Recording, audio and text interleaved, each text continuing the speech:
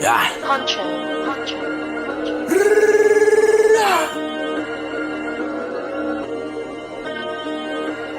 Eazy, you made this? Yeah, get your bars up, I get it on me, yeah I do, endorsement, whole team pull up in Porsche, we came a long way from them Porsche, get your bars up and get extorted, get your bars up, I pulled up, shot his car up.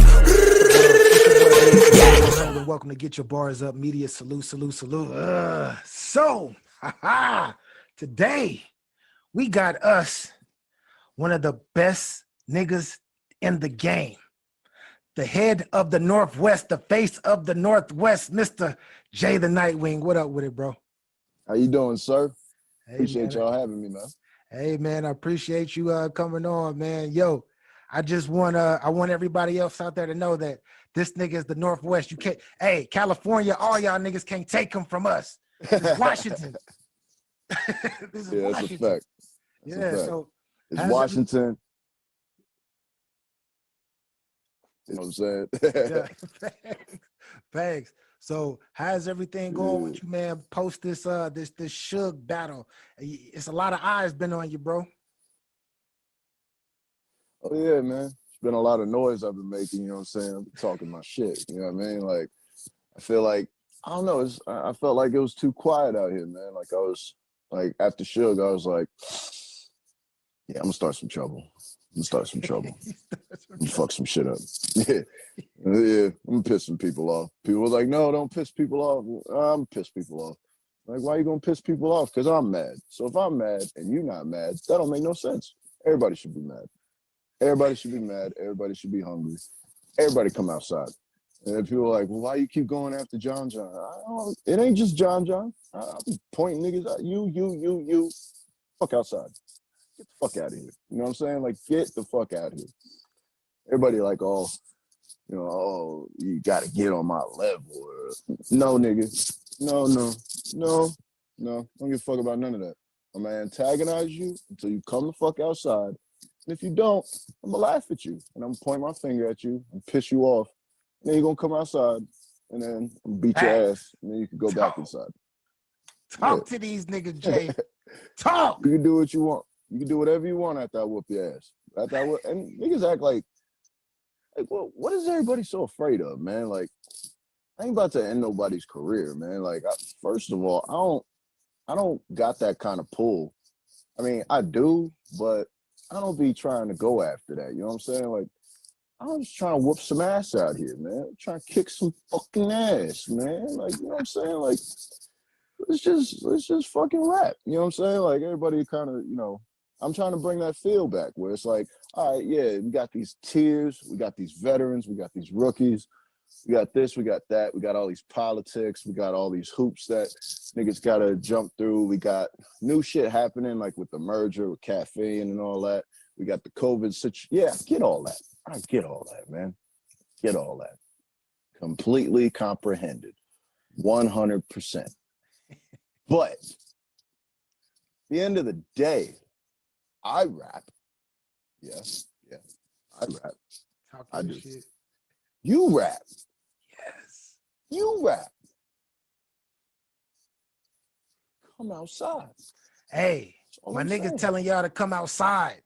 Y'all niggas better come outside. Jay, I need a list. I need a list of niggas that you want to fuck up right now, bro. You got to give me that list, bro. Bro, it'd probably be easier to just give you the list of people I don't care to battle. That's a much shorter list. That's a much shorter list. Smoke with anybody. Anybody can get that work. Like, I really don't care. Like, at this point, it was like, all right, I want John. Then, like, after it took too long, I was like, all right, I want one of the vets. And that took too long. He's like, hey, like, just, it don't matter anymore. Like, I'm tired of waiting. I done wrote so much shit, like, for just niggas that I feel like might want to battle, that at this point it's like, all right, man. I think the whole 2 weeks thing, like, it done set me into a motion where, like, I can't make the wheel stop. You know what I'm saying? You can't turn it off, bro.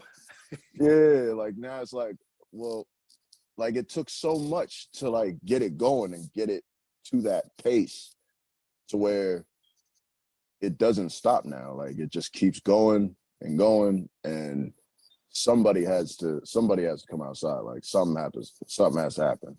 Like at this point, like Facts. yeah. So what? So we know 2019 was a rough year. It was a rough year to say the least for yourself. Yeah, And 20 it was a very necessary year though. necessary. Very Yeah. necessary. I feel like 2020 wouldn't be going this way without that. You know what I mean? But I definitely feel like I'm glad that happened at the time it happened, rather than like for it to happen next year or the year after. You know what I'm saying? I feel like because of the timing that it happened at and the way it happened, it was like now I know where I don't want to be, and now I feel confident that I got it down to where it won't ever be a year like that. You know what I'm saying? Again. Yeah. But yeah, my with my battle with Gnome, that was the first battle in a long time. I feel like where I battled somebody, went all 3 rounds, didn't choke, and lost. You know what I'm saying? Like on the app, you know, I won, but like in the building, like day of, it was a clear loss. And that was, for me, that was very educational. You know what I'm saying? Yeah. So I can't say that there won't be those days again. You know what I'm saying? Yeah. Where I hope the reception doesn't repeat itself. And I got my theories, but I don't got it down packed the way that I got not choking down packed. Not choking is like, yeah, I got that all the way down. You know what I'm saying? Like, Yeah. that shit ain't happening anymore. Definitely. But as far as like having a performance that is underwhelming or doesn't live up to the hype or just clearly losing a battle, even though I got out all 3 rounds, I feel like maybe that's something I'll never be able to promise. You know what I mean? Like, but it's definitely something that I feel like is achievable. And as long as it's achievable, as long as I feel like it can be done, you know what I'm saying, going the rest of my career without an underwhelming performance, without a battle where I clearly lose, like as long as I feel like it's achievable, that's what I'm shooting for. You know what I mean? Yeah. So what would be the difference from Jay the Nightwing 2019 from Jay the Nightwing 2020? The lessons, Lessons. the understanding, the humility. You know what I mean? The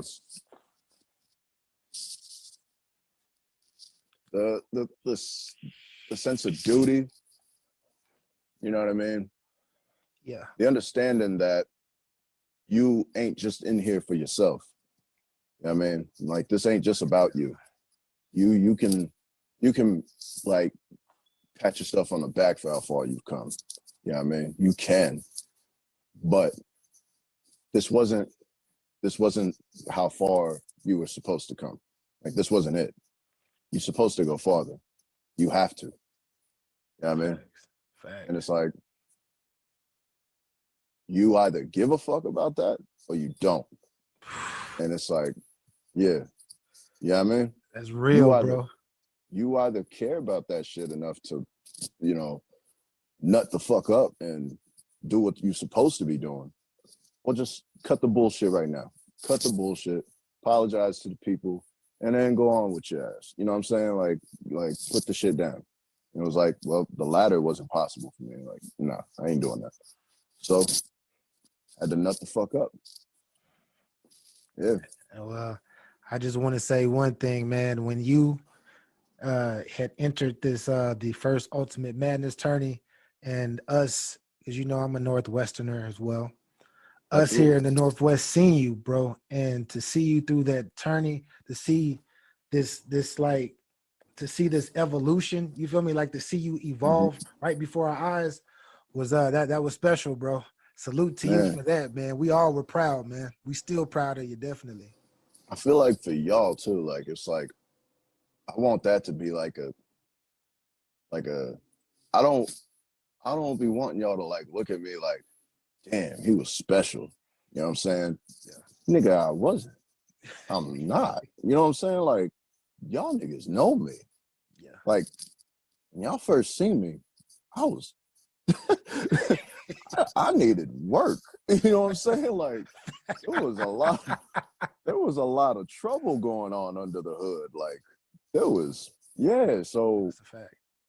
like, I just want that to be a sign to the people that are closest to me. Like, yo, like whatever you trying to do, like it just takes the work. Literally, it just takes the work. It takes like you gotta have the passion, you gotta have the love for it. You know what I'm saying? Like, directly to like battle rappers coming from our scene, you gotta love it. You know what I'm saying? You have to love it first and foremost. If you don't love it, like if you're just in it for the money, you're gonna quit. Yeah. You're gonna stop. And you know, that's not anything somebody can hold against you. It's just, yeah, like you gotta do a lot of shit for free. You gotta be willing to come out your pocket in order to make certain things happen. Like you have to. I feel like any kind of dream is like that though. Or at least most of them. So that's like probably the first thing you want to like kind of nip in the butt and like prioritize with understanding within yourself. Like, is you in this for that, or is it, you know, is it something else? Is it money? Is it just, oh, your friends are doing it or something like that? Or like, that's something that, you know, you got to kind of figure out on your own. And then after that, humility is a huge thing. You got to be able to like take the criticism. You got to be able to take the trolls.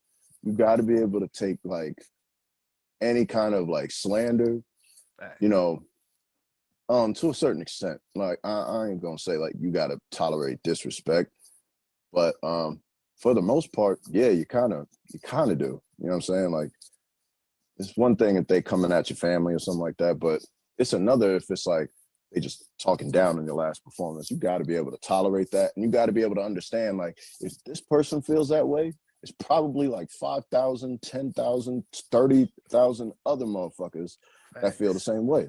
So what are you gonna do to change their mind?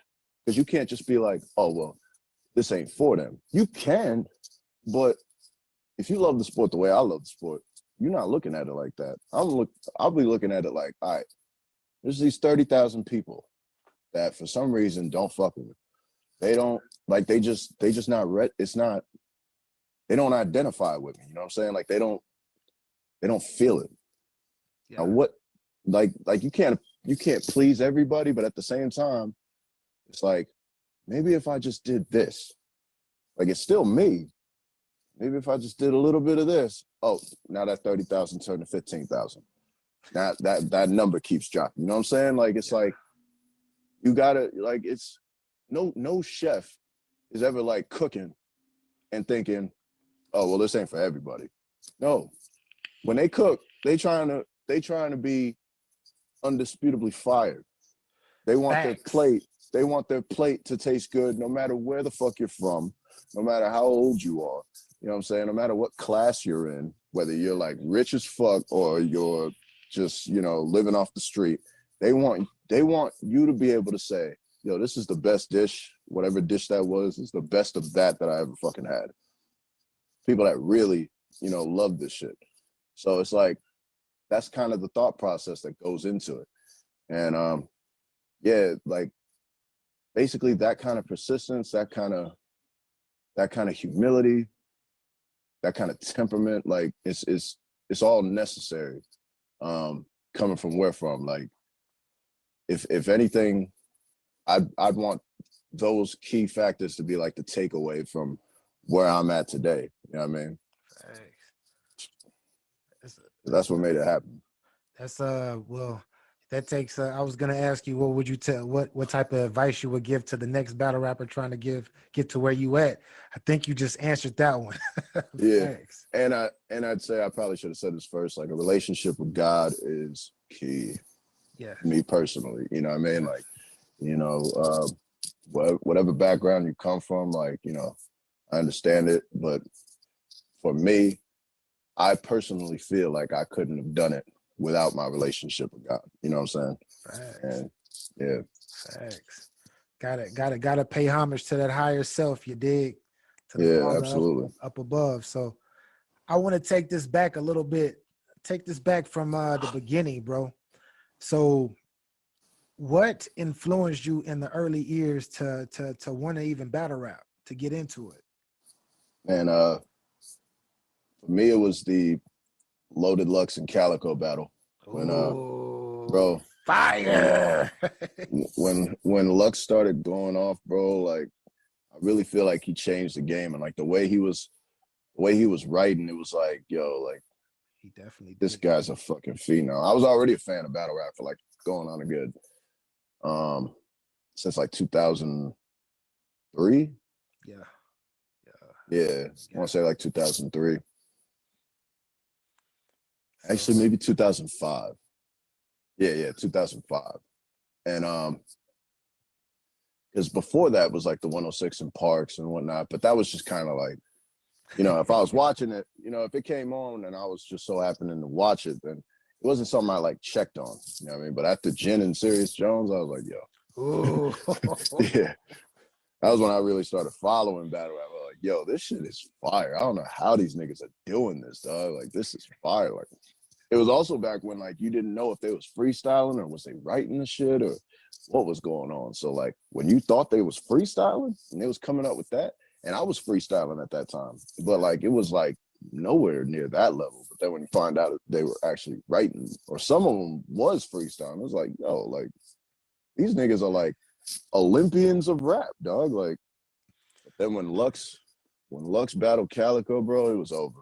I was like, that shit inspired so much for me that I just started jotting stuff. And after that, I was like, yeah, I got to stand in front of somebody with this, man.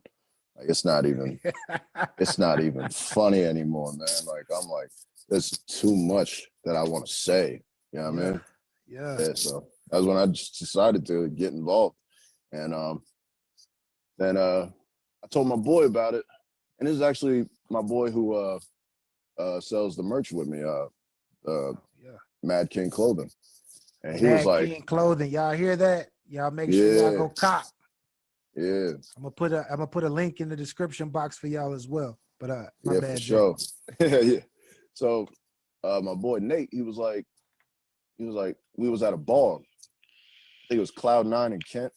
And he was like, shit, hey, you said you wanted to be a battle rapper, right? And I was like, yeah. Well, I was, you know, trying to like, you know, test my pen at it. He was like, yo, there goes Hypnosis right there. and I, you know, he kind of knew Hypnosis, but I didn't know Hypnosis at all. Like, other than battle rap, you know what I mean? Like, I didn't know him on a personal level. I didn't know anybody who knew him, you know what I'm saying? I wasn't about to just walk up on him, you know what I'm saying? We from a different kind of walk of life where you can't just be, you know what I'm saying? You can't just walk up on somebody. Yeah. But luckily, like, so I'm outside smoking, and then he comes outside smoking. And he says something, and I kind of find my way to like kind of wiggle into the conversation, like, you know what I'm saying? Like, it's probably something about football. And then I was just like, hey, bro, I know you a battle rapper and whatnot. And I was wondering if you could give me some advice on how I could get into that. You know what I'm saying? And then he was like, oh, you rap? And I was like, yeah. He was like, spit something. And then I spit something. It was probably trash.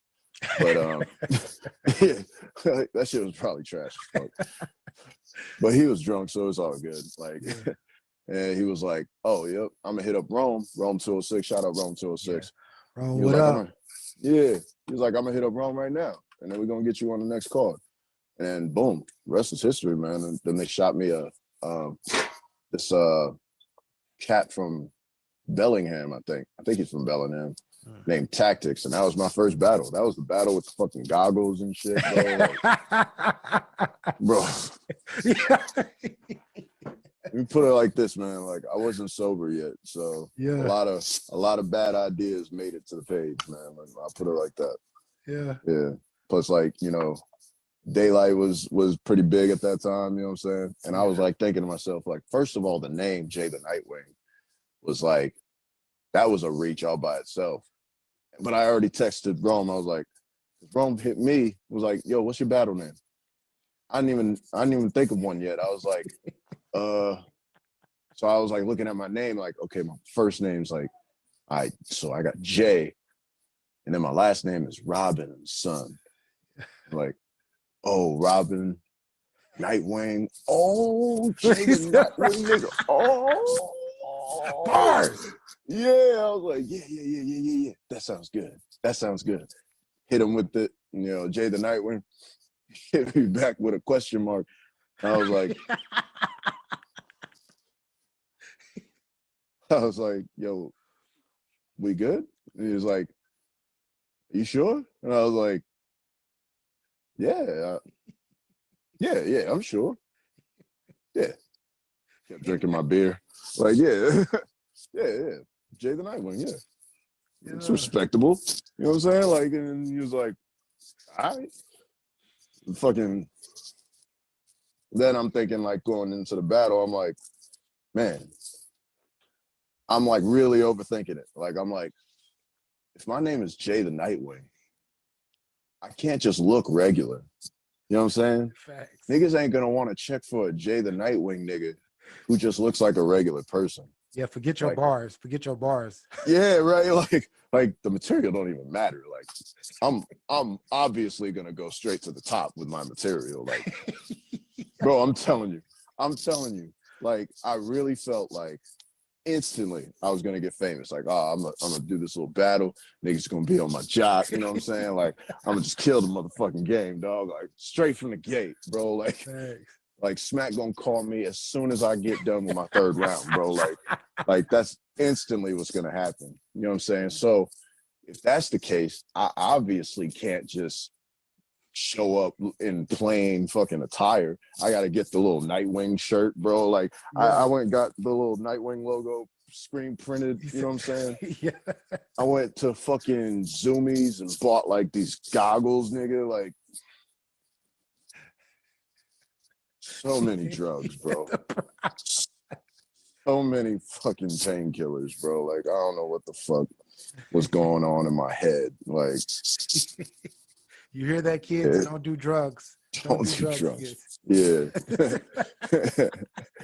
Yeah, man.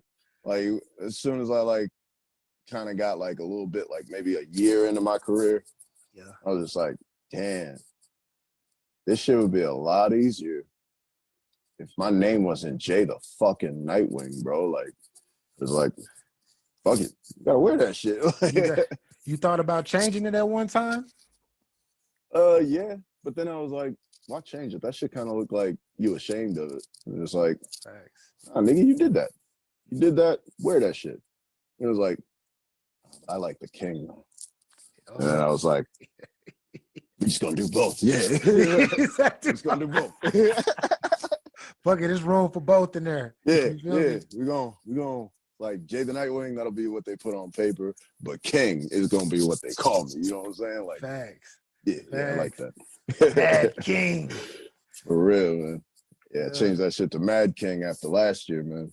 Yeah, I like it, man. It rings bells, and like the way when you get up in there, man, it's like you get lost in your work, and people see that. Yeah. And that's dope, bro. That's dope. You're not worried about anything happening around you, at least from the outside looking in. Yeah, I'll be worried, but I don't be like, bro, like I'll be like in there, like my face will be like I'm fucking killing this nigga. Fuck this nigga. Who's that? Like you little bitch. Oh shit. Oh. Damn, I'm really killing this nigga.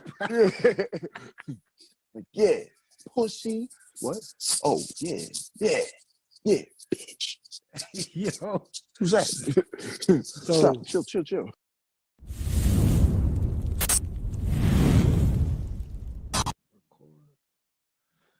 What up, bro? It's your boy BA for Real 100, and welcome to Get Your Bars Up Media. Salute, salute, salute. So today we got us a special guest representing that Michigan, Mr. Skip Your Top 5 if Mac ain't in it. Mr. What's Mac the Meyer. word?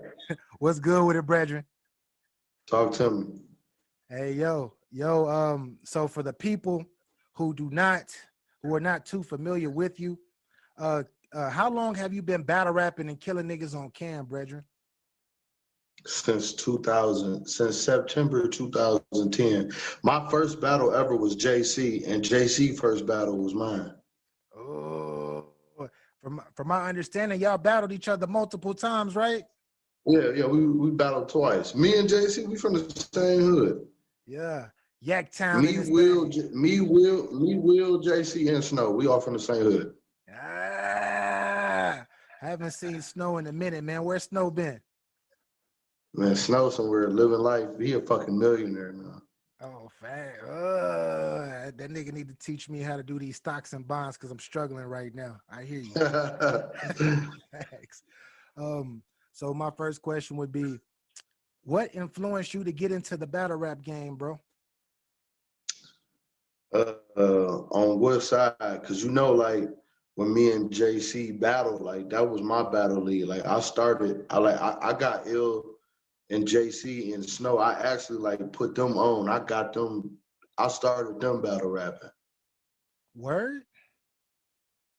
So Yeah, the league, Mike Murderers TV, that's where me, Will, JC, and Snow all come from. But that was my league. I just knew them niggas and they did me favors. facts. So what influenced you to start a battle rap league when you first started, shall I say? Smack. You know what I'm saying? I've been watching Smack since like the beginning of time. Man. Murda Mook, T-Rex, Jay Mills, Uncasa, Jen, all that shit, bro. Freestyle Friday, 106 in Park. Facts. You know what I'm saying? I come from that era. I'm 31, bro, so I come from that era. Yeah, I got you by damn near a decade, but I know that era. I definitely know that era. Right. Facts. What would being one of, like, to me, I'm not even gonna front.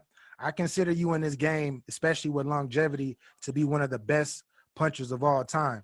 So damn. Definitely, bro. Like, it's hard for me to name 9 more niggas ahead of you, bro. Like, it's hard for me personally being in the game as long as I've been watching it. But with that being said, bro, excluding yourself, who would you say would be your top 5 punchers of all time? Be Magic, for sure. That's like one of my favorite battle rappers ever. That's who I get compared to him a lot. B Magic, Rum Nitty, for sure. You can't leave out Rum Nitty. M City, Conceited, Heartless, Newborn, Bricks Belvy, Ty Law. Like, it's a lot of niggas, bro, who can shit. Even Daylight, it's a lot of niggas, bro, who can keep up with who do that punchline shit, bro, and they don't get the recognition because they only give it to like certain people. I feel like the recognition I do get with back-to-back punchline and like I kind of like worked for it. You know what I'm saying? I deserved it, but I feel like it's a lot of niggas. Like I feel like Newborn, Ty Law, and M City. I feel like them guys like they don't really get the recognition they need on that because them niggas was nice with that shit too. You know what I mean? But I kind of like with me, I've been punching since day one. People just ain't really pay attention to me because I ain't never really hit the right platforms. Then it all changed 2017. Like when I start doing the URL shit and the PGs. I kind of like tailored my style. Like I kind of like, you know what? This is what I want to be known for. Like I want to stamp myself. Like I want people to know. Like when they come see Mac, they be like, "Yo, we know we about to hear some crazy punchlines from this nigga." So, I kind of like that. Facts. For those, so for the new fans that are just entered into the culture, bro, if you had one battle to introduce yourself in and to refer them to, to watch yourself, which battle would that be? It would probably be me and Danny Myers or me and Jeffrey on URL, because that was like the battle where them two battles, I think I went punchline crazy, like back to back to back, like, you know? Yeah, I think you sent Jeffrey, and the consensus could say you sent Jeffrey to outer space. Yeah, man, Jeffrey, that's my dog too. Yeah. Salute to Jeff. What with the Danny Myers battle, bro? Like, how was the love after actually? Because to me and to a lot of people, that was one of the top battles of last year. You dig? So when you actually got into that battle, and matter of fact, how I'm gonna say this, with that battle in particular, what type of looks, and what type of love did you get out after that battle? Like that battle, right? I'm still getting booked because of that battle right there. Like that battle, I kind of like expected to go that way, but also a lot of people don't know, like me and Danny Myers like this. Like that's my nigga outside of battle rap. Like before the battle even got booked, we used to like talk to each other all the time, you know what I'm saying? Or he'll call me and let me hear his rounds and vice versa. So actually when me and Danny Myers battled, we kind of like already knew each other material, like, cause I was outside and we sparred. Like I was going over my shit and he came over there by me and he was like, man, I said, man, I wrote I wrote backwards. I said, I wrote my first round first. So I'm kind of like, really only know 50% of it. He was like, man, me too. You want to spit him? I was like, shit, come on. And he just got to rapping and shit. And I rap, and we spit our first rounds together. And there was like 20 people outside, and we gave them a show. And they fuck with it. And then when we went in the venue, they called us, and and that shit still turned out like crazy. That shit, hey, keep it 100. That was definitely one of the best battles, best back and forth battles that I've ever seen, bro. That was my nigga Danny, man. He a different breed, bro. So, You ain't gonna find too many niggas like him in battle rap. yeah, man. Salute to the bar god. He been putting in work. He been putting in mad work as well, because he got his Ultimate Madness semifinals coming up. What you think about that? Oh, jeez. So, Mac, man, recently you had a fire battle against another big time, one of the all-time great punchers within Big K. Dog. How did that go, bro? Well, I know how it went. A lot of people know how it went, but what was your mindset and approach to entering that battle? Man, K ain't the other white boys.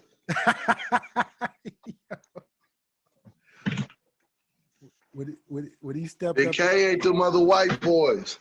That's So for the people who battle him and they think he finna lay down and just let you walk all over him, now you can kiss that narrative all the way goodbye. Cause he ain't going for none of that shit. That's a fact. That's a fact. And I mean that, like, he ain't going for none of that. Wow. Big K a real G. I fuck with that nigga like heavy, bro. Definitely. With the avocado situation that's happening, did it seem that did it seem like it was something? Were you uncomfortable in that situation with the avocado? Nah, man, I ain't even. Racism.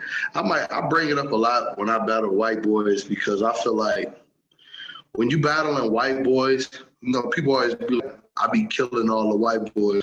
When you battling white boys, it's tricky, because them niggas got an effect to where when they get hot, everything they say just shake the room. So you gotta be polished and well-rounded when you going against one of them, or them niggas will get you the fuck up out of here, bro. You know what I mean? Like, The niggas will pack you up, bro. And then you know what I'm saying? I don't be wanting to go for that shit, bro. So I kind of make sure I be extra focused when I battle them, bro. Cause it be like one false move, you know what I'm saying? Yeah. They can say, like, bro, listen, the white boy battlers, I be fans of a lot of them dudes because they brought something to the game that, you know what I'm saying, like the black dudes, like us, they brought something to our culture a little different. You know what I'm saying? We all got the street shit. You know what I'm saying? They kind of like with that. Like a lot of them dudes are prepared for you without busting a gun and without, man, all angles and just break you down. Like look at like Mike P know how to humiliate you. Pat Stay know how to, real deal. Like you gotta be ready for that type of shit, bro. Like for real. I kind of think that's why when I battle like street dudes, like I be kind of like ready because I be like, man, I done battled some niggas who will put an angle on you, bro, and tear your whole career down, bro. And certain type of white boys who different, like, you know what I'm saying? I done kind of seen a lot of shit. It's some more shit I ain't never stood in front of, but for the most part, bro, I be ready. I be ready. Definitely. What would you say would be your toughest battle to date? I don't know, man, because there's a lot of niggas out there there's probably some niggas out there who looking at me like, yo, man, I cook this nigga Mac, bro. Hey, tell him. There's some niggas out here who looking like, man, I'll pack this nigga bags. Hey, for all you niggas that think that out there, hey, be careful what you wish for, bro. Be careful what I'll you be wish back. for. I'll be back at the end of the year. I got something that the fans gonna love. Definitely. What platform will it be on? I don't even want to talk about it. Okay. I can't even talk about it. But just know, it's that one. Ooh. It's that one. It's that one. When they get announced, when the good people announce it, it's that one. It's time to go. Hey, so who? So according to Mac Myron, man, who is like a lot of battle rappers have like a hit list. So who is your top three? Chilla, Who is your top three Chilla. battlers? I want to battle Chilla Jones. I just want to battle Chilla just because I feel like I know Chilla, you know, so I done kicked it with Chilla, and I know he respect what I'm doing. You know what I'm saying? Chilla done told me, like, yo, bro, I seen you done came up. Hey, you know what's funny? Chilla versus JC was supposed to go down in Pontiac, bro. Really? Yeah, bro. It was booked on the Pontiac League. Yeah, I was supposed to go down in Pontiac, bro. Uncle Smack came and was like, nah, we need that over here. I don't know what happened, why it didn't go down, but I think it fell in the right hands for the better. Yeah. They with them two brought us one of the best battles that I've ever seen as well. One of the best small room. Bro, you know, I was there for that. I was in the back. Oh shit. You was in the building. Yeah, I was in the back with J.R. Ryder. Like you could see me on camera, like clear as day. I had a Mike Murderer's TV shirt on. That was 2012. Niggas ain't know who I was then. Only like a small selection of niggas knew who I was. It was when Ill Will battled Johnny Alcatraz too. How was the energy that night? Like after that battle was over. Summer Batters too? Yeah. All I know is it went like this. Ill Will and Johnny Alcatraz went on. Then right after them, JC and Chilla. The energy in that room, everybody it wasn't no bullshit. Everybody in the room was satisfied.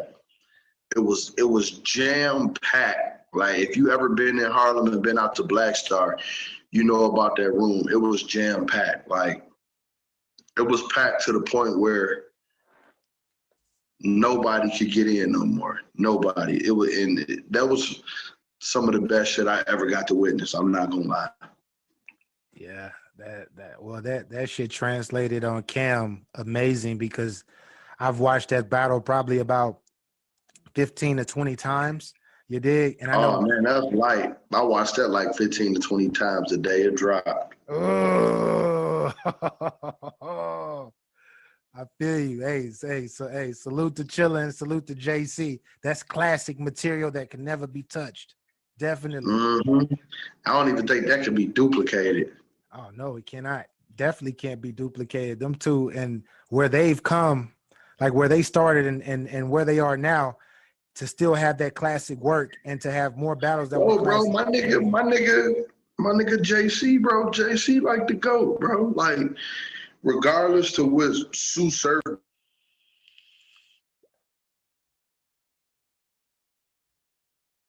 Oh shit.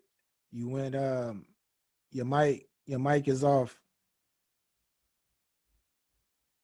A lot of them niggas be saying, yo, JC the GOAT, bro. Like, niggas know what it is with JC. Come correct when you battle JC.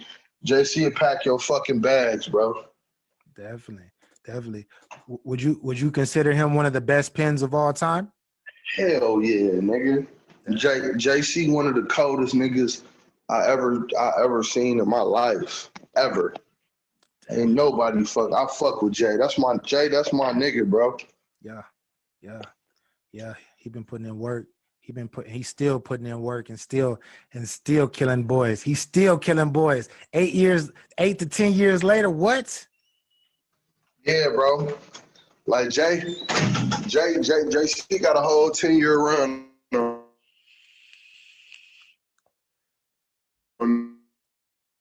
shit, you paused on me.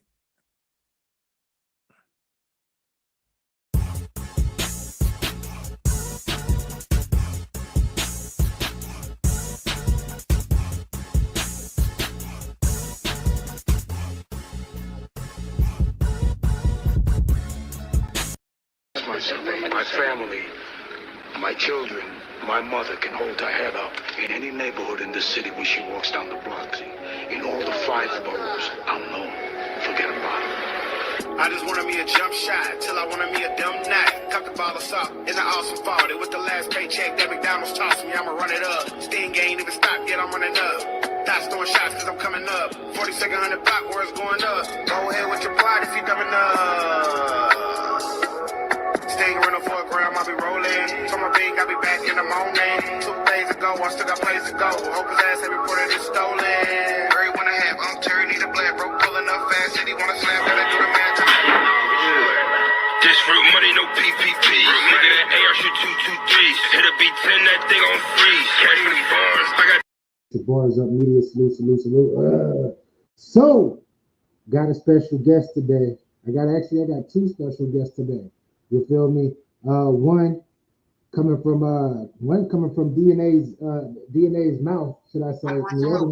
Watch your mouth. Set me up proper, B.A. Set me up proper, yeah? Well, I got King Tooth in the building. What's goody, bro? Yo, I'm out here in the hood right now, and I'm saying, shout out to B.A. Get your bars up and all that. And I'm saying they always want to see Blanca Wars and all that. And I'm saying that Blanca's coming together. And I'm saying, shout out to you, B.A. Appreciate it, man. Shoot, so for those of you who don't know, I linked up DNA 2 linked up with me.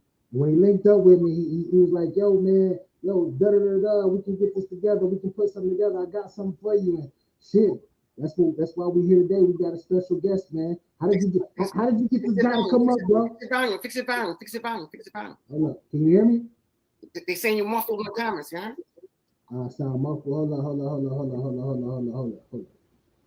Let me get this right. Harlem Hospital giving theirs out. Let me get it together. Get it together now. Can y'all hear me now? Am I still muffled? You sound like you got a mask, okay? Now you on mute, King.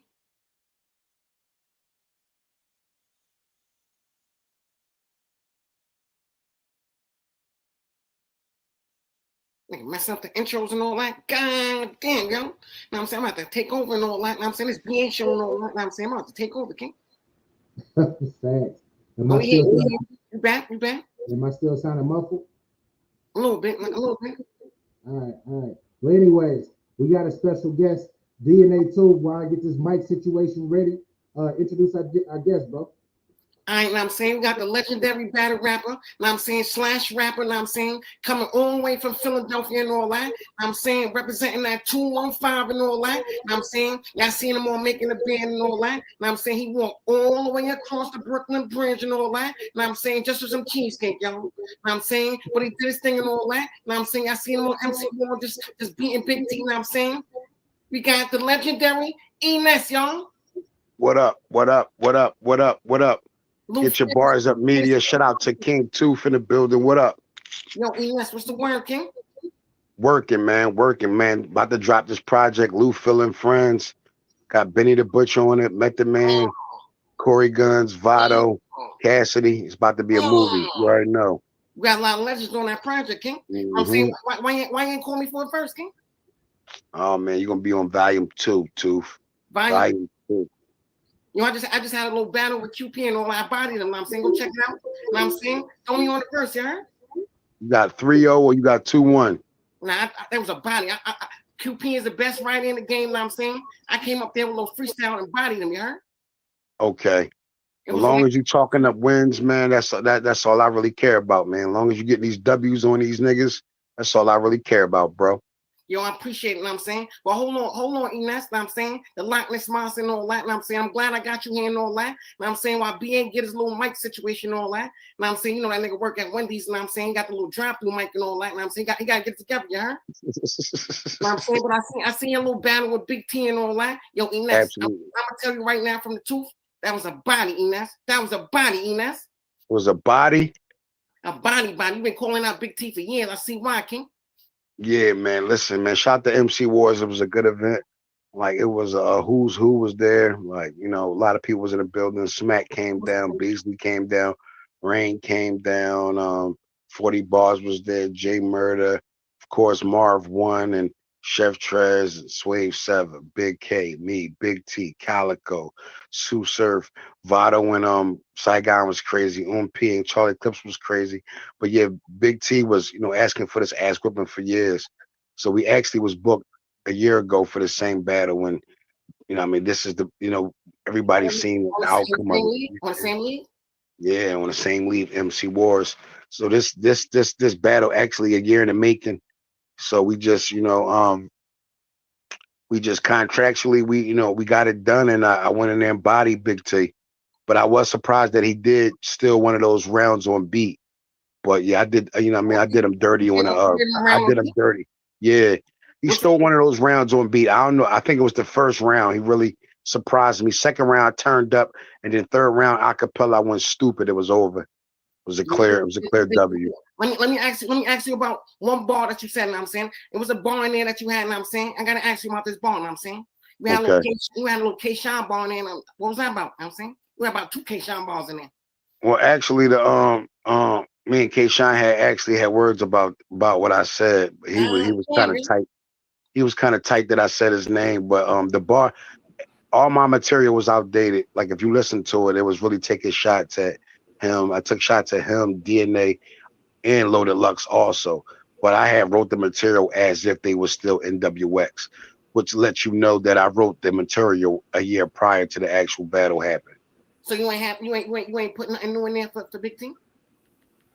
No, I battled Big T, but the shots that I took outside of me battling Big T was as if they were still, as if he still was with NWX. So that's where the Shine reference came. That's where the DNA reference came. But you know, I just leaned on Shine because a little bit because actually the line I wrote, I said Shine, every time Shine don't get his way, he throw a tantrum. Well, ironically, he just lost the battle to Hollow the Don. So I don't know. I guess the material that I wrote a year ago worked in a building a year later. You said the other bar about the little bump on his lip and all, like giving out herpes. I remember I was watching. I was Fire Battle. That was just a really like that. Just was a word to rhyme with Slurpee. Like I don't know I don't know these niggas personal and they their medical history. It just was a word to rhyme with Slurpee. And it's been said before so many times. Countless rappers and said it about like what I'm saying, whatever. But I don't take none of this shit personal. It's battle rap. Any given night, my name can throw it in the mix and be used as a punchline or a bar. So it's battle rap. I don't take none of it personal. But Shine, I guess he's a battle rapper that take it personal. He don't like for you to say his name outside of battling him. I don't know who the fuck gonna go for that shit, but so hold on, you know what I'm saying? I ain't mean to cut you off and all that. You know what I'm saying? So hold on. You said K-Shine pressed you after the event? I ain't gonna say he pressed me. He was mad that I said his name because I wasn't battling, but I explained to him the material was outdated. But I don't know nobody. Shine say wild shit. He referenced Cassidy in my battle. So how could you tell somebody not to say your name if you're not battling when you reference Cassidy in my battle with me? You wasn't battling Cassidy. So hold on. K-Shine, hold on. I got an exclusive. So K-Shine walked up to you after the event and said, "You don't say my name, Ines?" No, I walked up to K-Shine. He was sitting with Swave 7. He was still in the crowd. I came from off stage and went up there. So how you know he felt the way? He was like, "Damn, man, why you keep saying my name?" I'm like, "Bro, it's battle rap. It ain't nothing personal." He was like, "I'm saying we ain't battling, blase. I'm like, "All right, bro. All right." I guess he just was in his feelings. He was doing a lot. It just really, and Swave agreed with me. The bars that I said, it just landed in the building, and he happened to be there. He just paid the price of being there, and that bar landed. That's all that was about. So K-Shine's not a battle that you're trying to take right now? I mean, K-Shine don't want to battle me, and I'm just point blank, like just all out. I lost to K-Shine in Philly.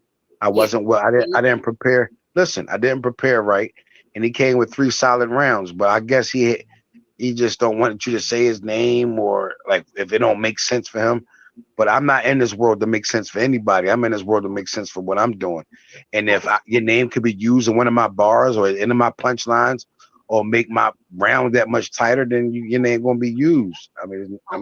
Talk that shit, you know what I'm saying? It's battle rap, you know what I'm saying? A lot of niggas be all emotional a lot, you know what I'm saying? It's only battle rap, King. But we all know we seen K-Shine on the face-offs, and I don't want to make this whole thing about him. But yeah, like some of these battle rappers, they just, sometimes they just be getting a little emotional, man. I don't know. This shit battle rap.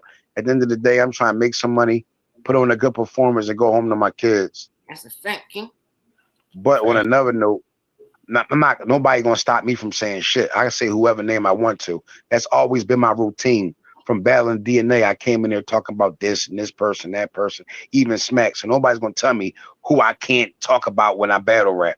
Now, if I'm like on other platforms, just talking about a random nigga or bringing up certain names, then yeah, that seems like a personal vendetta. But like as far as material is concerned, nah. I've been in the game too long, did too much, laid too much groundwork for anybody. I don't give a fuck. God could come off the cross and tell me, "Yo, I don't like you keep saying my name in the raps." I'm gonna keep saying them. I hate you, know what I'm saying? I just want to salute you for that body, you know what I'm saying? I was a fire battle and all that, you know what I'm saying? Big T, you know what I'm saying? That nigga Slim T and all that, you know what I'm saying? I was a fire body, you know what I'm saying? Mm-hmm. Yeah, like I said, man, my material was outdated. You know what I'm saying? And it had been a work in the room a year later. So Big T old shit, Big T new shit can't compete with your old shit. That's what you're trying to say. I know he wrote closer to the battle. I wrote my material a year ago and didn't change nothing. And it landed in the building every round. Thank you. Goat shit. Yeah, that was fine. What you got for being? Yeah, I got Av next in January on Battle Academy. I'm in a King of the Dot S1 tournament for 100K. Hold on. Rewind. I ain't hear that app announcement. You supposed to be telling that? Yeah, I was just on live on Battle Academy. Me, Mook, Stiz, and Av. Yeah. So we laid the foundation of us battling actually the top of next year on the Battle Academy's platform. So ain't nothing written down and all that. And I'm saying this conversation right now. Yeah, basically we just actually sitting down and like starting to agree and move in the same direction. There's no one rounders, you know what I'm saying? No one round. Nah, man, I don't want to rob the fans of a one rounder with me and Av. Like that type of battle on that caliber deserves 3 rounds, 3-minute rounds, That's a the fact. least. I'm trying to see that one, you heard? Absolutely. Facts. Well, I want to first of all, is my audio good now? Yeah, it's okay. It still got a little effect to it. Still got like a little reverb, but you good. Well, I definitely want to ask. So taking it back to when you first, taking it back to the day when you first started actually rapping, right? We just had this thing with Mook and Reed, and they were talking about specifically where battle rap came from first. And I don't want to dive too far into that, but where were you in the streets during this time, as far as when they were like the early 2002, 2003, when the battle rap scene kind of was progressing in the streets of Philly?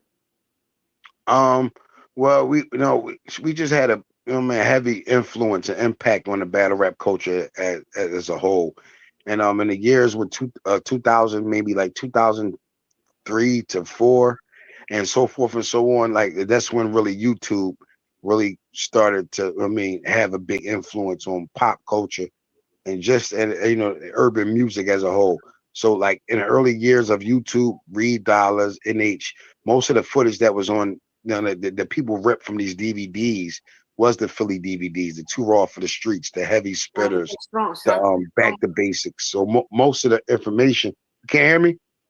Yeah, we hear you. Shout out to Big Storm. Shout out Big Storm. Yeah, shout out to Big Star. Hell yeah. So most of the content and footage was off those early Too Raw for the Streets DVDs. So people took those DVDs and just basically just ripped the freestyles and the content off those DVDs and uploaded it to YouTube. So yeah, in the beginning, like we had we kind of had it. We was the dominant force in battle rap, but a lot of us, not me, but a lot of us that was on the forefront. The Joey Jahads, the NHs, the Reed Dollars, they was occupying their time and as far as industry wise and really trying to, figure it out as far as musically. So they had other, other commitments that they was fucking with at the time, and they just wasn't fucking with battle rap at the time. But now that is, it came back full surface. Some of these guys that came to the ring, some was successful, some wasn't. But back in 2012, it wasn't no Philly movement. All of these guys had kind of really abandoned the whole culture, and now that they coming back, it's kind of like the Sue Surfs and the Hitman Hollers. They took the place as the dominant force in battle rap, and this is the platform and the house that Smack built, and they developed these artists. But in the beginning, it was all Philly shit. From the gun bars to the animation to your crew ad-libbing your bars while you was freestyling. Like that was the Philadelphia energy all the way, 100%. Philly was definitely a dominant force in battle rap. I'm saying, y'all trying to take it back right now. Know what I'm saying? Yeah, well, shout out to my brother Reed, shout out to my brother Mook. I'm Dot Mob member, but that was a good battle. A lot of people say it fell short of the hype or it was a lackluster battle, but some of these battle rappers got to understand and go into these different environments and these different climates and going outside of your comfort zone. Sometimes that could be the tell of the tale. So I think Mook, had three clean rounds, and he started to heat up towards the third round. And I think just Reed Dollars moved the crowd a little bit more than Mook, and it gave him the win, 2-1. You know what I'm saying? So you gave a battle to Reed Dollars? Yeah, I gave the battle to Reed, 2-1. I think Reed got the first 2 rounds just because Mook got no movement, and I just think Reed moved the crowd slightly. If you know what I'm saying, really Mook didn't have no love those first 2 rounds. He only really started to heat up. He had a little dollar bill scheme, I'm saying. Yeah, so like Reed had the without you shit, so he kind of had the crowd backing him a little bit throughout those 2 first shaky rounds of the battle. Yeah, I was but I'm a realist. I'm not a troublemaker. You know what I'm saying? I'm in it, like I've been in it this long just for my passion for the game, and ultimately, like I'm a passionate writer, so that's why I stuck around so long. If not for nothing, a lot of the critics say I've stuck around past my time, but you know, whatever. I don't have the content to, you know, to garner the big numbers, but I like to perform at a high level. And I've like factually, I've never asked for any of those battles. The only opponent I've asked for in my whole years of battling was Av. And now that I'm gonna get that battle, that and the DNA rematch. And you know, DNA really played a big pivotal part in that, because he accepted the fact that battling me or doing a rematch in Philly on Battle Academy, on the platform, on my foundation. So that I like that was respectable, and that was really honorable. So, you know, but you know, in the future, you know, we planning on some big high profile cards, and we're gonna start doing joint ventures with other battle leagues. So just gotta keep your eyes open and keep tuned in, stay tapped into what we're doing. The irony, telling people to keep their eyes open. Your eyes are damn near closed right now. Yeah, Sue Surf is trying to terrorize Philly. A lot of people, I've been getting a lot of flack. Man, why y'all let Sue Surf talk to y'all? But I understand, I've been in the game for over 15 years, just battle rap wise. I've been in the game over 20 years musically. So I seen all these guys that come up. So, you know what I mean? It took these guys 4 or 5 years to be where they at. You know what I'm saying? I try to tell these guys, try to school them, man. It's good that what they doing, but, you know, they could take that same energy and that same platform, and that same momentum, and turn it into a business where they could be developing the new battle rappers of the next generation. Right now, they just in that worker state. Everybody's getting paid a performance fee, and you know, Smack. That's the only platform that people respect right now. And views, they never decrease; they only go higher. So I mean, you know, these guys is getting big performance fee, while smacking them is making passive income. So I want these dudes to get a little bit wiser on their business acumen. Wake up, nigga. Wake up. First of all, wake up, nigga. First of all, I'm saying, hold on. Let me ask you a question. You saying all that? Why you don't take your own advice? I don't see an Enes battle league. Yeah, well, you know what I'm saying? Sometimes you ain't got to put your name on the front of the store. You know what I'm saying? You get what I'm saying? And my eyes ain't closed, it's just I'm high. I've been smoking a Zai all day. But what I want to tell y'all is sometimes, you know, Coca-Cola and shit like that, sometimes you'll never see the CEO unless his name is on the check. So I'd rather be the person in the back, because sometimes in this business, your demons might follow you to other business ventures. So you know what I mean? So you're trying to say, my fault for cutting you off. I'm saying, you're trying to say you got some hands in Battle Academy or something? You trying to say? Absolutely, 100%. Yeah, you got an exclusive, man. Absolutely. You co-owner over there? What you get? We're gonna talk about that for the part 2, man. The part 2 of the interview, man. I might start doing my own segment. Ness and the Tooth Speaks. That's a fact, man. I'm saying, shout out to BA too, yeah. Yeah. Facts. Well, man, so I agree 100% with what you're saying about being in the background. Demons do follow you everywhere.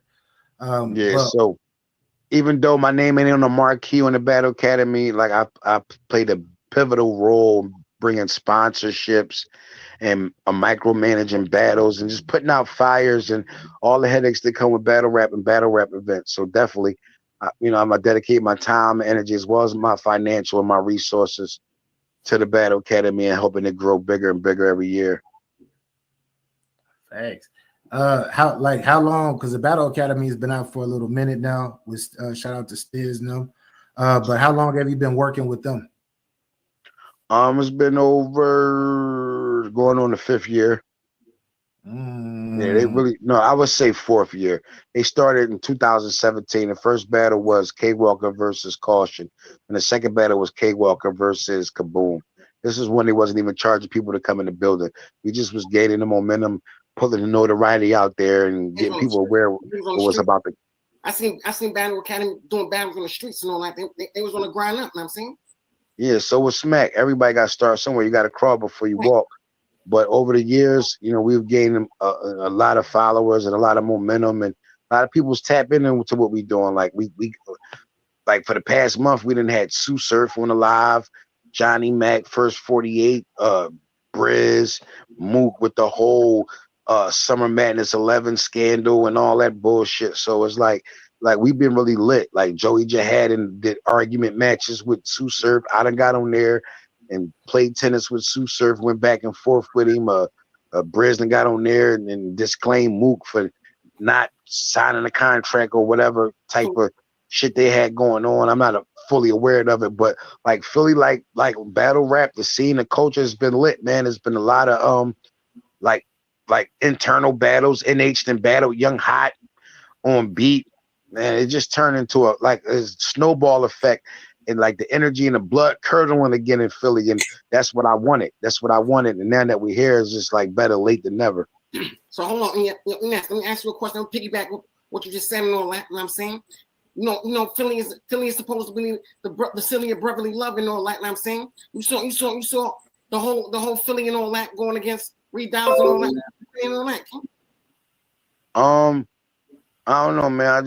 I think the Reed Dollaz battle was a culture shift, and you know, Eazy Block Captain did really well against Chess. That was a classic battle, and just slowly but surely, you start to Philly take the reins again, and you know, we belong at the top spot. We are the top seeds. That's just in my opinion, in my expert opinion. All right, but you ain't answer my question in your expert opinion. What you feel about that, King? What? About the whole Philly. You see Mook on live and all that. I'm saying they was teaming up with Mook and all that. I'm saying it was going against Reed, King. Supposed to be brotherly love and all that. What you feel about that, Inez? I think Philadelphia booed Santa Claus and kicked the Easter Bunny up his ass. So we really don't got no picks. It changed day to day from Philly, and like it's a rough competitive city. One day we might be fucking with the underdog. Next we might be fucking with the fan favorite. That's just the way Philly is. It's a grimy city. We love hard. We hate harder. So they got to change the name from the city of brotherly love to the city of cousin love. You know what I'm saying, or something like that. You know what I'm saying, absolutely. Like 100 years ago, they should have did that. They should have did that 100 years ago. 100 years ago. But Reed did the impossible. He beat Mook on a big stage, what a lot of people said he wasn't able to do. And I just think the battle, it could have been better, but I think they gave the people what they, wanted to see. They played into the storylines well. And I just think Mook, what I mean, he just wrote what he wrote, and it just didn't resonate with the crowd. Sometimes you have nights like that as a battle rapper. It would have been better. It would have been better in the year 2003, yeah. Mook had the same night I had on Summer Madness too. He just had it in Houston. No, you had a worse night. You can't compare that. That was bad. That was bad, Inez. Yeah, it was bad, but it was bad to the point where you don't even remember that I lost the battle because of my opponent. Inez, we ain't gonna do that. Everybody remember that, Inez. Yeah. Listen. I'm with you. Listen, I'm not challenging you on that. I lost, but when I look back on it, the way I wrote is the same way I've been writing, and the same way I've been chalking up wins with the same way I wrote in the Summer Madness 2 battle. So going at Smack and going at this person. Then in the next 3 years, every Summer Madness niggas is going at Smack. So you could say I'm an innovator of that. But yeah, it was a bad night, but it's the most memorable night, and it gained up some of the most views I had in battle rap history. Yeah, that's the fact. It was crazier than Crazy Glue that night, you heard? Yeah, and when the thing about that line, it's a line that's supposed to be it's an oxymoron. I don't think Crazy Glue is really crazy. It's like one of those things, like when you say, like, it's an oxymoron. It's like you saying it, but you're really saying it in a humorous fashion. Like, I'm crazy than Crazy Glue. Like, come on.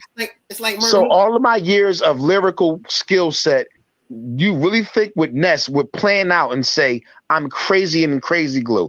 That's the humor of the line. Like, I'm crazy than Crazy Glue. All these bars and metaphors and double line, triple line times that I came with in my 20 years of writing rap lyrics. You thought I would really say crazy than Crazy Glue and really mean it, like crazy than Crazy Glue.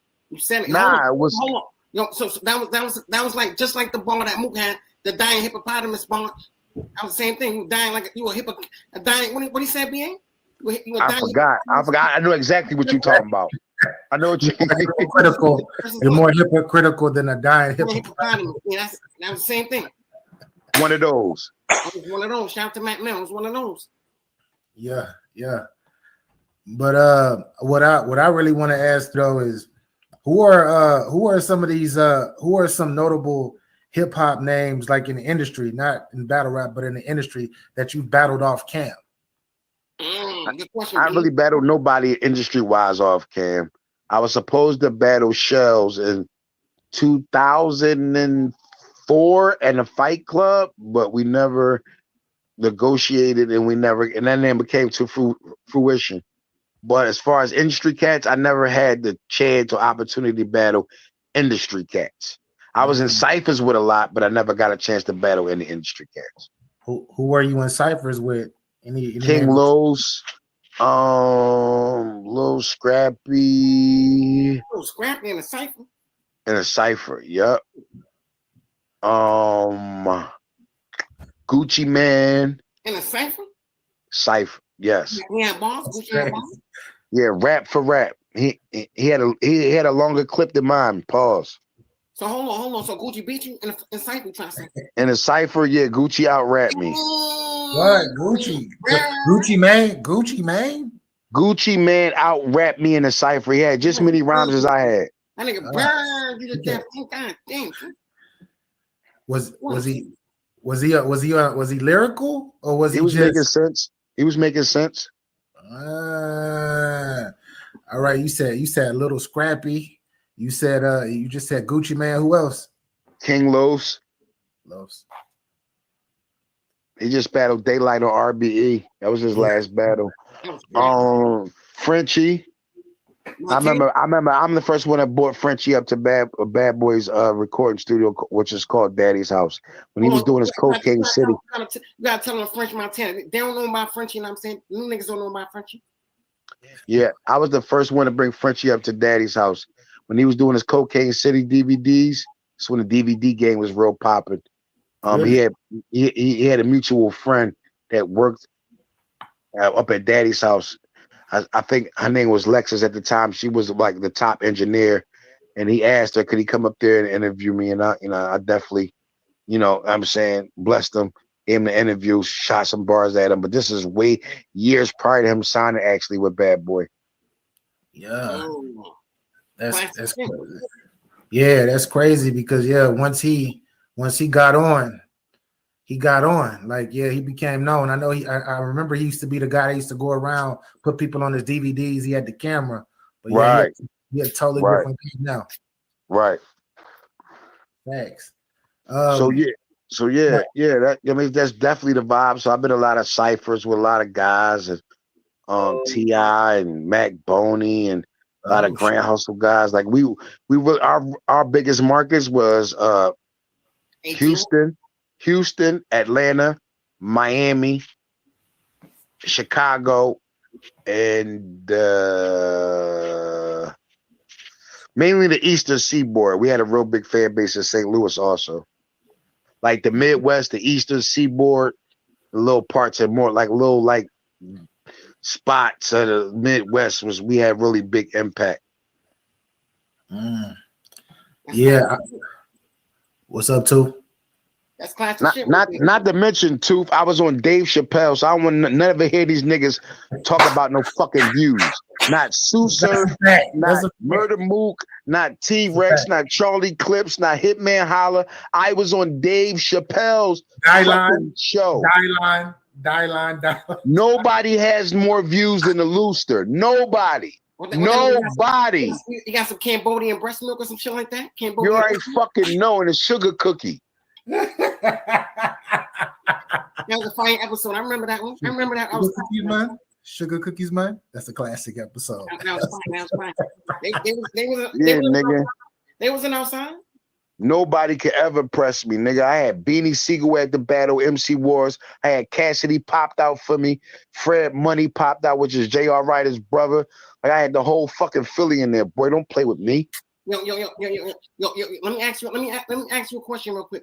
You know, I'm saying it's kind of controversial and all that. I'm saying, let me ask you a question real quick about your man, Philly legend and all that, Beanie Siegel. I'm saying. Mm-hmm. Shout out to Beanie Siegel. I'm saying the whole world know Beanie Siegel is a legend and all that. I'm saying, but right. The Tooth was watching MC Wall. I was see my eyes. Like, I'll be blinking. I was watching. I'm saying, what's up with your man Beanie? I'm saying. Sometimes when you love something that much, I'm saying, sometimes you gotta let it go, yeah. No, man, like I'm nobody's lawyer, but like in defense of Mac was, he was having a good time. He was enjoying himself. So he might have been a little intoxicated than he usually be. And you gotta understand, Mac, man, did everything Tupac did but die. I'm telling you. So it's like, when you see Mac, like he is a fucking trademark of Philly hip hop. He is that fucking landmark. He is that fucking testament, that survivor that we still champion. And Mac, you gotta understand, he got diabetes, he got shot, he lost a lung. Like Mac is like not, he's a shell of his former self. So him to get up there and give the bars that he gave, like, was a hella blessing. So like we gotta respect, you know what I'm saying, you know, our forefathers and niggas that like laid the groundwork before us, no matter whether they're a shell of themselves or not, because without them it wouldn't be no us. And I tell Mac and the Gillies and Black Thoughts and all these guys every time I see them, like, without y'all keeping that torch lit for long enough for me to touch it, like the world wouldn't got no eating us. That's a slap of top fact, you know what I'm saying? That's why I said we love something so much, you know what I'm saying? Sometimes we gotta let it go, you know what I'm saying? Mac was up there, you know what I'm saying? You said he was a shell of his former self and all that, you know what I'm saying? Mac get a lot of respect, you know what I'm saying, for the truth and all that, you know what I'm saying? But sometimes we gotta let it go, you know what I'm saying? Shout out to Mac, you know what I'm saying, for coming out there and supporting Philly, though, you heard? Factual.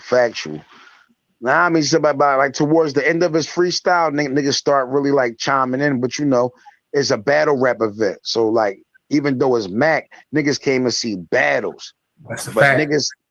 niggas gave him his flowers, as they should, and he was up there to support me mainly. And he also was like just supporting the battle rap culture. Like one of his favorite battle raps is Geechee Gotti. So like Mac follows the culture so not for nothing, even though him without the bars, and then he maybe rap longer than we expected, but the nigga loved the culture. And not for nothing, man, we got to show that support back to him. That's a slap without that. Shout out to Matt. Shout out to BC on the right, I'm saying.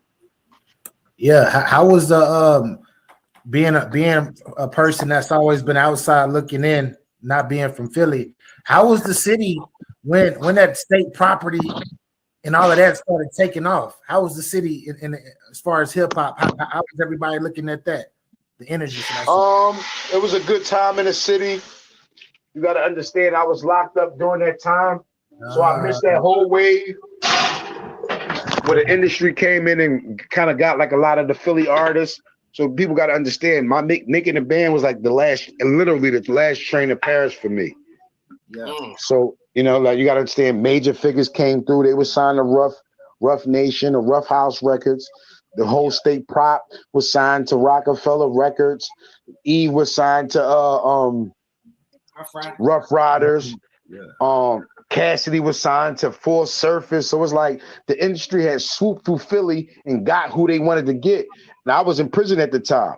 So when I got out in 2002, when I heard about the Making the Band competition, I was like, well, I'm waiting in line with all these other camps, because I had a production deal through Black Key Production. Black Key was a producer that went on to produce 2 big singles for DMX, which is called Who We Be and We Right Here off the Great Depression album.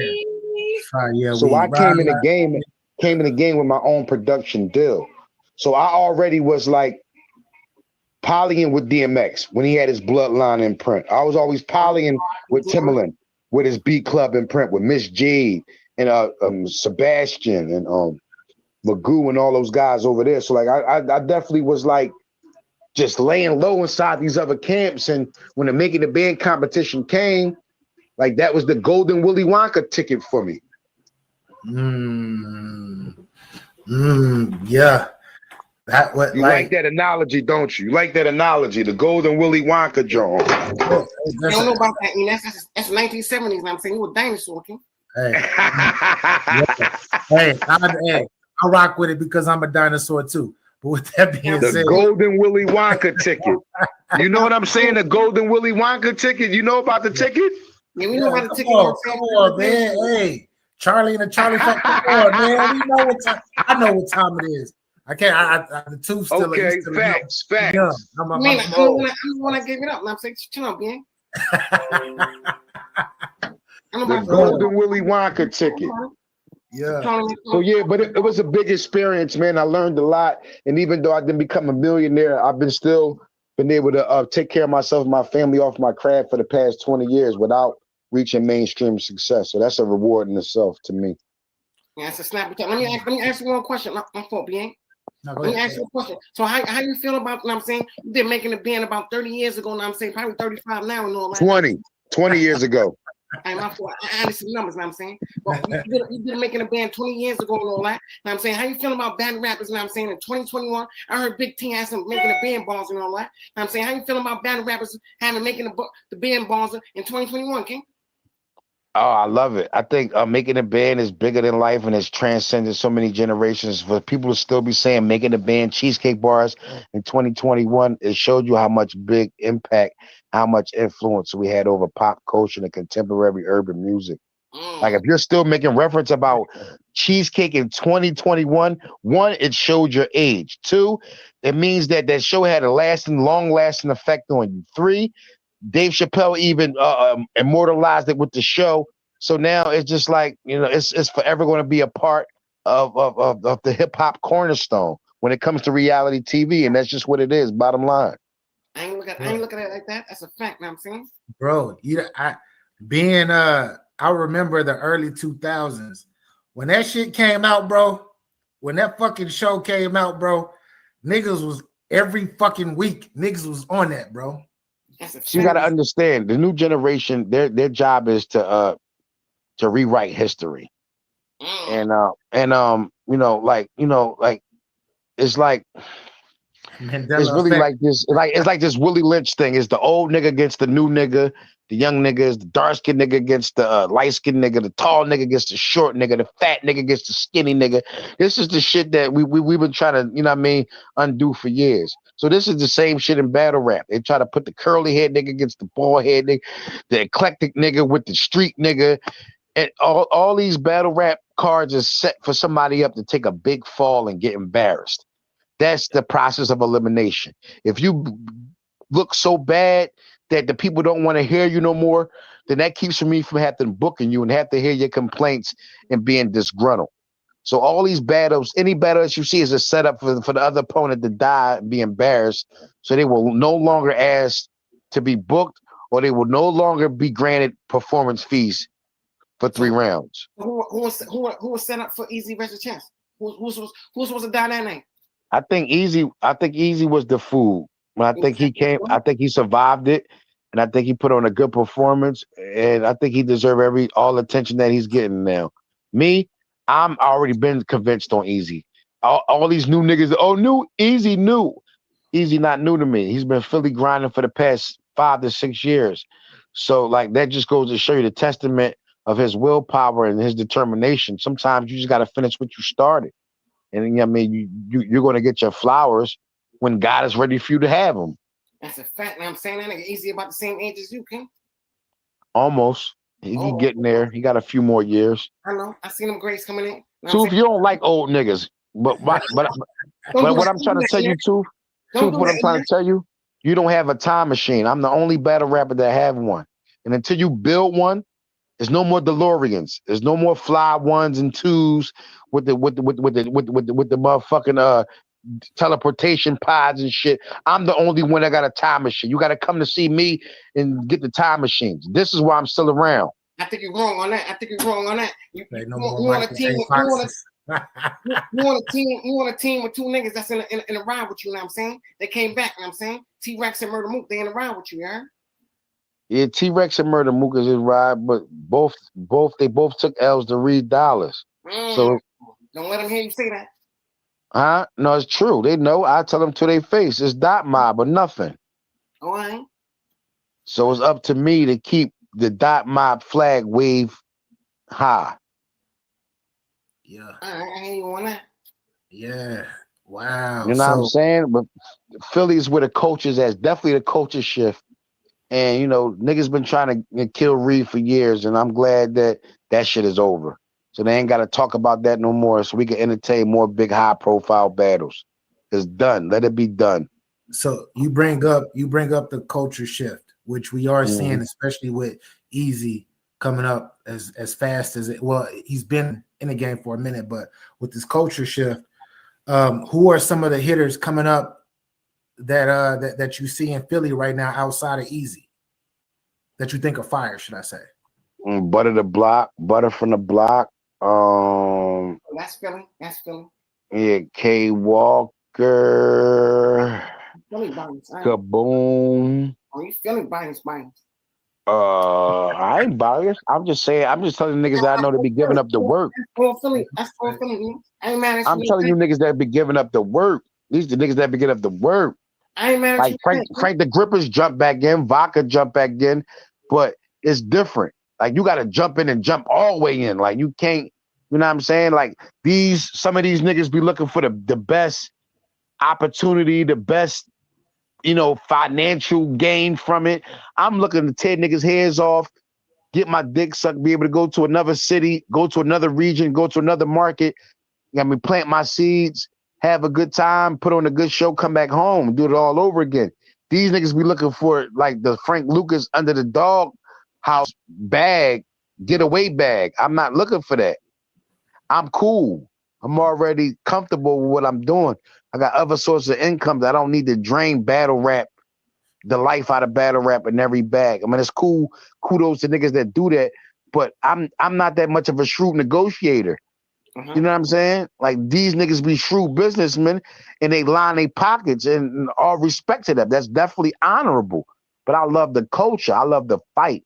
I love the gladiatorism in it. So I'm always going to like. Before gladiatorism, I ain't never heard that one. Yeah, I made it up. You got to check my vocabulary. I got my own Webster's dictionary, my own Ebonic. So you got to check in, like tap in. So hold on. Let me ask you a question. Eazy and Mook was supposed to go down and all that. It ain't going down. But if that battle was to go down, you Dot Mob, you Philly. Who you got on that battle? I'm Philly first, and I'm Dot Mob second. You got Eazy. But if you put a gun to my head, I'm going with Mook. Just on a simple fact. Listen, you put a gun to my head, and I'm not going to be biased. Definitely Eazy the block captain is the man of the hour. The light is upon him right now. But Mook, and the way he felt after Summer Madness 11, I know that he's not trying to feel that way ever again. So I got him coming out punching till his fucking arms fall off. And Eazy is not that of a consistent puncher. He's more aggressiveness, storytelling, presence more. Where Mook knows how to do the double and triple entendres and make him connect and do the transition from round to round. And I don't know if coming off of a loss, if you could beat a Mook that's been wounded. That's just my theory. Do you think atmosphere has anything to do with it? I don't think you can beat a Mook that's wounded. I just said that. You cannot beat. I don't give a fuck where you put him. You could put him in an igloo. You could put him in an igloo in Alaska. A Mook coming off a loss is dangerous. He's like a Saiyan that's been beat down, almost like 2 inches from death. I gotta object in this. Know what I'm saying? You said you can't beat Mook, ancient Mook and all that. Know what I'm saying? If Mook would have took the battle, know what I'm saying? Eazy would have beat him. Know what I'm saying? That's why he didn't take the battle. Eazy would have beat him because Mook didn't think he had enough time to write to get a crowd what they wanted. Man, that's respectable. Your sentence ain't make no sense. I mean, it's respectable. I mean, when you Murda Mook, you could kind of dictate the climate. Like if you don't feel you ready, then you're not ready. So you think DNA and JC would have been ready in that time? I don't think DNA and Eazy is a good battle. I mean, they might think so. I just wanted to see if Briz and Mook was going to do it. I think Eazy the block captain would have been, the best possible second choice for that one. But preparation time. DNA. I could prep it. I don't know about other niggas prep. It takes me 24 hours if I had to push it to the limit with a gun to my head. Some other niggas need to craft their rounds a little bit longer. And like there's nothing wrong with that. But if you know that you don't have the necessary time and the outlet to give the fans 110% like you want to give them, then I mean, there's only a few people that can make those type of calls and pull back and you know what I'm saying, and just pull a chair back from the table and just reevaluate. So a goat like Murda Mook need more time than DNA or JC? It's a privilege. You keep looking at it like, yo, it's Murda Mook. It's a privilege. He's Murda Mook. We keep talking about a person that can't move outside of the boundaries or limitations of other battle rappers. What you mean? What you mean, Ness? Meaning, sometimes he could dictate the climate in certain circumstances. That's all I'm saying. I ain't king. Now I'm saying, but if Murda Mook is a GOAT and all that, now I'm saying DNA, JC, now I'm saying that's the top 2 names everybody calling out. They can get prepared in about 2 weeks and all that. Well, they're not making them battle. So that could tell you right there something. Not making them. They just say, I don't give a fuck what you say. We paid you the money. You're battling Eazy the Block Captain. I ain't king. They didn't make him battle, so he got to have some type of opinion or some type of influence or impact or decision making. They must respect his opinion to somewhat. They said, he said, I'm not ready, and they said, okay, we understand. We're gonna postpone this. Yeah. Well, yeah, I know you don't feel it, and that's what becoming a fan sucks. DNA too. But sometimes. Listen, Ines, I commend Murda Mook and all that, and I'm saying, for pulling out that battle, and I'm saying, if Murda Mook wasn't ready for that battle and all that, and I'm saying, to commend him, and I'm saying, I'm just looking at it from the other shoe, and I'm saying, Murda Mook is supposed to be a GOAT and all that, and I'm saying, he can't get ready in 2 weeks. 2 weeks. Yo, listen, when you take a loss like that, bro, when you take a loss like that, you don't battle rap. When the last time you battled and you lost? I had a bad listen. When the last time you battled and you lost and the crowd booed you and none of your material worked? You don't know how that feel. So you're not on the other side of that. So what I'm saying is, once you're dealing with that, it's like a boxer. Your confidence goes down. So you might not want to jump in the ring. You got to build your confidence back up. You got to really like reevaluate what the fuck you about to do. So yeah, going into it, if I was Mook and I wasn't 100%, 110% sure that I was ready to buckle down and commit to giving 3 solid good rounds for Eazy the Block Captain within 2 weeks, then I'm not going to do it because I'm Murda Mook and I can be shrewd at this point in my career. It sucks for the consumer, but he's Murda Mook. You gotta protect that brand. I ain't mad at Mook. Yeah, you speaking it from a consumer. You're not speaking from a Mook person and his brand. He got to protect his brand. You don't have no concern with that. You like, I don't give a fuck. Mook ain't ready. He's scared. But to him, he's like, I don't give a fuck what DNA 2 say, Ness, or Bars Media say. I'm not ready, and I'm not going out there with my ass out like Prince jeans unless I'm 110% sure of this material and this content I got. Listen, Ines, I ain't mad at Mook. I ain't mad at Mook. That's Mook, man. But like I said, I feel you, Tooth. As a consumer, you like, give me the fucking battle. I don't give a fuck what y'all not ready or not. I get it. But again, you're not him and he's not you. And he's not going to have the same concern as DNA Tooth in your platform that you're going to have for his. Yeah, shout out to Mook, you know what I'm saying? I ain't want to see that battle anyway, you heard?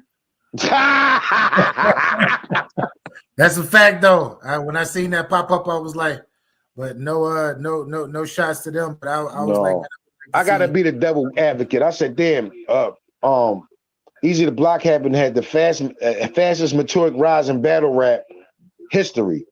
To battle on a tournament, then battle gun titles. No, he battled Rex, then gun titles, then chess, then Mook. Shit, they didn't even give Sir Surf Mook. Gun title? He teamed up with Rock. He ain't battled gun title. No, I'm saying he's with them. Like I said, he's battled with gun titles. My fault. Yeah. He helped Eazy out there helping Sue Surf right now and all that. You know what I'm saying? Sue Surf needed because he worked. That's why he said, Eazy, come join my team. I need some help writing. No, I ain't gonna front on Sue Surf, but if it is rumors behind his ghostwriters, they did a hell of a job at Summer Madness 11. And yeah, King. They did a hell of a job. Y'all think you got ghostwriters? And these are the perks of being top tier. When you can get niggas to chime in and you can have a writing team. And if you ain't ready, you can wait 3 days before your battles and just go back to your writing team and collect all the info, and then you pick and choose. Then you start constructing your rounds. That's the privilege of being top tier. Hell yeah, you know what I'm saying? Sue Surf grabbed them Eazy. He grabbed up chest. You know what I'm saying? You see how Surf be rapping? All them struggle bars and all that? That's why I'm better than these niggas. I'm not clicked up. Even though I'm a dot mob boss. I got my own family. This is what I'm saying. These niggas want to click up and pair up. I've been writing all my rounds, all 3 of them, all these years. These niggas didn't have writing teams, writing partners, writing buddies. They battle. Niggas got more bars for freestyles than they got for their motherfucking rounds. So I mean, that's why I'm better than these niggas. Nobody helps the Looster. Nobody. These niggas got writing teams. That's why they will never 20 fucking murder, 20 fucking Sue Surfs and 40 fucking. So Ness, you saying, so what I'm hearing from you right now is you're saying that Sue Surf has a writing team. That's why he was that fire. You want me to say it with a bullhorn? Yeah, facts. I want you to make it clear because I'm trying to. This is my first time hearing this. This is my first time hearing this. That's why I'm asking. I'm not in Sue Surf circle, but like if you hear the story 20 different times from 20 different people, it might have some truth to it. Niggas keep saying Brock and this one and that one. Why we keep hearing it? It's just like if a nigga say you homosexual. Two things in this world that you can keep people from saying: you're a rat and a homosexual. You ain't see Sue Surf and John. And the third thing is you can keep niggas from saying, I got a ghostwriter. Because if nobody's writing your bars, there's no way to confirm it. So so I know Dot Mob is a family, right? Dot Mob is a family, of course. Shout out to Mook. Mook's been on the platform. Shout out to Rex, all of them. So if you're writing, right? If you were writing this and Mook says something that will go super duper crazy in what you presented to him and you take it, is that ghostwriting? Yup. Okay. So if he said something fire, you just like, nah, keep that. It's the lightest form because it's like, yo, shit, yeah, woo, wop, wop, wop, and we sitting there shooting the shit, and you say something, and I throw it back at you. You like, no, nigga, take that. You can say that, and I mean, it's the lightest form, but it's definitely a form of ghostwriting. He definitely, it's a form, but it's like the most slightest form. When I'm talking about writing teams, is niggas like, what you got for me? Oh, that? Yeah, all right, give me that. What you got for me? That? All right, yeah, that too. All right, what you got? That's what I'm talking about, writing team. I'm talking about more than one individual that's helping you construct your rounds. You talking about on that Sean Combs? Shout out to Diddy on that Sean Combs. Yeah, but like at this time, man, I used to like cringe at Drake. Like, damn, man, this nigga, all these #1 hit singles and back-to-back #1 fucking tracks and top 10 Billboard and shit. And sometimes you don't know if that's that nigga thought. But then at the while, I'm like, man, it's a business. And you got to take your personal feelings out of it. And when I say take your personal feelings out of it, the nigga is toured so much, the nigga got so many labels he signed to that he has to produce music at a high level. And sometimes he might not have the time or the luxury to sit down and construct and create all his music. So he has to have a team of writers. And then not only that, the reference sound nothing like the finished product. So that's a talent in itself to take what we heard from the reference track and to hear the finished project. It's totally two different types of songs once he's finished with it. So that's a talent and skill. But at first I used to cringe. I'm like, I don't know if this is Drake's thoughts or somebody else's. But the way he takes the reference track and rebuilds the whole song, nobody could do it but Drake. Nobody. You condoning ghostwriting. That's what you're saying. Yeah, I mean, you take somebody else's thought and make it yours. Yeah, it's a skill in that. I used to, like I said, I used to cringe at that because I just believe I'm from the old school era. If it's not your thoughts, then I mean, what? You condoning ghostwriting? Yeah, it's in some circumstances, not all. Like press play on Diddy track. Absolutely. Why? You still getting paid off that?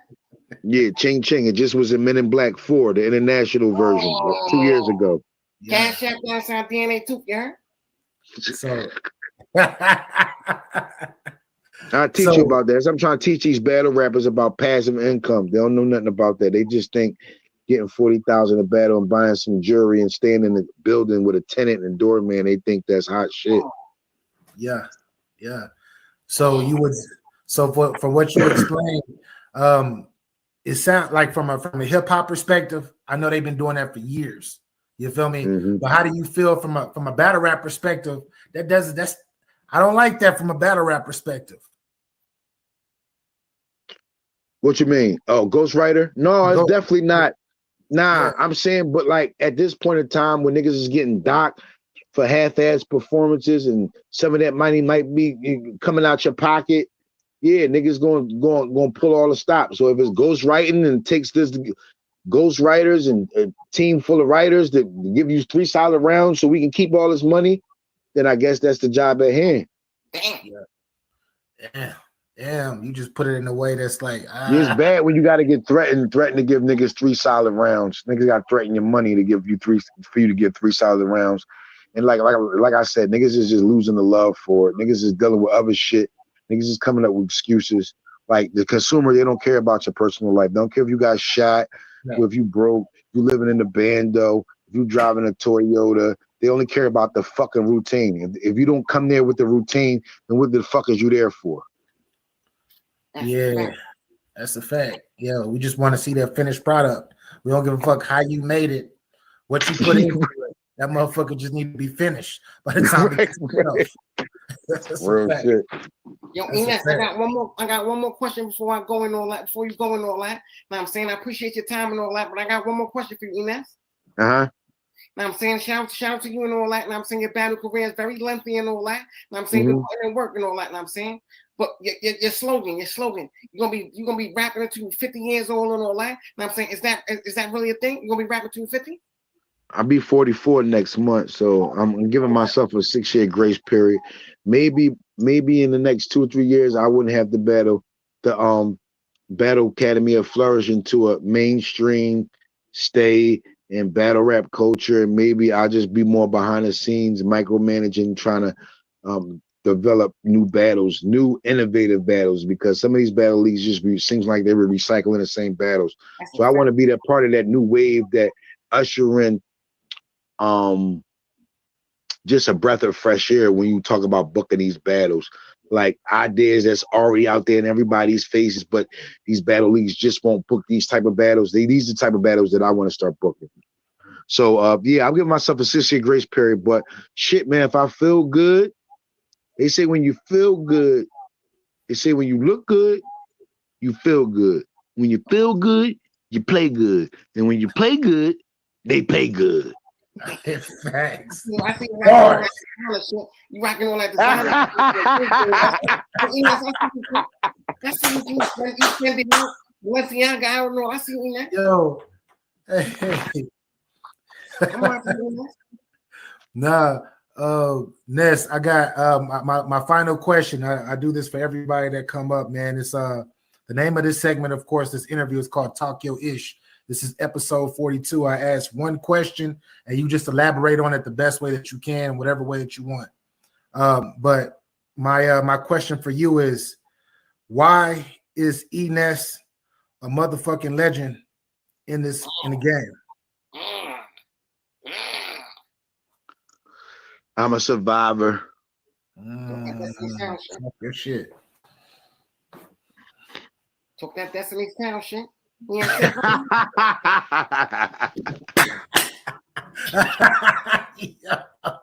Talk that Destiny's Child shit. Now, I'm definitely a survivor, and I've been in the game for a whole, I don't even know, 2 centuries? How long you been hating this? I know. I know it sounds kind of cliche, but you know what I mean? If you live some shit like I live, you know what I'm saying, you'll say it with the badge of honor I'm saying it with. It's a blessing. It's a blessing. Yo, I ain't never see what a hair, no hair on your head. You had a fade or something, else?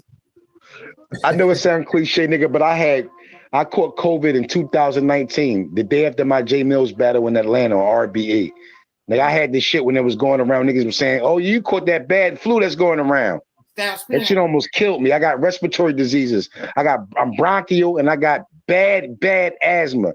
Damn. So bad, the motherfucking cough lasted for 12 weeks. Damn.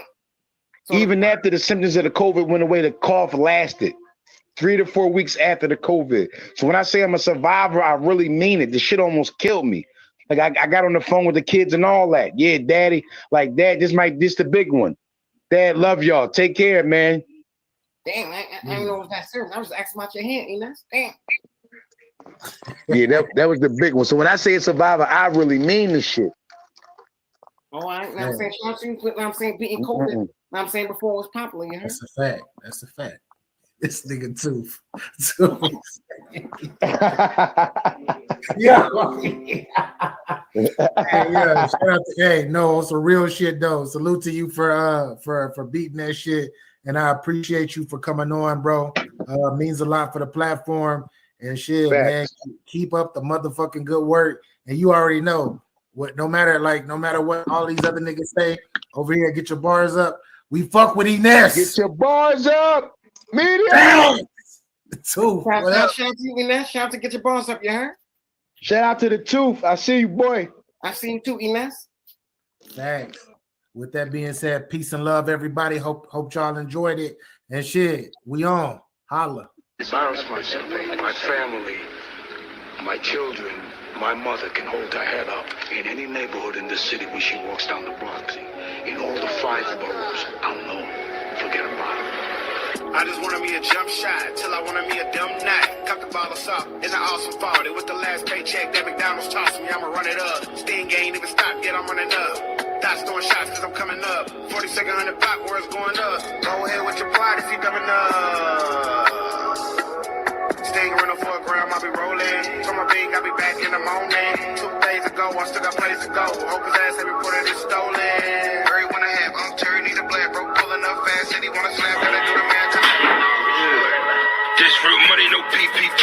Look at that AR shit 223s. Hit a B10, that thing on freeze. Cash for the bars, I got the keys. Little for Bobby, catch me in the breeze. Racks on the burger, I play with them cheese. Thinking with Instagram, bitch, I'm a tease. She not a jack, she Vietnamese. I'm on fire, 500 degrees. Bag of that rust, we smoke out the bleach. When they free gutter, he still got the G. This in the Free my nigga Bird, nigga. Free my nigga Russ. Okay, now hey y'all with the cooler kick. Keep street, we run this shit. Fell back after run it up. Then my last bitch, she was dumb as fuck. Hop out, get the spraying stuff, cause my last ox wasn't saying nothing. Whole stun, big pimpin', whole hunt. 38 with the cooler kid in the mall with me like Joe Budden. These hoes front. Yeah, get your bars up media, man. I appreciate y'all having me, man. Salute, salute, salute. Tell these niggas. The opinions expressed on this show does not reflect the ones of the Get Your Bars Up media platform. Therefore, stay at your moist ass feelings and get your bars up, you bitch. In the words of Capology Facts Holders LTV, that is. Myself, my family, my children, my mother can hold her head up in any neighborhood in the city when she walks down the block. In all the 5 boroughs, I'm known. Forget about it. I just wanted me a jump shot till I wanted me a dumb knot. Cut the ball us up in the awesome 40 with the last paycheck that McDonald's tossed me. I'ma run it up. Sting ain't even stopped yet. I'm running up. Dots throwing shots cause I'm coming up. 42nd 100 block where it's going up. Go ahead with your pride if you coming up.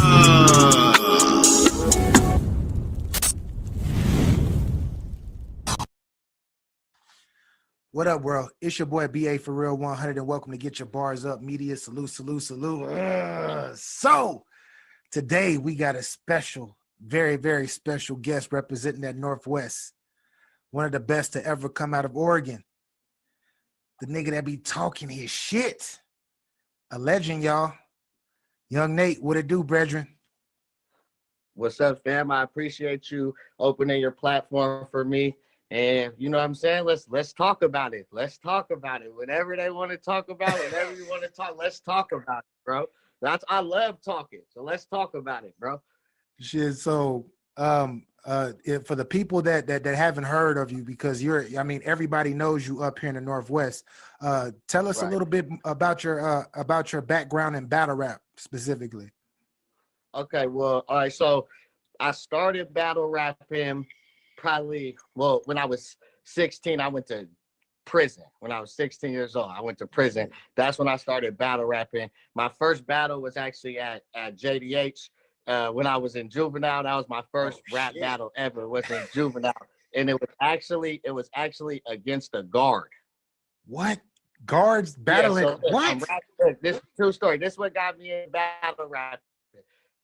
So I used to write poetry, right? Yeah. And then the homie was like, you should rap. Your shit is bars. You just got to put it. He showed me how to put it in bars. So I started rapping with him. So we at the table in Juvie, and I'm insecure. I'm new rapping, like I'm rapping. And the guard dude come up to me and he say, man, you ain't black. You ain't supposed to rap to me, right? I said, man, look, I bet I write a rap about you that's fire, right? And he was like, okay, I'll make you a deal. You gonna write a rap about me. You and your homie gonna come into the office. You get to rap, you'll rap at me. But if it's not good, you go into the hole. But if it's good, I'll let you live. I said, all right, bet. So I went up there, wrote a round, one rounder fire, came in there, spit my shit. He was like, actually, bro, you was pretty good, bro. I gotta give you your respect. And that's kind of like where my battle rap shit started. Then I got out and I did a battle at a club called the Copper Penny in Portland. It was the King of the Mic. It was sponsored by Bo. I was in the tournament, right? And we battled, and I won the whole tournament, right? And so that's what kind of outside of the penitentiary, that was my first actual real battle. Like, I mean, I battled hella people on the street corners and all that shit, but like a real battle, that was the first one. So then not too long after that, Immaculate started Grind Time Northwest. And so when me and him had already battled in the town, he, bam, hit me. Hey, man, I got this thing going. And at first I told him no. I was like, man, I'm cool, bro. Like, oh, like, what the fuck is YouTube? Like, what are you talking about? Like, this is real. Like, this is so long ago that it's like, he talking about YouTube. I'm like, what the fuck is YouTube? You know? So then one day I'm scrolling and I see 90M old bat, like one of the first Grind Time Northwest battles, right? I think it was him versus Mike Phenom.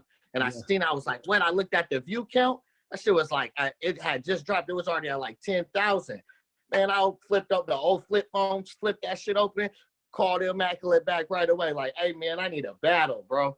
And then I got into Grind Time and I battled a few. I battled 90M, Mike Phenom, H-Bomb, a cat from Sacramento. His name was XT The Factor. And then, I don't know. And then I was supposed to battle Fox from SONS, Conceded's partner. And then me and him got into a little thing on camera. And then I was buzzing though at that time in Grind Time. Like, we got to a little, right? It was like, he sounded like you when I hit him. When I hit him though. So then I ended up catching another case, right? And I went back to prison. So then this time when I was in prison, I battled a gang of times, right, in prison. Then I came out of prison after I did 4 years for robbery, and I came out of prison, and then I like had a couple local little battles that wasn't really shit with this dude named Champagne James. You ever seen Janky Promoters? Yeah, definitely. He should have been on there. That's what the dude footage never dropped. Dude should have been on Janky Promoters, bro. Shout out Champagne James. You still got 2 of my battles. I need those. But look, and then Mike Phenom actually hit me up and was like, hey, bro, you trying to battle? I'm like, yeah. And at that time, ABL was still popping. So they went through a little part where they wasn't throwing a lot of battles, and A-Hat Northwest was big, right? Yeah. At that time, it was like right before they kind of went kind of quiet for a little bit, right? Yeah. Shout out to ABL, shout out Boomer. At that time, it was Big Dre and Simi that was running it over there at that time. But Mike Phenom was like, you should battle Loons. So I was like, I looked up his shit. He had a couple battles. I was like, all right, he's nice. I take Loons. That's a cool battle. And but we were deciding if we were gonna do it on ABL or A-Hat Northwest. And then Mike Phenom was like, basically like, you should do it with A-Hat Northwest because ABL's kind of going through some stuff. But if they was on the high, I would say go there. But I think A-Hat's the better move right now. So he got me in contact with Rome, and Rome booked me versus Loons. And then the A-Hat was history. Then I just started coming on A-Hat. Shit. Took my placemat and came to the table and put my shit right where the king's chair was, right? Yeah. Put my silverware out and shit. And I just started eating the A-Hat, like simple. Like A-Hat Northwest was Young Nate's. Can't nobody say nothing different. Shout out Rome. Hush Hush was there at the time. And Solo, rest in peace, Solo. Them was the ones running. They were AHAT. That's AHAT. But what I'm saying as far as battle rappers, that shit was mine, bro. Yo, it was mine. You seen Recess, the cartoon? Yeah, man, of course. You know, like when the 6th grader or whatever, the king of the playground, and they carry him around on that thing, like the thing. That's how they did me in AHAT. Yeah. They would carry me around the venue on one of those. Like that's how it was when I was in AHAT. So boys were but no, shout out. Those are some good days. And then but at the same time, a lot of people don't know this, and a lot of people locally, they don't want to give me my credit for this. But in that same breath, I was getting 4 MCs by MCs popping. I battled Stewie and 4 MCs. Me and Stewie Newton was on 4 MCs platform. Like, and I probably have 9 or 10 battles over there at 4 MCs. So like at the same time, they brought Immaculate here. I battled only one. Like it was popping. Shout out Heretic. And 4 MCs is the grassroots league in the Northwest to me. For like if you were gonna say like, I don't know, like underground music, like underground battle rap is 4 MCs by MCs.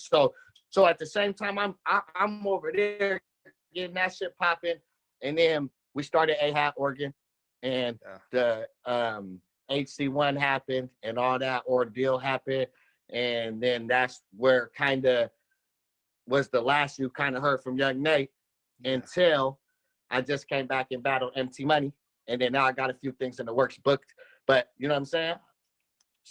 Let's see. Stewie, Patron, maybe Patron's not the same one, but I had a PG versus Ron Compton before anybody else besides maybe Patron and Stu. Like I had a PG, went to Cali, battled Ron Compton, took AHAT Northwest to the championship of the AHAT tourney. In the middle of battling, people don't even give me this credit right here. In the middle of battling through that whole tournament, I still was taking Patron in between battles, D Goods in between battles. It was more people. I was taking D Fly was in there at that time. Like I was battling all the heavyweight dudes in between battling 4 times to go to the championship. They robbed me in the championship. I beat Dre Vicious. Shout out Dre Vicious. I'ma still feel like I won. You know what I'm saying? The fan vote was a landslide in Young Nate's favor. But anyways, it don't matter. Shout out Dre Vicious. That's my guy.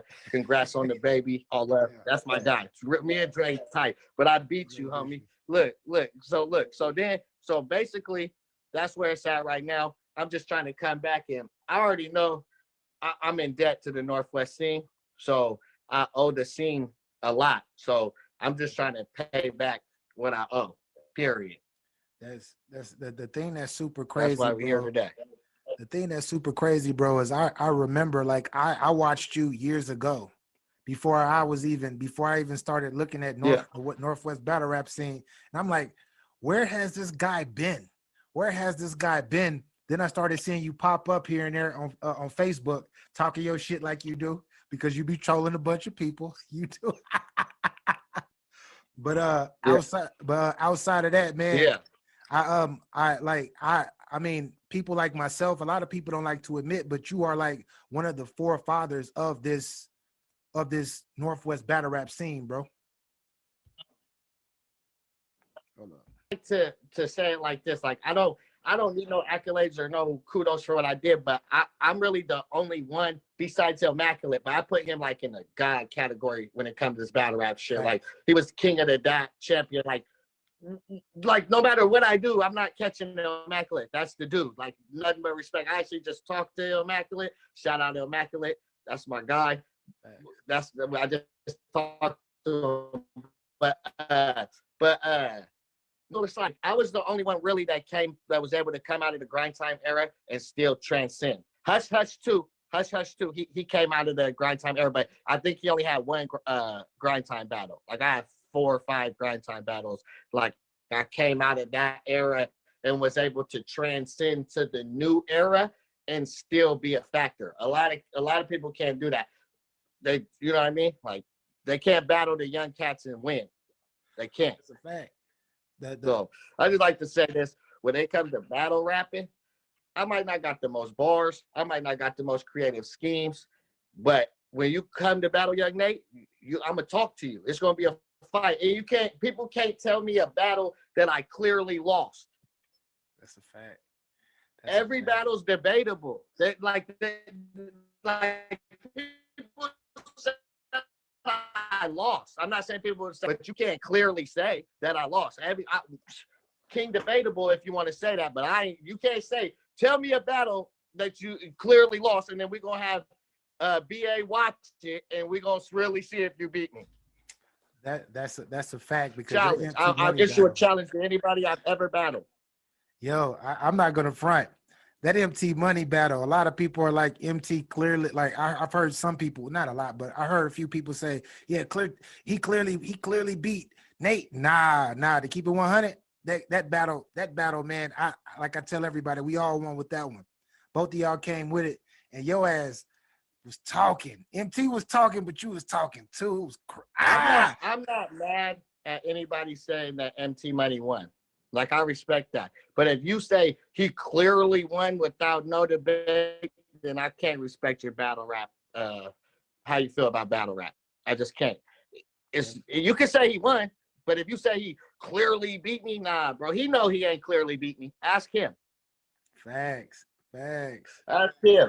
But no, the where battle rap is right now in the Northwest is good, man. Where we at right now? I like the young talent coming in. We ain't had young talent for a long time, fam, in the Northwest. Yeah, that's like I can't remember the last time we had 4 or 5 guys, or maybe not young talent, but new talent. Definitely. New talent. Because like we haven't. It's been, if you really look at it, it's really been the same guys holding it down for a lot of years. That's a fact. Stewie been in this for a lot of years. Hit been in this for a lot of years. Even Jay been in this for a lot of years. Patron been in this for a lot of years. Heretic, a lot of years. Everybody I'm naming, a lot of years, bro. That's a fact. Like we need the new talent. They need to push us the fuck up out of here is what they need to do. They need to have us sitting next to you doing media. Man, I'm trying. People don't like to promote these days, bro. Battle rappers don't like to promote. They like to be cool and think that just being cool gonna get them to places. But hey, I try to get them on a platform, but you know how people be. But I appreciate you for coming on, though. Definitely, bro. Yeah, I mean, what else will we be here for other than to promote? Facts. Talk, man. Why would you be on the page? Look, maybe for a little bit of entertainment, like not to give away nothing, but everything I post on the page is in a way me promoting myself. It be real shit, but it's me promoting my real shit. Like that's how I feel about Spaz. He took shots at me. Gangus, he made a track about me. Yeah. Am I mad? No, that's rap shit, bro. I don't gotta say nothing. I go straight to the ring and talk about it. That's where I get. They use the internet to talk about what they should talk about in the battle. Talk to these young fellas, bro. You need to save all those angles and put them in your rounds. You know what I'm saying? Like, use the page to promote. And if promoting is cracking jokes or whatever, everything is promotion. Facts. Everything is promotion. People can't say Nate didn't promo himself. Bro, I was the first one really going live from the passenger seat, talking my shit. Like, bro, like it's a lot of things we just gonna, like we'll breeze past that. But anyways, but the page, they should be promoting. They should be if you have a battle coming up, as soon as my next battle gets released, I'm gonna be promoting that battle, bro. Especially now where there's no crowds or there's allowed 20 people or whatever. You're not rapping for the 20 people that bought the ticket, bro. You're rapping for whether there's a pay-per-view or whatever platform that thing is going to go on. Like, you're not rapping for them, bro. Like, what? So if there's a pay-per-view, I'm promoting the battle in every page I'm in, everything, everywhere, because they don't have to come to Washington to watch this battle. They can just go and go on the pay-per-view and watch the battle. The only way battle rappers are going to be able to tell the leagues, hey, man, I want a part of the pay-per-view, is if we make the pay-per-view pop.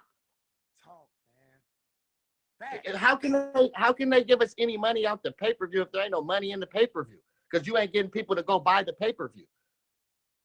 Because you're like, oh, I'm not giving them no more money. No, well, you got to build leverage. We bring in all this pay-per-view money. We need a cut of the money. I'm sure that people like Boomer, Rome, and Heretic would have no problem cutting a motherfucker in if they was bringing in revenue. 100%.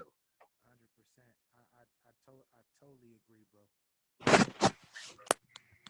You hear me? Can you hear me? Yeah, I can hear you.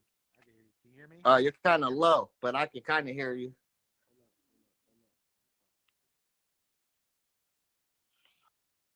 All right. Yeah, like so for instance, my run through the AHAT tourney was all because the people in the Northwest went and voted for me. They went and posted my battles everywhere. Shout out Kelly. Shout out Michael Duplessis. Shout out it's a lot of people that they don't even know. These people will ride for you if you do do right by the Northwest. Like they look at people and they say they do this or they say this. I look at people at what they can do as an asset. They can help you as long as you are helping them, and all they want you to do is rap. That's it. That's all, bro. That's all. So for you young fellas show out up there, prepared. For you young fellas out there, I hope y'all got y'all pens and y'all pad out right now, because Nate is talking to y'all. He giving y'all the game. This is somebody that's been there and done that and still doing it. So I hope y'all listening. But my bad, Nate. You're good. And for the people that there's gonna be people out there that be like, oh, Nate did this and he no-showed this and he did this.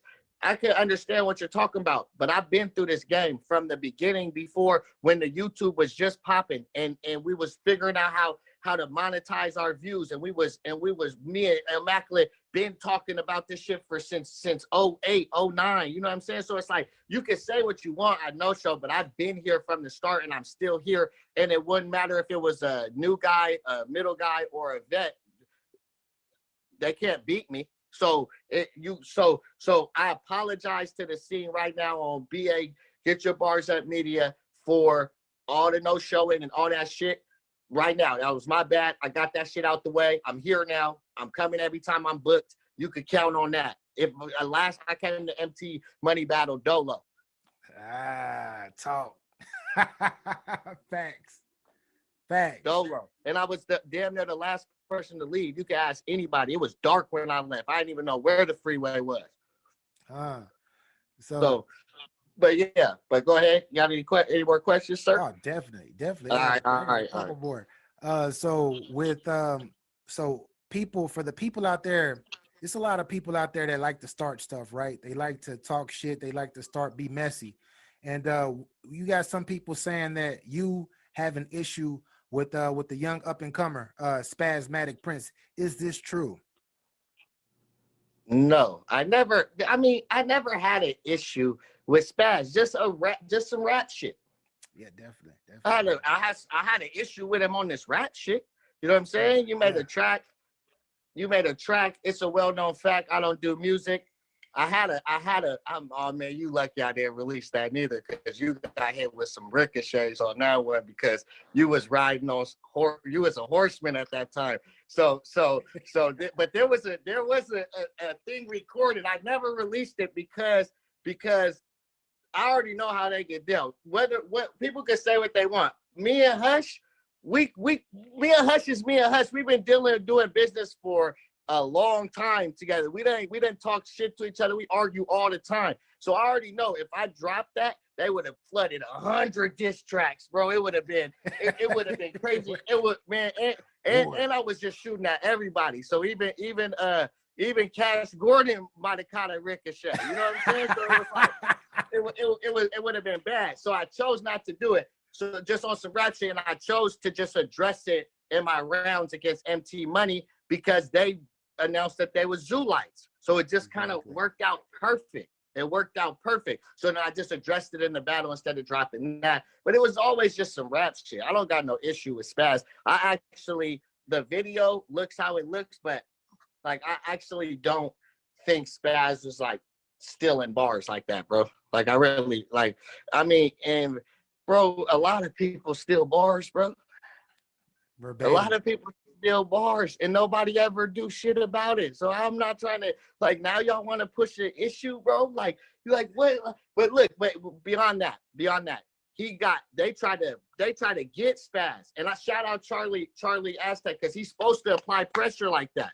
He's supposed to do that. I'm not even mad at him. He's supposed to apply pressure like that. So they applied the pressure on Spaz. They was on his, he came out, and from what I heard, he did his thing against Hip. That's what you're supposed to do. You just rap. So now I got respect for him. So now I got to look at him a little differently. So now if and when that battle ever happens, I got to look at him like a real threat. Definitely. Hello, my bad, I got a call. But I got to look at Spaz like a real threat, because, I mean, he might be with the shit. He might got it. You know what I'm saying? So, no, I don't have no real issues with Spaz. But on some rap shit, he might got to stand across from me one day. You know what I'm saying? That might got to happen. Just on some rap shit. But it's love and respect outside of all that. Like, you know what I mean? It's nothing, no real beef. I have no real beef with anybody within the battle rap scene. You know what I'm saying? Yeah. Dasani is a clown, but outside of the drunken rapping, the drunken rapper, I don't have a problem with nobody, bro. Like, to me, I want to see all them win. I think some of y'all are terrible, but that's for another topic. But it is what it is. I got love for everybody. It's never, but as far as Spaz go, nah, man, it's all love and respect. I hope he keeps climbing before you know what I'm saying? Yeah. So speaking of the Horsemen. Right. Speaking of the horse, you already know what's coming, bro. You already know what's coming. So I recently did an interview with Cash Gordon, and Cash was saying that you were the original Horseman, that you were one of the original Horsemen to start it. Talk to the people, talk to me and the people about this, bro. I want to know the specifics, how specific that you can get in talking about this. All right, look. Shout out Cash Gordon, first off the rip, bro. Shout out Unc. Shout out Cash Gordon, right? But look, first of all, if that is true, right? And how he said it was me, Boomer, him, and Hush, right? Yeah. If that is true, that I was an original Horseman, wouldn't that mean I birthed all these other horsemen? All of them are my sons then. I want my royalties, bro. Yo. But look, but to keep it all the way 100, you want to know the BA, I give you the real.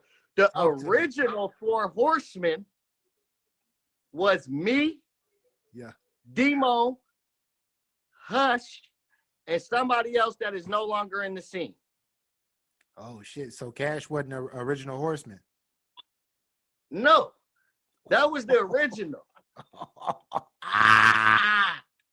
Cash, you got some explaining to do. But not on no diss like that. But he took the Horseman and he made it his. Cause not for nothing, but we was like, all right, that's your shit now. You can have it.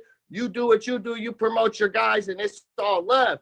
But not for nothing, it was, and Demo and Hush both know this, and they know who the 4th person is. A lot of people probably could figure out who the 4th person was. You know what I'm saying? So, but it wasn't Cash. So then after that, then the Horseman was me, Hush, Boomer, and Cash Gordon. But it never was really the Horseman like that, bro. It was some inbox shit. We was all cool. Me and Boomer was talking about doing a 2-on-2, and then he started adding hella people and shit. And it was like, bro, I went and got that one-way ticket. Yeah. You hopped on that next thing smoking out of town. You start putting people like Dasani in the, I can't, bro. You can't. Like, Dasani. And Cass is my guy. He'll tell you I told him all this in person. Like, when you started putting Uns and Dasanis in your group, that's when it was like, I can't even, you know what I'm saying? It's all love to the Horsemen. Like, I hope they kill shit. Shout out the Horsemanship Battle League. Like, shout out Cash Gordon. But these are just the real facts. It was some rap shit, but it wasn't nothing really like that. And when he started adding, and I knew they was like really going to be a on the scene battle rap group. Yeah. Like they was all like, I'm looking at, like when you on a basketball court, you taking pics, like I got him, and then like you need one more guy and it's 6 dudes over there, and you don't know which one to pick, and you like, Yeah. like now he didn't trim the fat now a little bit, you know what I'm saying, and added a couple better rappers. Yeah. Because C3 and Diverse can both rap. That's a fact. They both got. They can both rap. So he done trimmed the fat and added some more punch. So, but back then, man, it was some people I never even heard of, bro. It was like, you get a car, and you get a car too. You telling me he was like Oprah? little Lefty Lucy from right outside of Bellingham said he wants to be a horseman. Like who the what? So, but shout out Cass, because at the end of the day, Cass just be trying to promote them dudes, and he just want them dudes to win. So whether y'all like Cass or not, you gotta admit that he's entertainment, and when he got a guy, he pushes his guy, bro. That's real. Period. Bro. That's real. I agree 100%. Yeah, from all this and all ha-has and the jokes is funny, but like at the root of it, he just want to see his people win. And there's no way I'm going to hate on that, because I'm win too. Always love for Cass Gordon. He going to laugh at this shit because he know what I'm about. Facts. And plus, he don't want no smoke with me anyways. The fuck? Shots fired. Bow. So right now in the Northwest, bro, who would you say are the top 5 hitters in the Northwest right now representing, outside excluding yourself? Jay the Nightwing, Stewie Newton,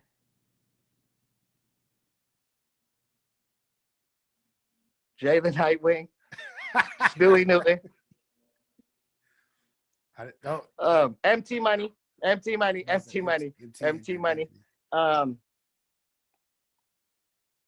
You said 5? Damn, you excluding only got 3. myself? Yeah, excluding yourself. Well, damn, you might, if you can't think of 2 more people, put yourself in there. Fuck it. Oh, no. I gotta put Hip in there because he just gave the young boy a shot. So that means something to me. So Hip in at 4 and 5. I have to say, the name I've been hearing all motherfucking day is Sauce Sully. Sauce Sully is nice. If you would have seen that performance, bro, Sauce Sully, man, I'm telling you, like, ooh wee. He don't even know that he nice yet either. He just going out there just talking. I seen him versus Cass, and I was like, dude got something over there with that. He got something. When I seen him versus Cass, I'm excited to see this footage because they say he left Earth. And King Curtis, my guy, I battled King Curtis. We had a nice one too, so I know what he bring to the ring. So if they saying 3-0, then and he didn't choke. King Curtis didn't choke. He didn't choke. He got 3 rounds. Yeah, saying 3-0. That's wild. That's respect. Like, cause King Curtis is nice, bro. His pen is he has a no pun to immaculate, because shout out to immaculate, but his pen is immaculate. Like, he's a great writer for real. Underrated. Yeah, he's nice. He's nice. So with that being said, when are we gonna when are we expected to see young Nate again in the ring, bro? Okay, so December, I can't release all the details, but end of the year I got a battle booked versus I can't say, but y'all like it when it'll drop. A lot of it's a local cat, so y'all will like this one. Y'all for all the Northwest battle rap head cats, they'll like this battle. They'll like this battle. And then I got a call, you know what I mean? I was, Smack called me, I was getting some head. You know what I'm saying? You know what I'm saying? All y'all doing auditions and whatnot. I'm just letting y'all know. Y'all gonna hear from Young Nate soon on a bigger platform. That's all I'm gonna say. That's all I'm gonna say. I've been in there grinding. So a lot of stuff gonna be released soon. But Smack called me, I was getting some head. Y'all heard it here first. My guy he's trying to tell y'all something. He's trying to create, he created a blueprint. He's trying to give y'all some game. But I want to say, what because I should have asked you this from the beginning, but what made you like, I know you got locked up, but what made you just say, I'm gonna do this shit and I'm gonna actually set a mark in battle rap? I mean, I don't know, like it just kind of started happening organically. But when I really was like, my second bid, I was like, when I get out, I'm a really put an effort in trying to make it somewhere battle rapping. Like I'm a really try. Like it's not gonna be a game no more. I'm a really try to get on smack. Like that was the goal. Like to be honest, like like when you're a kid and playing basketball, like I want to make it to the NBA. Now that I know the ins and outs, it's not, oh, I'll be on smack now. You know what I mean? But when you don't know and you used to download Murda Mook battles on LimeWire and you would wait 13 hours for that motherfucking bar to come across just so you could watch Murda Mook beat like Weeze or whatever back in the day. Like from that point when I seen those battles, I always knew I wanted to battle rap. Like when I LimeWire them old T-Rex versus Uncasa, T-Rex versus Miles, like those battles were all different to me. Serious versus Murda Mook, Rest in Peace Party Artie versus Mook, like those battles made me want to battle rap. But then when I got out, the second time I was like, I'm really gonna try, and I got a PG. Shit, I rapped in front of Beasley. You know what I'm saying? You know what I mean? I took Northwest to the A-Hat championship. You know what I'm saying? I did a lot with battle rap. So I feel like I reached a lot of my goals. So now I'm just trying to kill some shit. Like, this is just like, shit. I'm just trying to kill shit, bro. So if you agree to battle me, I'm just trying to kill shit. I'm just letting you know, I want to be on this platform. I want to be on Caffeine. I want to be on King. No, I just want to kill whoever's standing in front of me. So that's what I'm on. So who are the top 3 people that's on your hit list, if you have one? That's a great question. That is a great question. That is a great question, bro. I really don't have like anybody in the Northwest that I really want to like. I got the battle who I wanted to battle in December. That was one of them. That's number 3 on my list, right? Yeah. And then let me see. Lex Luthor. Mr. I Battle? Yeah. I don't like that dude. Oh. I don't like that dude. And then other than that, you know what I'm saying? It's either, hop in the ring or get under the wing. You know what I'm saying? Talk. You know. So my final question for you would be, so for the upcoming aspiring battle rapper, right? That's trying to make it and trying to follow the similar path as you as far as battle rap and making a name for himself, what type of advice would you give him to be successful, to get his name up?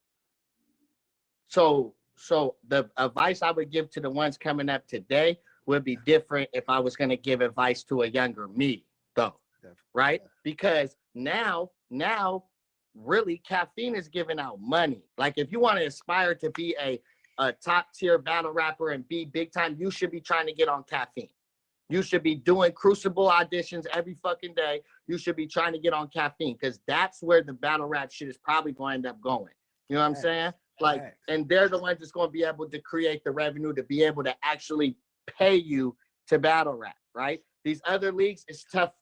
They pulling at this to even pay themselves. You feel me? So it's like if you want, and so basically my advice would be is be professional.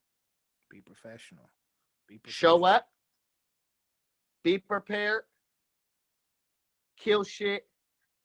No drama. Handle your business. Promote. And if you're good enough, you'll get where you want to go. Some of y'all just ain't got it. You're not good enough. Your brain can't create shit good enough for you to be anywhere near them dudes that be rapping on that app. But some of y'all got it. And if you're not professional, you know what I'm saying? Yeah. You're not at the point where you can be unprofessional like the dudes that are on SmackDown. That already made it there, right? Already made it there. You basically be professional. If you're a professional, show up, show out, shut shit down. Facts, bro. And support and show real support. Yeah. Real support. Buy a t-shirt from BA. Buy a t-shirt from Dirtmouth. Somebody review your battle, send them $20 on their Cash App. Man, hey, y'all hear that? I ain't say it. Support. I ain't say it. The support, definitely. Support. Like you can ask Rome in situations where shit was fucked up on my end. I sent through the money. Yeah. You know what I'm saying? Like, but support. If we can kill each other in the ring, but we should support each other. I really don't want to. It's funny, the little beefs is funny. Like some of that shit is funny, bro. Yeah. But we should be able to do it in a way where all the beef is just some battle rap shit. That's a fact. Y'all could clown each other, do all that shit, but like just some battle rap shit, motherfuckers shouldn't be. I don't know. I've got, and this comes from someone who's been on the other side of the coin and done shit at battles, in battles, crazy shit, lost my cool. Like, if you'll never see me do that again. Like, I'm trying to be professional from here on out because they know that extra shit ain't gonna get us nowhere, bro. That's a fact. I ain't trying to preach, but you see what the Northwest can do. We seen it. Stewie been there. Jay is killing it now. I've been there. Patron been all over the place. Heretic been traveled. D-Fly had a pistol pulled on him out of town and laugh in the motherfucker face. Like, we seen our guys go everywhere and eat. Hypnosis, everywhere he go, he eat. Like, we seen it. So it's just a matter of getting more people to the bigger audiences. Man, facts. So y'all heard him. Y'all hearing Young Nate right now. He talking to y'all. He giving y'all some game. With that being said, do you have anything that you're promoting or you're trying to get out as far as product, clothing, anything, music or whatnot that you want the people to know about? Not at the moment, man. I'm really here just to kill shit, like I told you. You know what I'm saying? I might have some PDX baller merch coming soon. You know what I mean? Best team in the Northwest, baby. Y'all know what it is. But anyways, other than that, I'm really just here. Like I told you, I'm gonna hit you. I'm gonna buy a t-shirt. You know what I mean? Like I'm just really, I'd rather support y'all shit and kill shit. You know what I mean? I owe a debt. I fucked up. HC1. I owe a debt. I'm just here to pay back. League owners will not hear me ask for shit. Definitely. Until I feel my debt is paid, and I'll decide when I feel my debt is paid. You know what I mean? So I'm just trying to pay back my debt and kill shit for the Northwest, bro. Period. Because I know I owe y'all. Definitely, bro. Definitely. Yo, y'all heard? Yeah. Where can we find you for the future fans? For the future fans and the current fans that know of you but don't know where to find you, where can they find you at? So Facebook, Nate Darling. Instagram, Coach Nate _PDX. Definitely, I'm definitely gonna put that all when I finish editing all of this stuff up. I'm definitely gonna put your information at the bottom for Instagram, etc. So we definitely got you. But can I get your bars up tag from my guy? Yo, shout out BA and get your bars up media. Yeah, Hey, y'all heard it from Nate, man. He representing. He's revamped and he's ready for y'all. So all y'all people that say that y'all can battle rap, y'all better look at his blueprint and make it happen. But anyways, I'm gonna get at y'all. Y'all stay blessed, peace and love. And Nate, thank you for coming on, bro. All day, man. Shout out BA, babe. Hey, let's salute. go. BA. All right, man.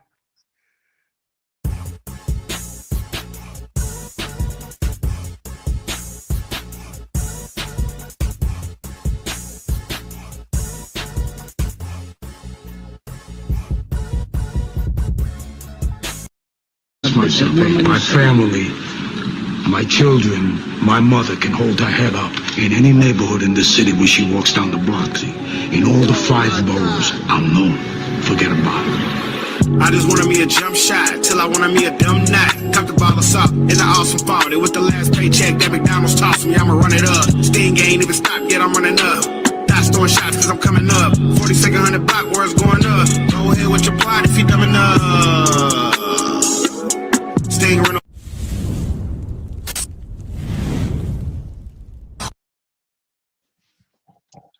What up, world? It's your boy BA for real 100, and welcome to Get Your Bars Up Media. Salute. So we have us a special guest today.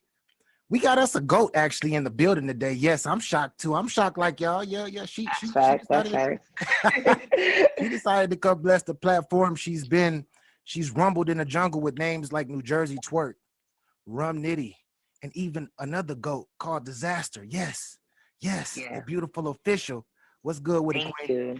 And I beat them all, but nothing much. Just chilling, relaxing. Can't complain. That's facts.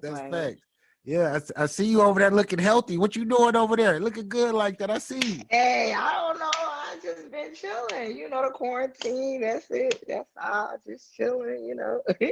Thank you. Hey, that's what it is. So getting into the first question that I have.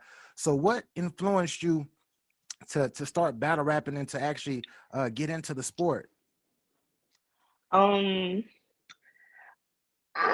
What influenced me? I actually was a fan of some battles on Smack TV. I was a fan of Murda Mook versus Serious Jones. I wasn't really into it like that. Like after Murda Mook versus Serious Jones, my next battle into it probably was Loaded Lux and Calico. So I had like missed a big gap between it. So I actually got it to influence because they had a battle league in New Orleans called NOBZ, and they just had like a bunch of guys battling and stuff. They was gritty. They was not like, oh shit, let me try this out. Like, so I just tried it out, and I'm actually quite good at it. So yeah, that's how I could say influenced me. Just watching the NOBZ, the New Orleans battlers, just really getting it in, made me want to try it. Man, what moment did you feel like you had solidified yourself and you were like, I'm here to stay and I'm here to make noise? I would say I have a bunch of those moments. I would say probably the K Profit battle, because that was a big statement I made at Queen of the Ring. So like, even though I was on URL King of the Dot, I really wouldn't be nowhere without Queen of the Ring. So That's a fact. when I went in the ring and Battle K Profit, she was a vet. I was a rookie. Nobody ain't seen me. I killed it 3-0 body. They was like, oh shit, who's this? I'm like, yeah, nigga, I'm here now. Fuck y'all talking about. I'm here now. Yeah, so The K that's Profit. how I went. The K Profit battle. That's what's up. I'm not gonna front, being a fan of this for quite some time and actually paying attention to the ladies. I've been watching you for a long time. And with that being said, one of the greatest battles that I've ever seen you was your battle versus your sister, Jazz the Rapper. So with that being said, like that moment that you had, because that's one of the greatest moments ever in battle rap history. Are you good? Yes. What was going through your mind and like through your spirit after you said a couple of them haymakers that you had said? Shocked. I mean, I was in shock. I don't know. I wasn't in shock, but I was shocked. Like, I knew I was great and I knew people should fuck with me, but I didn't expect that type of love. Like, I've never been in front of a crowd that was that big. So I was like, oh shit, I was just thankful. I was just happy to be there. I'm like, thank the Lord. Jeez, no, I'm just was hype. I ain't gonna lie, that shit was crazy. That was a great feeling. Hey, I remember the one bar, because it's just that show y'all sisters now. I'm not gonna say the bar, but that bar still resonates. And The Poppy Cherry bar. Oh my God, that was crazy. Yeah, it was a big bar in my career. Yeah, that still gives me chills every time I see it. I watch one of those greatest haymakers of all time, and that was definitely one. I salute you for that one, because that had everybody. Thank you. Like, who is this woman? Who is this girl talking like that to Jazz? Thank you. Yeah, thanks.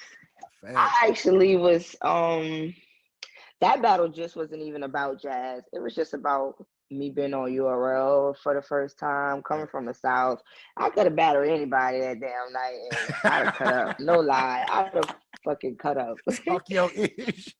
Talk your ish. But speaking of that battle in particular, so you are part of a group called the Bardashians, which is a great name, by the way. Thank you. Yes, the Bardashians. What made you? I know it's kind of quite girly. It's crazy because I'm the dope. one who came. I came up with the bar. I'm like, nah, we bar heavy, but y'all like jazz is kind of like very girly, and I'm like very gritty. So it was like Bardashians. Like we still the cool, cute girls, but like we can have gun bars and shit. So that's how I came up with it. That was a filthy name. That's all I can say. When I heard that, and I heard y'all on, I don't know if it was 15 Minutes of Fame or hip hop, whatever y'all was on, I was like, oh my God, they didn't came up with a formula. They didn't came up with another formula that works. That's a fact. Yeah. Now we got KCJ. She's also our third member of the Bardashian. She's fire. Also gun bars with very pretty face. So it goes. So what made y'all all decide to link up? Well, it's crazy. I've been knowing Casey for years because she's from Austin. She's from Texas. So just in the Southern battle rap scene, me and her have always connected. We did music tours together. Like me and Casey go way back, and happily, Jazz and Casey are extremely cool. So it just made sense. Like it's no girl in battle rap that we both happen to be cool with, because it probably wouldn't have been a third member if it wasn't for Casey. Because Jazz would have brought somebody. I'd be like, no, I don't like that bitch. No. I'd have brought somebody. She'd be like, no. So Casey made perfect sense. Like, and she's heavy.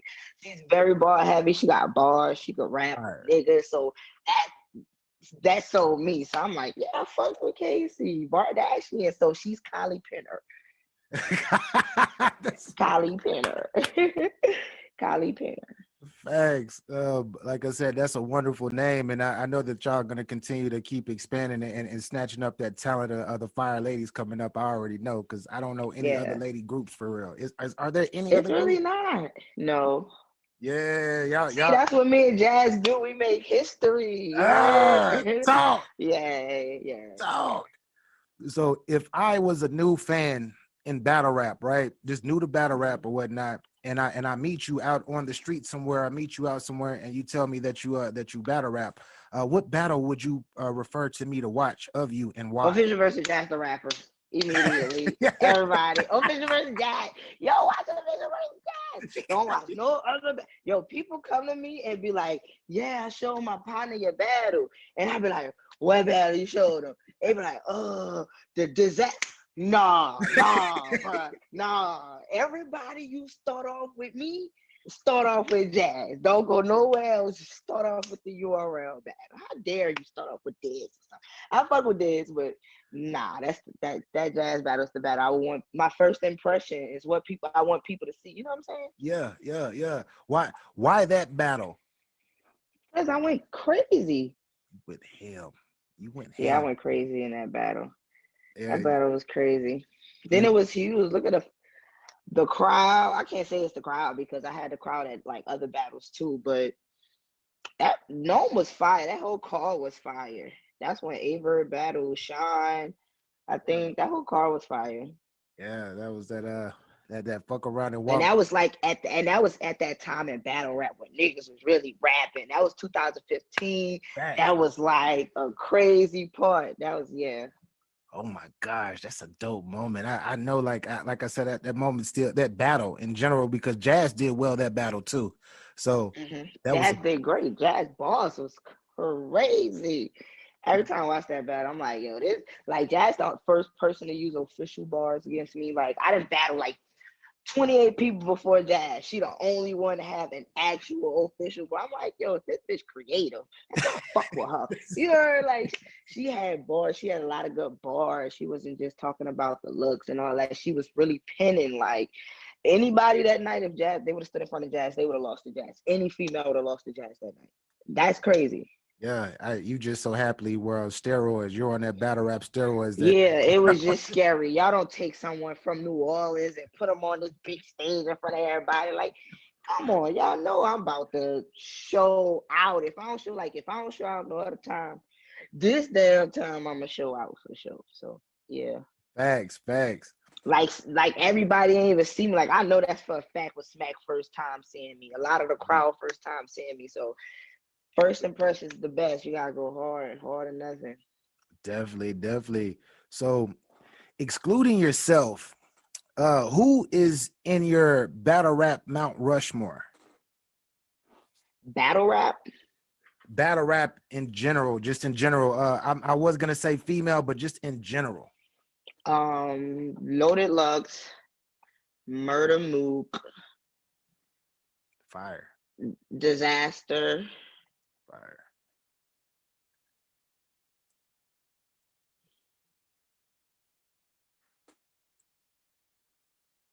I know that last spot can get tough.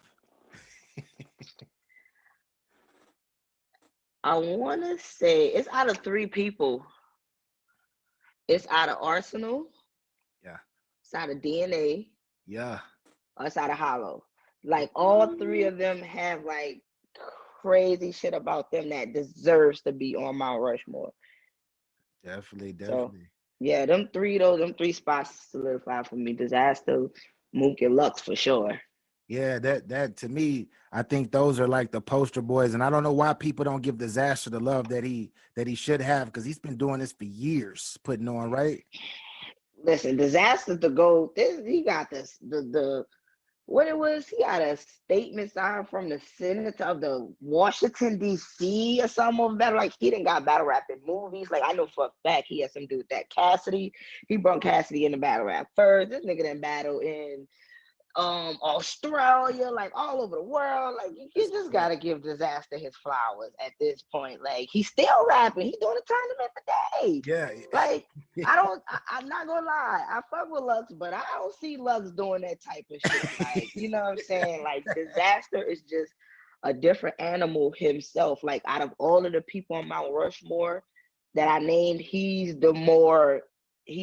probably when it comes to talent, just writing, rapping, freestyling, battling, just the more battles you have to me, the more you're for the culture. That's a fact. I agree 100%. So hold on. So hold on, my piece went there. My headphones. You hear me? Yeah, I can hear you. Yeah, so Disaster he deserves it for that alone. Murda Mook deserves it for the fact that it's Mook. When you hear battle rap, you hear Murda Mook. Facts. Like when it comes to BET, when it comes to like the celebrities, if you go to them and ask them what battle rapper they know most, they probably gonna say Murda Mook. Yep. Then Loaded Lux. Hands down. His presence, just what he is alone, just you know what I'm saying, like just what he is to battle rap. Period. It makes him on there. So yeah, that's my Mount Rushmore. Now we got to switch it to the ladies. Excluding yourself because you're on Mount Rushmore to me. I can't even front. You are. I'm definitely putting myself. Thank you. Thank you. Oh, but excluding yourself though, who are the 4 names you will put there? Jazz, Hustle, E Hart. And the 4th one would either go to QB or Gaddis. Why QB or Gaddis? Because they was the beginning. They was battling niggas before any bitch was battling niggas. That's a fact. Like they was up there grind time, like QB doing 2-on-2s with Swave, Sever way back in the gap and still battle, like with QB still battling, still keeping up with the times. Gaddis, more so, I didn't feel Gaddis should have been on there, but when I had said that one time, a lot of people had put me on her history. See, I told you when I came into battle rap. So Loaded Lux and Cal, so I'm like, I wasn't here for when she was on grind time. I'm like, who she battle? Because You know what I'm saying? But a lot of people say she did a lot of shit. She was like one of the first females niggas was watching, apparently. Yeah. So off of that, from what I was hearing people saying, like that sound like that deserves to be Mount Rushmore. Then the fact that she's still good though, even though she haven't battled in a long time. Like her battle with Hustle was good. Like she still has the pen. She still raps well. So that's probably be the 4 people I put on there. That's a dope list because I rock with all of them ladies, but yo ass is on there for real, like 100. Yeah, so I would have pushed Gaddis and QB out of there and just put me, Jazz, Hustle, and E Heart. That's the 4. When you mentioned Battle, oh no, I'm missing. I'm sorry, I'm missing. You're good. Oh, never mind. I'm not missing her. I was gonna say 40, but I'm not gonna say 40. 40 dropped the ball a lot. Yeah. She I liked her. I liked her versus Miss Hustle. But when it came to what you and Jazz did to her and E Heart was, oh my gosh. Yeah, and it's crazy because 40 is female battle rap. That's a fact. In a sense, like when it came to who was getting millions of views, who has the most million views, like who is the most views, it's her. Who has the fan base, it's her. Like the bitch can rap her ass off, but that has nothing to do with your showings. Your showings have something to do with if you're in a Super Bowl. Like you can't be in a Super Bowl if you don't make it to the playoffs. You know what I'm saying? So, yeah. You got to get through some. Like you could be one of the greatest players we know, but if you don't win the Super Bowl ring, niggas like, oh no, I got 4 rings though. You could be the coldest player. You gotta have them rings to show it, bro. You gotta have them rings. That is a fact. With that being said, there's been circulation. Well, now it looks like it's actually official. No pun intended.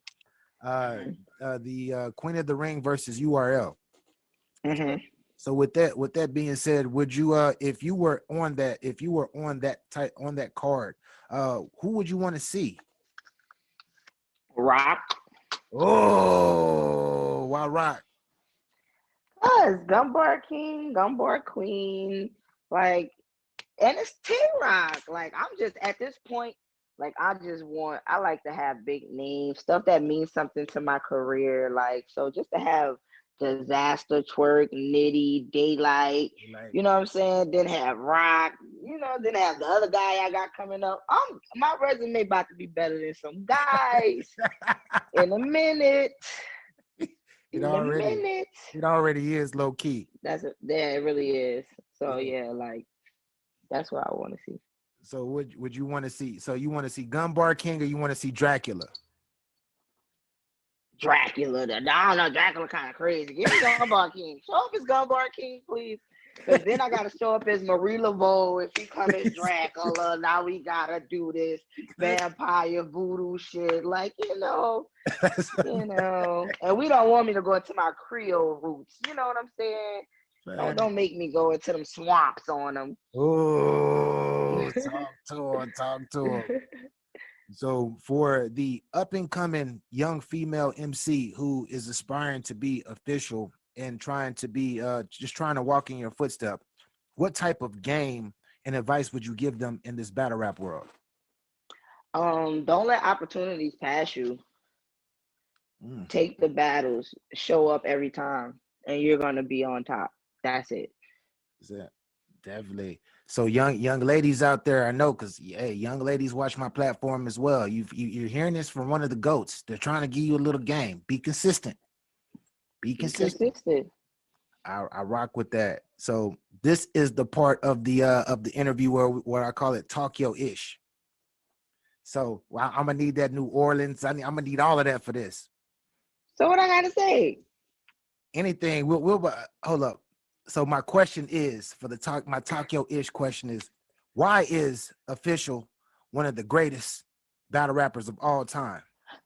Cause I body bitches, I body niggas. Ain't nobody fucking with me. I got the best fucking resume. I show up in other niggas' state and they can't see me. I'm in their hometown. I'm never at home. I always win. Niggas can't fuck with me. Niggas can't see me. Like I'm from the South. Like I'm from New Orleans. Like who came from the South like me?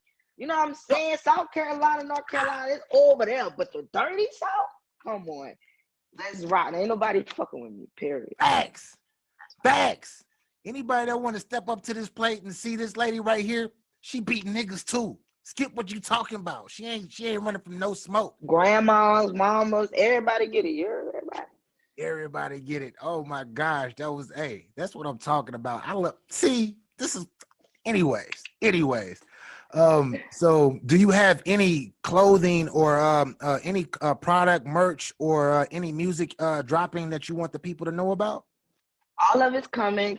Can't say nothing about it yet, but I have a whole album finished. Shit's crazy. Y'all ain't ready for this. Niggas ain't even know I've been working on the album. All thing finished. Like y'all about to see a whole new official. Just be on the lookout. Hey, I've been so I be tuning into your lives here and there when I be having time, and I be seeing you be in a whip chilling, the music be bumping, and I be like, where can I find that music at? Can't find it yet. Keep looking. It's coming, or it will find you. Hey, it will find you. So when will we see Official in the ring again? Very soon, probably next month. Next month. I know you're not able to tell nobody about whoever it is, but are you ready? Are you ready and engaged? And is this battle going to be exciting for you? Yes, will be crazy. I'm gonna show up and show out as always. This another day in the office. Another day in the office. At this point. Well, hey, that's pretty much all I got as far as questions. Is there anything that you want the public to know? Just be on the lookout. I'll be bodying the motherfucker next month. That's it. You calling a 30? Are you calling? Follow me Instagram and Twitter, official real rap. Oh, it's gonna be. I don't like the jinx stuff. I ain't gonna call it. Okay. I ain't gonna call it. You gonna rock with it. Well, hey. I don't want to jinx it. Well, hey, y'all, there you have it. The queen of this battle rap thing right now, one of the best to ever do it, has just blessed the platform. And Official, I just want to say thank you for blessing the platform and showing your boys some love. And can I get that Get Your Bars Up tag for me? No problem. Y'all already know what it is. Shout out to Get Your Bars Up. Official in the building. I'm out. Holla. Let's go. Alrighty. Okay.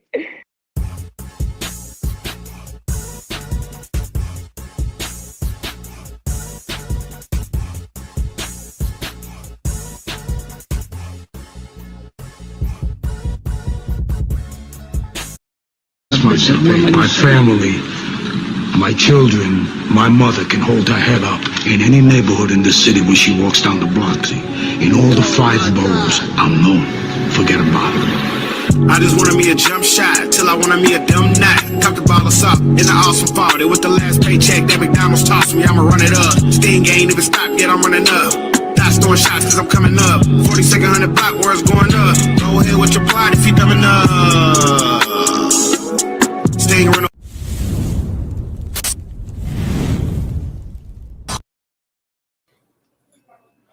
What up, world? It's your boy BA for real 100, and welcome to Get Your Bars Up Media. Salute. So today we have a special guest.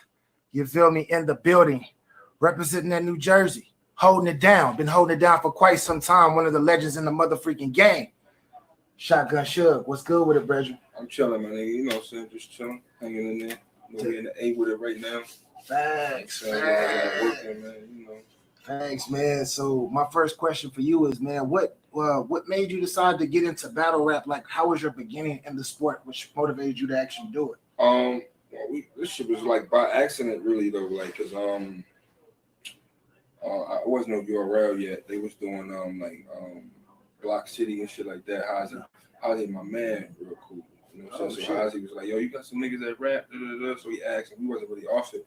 And then I think my man right here, we was at my other man's house, and then they dropped something that had Old Red on there. You know, familiar with Old Red? So they had Sue Surf on there. You know what I'm saying? So we was like, oh shit, I put Battle Surf first. Yeah. Oh shit. Yeah, he called me my real name and everything. The next week, he was calling me my real name and everything, but he was battling somebody else because he was supposed to battle me that night. You know what I'm saying? And that's how we really got into it. And ever since then, it just been like, you know, it's really like kind of fun though. Like even the like getting on URL, like that shit. Like Smack was on my block. Really? A year before I even battled on URL. Hell yeah, he was on my block, Bergen Street and shit. He was shooting a video with the nigga Jameek or whatever, and Jameek had an artist that was from the neighborhood. Wasn't no gang member or nothing. He was just lived around there. You feel me? Like a couple niggas know him, couple niggas, but it wasn't really sanctioned for them to shoot a video on a block like that. So you know what I'm saying? So we pose around, we come around and see Smack. I ain't no Smack from on the wall, you know what I'm saying? I ain't know him. I didn't even know that was him because we never see him behind the camera. So then Jameek. So I'm like, yo, what's good? Shoot a video. You know what I'm saying? And I'm like, yeah, this Smack from, you know what I mean? Smack DVD. Yeah. So right there, I'm like, my man, I embrace him, show him love. Like, you know what I'm saying? Yeah. Ain't nobody do nothing to him. Yeah. You know what I'm saying? I was with him the whole day that day, even went to across town to, you know what I mean? The opposite gang neighborhood and was with him over there. Yeah, Jay was with him. And Crips over there, like, you know what I'm saying? Word up. Definitely. And held him down. And then I met him a year later. They started doing URL shit. He did like a cipher, something like Surf and Red. And I felt like, well, I'm like, damn, bro, I was down using my hood. You know what I'm saying? Yeah. And how you ain't going? I did a blog, and how you going? You know what I'm saying? 440 used to be hanging in there. I did a blog and shit. You know what I mean? Yeah, definitely. And that's why I was telling niggas earlier, like, Smack, like, literally found me in a trap. Like, you know what I'm saying? I did a blog. Crazy. Like, this shit was by accident. Like, this shit wasn't really no, you know what I'm saying? Word up.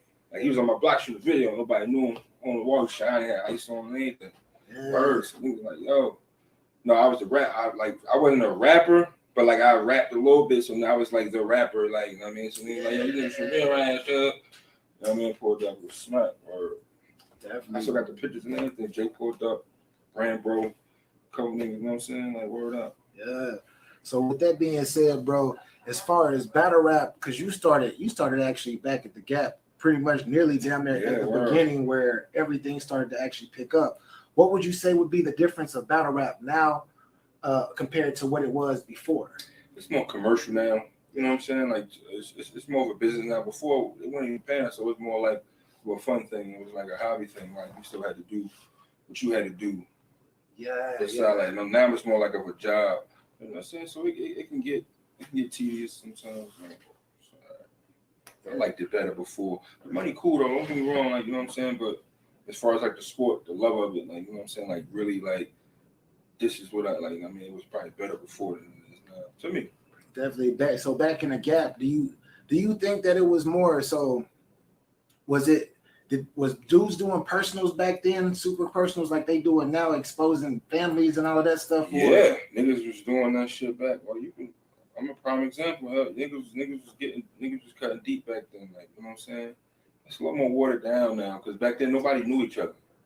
So it was a little more disrespectful. It was a little more authentic and raw then because now everybody know each other.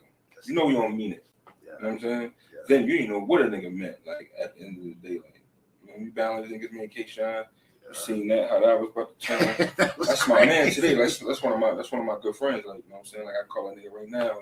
Like let me chop it up one about anything. It's my man. But at that time.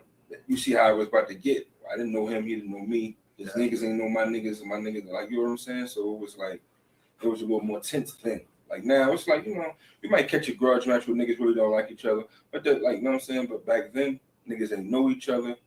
It was just like, yo, you know what I mean? You either watch what you say or you don't. You know what I mean? Nigga gonna do something, nigga not. Like, you know what I mean? That's a fact, man. What was one of your, what would you say was one of your most heated moments in battle rap where it took you from the shotgun shug, the battle rapper to I'm gonna tear your head up, or you gonna make me want to tear your head up? Probably not a battle that had me there. But K-Shine probably the most controversial battle I've been in, like as far as like something really about to jump off. Maybe the surf battle. That was a little more personal, like you know what I'm saying. That had like that whole thing had nothing really to do with me and him, honestly. Like, we leave that right there. I mean, me and his battle, the tension wasn't with me and him. Yeah, because that's the way I know the media tried to make it seem like, no, oh, they don't like tension each was- other right now. See, what niggas don't know, there's a lot of shit niggas don't know. The tension was already there between the groups, but it wasn't between me and him. You know what I'm saying? Yeah. That make any sense. So that's why that shit looked that way. That's why how it went. That's how it went. Like, you know what I mean? Definitely. What I'm saying. The unfortunate part is it got like that. Getting closer, it wasn't like that when we set it up. You know what I'm saying? When we set it up, it was cool. Like, yeah, you know what I mean? You got your niggas, I got my niggas. You know what I mean? That heart That's check what it is. was crazy. Because we all know each other. Yeah, that heart check was crazy, bro. Yeah, you know what I'm saying? That's like, yeah. But besides the social shit, that was like, K-Shine might have been but the only nigga I like physically I probably had a problem with was probably Bill Collector. Probably the only nigga I'm like, put my hands on this nigga. Him, you know what I'm saying? At the time it was Rosenberg. Them niggas cool now though, you know what I'm saying? Like, it's been years. We didn't know these guys. This is back. Yeah, we was younger. I was like, we're fucking like 20 years old. You know what I'm saying? Yeah. With that being said, bro, where did you come up with the term "What's your life like"? Because that's very monumental to battle rap, bro. Man. There's Rosenberg. I don't know. Just in the writing process, it was just something that was in my. And shit just stuck from there. Like, there wasn't really nothing too much behind it. Like, I saw everything. Like, the pocket check came like that. Yeah. Everything just came like kind of organically. Like, it was done. Like, oh yeah, this is about to be my move or nothing like that, or this is about to be. Anything just really came organically.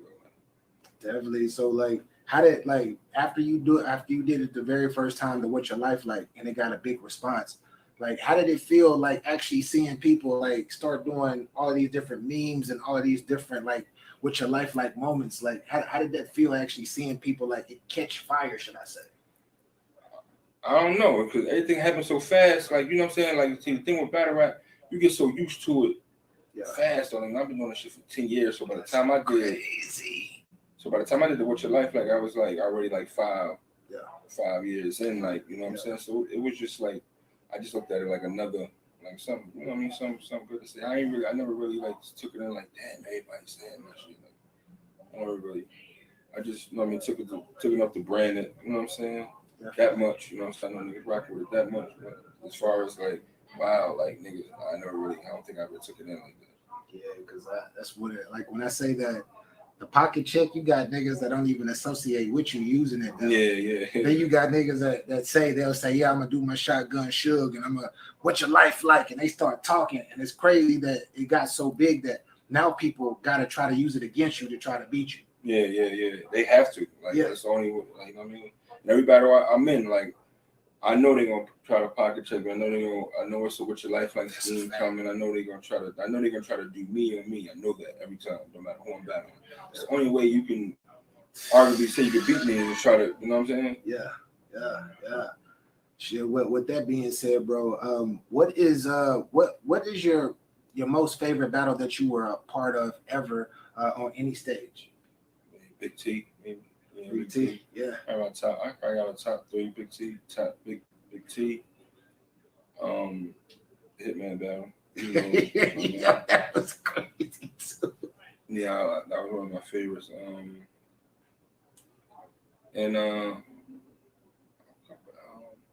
Mike P, yeah. No, because the T, I wouldn't say the T-top battle because, like, I feel like I don't even know. I don't even know how I was even ready for that battle when we did that. I don't even know how we even pulled that off. Like, you know what I'm saying? Yeah, but that was actually because I walked in the building, jumped right on stage. Like, I ain't had no fun. I don't even know how that pulled it off. Yeah, it's like some shit. I don't even remember the process for T-top. Like, honestly, the writing process or nothing. I don't remember nothing about it. I don't even remember being there that day. I know it happened. I know we go back on YouTube and watch it. Yeah. But like, as far as like me remembering like the Big T, Mike P joint, and the Hitman. That Mike P volume battle. I can remember them days. Like, I can put myself back in the room like that on them days. Definitely, man. So as far as so recently, well, not as of super recently, because your last battle was fire, but you had a battle prior versus Jay the Nightwing. Yeah. And you received some criticism about that battle. Like, how was battle rap life, and how did you take that criticism? If you don't mind asking. I really don't care because not for nothing. This is battle rap, my nigga. Like, you know what I mean, as long as like I put it like this, as long as the league's given a chance, like you could choke today, but it, like, you know what I mean, if the league give you another chance, Barrett, and then you go in there, they don't even gonna forget about that shit. You know what I'm saying? The last, like that's just battle rap flip floppy. Like I always say, like niggas don't be fans of the battle rapper. Niggas is fans of battle rap because I could be going through XYZ outside of battle. You won't even give a fuck if I'm not performing good. You're not a fan of me. You're a fan of the sport. Really. You want me to do good in the sport that you love to watch. You know what I'm saying? That's a fact. That's a fact. You know what I'm saying? That's how I look at it. So niggas don't. I already don't give a fuck. He was a replacement anyway. I wasn't even supposed to be battling him. Oh, really? Nah, I was supposed to battle Broken Hands, but he had something going on. He couldn't do it at the time. You know what I'm saying? So he was a fill-in. So I wasn't even really too motivated for him anyway. Like, you know what I'm saying? Yeah. I just wanted to get in there and see how that room was. You know what I mean, knock the rust off and shit. I ain't battled in a while. You know what I'm saying? Like, you know what I mean? So I just wanted to shake it off to see. You know what I mean? Because they said it was different, so I wanted to see what it was like. You know what I'm saying? Definitely. That was my whole thing with that Jada Nightwing shit. I ain't really give a fuck about that shit. Facts. So moving forward, man, when are we gonna see Shotgun Suge in the ring again? If you can even say, because I know. Yeah, I can. October 18th. I got the nigga None. You know what I'm saying? Okay. Yeah, you know what I'm saying? Yeah. Another battle I really don't want to do. I'm gonna do it though. Nah. I'm gonna do it. Then I got a big battle coming up. I can't really say when and who. You know what I'm saying? But it's coming. Before the year. I'm gonna say that. You know what I'm saying? It's a big one though. You know what I'm saying? Yeah. Are you motivated for it? Oh yeah. Oh, this is what This is the one. Like this is why I'm doing nothing. Like, you know what I'm saying? This is the one. Like, you know what I mean? So this is one of those. This is one of those. Like, you know. I'm treating like past day. Like, you know. Yeah. Even Chef Trey, like this is one of them like main joints. So this is one of those. Ain't no one off and no weird shit. Yeah. You know, some shit you know. Nah, that's some real shit. I'm back in that rotation now. Like, you know what I'm saying? I was out. Let's go. Yeah. So now, excluding yourself, who would you say would be? Who is your Mount Rushmore of New Jersey? Because New Jersey, we know, has excluded myself. Excluded. Okay. What's yourself? Who's the other three slots? It's me, Arsonal, Susur. Is 4 on Rushmore or 5? 4. But you can fifth slot. People always throw a fifth. Well, I can't go. It's over red. I can't. I can't do that. You know what I'm saying? Like if it was 5, I would say Twerk. You know what I'm saying? Twerk is a GOAT. Don't get me wrong. You know what I'm saying? But you gotta think. Twerk got years to go. Like Twerk is young, still early. He early as hell. He still got big names to battle. Like everybody at his name already battled every big name. You get what I'm saying? Twerk still got big names to battle. You know what I'm saying? So I don't want to like take him off the Rushmore. But if I had to pick 4 from Jersey, like I would go with the first original because like you know what I'm saying? Like niggas got years in. You know what I'm saying? Niggas got accolades and shit. You know what I'm saying? The Twerk right there. Twerk is definitely a young GOAT. Definitely. New Jersey Twerk, definitely. Man. He's definitely a Jersey Rushmore. Like anybody else, I have him on there though. Like honestly. Definitely. You know what I'm saying? Definitely. Yeah, he's dope. Twerk is definitely dope. Yeah. And I can see him in the future. Hopefully he's healing up and he's getting better and all of that stuff because I know he just went through a situation. I talked to him about that. He getting there. Yeah, definitely, bro. With that being said, man, this is a segment of the interview where I call it Talk Yo Ish.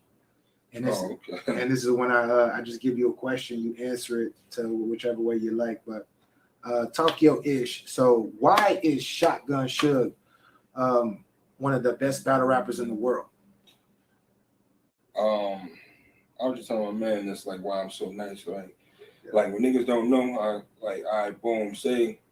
I feel like I'm one of the best in the world because like you can say what you want about me, but if you really knew my process, like you wouldn't like, you know what I'm saying? You're like, yo, this nigga's kind of crazy a little bit. Definitely. Like we was talking about, like, say I battle Danny Myers, right? Yeah. Say I battle him. Whenever I battle him, like, you feel me? Yeah. He's already writing right now. That's a fact. You get what I'm saying? Yes. Like, so say the battle was in January or something.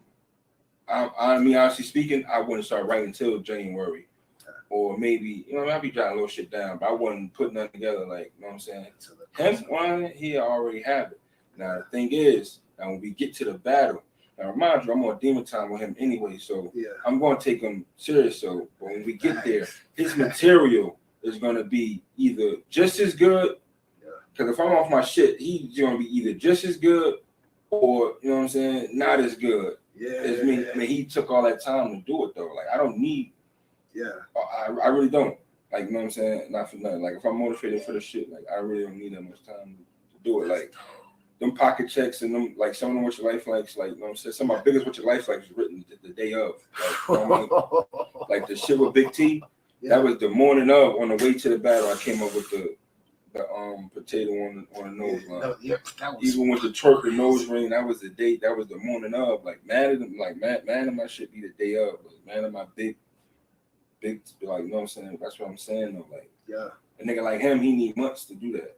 Or, you know, he need, like, I'm talking about to really, like, you know what I'm saying? To prepare and all that. Any one of them, anybody, though. You know what I'm saying? Not for nothing. Anybody. Nigga, I know niggas be taking, like, the nigga None. He took hella time. Like, you know what I'm saying? Like, not for nothing. He either, and when we get there, he either gonna be not as good or just as good. He ain't gonna be, he ain't like too crazy. Like, you know what I'm saying? That's what I'm saying. Like, that's why I feel like I'm one of the best niggas in the world. Like, and I done beat some of the best niggas in the world. So to say, like, that's a fact. We've seen it on camera. Yeah, we've seen niggas' careers and everything. That's a fact. Oh, yo. Man, with that being said, man, before we get up out of here, is there anything that you want to tell tell your fans and tell the public that you have coming out? Any music or anything like that? You know, I got the Fat Poppy Tape 2 out right now. You know what I'm saying? Cop that. Yeah, it's streaming everywhere. You know what I'm saying? A single video with the party out right now. You know what I'm saying? I'm working on something new right in Atlanta right now too. Okay. Coming soon. Can't talk too much about it, but you know what I'm saying? We just got shit working. You know what I'm saying? That's about it. And you know, Danny Myers, fuck you. A-Bird, fuck you too. Yo, y'all hear him talking. Definitely, man. With that, know my body, man. That's what's up, bro. Well, shit, that's all I got, man. And man, I appreciate you for blessing the platform. Oh, of course, because you can't. Bro. My guy, we in the A right now, and my guy broke everything and came to holler at me. So, hey, y'all know I fuck with him, and he fuck with the platform. So stop hating. Yeah, definitely stop hating. Stop fucking hating, nigga. Stop hating on me. Definitely, man. And if I can get that Get Your Bars Up media tag before we get up out of here. Oh yeah, man. You already know, man. Follow Get Your Bars Up media, man. You already know shit. Now we rocking nigga jersey in the A, nigga. Salute. Fuck with me. You already know. Thanks, bro. You already hell yeah. Hell yeah. That's good interview, right, GT? Hey, yo, what's good, world, man? Once again, man, it's your boy Yo-Yo Escobar, man. The head honcho, the worst sport battlegrounds, you know what I'm talking about, man. I need everybody to go head over to Get Your Bars Up media right now. Like, subscribe, and share that thing, man. Go show Get Your Bars Up media some love, man. Y'all know what time it is, man. It's the world's #1 source for battle rap. Let me get your bars up, though. The world's #1 source for battle rap. And all that, you know what I'm talking about? Aye, it was dark at the bottom where I started from. We ain't got a bag, then I got my bars up. Remember the paper tag, ay, on that hot boy. Nah, he not doing it. That's the shine around. But anyway, shout out Tay-Rock. What's good? Get Your Bars Up media. What's good, gang? I'm chilling, bro. I'm chilling. I had to work or whatnot, and I just got my ass back home, so I'm rushing this shit, trying to ask questions through the chat. But salute to my brothers, though. Salute to my brothers. But I do have I have a question for you though, right off the bat, man. And I got mine written down. We'll get back to mine. Go ahead. My bad. I didn't mean to cut you off, Yo-Yo. Go ahead. But my question is though, like, when was that moment that like you looked yourself in the mirror and you were like, I'm that nigga, like I'm the one for you? On some Neo type shit. Like,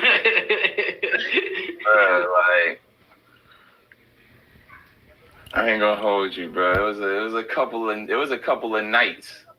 There's a couple Summer Madness nights that I had to do that. Like, yo, I am really him for real. Like, this shit is crazy. Like, I ain't gonna lie. Like, shit, bro.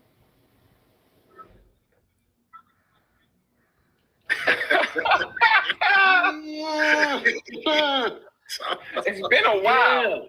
It's been a while. I ain't gonna lie, it's been a while. You get what I'm saying? To where I can look myself in the mirror like, yo, I am that nigga for real. Like, niggas cannot fuck with me. Like, you get what I'm saying? It's been a long, say about a year or two.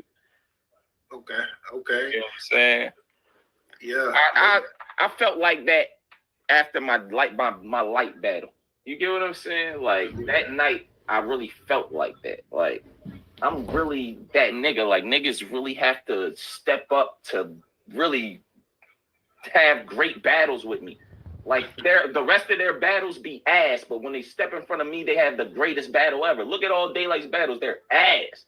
Look at one with me. It's amazing. Like, yeah, take the first Daylight we ever seen.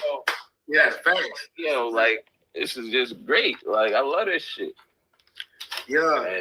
I wanna say this for like when from the fan perspective, and me watching the game, being in the game for a long time as a spectator or whatnot, I felt like I seen your transition. The second battle versus Charlie Clips is when I seen a new Tay-Rock. That was like from the fan perspective, where right. I felt like lyrically you took it to another level and became powerful after that. Okay, I appreciate that. I feel the same way. That's right where everything turned around for me.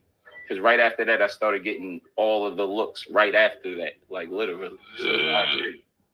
Facts. It's crazy. Ain't that crazy how one moment and one battle can change, you know, the outlook of a battler's career? You know what I'm saying? And you're not even thinking about it while you're doing it. You know what I mean? Right. Nah, straight up. That's crazy. That's crazy. You know what I'm saying? This is mainly for people that haven't done in person. A couple of them over here have definitely done in person. But it's mainly, you know, for up and comers, man. Yeah. I want to say some real shit that's I'm gonna step outside of battle rap. So Rock, I seen recently you and your lady, you gifted her. You feel me? Yeah. And I wanna salute to you for actually in battle rap right now. You feel me? It's other couples, but like it's nothing like black love, bro. And right. The energy that both of y'all put through that screen once you did that, bro, was fucking phenomenal. And it gave people, it gave a lot of people of color like energy to be like, yo, I need to take care of my queen. You feel me? A lot of these knuckleheads around here not doing it and can't do it. They're not doing it. Can't do it. Can't fucking do it. That's real. Real shit though. Won't do it if they can. Like, she been putting in a lot of work, like as far as these battles, you get what I'm saying? Like, and I see her putting in her own work, and she doesn't ask me for any help. You get what I'm saying? As far as her pen. Yeah, like, she said that in the interview. I might, you feel me, get her right with whatever she needs to get on that stage. I'm not gonna send her up there in nothing she don't want to be in. You get what I'm saying? But as far as her, she don't ask me for shit. She comes up with all her own material, and in my mind, I'm like, damn, you did 3-4 battles in this week. I mean, this month. Like, I know you don't really get paid like all these other females. So, and I got a bag. So, you feel me? I see you working hard. This is for you. You get what I'm saying? You're not just watching me battle and waiting for me to get a bag. I see you going to go get your own shit. You get what I'm saying? So yeah. That's a fact. And she definitely be applying pressure, man. And when we interviewed her, she definitely said that the plates that she gets, you know, even future bags, you are real joints. She definitely want to do it on her own. You know what I'm saying? And I gotta respect that. Yeah, she don't be asking like, yo, put that call in. Yeah. She can easily say that. Easily. But for her to want to fuck that, I'm getting up, I'm gonna get this. Man, you gotta commend that. Fuck out of here. There's been times I already said to her, hey, you want me to holler at Beasley? She's like, no, I just, you feel me, put in my work and they'll see. So I'm going to let her get it her way. You get what I'm saying? She bubbling, like she said yesterday. She bubbling right now. So that's man, listen, that's always amazing. That's black love, bro. You can't go against that, just bro. like MJ I love said. it. I love seeing that shit, bro. I love it. I ain't gonna front. It's crazy. It's definitely crazy, man. But I think, hold on, just to elaborate on some of the fucking names I just said, but I think Twerk and Jack would be the craziest. I think Twerk and Jack would be the craziest, man. If you're gonna try to set some Summer Madness shit up, Yeah. you gotta give us one of them. Or 2-on-2 with First Lady Flames and Lady Caution and you, motherfucker. What's up? Yeah, I'm with that. That one sound interesting, man. I asked Caution about that one, and I asked Jack about that. Me and Caution versus Jack and Flames, that one they need to try to lock in. Like, I like that. That sound crazy. That's fire. Couple versus couple. Yeah, What's up? That would be fire. I like that. That would be fire. That's Kings versus Queens material. I ain't gonna lie. Yeah. That's main event, Kings versus Queens. Yeah, you might have just started something with that. If they get a whip of this interview, they might like that. For real.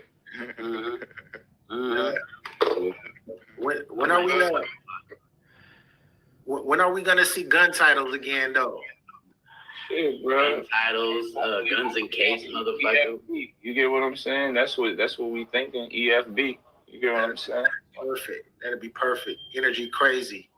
Definitely. Gun titles, EFB. Hopefully, top I seen you say that. Yeah. Smoke. What you say? It's electric. Man, it's electric. You dig what I'm saying? That's a fact. You feel? They said, hell no. Hell no. Fuck the student teacher. This teacher principal. What's up? For real. And What's up? So Rock, man. I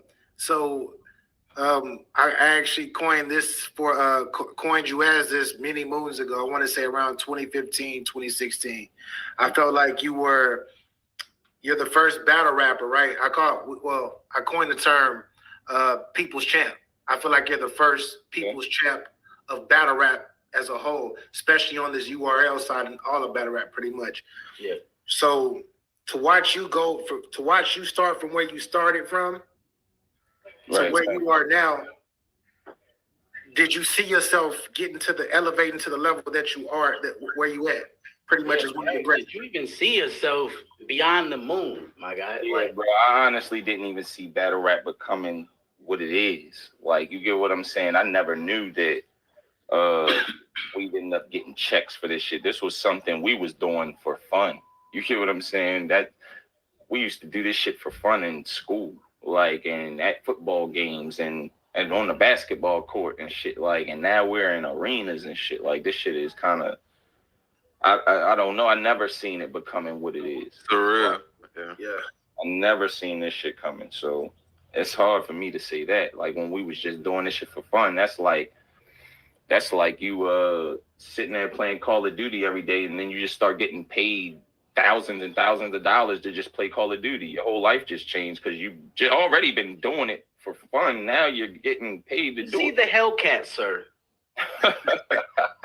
SRT. You see? Bro. That's what it's made for, man. You know what I mean? Have fun with the shit, bro. Like, that's a fact. You've been doing this since 16, G. Like, Blickies was out there. Don't calm down. Calm down. The old times. Oh my God, bro. That shit used to be a movie. Hey, shouts out to my guy Snack King Cole, Mr. BP the blogger. He wanted to know if URL decided to do an Ultimate Madness with 250,000 for the winner, would you join it? I'm all in. All in? Fuck the SRT. That's Mozzie. You're gonna see him with the all red Mozzie with the back. I ain't gonna lie, a tournament for 250. That's 2 years of pay. Yes, I'm doing that. That's 2 years of pay. For me and URL. So yeah, a quarter mil for anyone. Listen, I'm getting in the tournament. Tell you right, we gonna have to battle for that $250,000. I'm parking the fuck out of. He said, I'm gonna have to. Hey, I'm here too, man. I'm gonna have to find a ghost. I don't know if doctors is out here making $100,000 a year, and I can battle in a 4-week or 8-week tournament and make $250,000. Oh my God, yeah, I'm battling. Plus, we know you are real hand of their business. Plus, getting paid for each battle. You know what I'm saying? So, yeah, hey, that ain't shit compared to that $250,000. But for sure, you make it all the way to the end, motherfucker. That's consecutive checks. We're not doing that. Maybe a little tip. I'm still off this hitty from last night. Speaking of last night, Facts. So it's I've asked this question to Pat Stave, Mook, a whole bunch of the top people, the top upper echelon of battle rap, battlers, should I say? But this is a segment that I call Talk Your Ish, where you elaborate, you say whatever you answer the question the way that you want to answer it. And my question for you, for Talk Your Ish, is why is Tay Rock, if not the best, one of the best battle rappers of all time? Well, I'm one of the best of all time because I've yet to hide from any confrontation in battle rap.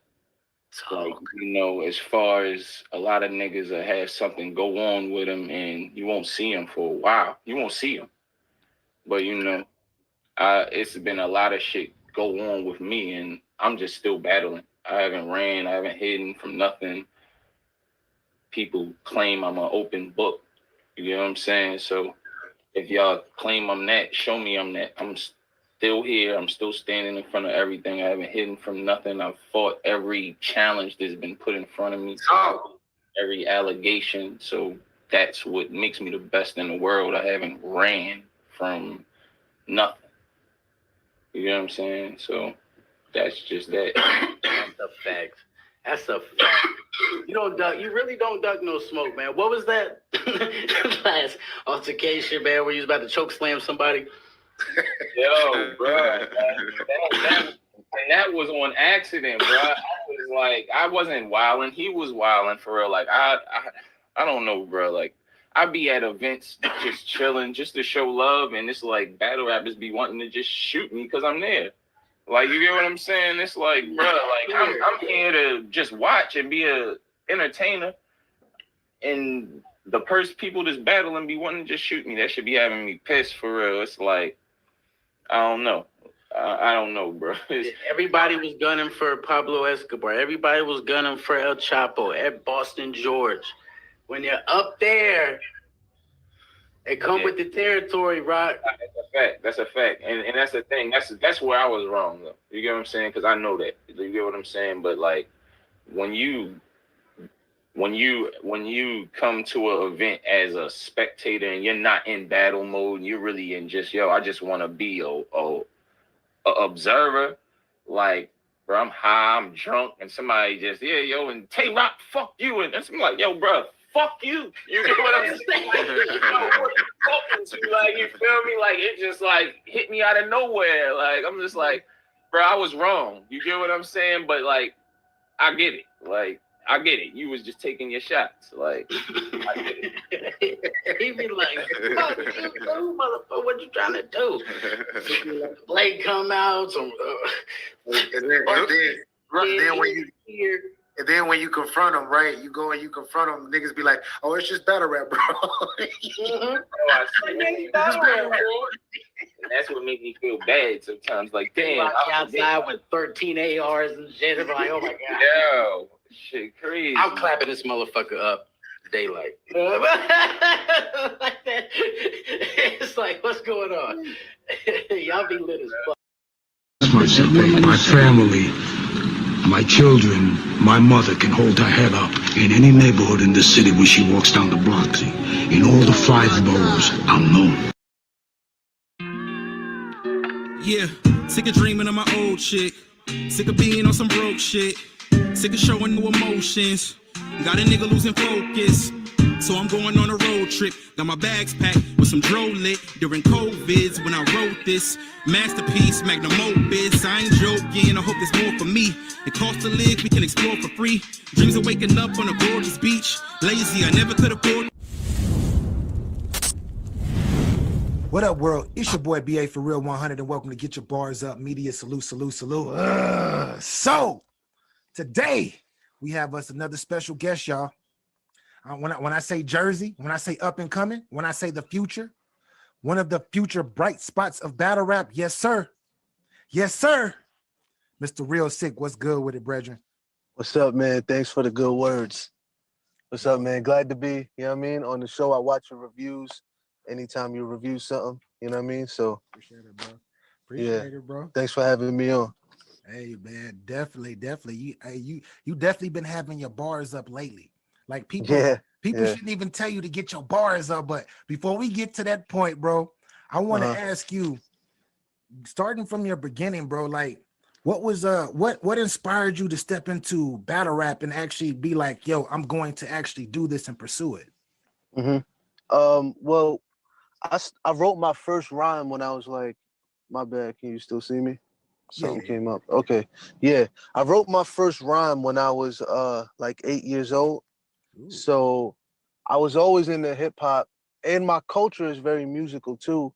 I just couldn't relate to it because I grew up in America, you know. So when I heard hip hop, I kind of related to it because it was like, you know, it was talking about, you know, the struggle. It was about fighting back. It had a warrior mentality.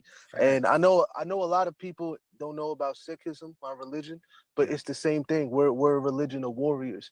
We're not a passive religion. You know what I mean? Like, we don't believe in turn the other cheek. We're warriors. You know what I mean? So hip hop kind of it like merged together with that world. You know what I'm saying? And at the same time, you know, if you look like me, growing up after 9/11, it was lit for you. You know what I'm saying? It was lit. You know what I'm saying? So like, I was getting in fights all the time because racism. I was introduced to racism at a young age. I was born in '94, so I was about to turn 7 years old when that shit happened. You know what I mean? So I was getting in a lot of fights and shit. So like, when I saw hip hop and heard hip hop, I like related to it a little more. You know what I mean? Yeah. And then so my bad. I like explaining things before I answer the question. Talk your ish, bro. Talk your ish. So I got introduced, when I got introduced to hip hop, I got introduced to the concept of a MC versus a rapper, right? So you got different kind of rappers. You got fast rappers, slow rappers, storytellers, lyricists, party rappers, battle rappers, freestylers, whatever. You got all these different kind of rappers, and an MC can do everything. That's a fact. An MC can do all of that shit. If you turn a beat off, he's gonna spit an acapella that's crazy. He'll kill a cipher. He could battle. He could tell a story. He's crazy over beats. You know what I mean? He could do everything. Or she. You know what I mean? So I got introduced to that concept, and you know, that was also around the time where you know how it's respectful to hold on, my bad. I keep getting this. I need to plug my charger's like fucking up. But anyway, you know how it's respectful to check in with the OGs before you walk through a hood? So it's the same thing with hip hop. I couldn't call myself an MC if I didn't know all the MCs that came before me. You know, so I went back and I was, you know, doing my history on G-Rap, Rakim, Big L, Big Pun, all of those, right? The legends. And so around this time, so I was making a lot of music and shit like that, but I didn't battle until high school. You know what I mean? And that's when I started getting in battles a lot, because ciphers just turned into battles. You know what I mean? When people run out of raps, the cipher starts getting smaller and smaller, and then it's just two guys left, and then y'all end up battling each other. Even if it was just like a verse for verse battle like it used to be, or if it you know, y'all started battling each other. You know what I mean? So that's how I started battling. I didn't jump into the ring like on camera until 2015. You know what I mean? But before then, yeah, I was battling all the time. I had a studio, or my boy had a studio in East Orange, New Jersey. I'd go there. I'd end up battling people over there. I lived in Camden, New Jersey for a while. I battled people over there. Like, yeah, I was just, you know what I mean, just doing it. Yeah, So- just being a rapper. So your first battle on cam, who was it, and what was that feeling like for you? My first battle on cam was a UW tournament. Shout out to UW, Arsenal, L Wisdom, Ray Swag, all of them. It was a tournament on UW, and I battled this dude named Authentic, right? Yeah. And so this is the crazy story. So we both battled each other, and they couldn't decide a winner. So they kept us both in the tournament. We ended up killing everybody else in the tournament and meeting again in the finals. So if you type in Real Sick versus Authentic, there's a 1-rounder and then there's a 3-rounder. Because the 1-rounder was the intro to the tournament. You know what I mean? Shout out to Authentic. He's still battling and stuff. He's fire. But yeah, so we had a 1-rounder and then we had a 3-rounder in the finals. You know what I'm saying? So that shit was, that whole experience was crazy. But the feeling I just had was just I wasn't nervous. I wasn't any of that.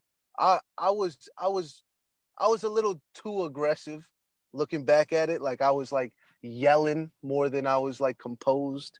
You know what I mean? I shouldn't have, I was just barking on them, you know what I mean? But my style was also very multi-syllabic, heavy, without like I would be rhyming more than I was punching, you know what I mean? Back then. So like, cause I love the art of rhyming, you know what I mean? So now, like if you listen to me now, you could tell I like found out how to do both, you know what I mean? Yeah. And like I found out how to do everything, like that, you know, multis, punchlines, angles, jokes, all of that shit. So but yeah, so that's how the first battle on cam went. That's dope. That's dope. So with that being said, bro, as far as like battle rap, like what are some of your favorite battles that you grew up actually watching that that inspired you to actually start doing this as well? So the first battles I seen, Mook and J Mills, you know, Jin and Verse. I went back and watched because Eminem was one of the first rappers because of his popularity that I was like introduced to, and you know, through him, because I remember he gave a speech saying you know, all the rappers that inspired him, and he named like the G-Rap and the Rakim and some of the names that were there I hadn't heard of yet. So those were like Tribe Called Quest, you know, Naughty by Nature, like people like the Fat Boys. I didn't know about the Fat Boys until like I heard him say it, and then I go back and I heard that beatboxing shit they were doing. You know what I mean? What was that? Oh, I went back and watched some of M's battles, right? And that's kind of like I was like, yo, are they still doing this? And then I found out it was a cappella. Mind you, when this is going on, I'm like 10 years old. You know what I mean? I'm just 12 years old. Yeah. So I'm going through the shit on like my dad's computer, you know what I mean? Because I didn't have a computer yet. And then and like to listen to the music, I had to go on LimeWire. Remember LimeWire to download the shit? Yeah.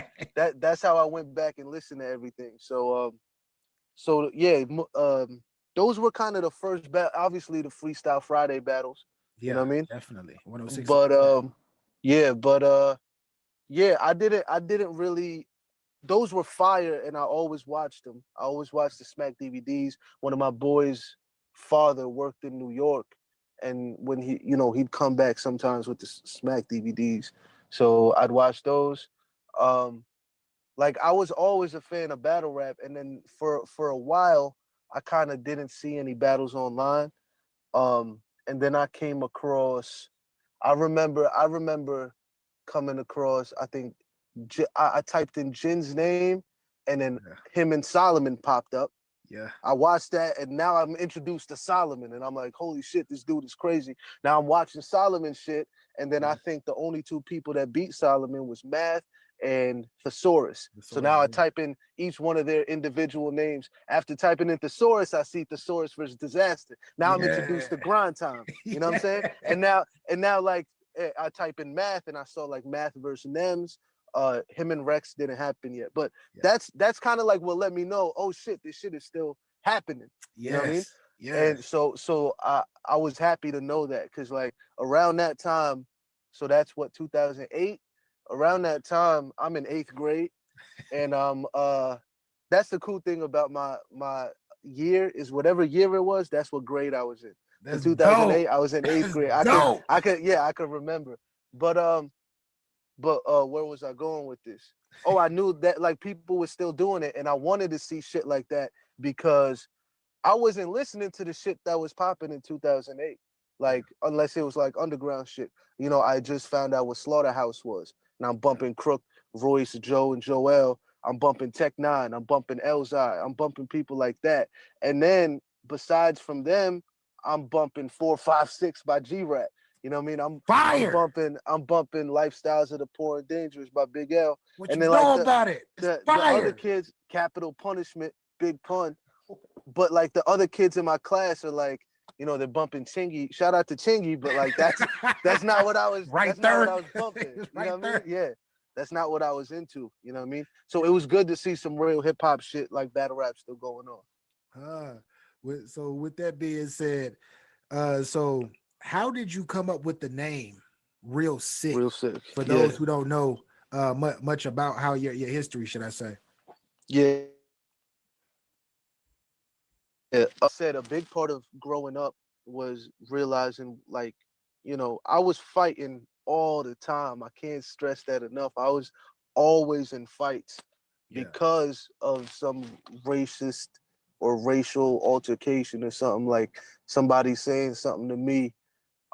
So I only got along with other minorities, you know what I mean? Yeah.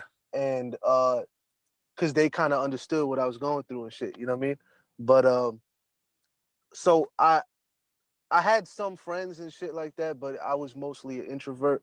And but the one thing I knew was, you know, from having those friends was a lot of people didn't know what a Sikh was. They didn't know the difference between Sikh and Muslim and Hindu and Middle Eastern, and obviously because we're like the newest religion compared to the other religions, because we were, you know, our religion was made in like the 1500s. Yeah. Whereas, you know, Christianity and Judaism are like BC, like back in the day. You know what I'm saying? So like in the UK, they know who we are, like, because we've, you know, fought with them in wars. You know, we've had acts of bravery that are, you know, like holidays over there. So they know how to spot a Sikh. You know what I mean? But over here, the only time we see people from the southern coast of Asia, it's like, you know what I mean, something in the news about like a bombing or something. And then you see like a turban and a beard. So now when you see somebody with a turban and a beard, you'll know the difference. So let me explain the difference real quick. That's a fact. So the turban in like the Middle East and India and over there, the turban is like Tim's in New York. You know how it's a regional thing? How like everybody will wear Timbs like in New York. So over there, people will just wear turbans because it's a regional thing. But outside of that, when you're in multicultural societies like Canada, America, Australia, UK, whatever, and you see somebody with a turban and a beard, 9 times out of 10, they're Sikh. They're not Muslim. Muslim people, you know, they'll cut their mustache and they'll have beards or something, but they won't have that. They might be bald. People that have turbans on have hair, like they got a lot of hair, you know what I mean? Yeah. So that's a sign of a Sikh, you know what I mean? Really? So 9 times out of 10, that person is Sikh. Yeah, so I'm only saying 9 times out of 10 because, you know, Nick Cannon's walking around here with a turban too. So you don't know if like maybe some people wear turbans that aren't, So but yeah, so when you're in multicultural societies, if somebody has a turban and a beard, most likely they're Sikh. You know what I mean? Another sign is they have like steel bangles on their hand or whatever. Cause like you know, like I said, we used to be warriors, and these used to go all the way up to our elbows. It used to be a long thing, like to block swords and shit. So this is a sign of another sign of us being warriors or whatever. But so people don't know that, right? Yeah, I didn't So know I that put until you sick just in broke my it name. down. Right. There's a whole bunch of other shit to go with it, but I put sick in my name. One, I thought I was new to finding out what a double entendre was. I was like 12 years old. I was like, real sick. Oh, that's fire, right?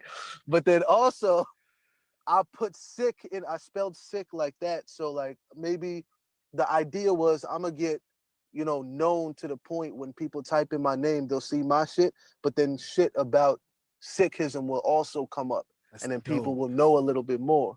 And people will know a little bit more about my people. So then the little kid in kindergarten doesn't have to keep on answering what's on his head, what he believes and shit like that. Cause now I'm trying to make it like more known, you know what I'm saying? Yeah, So definitely.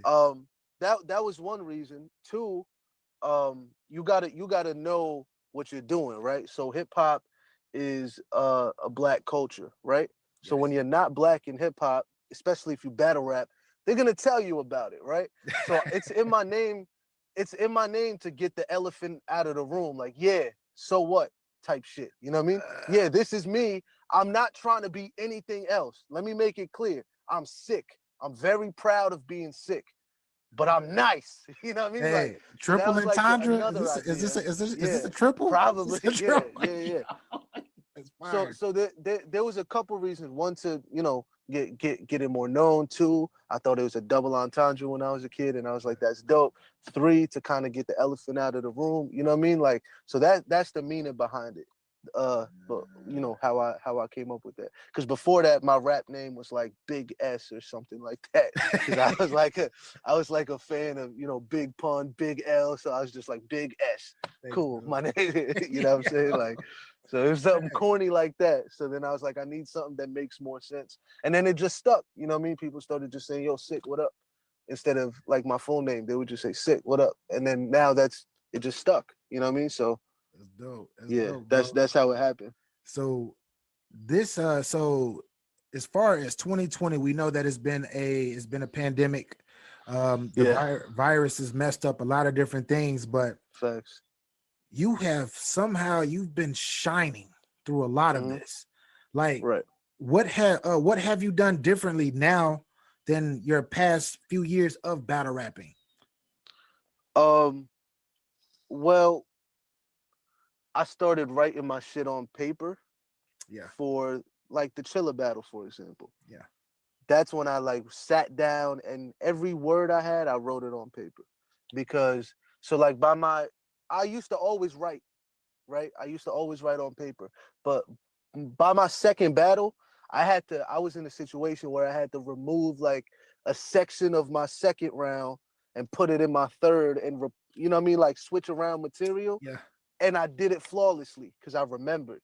So I started, experimenting, seeing how good my memory was. You know what I mean? So like my third battle, I didn't write a word down. I was like, let me try this. And then it worked. I didn't slip. I didn't stumble, none of that. So I was like, yo, I started practicing that a little more because like the way I started writing was I'd open a notebook, the left side of the page, I would only write the words that I was rhyming with, right? So like just the syllables, not the whole line, just the syllables. I would just on the left side of the page, and then on the right side, I would write the whole rhyme out. You know what I mean? Because like the left side of that was like the brainstorming side. Because sometimes you think of something that rhymes with something, but it doesn't fit in the subject matter of the shit. You know what I'm saying? So like that's how I would do it. So like let me give you an example. Like against Chilla, I said Nightwing told all you vets, the class outside, it's a bomb threat. Who the fuck you think is the bomb connect, right? So I wrote down like everything leading on your head, all the vets, right? Bomb connect. And now that was just supposed to be the punch. But then I was like, what else rhymes with bomb connect? And then it starts coming palms press. That's like a half. Palm press on your neck. That's one. Cough then, loss of breath. Your cause of death, increase your CPR percent. And I was like, perfect. That goes up. You know what I'm saying? Like it continues. So before before I used to do that on the left side of the page, and then the right side of the page, I would write the lines out. So then by like my second and third battle, I just needed the left side. I didn't need to write the words out. And what I found that was doing was I was memorizing it as I was writing it, because now I'm seeing what I'm rhyming. I'm seeing bomb connect, and I know the line that comes before it. So now I'm just reading the syllables, and I know the line, and I'm kind of memorizing it as I'm writing it. You know what I'm saying? Yeah. So I just got used to that, and then I just, I would only write something down if I was rhyming with a lot of words. You know what I'm saying? But to make sure I didn't repeat a word. And that I did that all the way up till Ultimate Madness. You know what I mean? Ultimate Madness comes, and I started going back to writing shit like on the left side of the page where I was just writing the syllables. You know what I mean? But then I was like, you know what? I had my battle with Jay, I had my battle with Chaos, and then I was like, for Chilla, I was like, one, he's the kingpin, right? And then I was like, and two, I know if I sit down and write the way that I used to write, shit's gonna come out better. You know what I mean? Yeah. No matter what, if I could come up with the fire shit that I've been coming up with, versus Kid Chaos, Jay the Nightwing, when I went to London, my PG, all my battles on iBattle, if I could do that, and I'm not giving it 100, I had to be honest with myself.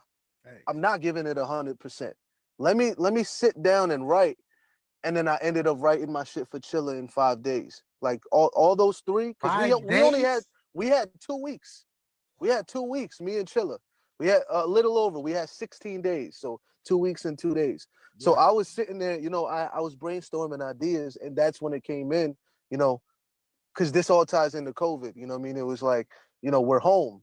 Yeah. So like, even though we were kind of getting out of it when this battle was booked, it was just that idea, like, yo, I've been sitting here, and I hadn't only been writing battle rhymes. I write every day almost. You know what I mean? I just to stay in the practice of the craft. You know what I'm saying? So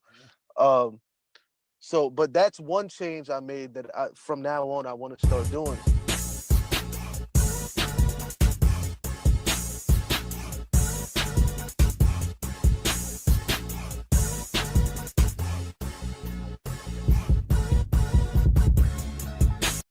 Embarrass myself, my family.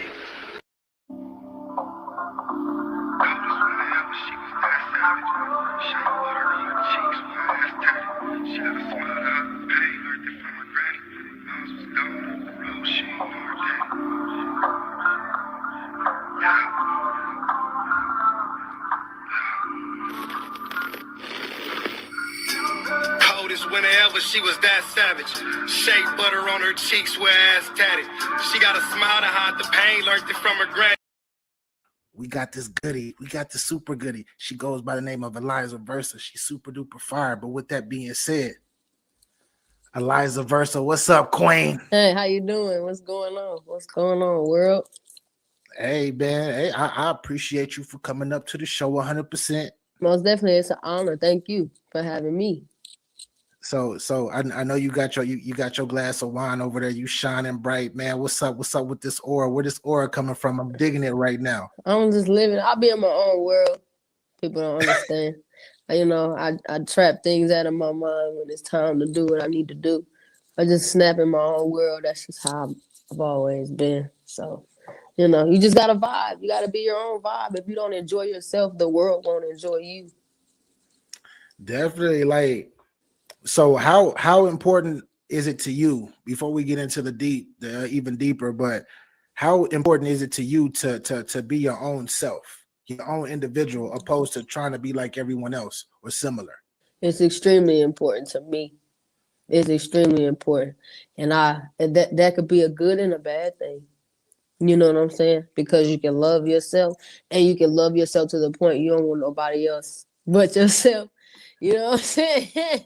So it could be a good and a bad thing.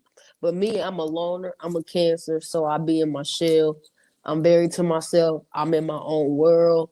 And I think that's extremely important because I like being the standout. I don't want to fit in. I'm not the type to fit in. Yes, my name is popular, but I don't want to be popular. Like my everyday life, I'm by myself. That's how I rock. because you stay out of less trouble that way. You know, you don't really get into too much drama. You know, I know my name is getting bigger in the battle rap, but I'll hang, I'll do my thing, but I really like me. That's important. Your peace of mind is important. Self-love is the best love to me. That's just Definitely. me. Facts. So let's I definitely agree with you on that self-love, man. How can you love anyone else If outside you of can't, yourself? if you can't love yourself, you cannot love anybody. And there's a lot of people out here who don't love themselves, but they try and love someone else, and then they try and make that person the worst person ever because their life is messed up. You know what I'm saying? Their mental is messed up. They don't love themselves, so they're codependent on somebody who is strong-minded and who does love themselves. And then they don't understand that. They don't understand, why do you love yourself? Because I love myself. Why don't I have to treat you like I treat myself? So if you don't love yourself, you don't value yourself, how will you value me and what I stand on? Talk your ish. You spitting bars right now. Man, you know. That's the real life bars. It ain't Grown woman Fast bars battle is rap. something you gotta deal with. I talk shit, but I'm very intelligent. Facts. I mean, I feel like we need more people in the game who are like in tune with themselves. You feel me? Because I feel like bringing out your individuality is what brings out your creative process. What draws people to you, opposed to trying to bite something else, be like somebody else, dress like other people, all of that stuff. That makes you blend in with the rest, right? Yeah, for sure. Facts. So I want to take it back to the beginning with you. Eliza, first of all, how did you come up with the name? Being an ex of mine, I was dating at the time. I was 19 when I started. So I was with a guy I was with in high school. And we were sitting in his car, and I was about to turn 20, and I wanted to change my name. So we was kind of bouncing each other ideas off. Me and his friend as well. His friend was in the backseat, was chilling, smoking, you know. And I was like, man, I just want to change my name. I need something grown. Because I was L Boogie. Shout out to Lauryn Hill. I was L Boogie. So if you know me, if you really know me, then you know that was my name. Like, you know that. And that's how you know you really know me. Because, you know what I'm saying? Every superstar has that who they were before. And then, you know what I'm saying? They change it. So that's what I did. And Eliza is my middle name. R.I.P. to my grandmother and my great-grandfather. My grandmother named me Eliza after her father, Elijah.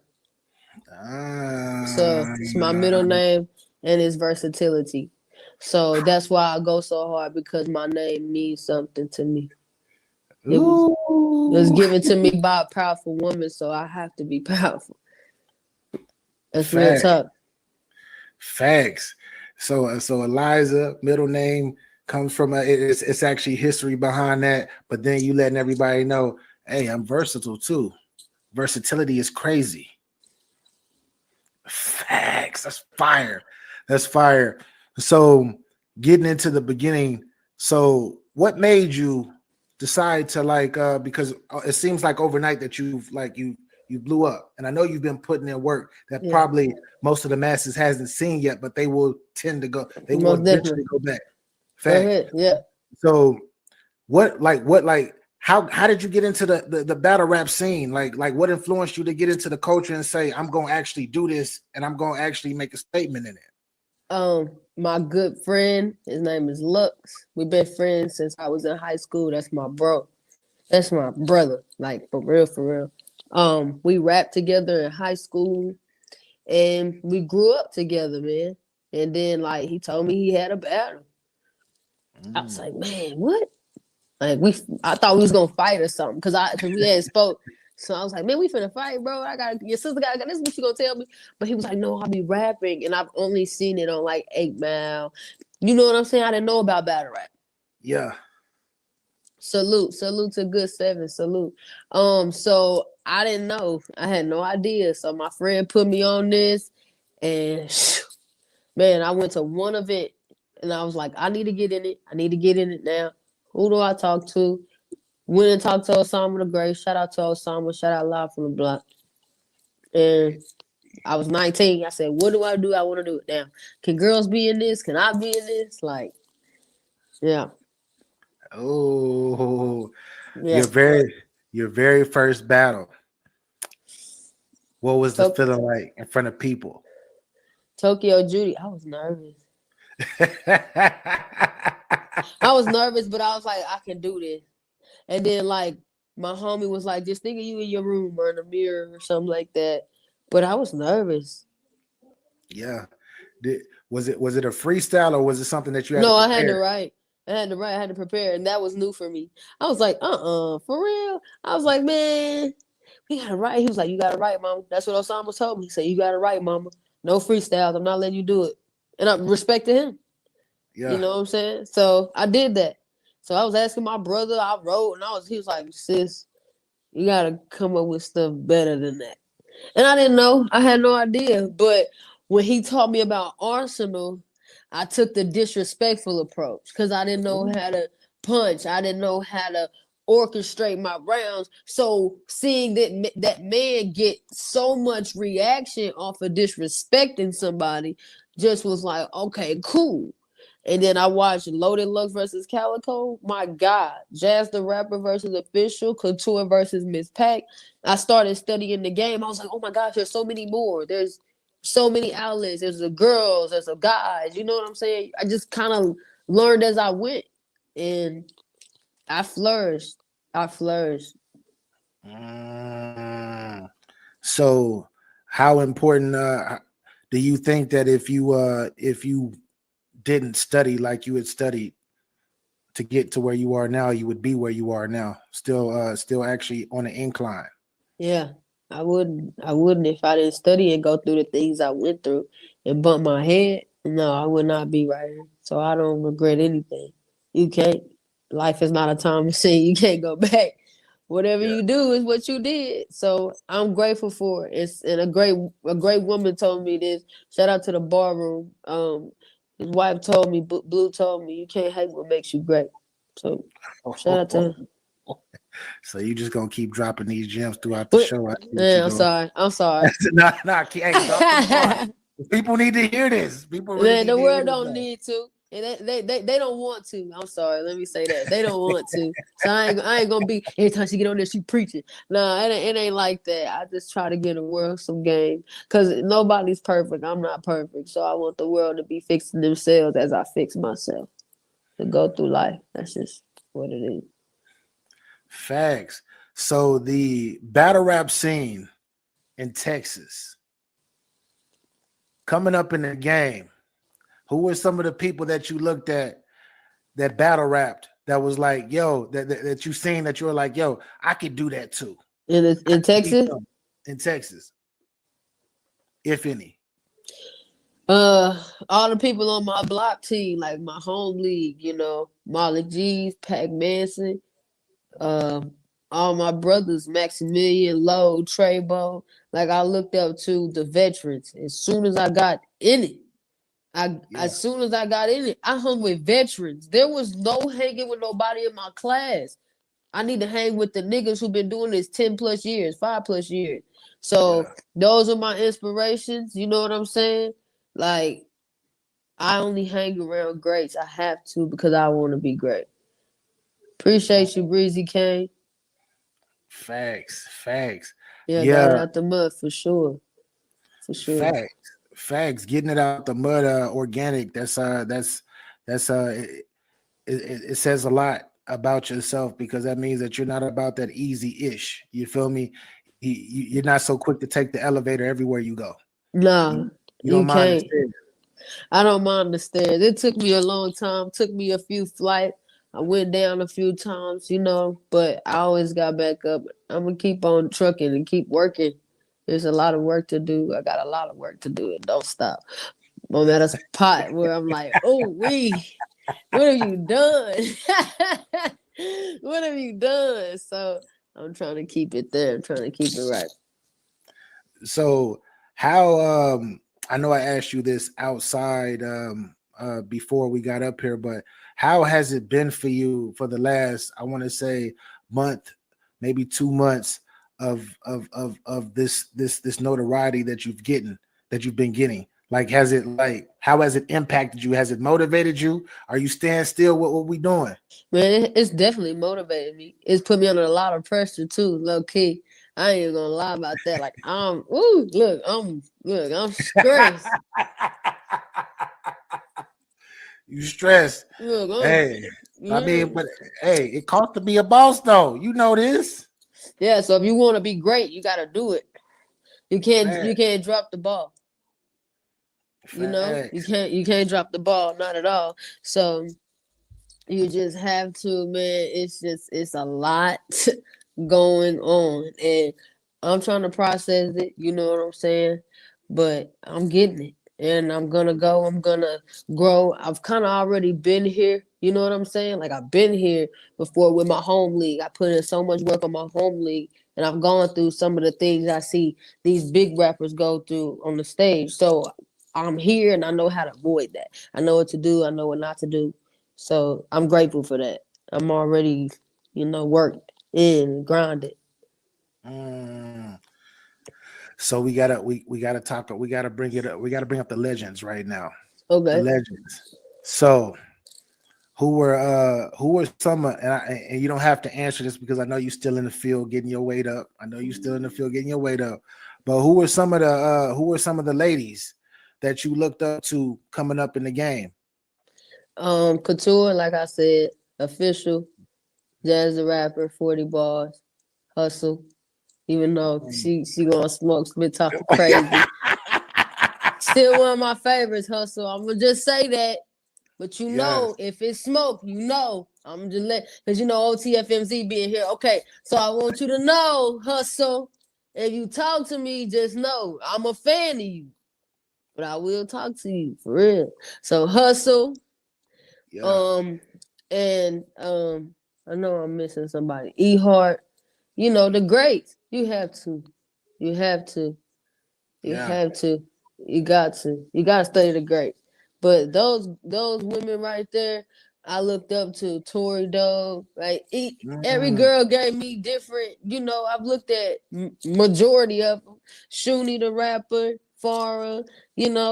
I've seen it all. I've studied the Queen of the Ring because I wanted to know who was in there, what was they doing. Shayna was one of them. Man, come on. Like all the girls on my team, really, I was fans of those. I looked up to those girls. For real. That's no cap. It's no dick ride because you know how battle rap is. That's real shit. I looked up to them. Facts. Who is your female Mount Rushmore? Like a 5, like a 4, I'm sorry. 4, and then everybody always says, "Man, it's more. I can't think." Yeah, so that's hard. I always get at 5th. You got if 5. If you got a Rushmore, you have a Mount Rushmore. Give me 40. Give me E-Heart. Yeah. Give me Jazz. You gotta put Hustle up there.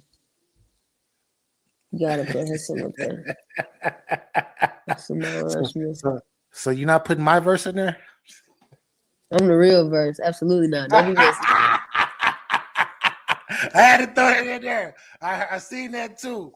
I like the way you was getting there though. How many battles you got? I got about 8 okay. Well, I got about 20 something. I was like, yeah, been out you. Like, I don't really be out here, trying to pop too much. Excuse me. Trying to pop too much. You know what I'm saying? I don't try to pop too much. But it's just like you get out of line because you one of them girls. I'm gonna talk right back. I'm gonna pay homage to you, but you not gonna disrespect me. Facts. Yeah, I mean, shit. I think that do you think that the reason why a lot of these artists are coming at you is because you're a threat? Yeah, I'm a threat. And I got a lot going right now. So they think they want to put that fire out. These bitches want my head. They want my head for sure. They do. Pause. Relax, like that. But however they say it, so I don't catch flack for that. But yeah, I'm a threat to a lot of them. But it depends on who you are and on how bad I'm gonna do you. You all gonna get smoked. But it's gonna depend on how bad did you disrespect me? How bad do you want to take me out? Because I already know if I battle these girls that think I'm a threat, I know you're a threat. So the feeling is mutual. It's mutual. You're a threat, I'm a threat. So what? But at the end of it, we're gonna shake on it, we're gonna be all right, but don't be in your feelings. Because if I lose, it's okay. I know I fought. Because even if I lose, I win. That's what I want these bitches to understand. It's not about winning or losing. Because if I lose, I win. Period.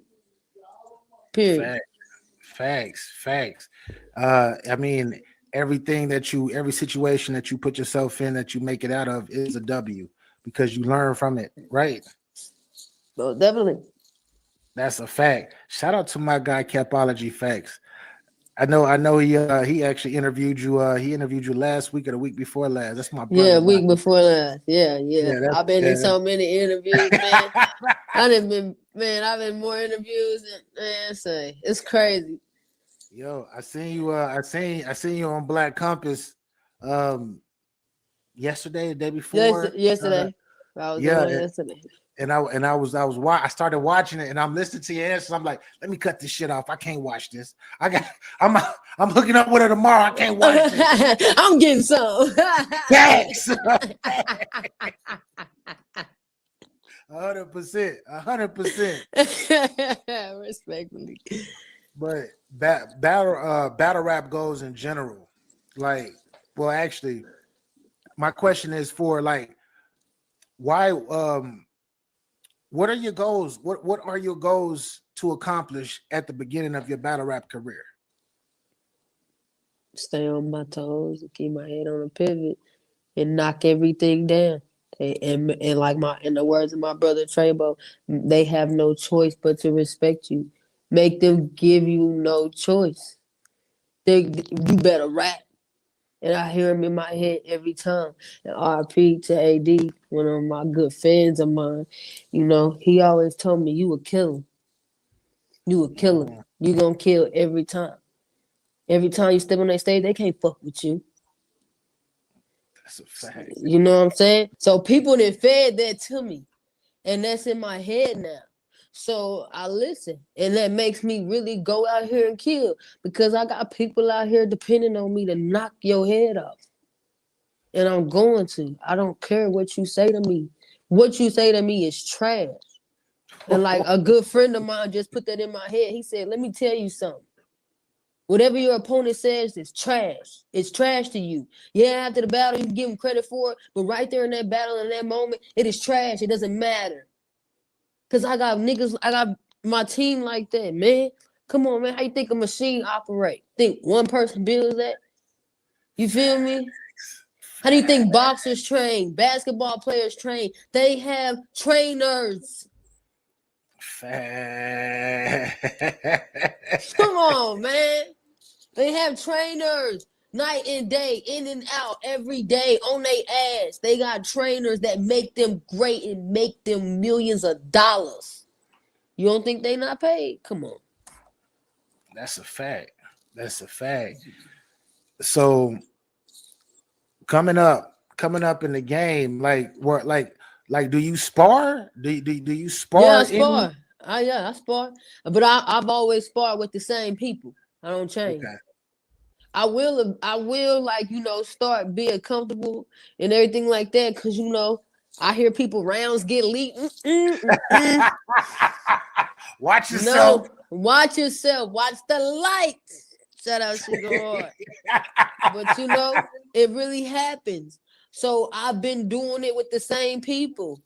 You know what I'm saying? I've been doing it with the same people. And I've been running it. You know what I'm saying? Really only one person I spar with. Shout out Sean Goddard. You know what I'm saying? That's it. That's my God. Nigga raps 100 words a minute. My God, I can't rap like that. So if it ever come back, Sean Goddard write her shit. How the nigga writes 100 miles per hour? Nigga, if they got ghostwriters, you always know because they rap like them niggas. Yeah. You know what I'm saying?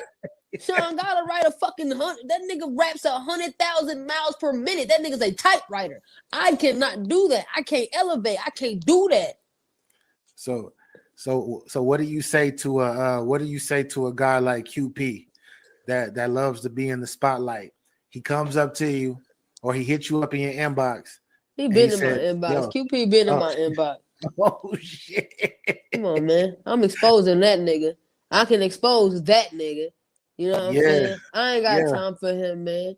He yeah. wild, man. He wild. He like to do this little fuck boy cornball shit. I really think he's a cornball. He might be a cool dude, but it's just like it's his demeanor and he thinks he's a Casanova type of nigga. He think he can sway you and sweet talk you and slick talk you. And baby, let me tell you something. Like I done been with niggas twice your age. You can't get up here with me. You feel me? Cause I got niggas that, come on, man. Like, Yeah. no. And we ain't gonna get into all that, but like, bro, these niggas can't play me. You know what I'm saying? I'm all right. I done had a nigga teach me the game. I done dated a nigga who taught me the game. I'm dating a man. I date men. You know what I'm saying? I have a man in my life. I ain't got no boy. So, you know what I'm saying? That shit goes off like an alarm. When I see it, Yeah. So whoever he write for, that's cool. That's not me. He can't write for me. He will never write for me.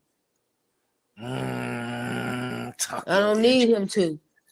I don't need him. I don't need him to. Yeah, I was reading somewhere. I don't know if it was Facebook or if it was on Instagram, and it was a post that somebody, I think it was Facebook. It was in one of the groups, and your name was brought up. And I don't know who this gentleman is because there's so many people in this group, but it said one of the very few women in the game that could spit that I don't believe has a ghostwriter was you. You were the very first name he put up. And so he's that says actual a lot. fact. Yeah, that's a fact. Yeah. That's yeah. a fact. Because that's a fact. Talk your shit. I got a good ass team. I got a trainer, but nobody writes for me. They're in the gym with me. They're helping me critique. They're helping me work. They're not helping me write ever. No, absolutely not. I know motherfuckers who get, people who get written for. No, talk your shit. We on You know what I'm YouTube. saying? People, No man, bad. they, you know what I'm saying? I know. Yeah. Whole rounds. Nah. Can't tell me what a ghostwriter is. I seen it.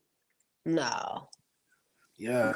I done had people, tell me, I done ghostwritten for such and such, and I done did with such and not URL people, but just people like just generally in battle rap. It's a dirty game.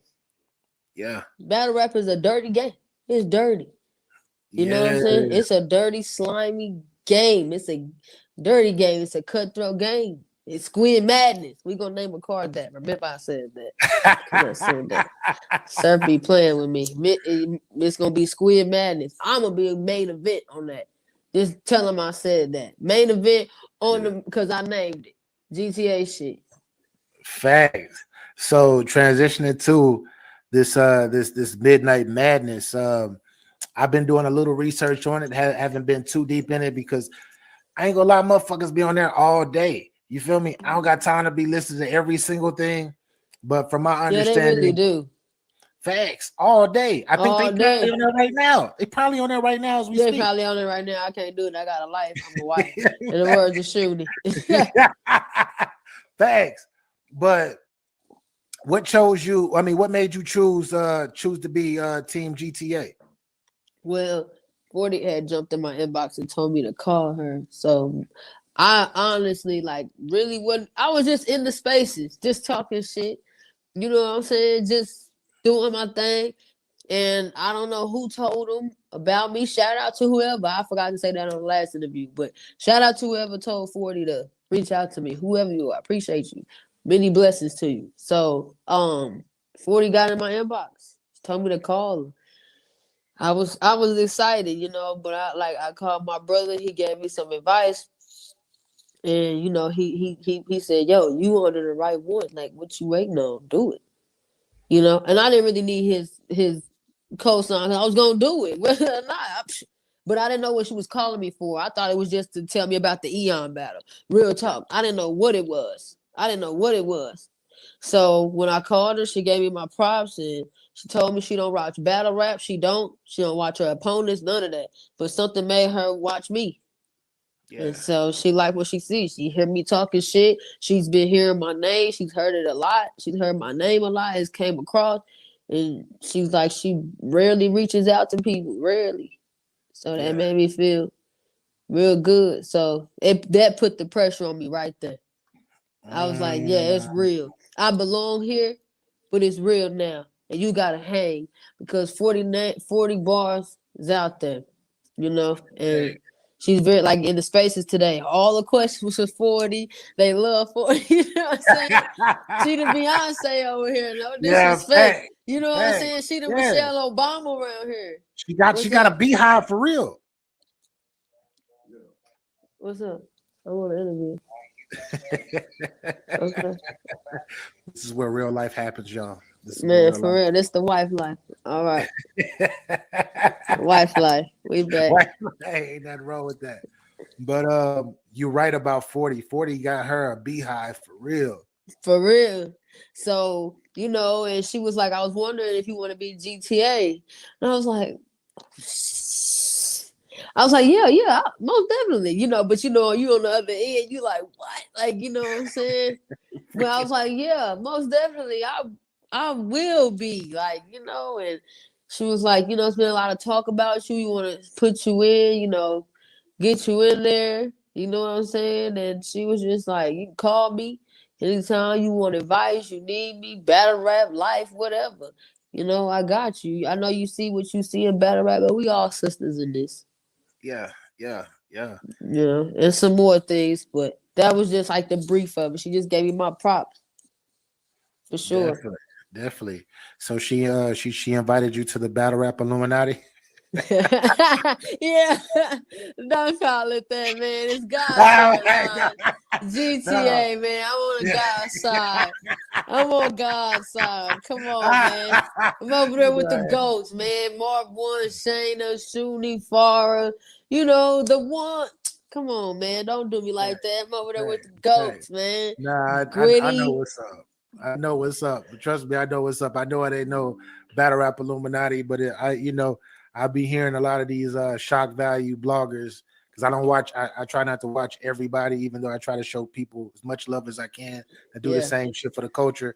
But a lot of these motherfuckers with this battle rap Illuminati, oh my gosh, this person signed up with this person. I'm on the God's side, man. You feel me? I'm on the God's side. GTA, God tier. We're here. God tier.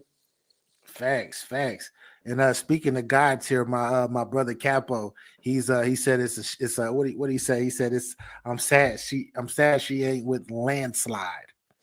Yeah, I love being with God tier. I wouldn't change it. Like, because honestly, to be honest, if I was still a free agent, I would want to be with GTA. Mm-hmm. That would be because I've listened to every team. I've heard every team. You know what I'm saying? Because I fit here. Yeah. You know what I'm saying? It's more for me. That's more of my stilo.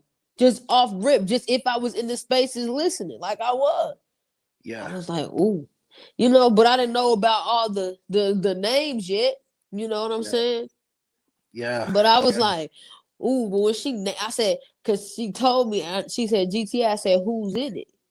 She named them to me. I said, yep, I'm in. Yep, nope, I'm in.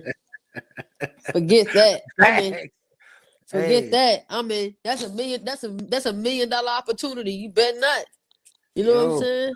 With these anybody bags, would. I feel like you are coming out at the right time because 2021, my opinion, for female battle rap, the ladies in battle rap put on in 2021. They put on. We put on. You saw She Got Bars. I mean, it was just so many. Like, we really out here going.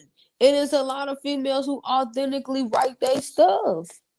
We got motivators. Yeah, we might be under them top GOAT niggas or them top GOAT females or whatever, but we really doing our shit and we holding our own, whoever we are, whoever it is. We out here. And I'm giving I'm really, shout out to DNA. I'm really going out here like doing my thing. That's it. I'm here out here for me, not for nobody else. I'm here for Eliza verse. That's what I'm here for. And then now that I'm with GTA, I'm a team member. So I'm out here for my team. I'm out, I represent, I put my people on my back wherever I go. But I always, number one, do it for me. I done did it before. I done been at a battle. Shout out to my brother. DNA 2 says, tell her to stay away from Frank Nitty. Frank Nitty? DNA? Frank Nitty? That's what. Wow, DNA. Frank Nitty is nice. I've seen her in person. Don't do that. Oh, jeez. Me and Frank Nitty would be a fire battle, but don't do that. Don't do that, DNA. Why you get on here talk? Look at him talking spicy. Okay, DNA. I see what it is. DNA is gonna get everybody. Whoever's up here, whoever. Man, he do what he do. It's all love. Shout out to DNA. He the GOAT too, man. DNA the GOAT. Yeah, he one of them ones. He the GOAT. Yeah. Facts. With that being said, for who is on your hit list for 2022? We still early in the year. Whoever wants that smoke. Whoever wants that smoke. You're not seeking out nobody to destroy. They know who they are because if I'm a threat, they're a threat. I don't have to give them recognition. Why I give them the power and the desire? Absolutely not. If they want to smoke with me and my name get put on the table or it gets sent to them, however it gets delivered, if they want it, it'll get set up. A bag will be in place. My flight and room will be taken care of, and it's okay. We'll talk. But until then, I'll save all the talk, man. Money talk, bullshit walk. That's what I was taught. Period. So I'm gonna keep it 100 though. I want to see a battle of the verse. I need to see that. I need to see my verse versus a lot of verses. Of course. She don't want that. Why you think the change of plans happen? I don't know. You tell me. I can't respect somebody. I can't really say she ducked me because she had a lot of people going for her head. You know what I'm saying? So I really can't call it a duck. But you really had our battle in place, low key. You just didn't take it, and it's okay. Do you love? Shine on. Get your bag. But I'm glad you didn't make that decision. Like when they do that, I don't call it a duck. I'm glad you made that decision. It's like being with a nigga, he move on, go get somebody better. I'm glad you did that decision. Period, point blank. I wish I'm you glad the best. What? I wish you the best. I don't gotta waste my material, my time on you, my energy on you. Move on. You won't see me though, unless there's a big bag in place. Cause now the bag goes up. If it comes, why? Why should I? Cause the fans want to see. Okay, the fans want to see it this way. I want. You gonna talk to my manager. You talking like a vet right now. For real, I got a manager. I'm finna get on, man.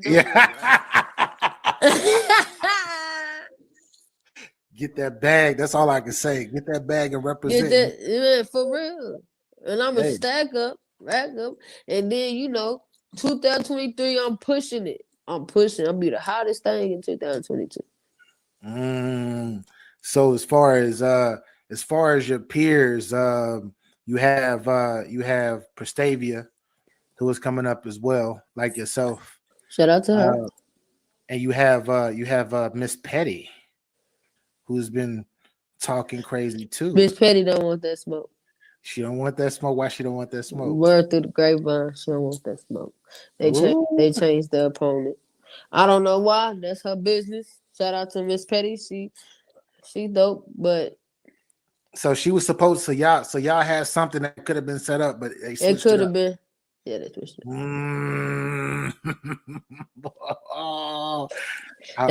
But I was like that because I was in the spaces when it happened. So no disrespect to them. Like they did what they had to do. They want to see Eliza. Yeah. You know what I'm saying? So obviously, Petty don't matter low key. Like low key, they want to see Eliza. Talk your shit, Queen. I love the energy. The game needs this energy, Eliza. Man, I'm gonna stop talking though. I'm gonna really get out here and just make examples, cause I don't really like talking. You know what Yeah. I'm saying? I don't like saying, "Oh, listen," and then getting everybody riled up and then getting all the beef stirred up. I'm not doing all that. When the bag gets set up and the money get, whatever, the hotels and everything, when all the business get in play Yeah. and the paperwork come in, okay, then you can do all that rah shit. We'll do what we supposed to do. You know what I'm saying? But I gotta knock Flawless head off. I gotta start, focus on one thing at a time. You know? Thanks. Well, when are you gonna see Flawless, if you can say that? January 23rd. Y'all come January. down. New York. Y'all Mm. come out. Buy your tickets, get your tickets. Come out there. We out there. Brooklyn. Bed-Stuy. Oh, like for someone who like you Texas bred. I feel I already know. You already know what time it is when it comes to my TX. But I feel like you have the energy of Texas dominant, but then I feel some traces of that New York. Like you give me that New York. That's crazy because they say the same thing. Somebody thought I was from there. They were like, "Yo, you from Brooklyn? Where you been?" I was like, "What? No, I'm from Texas." No, So I say that's a lot. crazy. I get that a lot. And then for me to go to New York and then hear that, you like, that's crazy. Yeah, I feel that.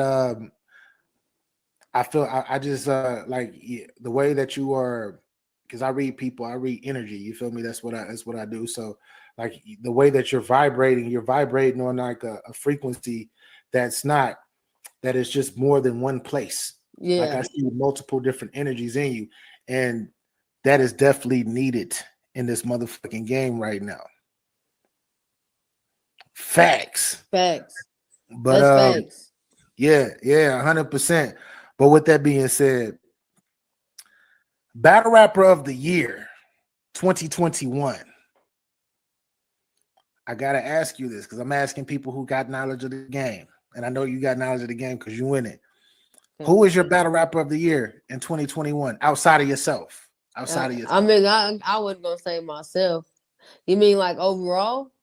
Overall, who was number one to you? Number one overall. Ooh, wee, that's crazy. Because who had a crazy year last year? Like, there was a lot. Oh, because Battle Rap was lit in 2021. Man, it was lit. So you at least gotta give me a 5. Okay. Who are your top 5? Top 5. Okay, that's beautiful. I'm not one of these niggas. I'm not one of these guys that be like, oh, pick 5 females, pick 5 no, pick no. 5 to you. Okay. Who are on fire? They're probably gonna be males, but I definitely have A Ward. Danny Myers for sure. Yeah.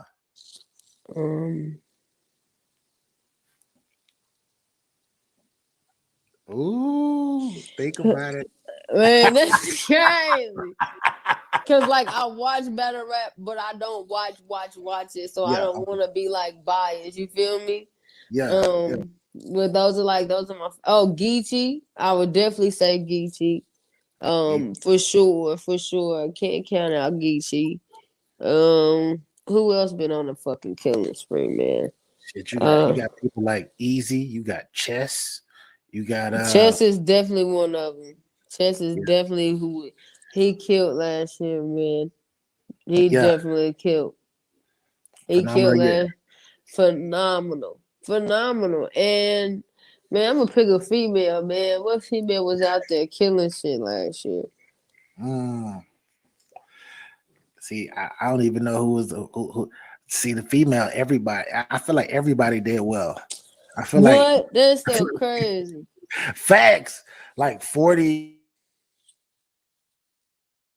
Casey, First Lady Flames. You feel me? There's so many of them. Too many of them. Yourself. It's crazy. Like it's a lot. It's a lot of names. And I can't even. Coffee in there too. Coffee. You gotta mention Coffee. Yeah. So I'm gonna say hard.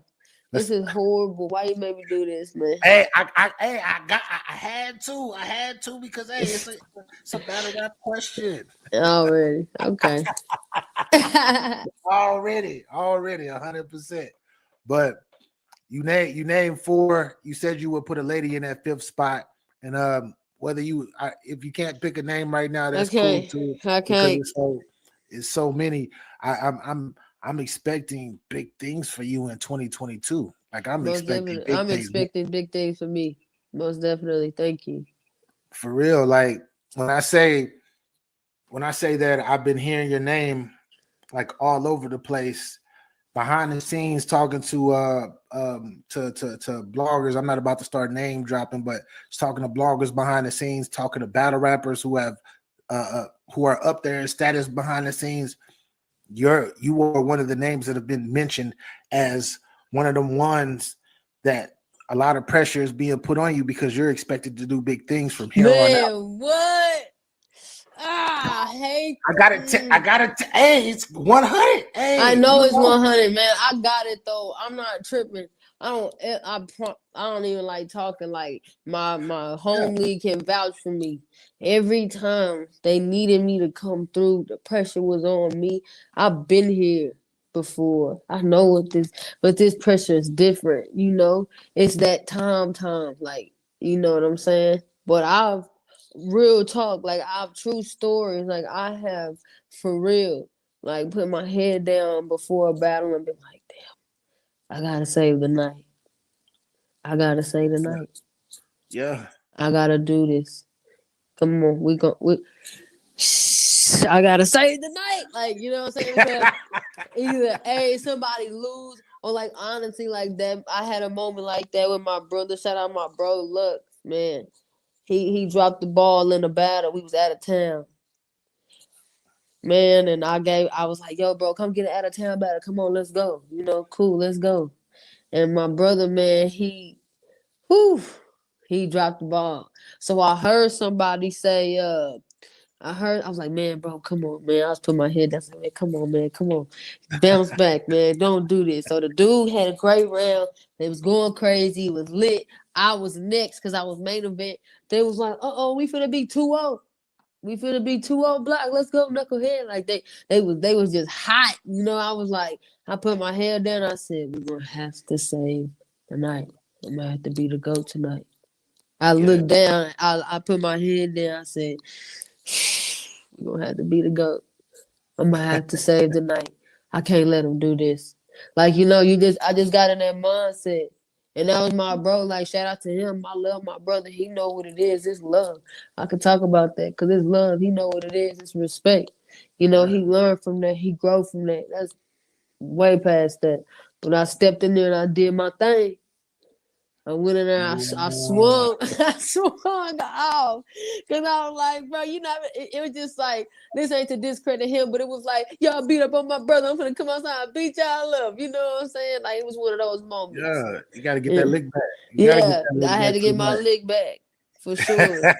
But other than that, like, it's just been like the events, you know, event didn't go good at night. Some people didn't show up, you know, people didn't drop the ball, people choking, people that's supposed to do really good choke, you know, that you had a lot of animosity towards. And you like, man, let me go in here and say tonight, man, let's go. Let's freaking go. I don't care what I don't know. I don't care what I missed. I'm finna go in here. I'm finna just do something great. And then I'm going to move forward. And I'm going to be happy. Let's get it all off the chest. Let's get it over with. But I'm always nervous. Hey, when the lights come on, like at home, we do that. Lights, camera, action. Lights be bright.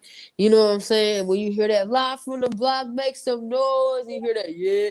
Like that right there, like your nerves tingle. You be like, whew. I'm nervous. I'm about to pass out, man. Somebody come get me. But it's too late. You can't turn back. It's that moment where you realize you can't turn back. Facts. It's that moment. I can't be like, no, I can't. You gotta do it.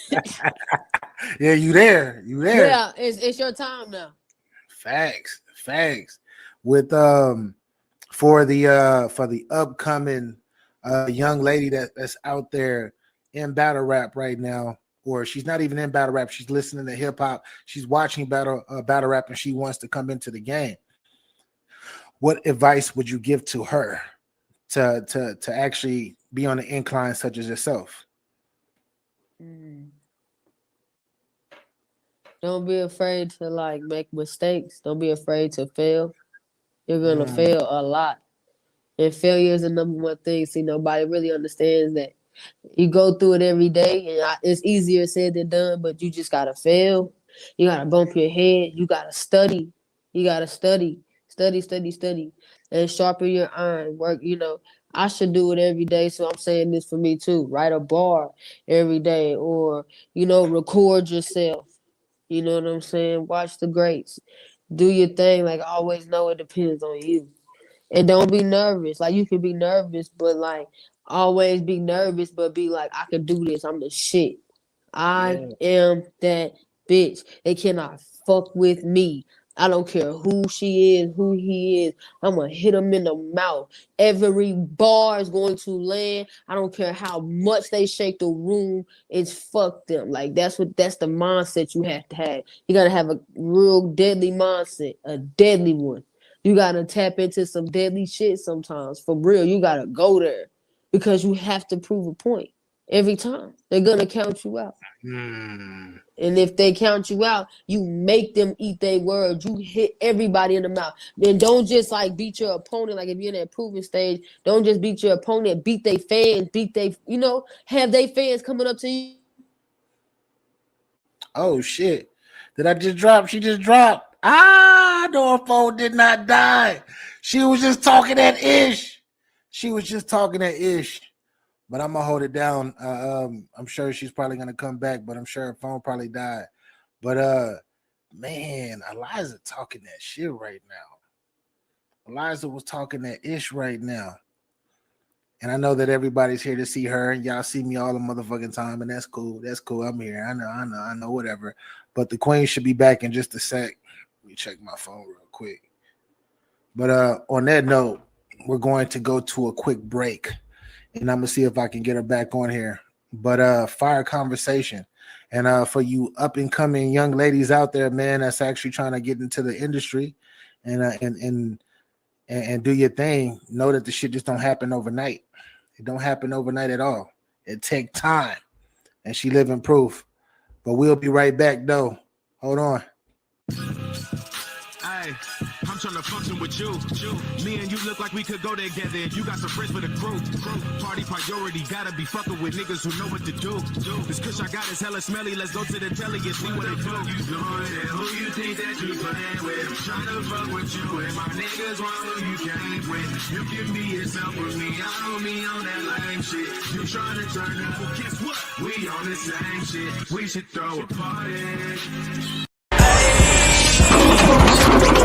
I ain't been with none of you niggas. That's a capology flag, little bitch. Let me talk my shit, get out your moist ass feelings right. Yo. We are back. Thank y'all for holding tight and holding still. But hey, the queen is back. Yeah, I don't know what happened, man. It just turned off. See, the devil be busy. That's that A-Wood connection, man. The devil be busy. Hey, I'm telling the devil you, be man. busy. I'm telling you, so you got some haters that you don't even know out here. They're trying to cut me off. They're not just in physical form. Man, spiritual. Facts. We ain't proud for a beat like that. But yeah, you were. I love what you were. I love the advice that you were giving to the young ladies coming up. Yeah, most definitely. Just go out here and kill. Hit them in the mouth every chance you get. Step on their neck. Make them remember who you are. I don't care if you are not the main event. When you walk out of there, everybody needs to talk about you. Facts. Everybody needs to be. When you wake up the next morning, it should be 50 people, 50 statuses, 7 lives talking about you. And when they get to you, and when they get to your battle, you need to always have people like, man, yo, such and such, that, oh my, like that's what you should wake up to almost every morning. It won't happen like that all the time. Be prepared to have some nights where the crowd just ain't messing with you. You will have those opponents where they're just popular. You're going to lose that battle because they're popular. They got a name. They just putting you up there for humiliation. Get humiliated. It's going to make you great. And always, I say this, and I honestly wasn't a fan of it, but it made me great. It made me the monster I am. Battle somebody who know you. Yeah. Battle somebody who got you under the magnifying glass and watch the monster and make you. I swear, I battled a brother of mine. I ain't never been the same. Never. And that wasn't no loss. That wasn't nothing. It's because that person knew me. I sat in his house like from my beginning of my career. He was my battle coach. Low was my battle coach in the beginning. On me. You know what I'm saying? And then we battled. It was like your best friend turned on you like, oh. Yeah. You know what I'm saying? But I'm telling you, battle somebody who's like close up. Battle somebody who gonna give you a run for your money and hit you in the mouth. Get some blood in your mouth, as they say. For real. Walk away like, motherfucker. I could get you how I wanted to get you, but I tell you what, motherfucker, I'm finna go out here and bomb on everybody. Everybody gonna pay for this. So always just know, every night gonna be your night. Every night gonna be your night. It ain't. You gotta go in there and run your raps, make them respect you. So what if they don't say nothing? Rap for that camera. If you lose in the room, win on that camera. Rap for that camera. And go in there and fly too. That's another advice. That's my last advice.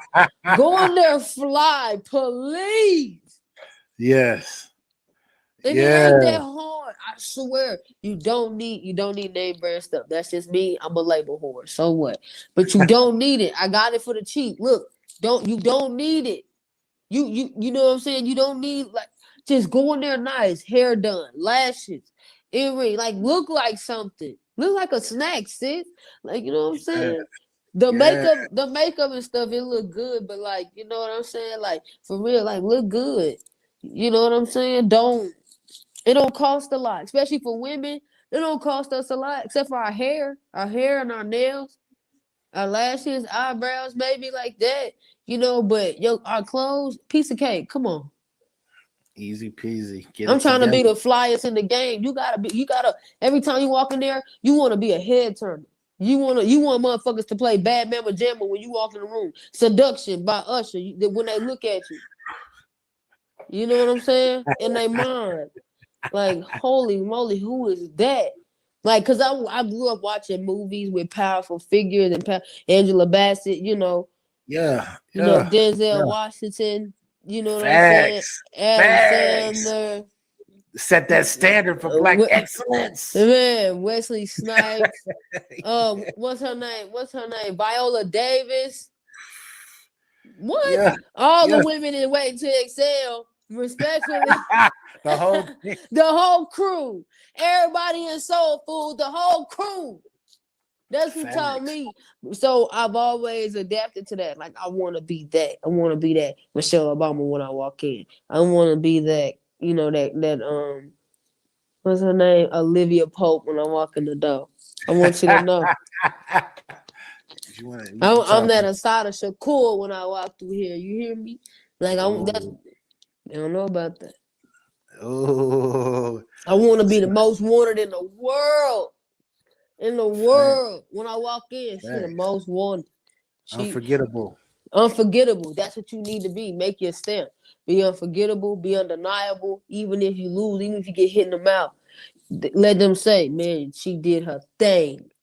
Don't discredit her. You can't take shit from her. She did her thing. That's what you want to hear people to tell you.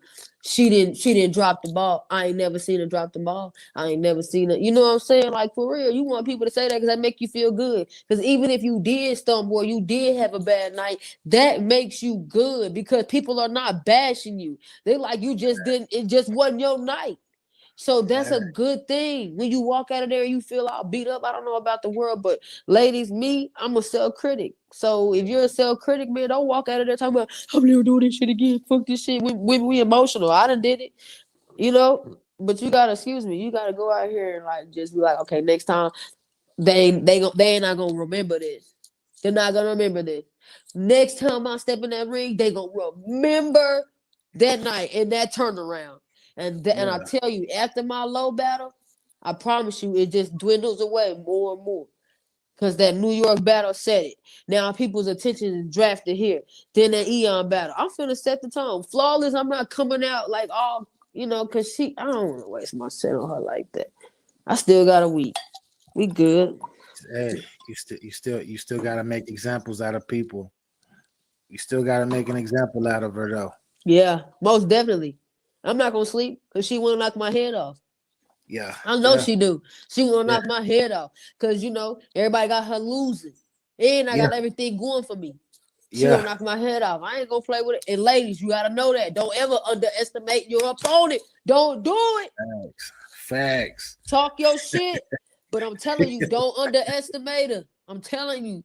Like never who he is, who she. I don't give a damn if you say they trash. I've seen trash motherfuckers come in the building and smoke something. You be like, oh. You be like, ooh. Yo, somebody right for you. Fuck that. You shining too far. You like, for real? No, I will never. Because I've seen people like, nah, for real. I ain't right for that motherfucker. But doing what I'm doing, but really not working. Like, for real. Facts. I'm finna learn all my first half. Like, I'm finna start rehearsing tonight. It's happening. I got from now until next Saturday. That's a great time. Let's go. Let's run it. Run it. And don't stop. Yeah. Fuck some shit up. Excuse my French. But fuck some shit up. Most definitely. So Gwen, my final question for you this evening, and this is what I ask everybody. Episode it's called Talk Yo Ish, right? This is when you just be yourself. You want to be flamboyant with the answer, be flamboyant, but talk your ish though. Okay. Talk Yo Ish, episode 44, featuring Eliza Versa. My question for you is why should the game be on notice for Eliza Versa from here on out? Not just in 2022, but from here on out in battle rap in general. Why should they know who I am? Yes. They should know who I am because of what I stand for. And every time I step on that fucking stage, I'm going to run it with whoever. They gonna shake the room. I don't doubt no opponent. Shake the room. Make these motherfuckers be on your side. But when I open this motherfucking mouth of mine that everybody say is fucked up, I'm gonna fuck you up. Don't be surprised. Don't look so startled. I gotta say it. Don't look so startled. I'm gonna run it. I'm gonna run in your motherfucking shit. And I mean that. I don't care. People say, man, I ain't know about Versa. That's how I want it to be. I called that. During an interview, go watch it. On the interview, I said it with Light Skin Television. Shout out to Light Skin Television. Before the battle, I said this. He said, so what's up, Versa? You chilling, man. Like, you not bothered. Like, what's up? How you calling this? I want her to go first. He was like, oh, that's a crap move. Like, that's a dangerous move, Versa. Yeah, I know. I want it to be dangerous for me. That's what I want. Give it to me. I want it to be dangerous. I want it. Come give it to me. Because I'm going to fight my way out this shit. Watch this. I want everybody up in here to be like, man, she ain't got a fucking chance. Versa don't got a chance. She ain't got a chance. She ain't got a chance. Talk. Or when I go first, I want people to be like, oh, that motherfucker's in trouble. Yep. That motherfucker right there. So that's what I want to be. That's why you will forever know who I am. Because I'm going to handle my shit. You can ask anybody on my hometown league. Go inbox Osama and ask about Eliza. Shit, she was a goddamn crazy knucklehead. But guess what? Every time I called on her, I ain't never sat her down. Never sat her down. I will forever be remembered as the greatest on my battle league. For sure. I am the greatest female out of Texas for sure. I have set history. And the reason I will forever be remembered is that because I'm the first bitch to go out here and do it and step on their fucking necks. I ain't scared. My mama always told me, dream big. Go out here and make your mark on the world and make them remember who the fuck you are. That's what you're great for. I didn't have you just to be out here. No, just be regular. Go be better than me. Go supersede me. Go do you. And I'm going to do that. So I'm forever going to be remembered. And I come from great women. Some of these girls, they don't come from, women that I come from. I come from great, powerful Black women, a great foundation, a great village. I come from everything. People from the streets, people with degrees, people with LLCs. You seen the post, you know what I'm saying? Got felonies. You know what I'm saying? Killing sprees. I got it all over here. I've learned it all. So I will forever be remembered as the greatest, as the greatest. I've already been stamped at. Like, God forbid something happened to me, I'm a legend. Respectfully. It's gonna be a pack house out there. They're gonna be stretched. They're like, who's this bitch? Beyonce? Because you're more worth dead than you are alive. They're like, who is she? There's gonna be people out here. People lost birth man. You know what I'm saying? The battle rapper. I see her battle. You ain't never seen me battle day in your life. She was my best friend. Yeah, you know what I'm saying? I talked to her a few times. I commented. I'm gonna post a comment on there that she put a little 100. You know what I'm saying? A little emoji sign. You know what I'm saying? Cause you know what I'm saying? I'm telling you, man. Like Zero said, like he said that for real. Like if I die today, they're gonna try to be my partner. They're gonna say they know me. You know what I'm saying? Shout out to H-Town. In these days, man. Yo, I know about that nigga, man. That's my hood from my hood. I don't wanna die lonely, cause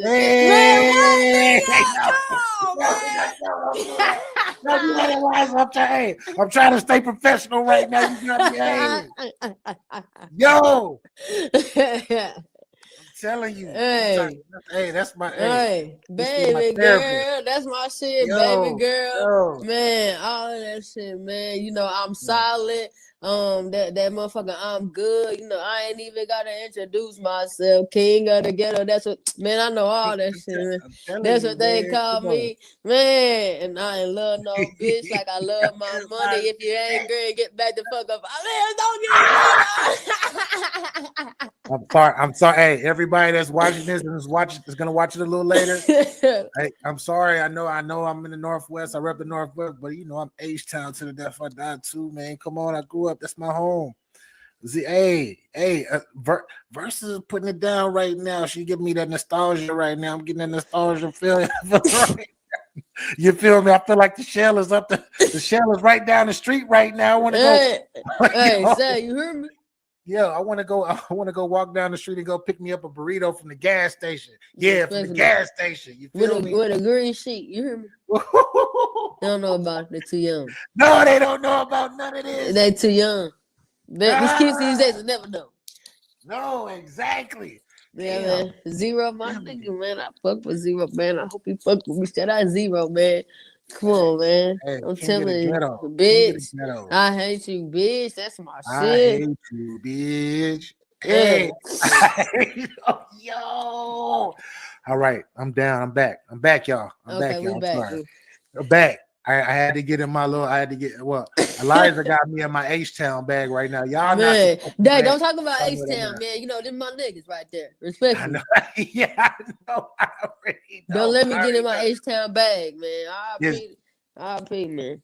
I was actually talking to some partners or whatnot about this is about 2 or 3 months ago, and I remember because I'm older now, but I remember when I was in college, the mid 2000s is when I was in college, and I remember seeing that crossover where you had people like specifically from the H, you had Mike Jones, you had Slim Thug, Paul Wall.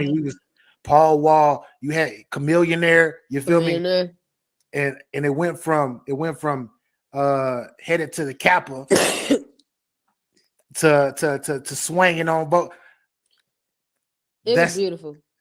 It was a wonderful time. And then when Flip came out, with that game over. Man, game over, bro. Game over. What? I'm all the way. Hey, I'm in college on the other side of the country talking about game. Flip. Hey, who they want? Flip. Yeah, that's my song, man. Flip.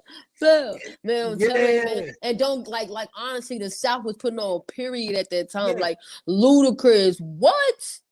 That nigga was smoking Luda was hot. It was Luda.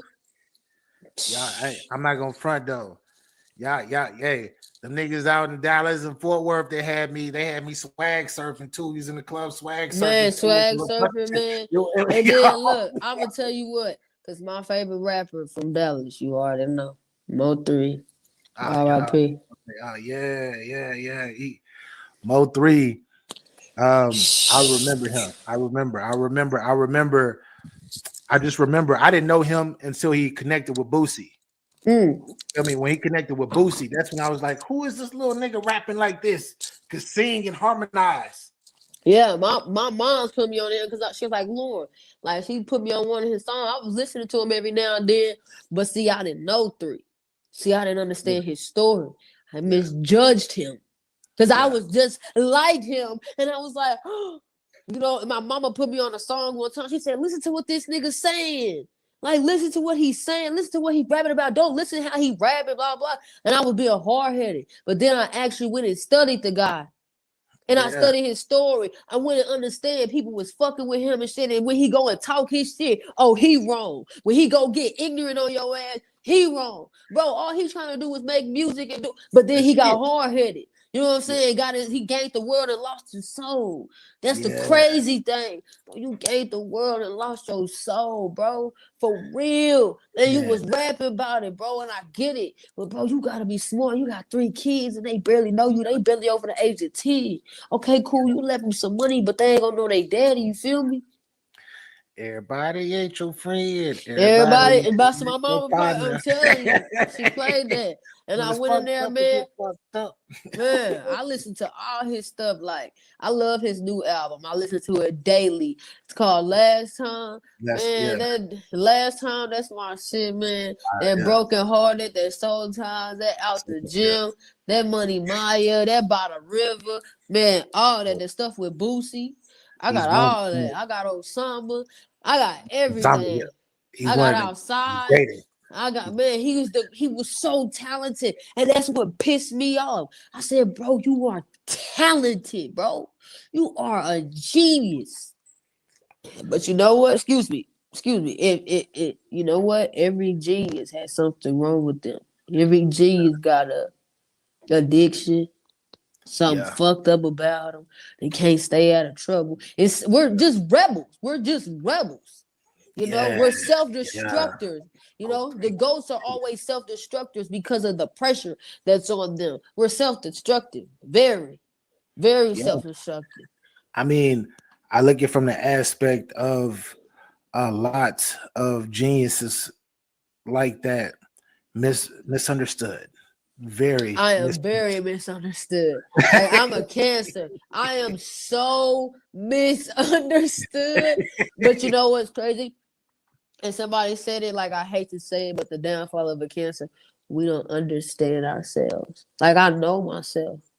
I do. It's going to sound weird when I say it. It's not going to make sense because only the generals understand. Shout out Kevin Gates. For real. Because, like, for real. I'm telling you, that's where I get a lot of this from. I don't understand myself, but I know myself. And I know that I'm misunderstood. I know that I don't understand myself. You know what I'm saying? But that's not up to you to understand that I don't understand me. So how can you make me understand me if I don't understand me? And I'm working on trying to understand me. I'm working on knowing me. I'm working on learning me because a learned man is a dead man. And a great friend told me, shout out Dre to him, man. He told me that. Shit. What day on July is your birthday? I was born June 24th, June. 1996. So you're fresh. You're at the fresh beginning. I'm a Gemini Cancer cusp right there. So shout out to the Cancer because I'm July 18th. So I already know what time it is. I know shout out to the Cancer, man. It's hard. That's why we bro. That's why it's been an hour and 15 Cancer shit, man. Fucking Cancers. Hey, you be having your wife on stressing me street, don't you, man? Just stressing out, bro. I be having my dude, bro. You know know what? I'm sick of your shit. I'm like, you know, I'm like, babe, you know what? You gonna love it here. I'm toxic. I swear. Here. I don't have a wife, but I swear, my lady be trying to leave me once a week. And she be like, done with your shit. You don't even understand what you talking about. Hey, the moon. I'm there, bro. I'm there. I'm there. I am there. And I'm like, yo, why is you tripping on me? Like, come on. Do you get the moments where you just like, yo, today it's a beautiful day, but I don't want to fuck with nobody today. That's get me. out my face. Please. Like, please, yes, I still love you, but please, bro, please, in the name of Jesus, let me have me, please. Like, if I had a baby, most definitely, like, you know, I don't know if you have children, but I don't have children. But if I had a baby, it's me and my baby, yo. Yeah, like, you know what I'm saying? It's me and my child. Fuck is you talking about? Come in here with mama and chill with me because I'm gonna spend time with my child because see, my child will understand. That's why I want a child. You know what I'm saying? Because my child's gonna understand. My child gonna be in here. They might be crying, yelling, or whatever, but they see their mama in here being great. So they're gonna understand. They're gonna sit there. They're gonna be quiet. They're gonna look at me in awe. They're gonna be looking up to me and studying me. You know, from that little age, and then they're gonna start walking and talking and cussing. I might have to hit them through the wall. You know, but other than that, yeah, my dude, he be like, I'm done with this shit. Like, you know what I'm saying? Like he be, and my dude's an Aries. So shit, but Aries. That's a connecting sign though. That's a connecting sign. It's a fire sign. Yeah, but it's you got the water and fire, but Aries is one of the very few signs that's not water sign that will fuck with a Cancer and deal with that shit. So sometimes he been you put that stressed for fire 6 out. months. Like every day his hairline go back because of me. I been stressing him out, bro. That's why I'm bald now. So I hear you. Man, you stressing him out, bro. For real. I love him. I take care of him because that's Cancer. Oh, we gonna take care of you. Yeah. We some fucking trickers. We gonna take care of you. And we're going to stand by you. We're going to be loyal. Anything happen to you, we're going to stick our neck out on the line. We're going to love you. We're going to be there. We got all the major keys you want. We loyal. We're great in bed. We're fucking, we're crazy. You know what I'm saying? We are funny. We are outgoing. We are the life of the party. I got everything you want. I'm good looking. Cancers are always good looking. Every Cancer I've ever met has always been like, attractive. Like, what more do you want from me? Come on, man. Just deal with me. Hey, when the moon come out and the moon is out for a couple of days, just deal with me. Deal with me. We get past that, it's gonna be the best. But you know what? No disrespect to the men though. But like, I can't date Cancer men because they're hoes. Oh my gosh, you just hurt me, man. Look, I ain't no hoe though. I ain't no hoe, Eliza. I don't got no hoe in me. And I'm not saying you. You might be the first male Cancer I've ever met that said that, but everyone I have met has been a whore. Are you talking about you? You're not talking about hoe. You talking about whore. Man, you talking about I met a Cancer a few years ago. He was a Cancer dude. Good looking brother, you know what I'm saying? That Negro had a girlfriend of 15. No, his wife had been with him 15 years. He had been with his girlfriend 8. Okay. You know, and then I have a best friend who, you know, is a Cancer. You know, his name was Corey. He was he's a changed man, faithful man, you know, family man. But no. And then guys that I've talked to that's been Cancers, whores. Like, I can't talk to you. No. You know what though? This is what I'm gonna say. Because I took out of context when you said hoe. Because when I said, I'm from the age when people say you a hoe, it's not that you fuck different people, it's you a hoe ass nigga, period. But I see what you mean. You said whore. I'm not gonna front. It took me till I was in my 30s, like early 30, 31, 32 to stop that shit because I was out there. I came front. You feel me? You got man, you can't. I mean, Cancers, we like that though. We like that. I go front though. It was yeah. But you learn though. That's the thing about it. But I ain't gonna be disrespected, you know what I'm saying? I know how to value myself and move and know my worth. You know, everybody got skeletons in their closet they ain't proud of. But like, let me tell you something, man. Cancers can't be with everybody. I can't be with everybody. You know what I'm saying? Like he said I was, but see, men can broadcast that. Men can broadcast, oh, I was a hoe. I was fucking hoe from Northeast. You know what I'm saying? Like I dated an older guy, you know, and he was like, man, I'm from New Orleans. What you mean? Like I fucked so many hoes. My dude had a bachelor time. Like men can brag about that. My man can brag about that. You know what I'm saying? Like men can brag about that and not get flack for it. That's clout for them. Oh, you did? Oh, you fucked out good? Oh, but what you doing tonight? Like, no, come on, like for real, get them more. See, that's crazy. It's crazy that you wild. That's sick. You're speaking my whole youth right now. Man, soon as I do, oh, you're a whore. You're a whore. Oh, it's in every battle after that. You know what I'm saying? You know what I mean? You're in every battle, you get exposed, your titties get posted, your ass get posted. It's crazy. Women get slandered. You put a dude up there, blast him on his thing, man, his inbox blowing up. That's a fact. And it's gonna, but the thing that's crazy, women get the same thing, but not as much as men. But the thing about it though is when you like, one thing that I've noticed through time is when men broadcast that, right? You got the certain women like yourself who step back and be like, man, like I'm not gonna deal with no hoe. You feel me? He a hoe. I'm not. He might got some all that shit, but it's a lot of women on the opposite side. I mean, I done been with hoes before. Everything I've been with has been a hoe. But it attracts other women though. It does. It really does. You know what I'm saying? Like my dad is one of them. Like my dad just gets female attention.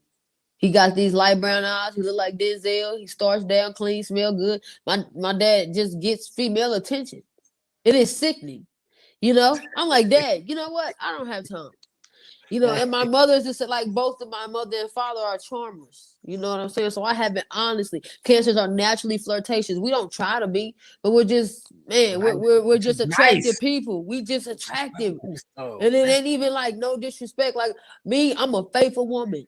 You know what I'm saying? I mean that. Like cancers, we can be very faithful. Cancers can be very, very, very, very faithful. We down for you. Like I ain't been with no other man since my man. I can proudly say that. I can honestly say that to the world. Black women don't cheat, damn it. Hey, Liza, don't cheat. You just black women don't. Man, you just exposed the cancer. We supposed to be on the low. You just let that out. I'm gonna have to edit this video. Nah. Hey, for real though, black women don't cheat. You know what I'm saying? For real. We don't. Nah. Yeah, Cancer men, y'all wild though. I mean, y'all can be faithful, but like me, I'm faithful. Yeah. I don't got time. Like my dude can do whatever. Like, you know, every woman has her, you know, but like, nah, I'm good. Like no woman can take mine from me, period. And if she do, he did that. You know what I'm saying? He chose that. I didn't choose that. Good luck to you, because, you know, players fuck up. You know, ain't nobody perfect. But you're going to love it here. You're going to freaking love it here. I'm amazing. I'm fun. I'll lift you up. I'll make you smile. You know, I'll have your back through whatever. I'm going to be your girl, your porn star, whatever, your best friend. Let's put on a cap backwards and go get a beer somewhere. I'll be your buddy, whatever you like. Like, you know, my dude, he like tools and racing. Like, I got a white black dude. You know what I'm saying? I ain't got to buy him Jordans and PlayStation 5s, baby. We got men over here. I'm going to go to damn Home Depot for my nigga. I'm not going to GameStop. We don't do that. You know what I'm saying? We got real men over here. We got next level. Man, next level. They don't know about that. You know what I'm saying? That dude is a one of a kind. That nigga can fix anything. I'm like, babe, I need you to fix this. Babe, I need you to build this. Like, you know what I'm saying? Black men are amazing, man. They're amazing in what they can do. You know my dude's a nut. He's a great man. Black men are great, for sure. Yo, but like you said though, I can't speak for the other men outside of the cancers. But if you are a fellow cancer and you're a man, Make sure you don't show your wife, your lady, this part of the watch the first He's hour. a whore. Hey, you got a cancer man, he's a whore. You got a cancer woman, man, just run. Okay? As soon as she tell you I'm a cancer, run, run. She is going to man say I'm a handful for sure. It is not easy dating me at all. Yo. Cause you say when your birthday? Oh, I'm a cancer. Run, nigga. Cause she gonna be a porn star, and that's what's gonna get you hooked. And then you ain't never had it like that. You ain't never had a woman like that. Then boom, here come all her problems and her crazy shit. And you like, I can't deal with this. Don't do it. Don't do it to yourself. You go. No, don't do it. Hey, you better be. I tell dudes all the time, man. I told my dude when he first met me, listen, love, this is not what you want. Warning. Yeah, nah. Warning. I told my dude, warning. You gotta be. Don't. Only I'm gonna say this for this is something that because I've dated multiple cancer women in my throughout my lifetime.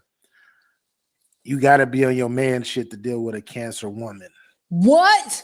You gotta be on your man. Say it loud for the niggas in the You gotta be. I'm just keeping it 100. You gotta be a stand-up nigga. You gotta be a man. You have to be a man to date a cancer woman. Boy, that is the. If you're weak, if you're not there yet mentally, like if you're not if she you're gonna not there, run over you. No, you're going to leave. That's what's gonna happen. Yeah, you're that's gonna what's walk happen. out. You gonna disappear and wake up one day like, why the fuck did I even waste my time or use my time? You're gonna be tripping. So you're gonna be tripping. Be a man. Be a man. You gotta be on your man shit. You gotta be on your man shit.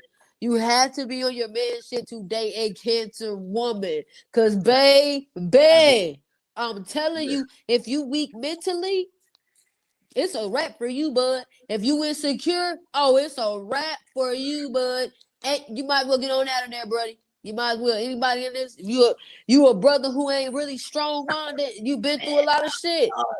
Don't date. I'm telling you now. Warning. I'm telling you now. She gonna pop off on you.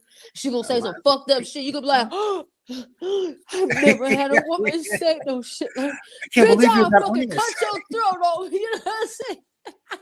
Facts. I'm telling you. Hey, and then after that, she gonna lift your soul to the and she gonna be like, baby, let's go in the room and do the freakiest shit you ever did. What? She gonna take your soul. What? You gonna be like, no, baby, I'm sorry. I was wrong. I was wrong. All right, I was wrong. Hey, yeah, exactly. You gonna be like, okay, baby, it's all good. We can work through this. I ain't going nowhere. I'll just be talking shit. I know you love it here, but see, that's cancer women, that shit.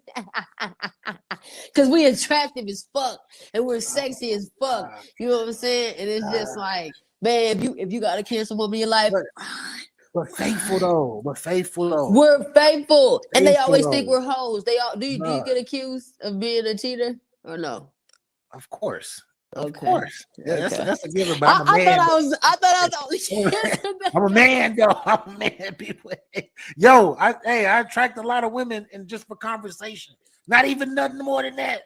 Just chopping it up about what we haven't talked about battle rap in 30 minutes right now. We haven't talked about it. You feel me? So just chopping up about life shit. Life. You fucking her. She feeling you. I'm not feeling her. We just cool. Like, it was Trey Jones. He said, hey, good. Look at good 7. Eliza brought out the OBA. I brought out the OBA. Hey, let's do the BA. Thanks. Yeah, you hear me? Yo, she just exposed the OBA. Nah, I ain't gonna do that. I ain't beating the exposure, man. It's a thing. It's real shit, because what you did for me just now, speaking your truth, is you kind of brightened my horizon about, like, I didn't know for sure, like you were the very first person I ever heard go in depth about cancer men, about them always being out, and I can testify that because of where I come from and how many women that I've attracted and how I've been unsure of this, because you got a bad bitch over here, you got a bad bitch over here, you got a bad bitch across town, and you trying to keep up with this one person. So yeah, I know. I understand. Man, like Let me tell you, I think it's all zodiac men. I'm telling you, them Tauruses, them Aries, and them goddamn Aquariuses. Run, bitch, run. And then Virgo men, run. Run from them all. Run from them all. I'm Hey. not compatible with not one sign. Like, I mean, we are compatible with signs. You know what I'm saying? Like, don't get me wrong, but I don't know. It's just like Cancers, we're between a rock and a hard place because we really want to be alone, but we want to be loved. That's why the fuck is you? Why are you in my mind right now? Hey, it's Kansas shit, I'm telling you. Yo. It's like I want to, We're throwing love a you. birthday. You feel me? Like I want to touch on you. You feel me? I want you close to me. I want to sleep. But then it's like I need my space though, baby. Like I need my own. I need to get in my other room. I'm in the green room right now. So you Thank can go. you. Like, yes, I'm in my green room. Yes, I'm chilling. Facts. But guess what? It's still early. Look, like, yo, it's still early. We go get something to eat. We can chill. You know what I'm saying? I can make you laugh. We can have us because anything that I do, I'm representing for us. I'm representing for you and I. We are a union. We are a team. You know what I'm saying? I'm your girl. And then it's just like this. Like, this is just in general speaking.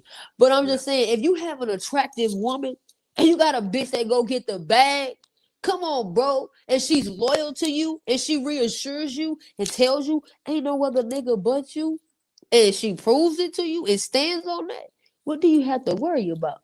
You got the best thing smoking, nigga. Especially if the world wants your whole bitch. Look at Jay-Z and Beyonce. Everybody think Jay-Z don't deserve Beyonce. You know what I'm saying? But guess what? Jay-Z stand on his toes. And he know that's his woman. And they make billions of dollars together. He stick that chest out and he let niggas know. Say, bro, don't get too out of line. He let them know. You know what I'm saying? But men have to fix their insecurities. I think a lot of men are insecure because, y'all don't, men who get pussy thrown at them, that's rare. Yeah. Whatever. So, but men gotta fix their insecurities, especially when you got a bad woman. But some men are not used to a valued woman, a strong-minded woman, an alpha female type of woman. They used to a simp-minded ass woman. You know what I'm saying? Who gonna do whatever they say and do this, do that. Then when they get with you or an alpha female, they like, oh hell no, They fucking terrified out of our fucking minds. Terrified. Thank you for being a man and saying that. You're terrified. Like what the fuck? Like do I knock this bitch out or do I love this bitch? Like what do I do? Do I go to jail or do I work it out? Like, or do I prevail? Do I go to jail or do I prevail? Like I'm knock this bitch out. You know what I'm saying? Terrifying. It's terrifying. Terrifying. Like, it's scary. It's a scary sight when you've been dealing with all of these women. Like I said, it took me till I was 31. I'm 37 now. But it took me till I was 31 to figure out shit. And all throughout my fucking, from my late teens, from my mid to late teens, all the way till I was 30, I was meeting all these fucking women from all across the fucking world, doing all of this traveling, fucking here, fucking there, fucking there, da. And then when I would run into those, when I wasn't ready, should I say, I was running into these women that would just like stop my ass, just like stop, and I'll stop, and I'm just so trying to go, and then they'll treat me right, they'll love the hell out of me, and I'm like, am I being punked right now? Where is Ashton Kutcher? Is somebody gonna jump out? Like, I'm thinking I'm being set up. That's how fire. The fucking connection was. Yeah, and you're not ready. And then when you go be with a simp, you be like, okay, I was tripping. Okay, yeah, a girl had a mouth on her, but she don't do nothing. She don't clean. She don't buy me no socks. She don't take me out nowhere. She don't make me laugh. But she listen though. I mean, she listen to it, nigga. Damn. She don't, man. She ain't no fucking freak. She don't no dick. You know what I'm saying? Like, man, be sitting there like, yeah, the bitch listen. I mean, I got a bitch that listen, but damn, that's it. Do you have to listen to everything I say, bitch?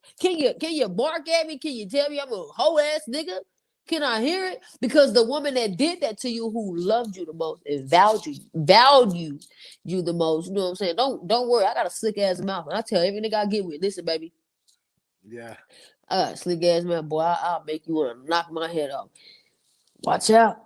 You know what I'm saying? I try to tell her, I'm a man, girl. Girl, I got you, girl. You know how you niggas do. Then that time come, I'm leaving you, bitch. I can't believe you would say something like that. I'm like, yo, what? I've been there. I've been there. I have been there. My guy Good Seven said we need a podcast. we need to talk Yeah, man. We've been on here. We need a podcast. Hey, everybody out there, this is my first time ever being on screen, on camera with Eliza. I know it seemed like we've known each other forever, but this is a fucking connection, y'all. I'm trying to tell y'all, this is fresh, but it's real. It's real. It's out there, man. Thanks. But with that being said, Queen, I really appreciate you for coming. I fucking enjoyed myself. Well, definitely. Thank you, man. You know, I'm probably get yelled at. You laughing now. You just mad a minute ago. You know what I'm saying? Damn, nigga. It is what it is. You know, roll with the punches. You feel me? Roll with it. You know, I love the nuthead motherfucker. You can't live with him, can't live without him. Facts. Yeah, we definitely gonna have to connect. I know you busy and you're coming up, but we might have to do a little we might have to do some podcast shit and get some bread real quick because I most definitely. You say some real shit. You say some shit that I say some real shit, and people be thinking I be outlandish or I don't know what I'm talking about. You know, I'm 25 and I got a lot of learning to do. And I'm gonna keep it like that. But I'm intelligent as hell. Don't play with my mental. Like, ooh, that bothers me. Like, tell me game, get on my ass, but please don't doubt me. Don't, you know how cancers do. Like, we're self-critics already. So don't say what we feel about ourselves and then bash us. No, tell me in the right way, motherfucker. Like, tell me sweetly. Tell me nice. Facts. Even if you want me to be nice, even if it's fucked up, be like, yo, listen, I love you, but you wrong for that. You really done right. That's not what you do. You greater than that. You greater than that. That's all I want to hear. You know, all that. You tell the motherfucker you need this motherfucker. You don't fucking listen. Look what the fuck you do. Then you want to get mad. Then you want to huff a puff. Oh, you think you bad motherfucker, huh? Oh, you think you just got it all figured out? Yeah, nah. I don't. Respectfully. I can't handle that type. Still, I'm a grown ass man. I'm mature now. I know myself. I'm still growing. Still growing. But I'm very mature. Yeah, but even with me going through all the shit that I've been through, I still like my mama don't even talk to me that way. So I'm like, no, my mom even knows, and I love my mama to death. She's the queen of every fucking thing. She even knows. Well, Brandon, I need you to like. You should.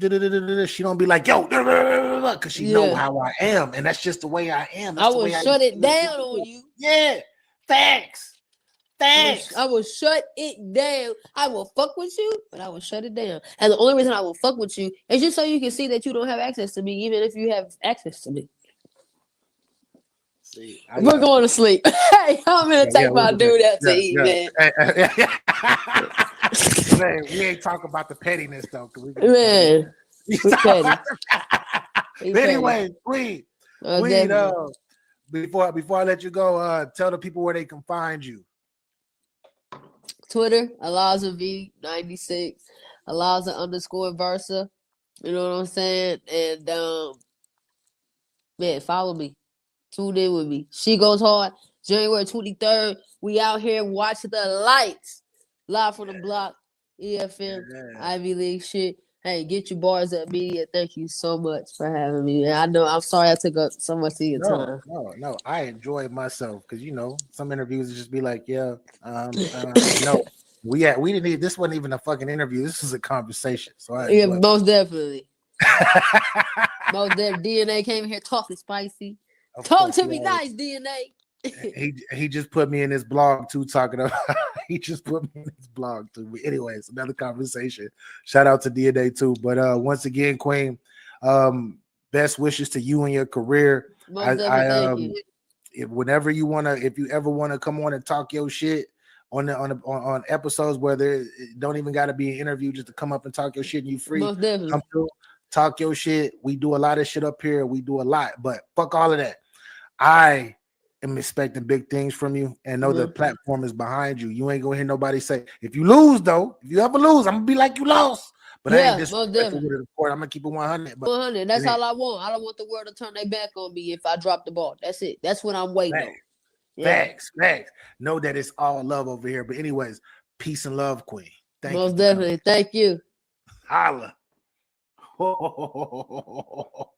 Oh, you see, this is what I'm talking about. Yeah, K Frost. Yeah, she fired. Eliza's fired. You're gonna hear about her soon. You know, she's on our Midnight Madness thing right now, and I'm sure they setting up some stuff for her. But dope ass interview, man. Shout out to the Queen. I might have to talk to her behind the scenes. We might have to do a cancer podcast because she know her shit. She exposed the niggas in the correct way, addressing things, and yeah, that shit was fun. Episode 44, Tokyo Ish, man, featuring Eliza Versa. Make sure if y'all just now tuning in, make sure y'all watch it from the beginning. Dope ass interview. Talked about life, talked about a lot of shit. The last 40 minutes of the interview had nothing to do with battle rap though. So it was real life shit.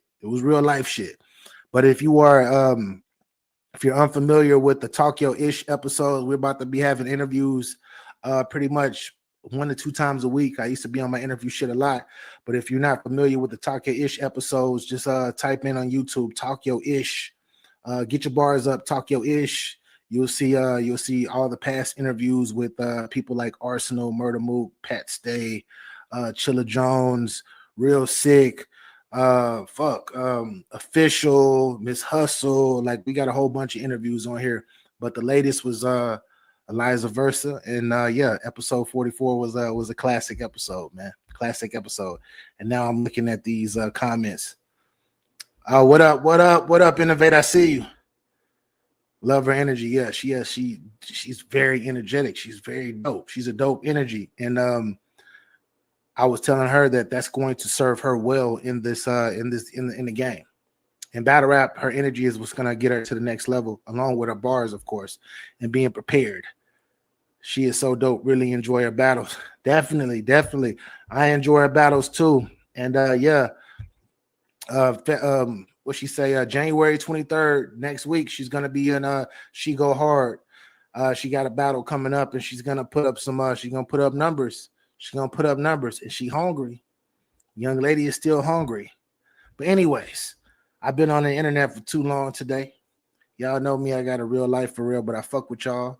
And without y'all, it wouldn't be no Get Your Bars Up media. But anyways, it's been a while since I did an interview Dolo too. So that felt good. I was like, I had control. I didn't have to mute nobody and nothing crazy. But anyways, peace and love to the squad. Peace and love to everybody that's watching. And shit, like I said, if you don't got your bars up, you gotta hold this L. We Outside Network. Fronto, Smoke Kings. Snack King Cole. I see y'all. That's a capology flag, little bitch. Let me talk my shit, get out your moist ass feelings right. My responsibility, my family, my children, my mother can hold her head up in any neighborhood in the city when she walks down the block. In all the 5 boroughs, I'm known. Forget about it. I just wanted me a jump shot till I wanted me a dumb night. Cut the bottle up in the awesome fall. It was the last paycheck that McDonald's tossed me. I'ma run it up. Sting ain't even stopped yet. I'm running up. Dots throwing shots cause I'm coming up. 42nd 100 block where it's going up. Go ahead with your pride if you coming up. Sting running for a gram, I'll be rolling. Told my big, I'll be back in the morning. 2 days ago, I still got place to go. Hope his ass ain't reported it's stolen. Very wanna have, I'm Terry, need a black bro. Pulling up fast, city wanna slap, gotta do the man. This real money, no PPP. Look at that AR, shoot 223s. Hit a B10, that thing on freeze. Cash for the bars, I got the keys. Little for Bobby, catch me in the breeze. Racks on the burger, and I play with them cheese. Thinking with Instagram, bitch, I'm a tease. She not a jack, she Vietnamese. I'm on fire, 500 degrees. Bag of that rust, we smoke out the peak. When they free gutter, he still got the cheek. This and it. Free my nigga bars, nigga. Free my nigga Russ. Okay, now, hey, y'all with the cooler king. Keep street. street, we run this shit. Fell back after run it up. And my last bitch, she was dumb as fuck. Hop out, get the spray and stuff. Cause my last ops wasn't saying nothing. Whole stunting, big pimpin', whole hunting. 38 with the cooler kid in the mall with me like Joe Budden. These hoes front. Hey, yeah, get your bars up media, man. I appreciate y'all having me, man. Salute, salute, salute. Tell these niggas. The opinions expressed on this show does not reflect the ones of the Get Your Bars Up media platform. Therefore, stay at your moist ass feelings and get your bars up, you bitch. In the words of Capology Facts Holders LTV, that is. But the only problem I got with this clown is this. Every time you get in jam, you think he could just scheme his way out of it. You be like, chill up. What's your pillow talking to the bitch? He be like, oh, she wants to have.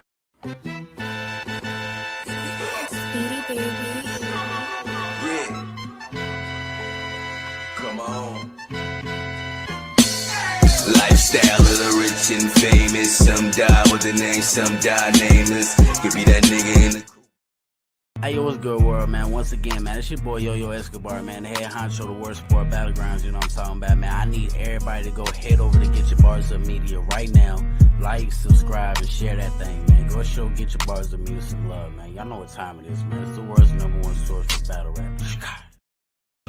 With you, me and you look like we could go together. You got some friends for the crew.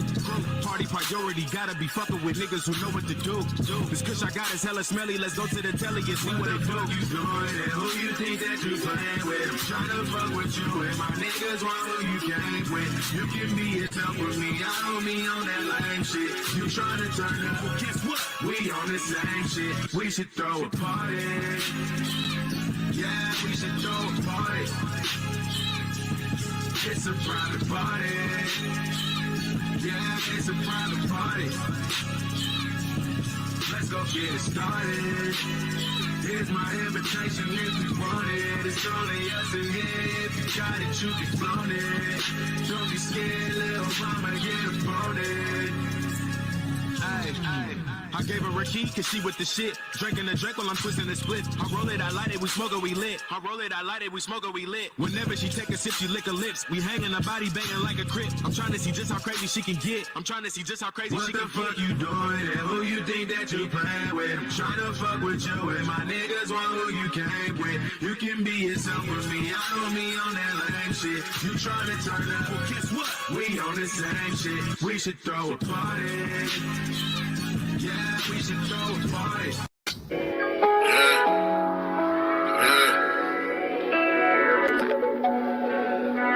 For real.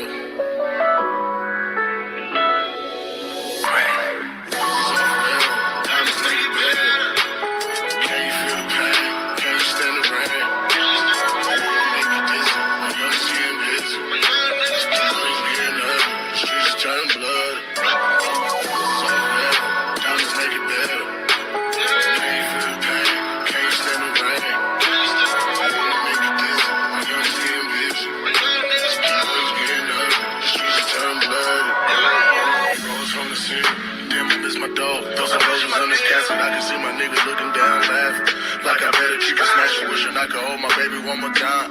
While I'm staring at her pictures, even make me dizzy, niggas make me nervous. I don't know who's out to give me tattoos on my body, tell a nigga story. You can read a nigga struggle, brothers working day and night on the blade. Cause need the places that you can find, hit a nigga where you stand.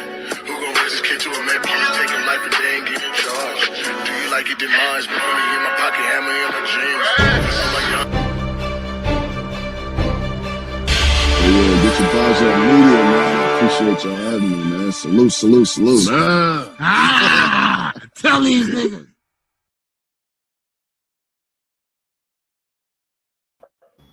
What up, world? It's your boy BA for Real 100, and welcome to Get Your Bars Up Media. Salute, salute, salute.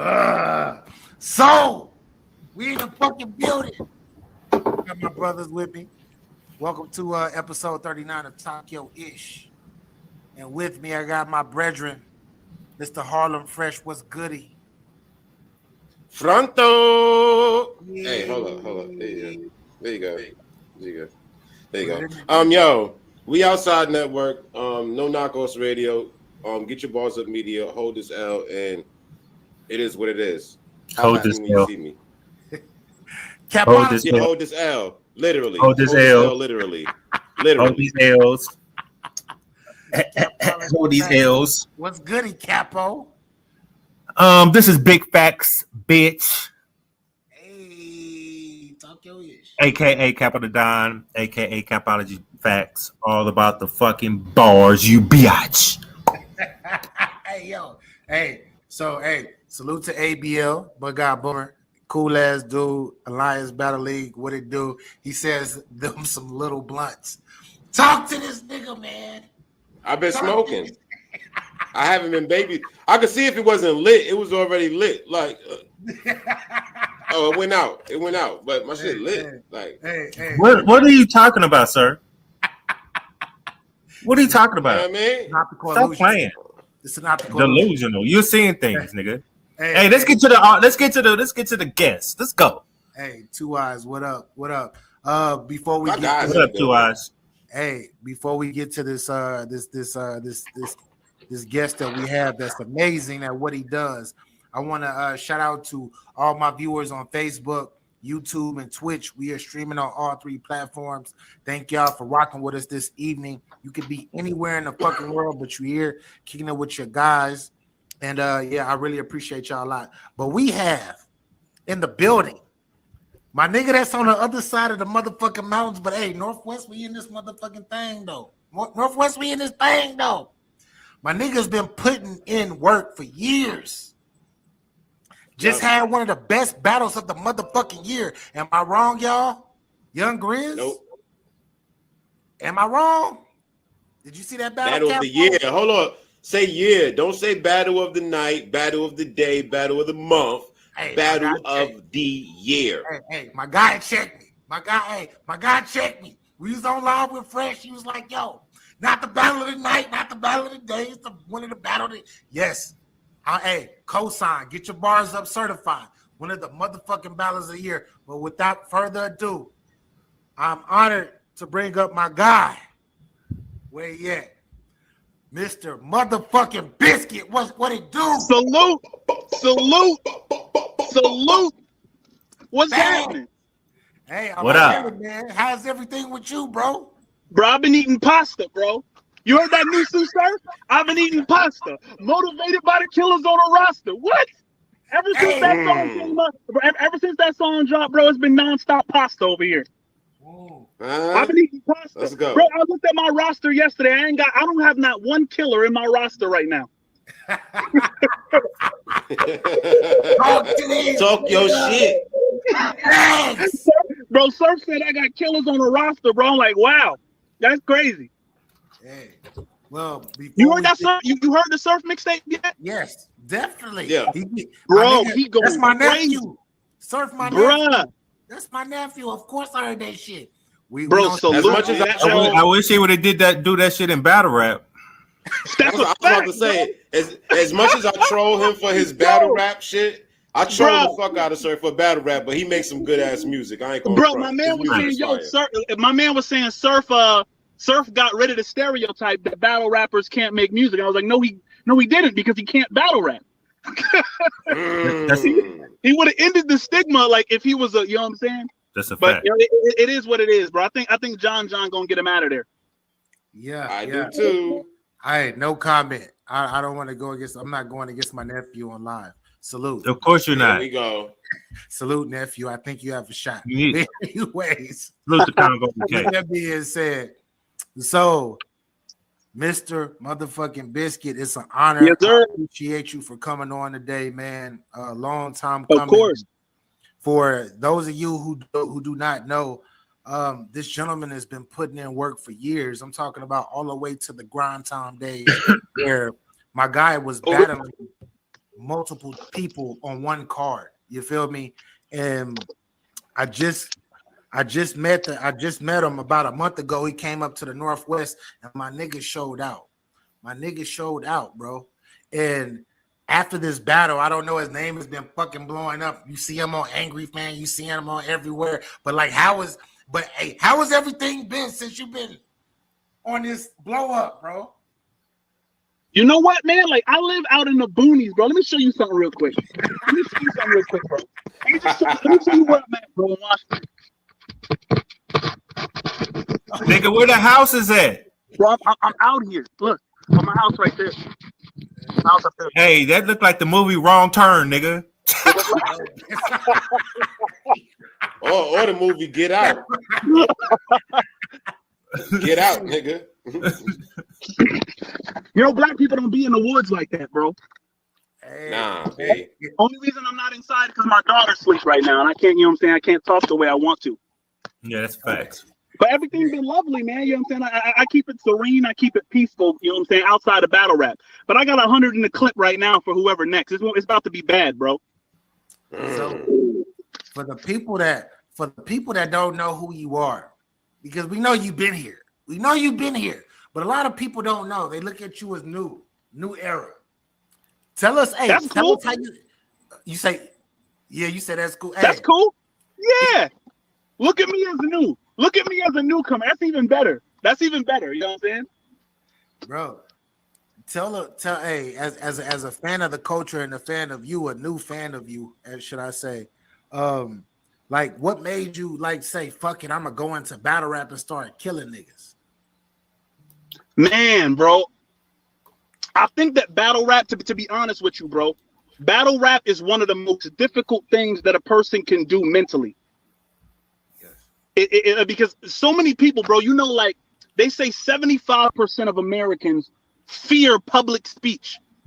Like it's one of people's greatest fear to get up there and publicly speak. You know what I'm saying? So to do that on this scale, and it's more difficult than being a musical artist because musical artists can travel from state to state doing the same lyrics, doing the same songs over and over. With us, you got to think of the most creative thing and then only spit it once. Spit it perfectly against an opposition that's trying to kill you, right? At the end of that, the amount of mental growth that's on the end of that, bro, like I'm a real nerd at the end of the day. You know what I'm saying? Like I love the challenge of being able to do this on a high level. You feel me? So I think that's the reason I got involved. And that's also the reason my win-loss ratio is so high. Like I have to win, bro. I have to win the battle, bro. It's not just about having a classic for me. I gotta win it. So if you're gonna beat me, bro, you gotta be every single bar. You gotta be barking like you crazy. You gotta be rebuttaling. You know what I'm saying? Like, so that's what it is for me. It's the difficulty of it that I like to understand. Okay. You kind of cutting out. You in the boonies, you cutting out. You back? There you go. You got me? Yeah, I got you now. So we taking it back from your very beginning. Your first battle, bro. Your first battle. Who was it? Who was it against? And how did you fucking feel going into that battle? Bro, I felt confident. My first battle wasn't recorded. It was shout out to Black Pegasus. If you don't know who it's a battle rapper. He was in Scribble Jam. His name was Yo Mama's Pimp. That was this dude named Yo Mama's Pimp from Scribble Jam, bro. He took second place in Scribble Jam. He now goes by Black Pegasus. Shout out to my man Black P. And he's out in Colorado. So Black P was throwing battles at the Union Station. And I didn't have a job at the time. I was about to get kicked out the crib, so I needed that money. There was money like for the winner. Yeah. So I went to the Union Station. People were signing up for the battle. I get in line. This girl says, "Yo, what's your rap name?" And I said, Lamont. And she was like, "Is that your battle rap name?" So this nigga behind me was like, "This nigga don't even have a battle rap name." You know what I'm saying? He's laughing at me like, "I don't even have a." And I turned around and said, "Bro, you can call me Mr. Biscuit for all I care. I'm here to rap." You know what I'm saying? And so some drunk people at the bar heard me and they was laughing. I was like, "Yo, Mr. Biscuit, that's tight." So the girl calls up Mr. Biscuit. I thought she wrote Lamont. The whole crowd is drunk and they're screaming "Biscuit, Biscuit, Biscuit." I get up there and shut it down, bro, and take the cash. So I'm like, Mr. Biscuit stuck.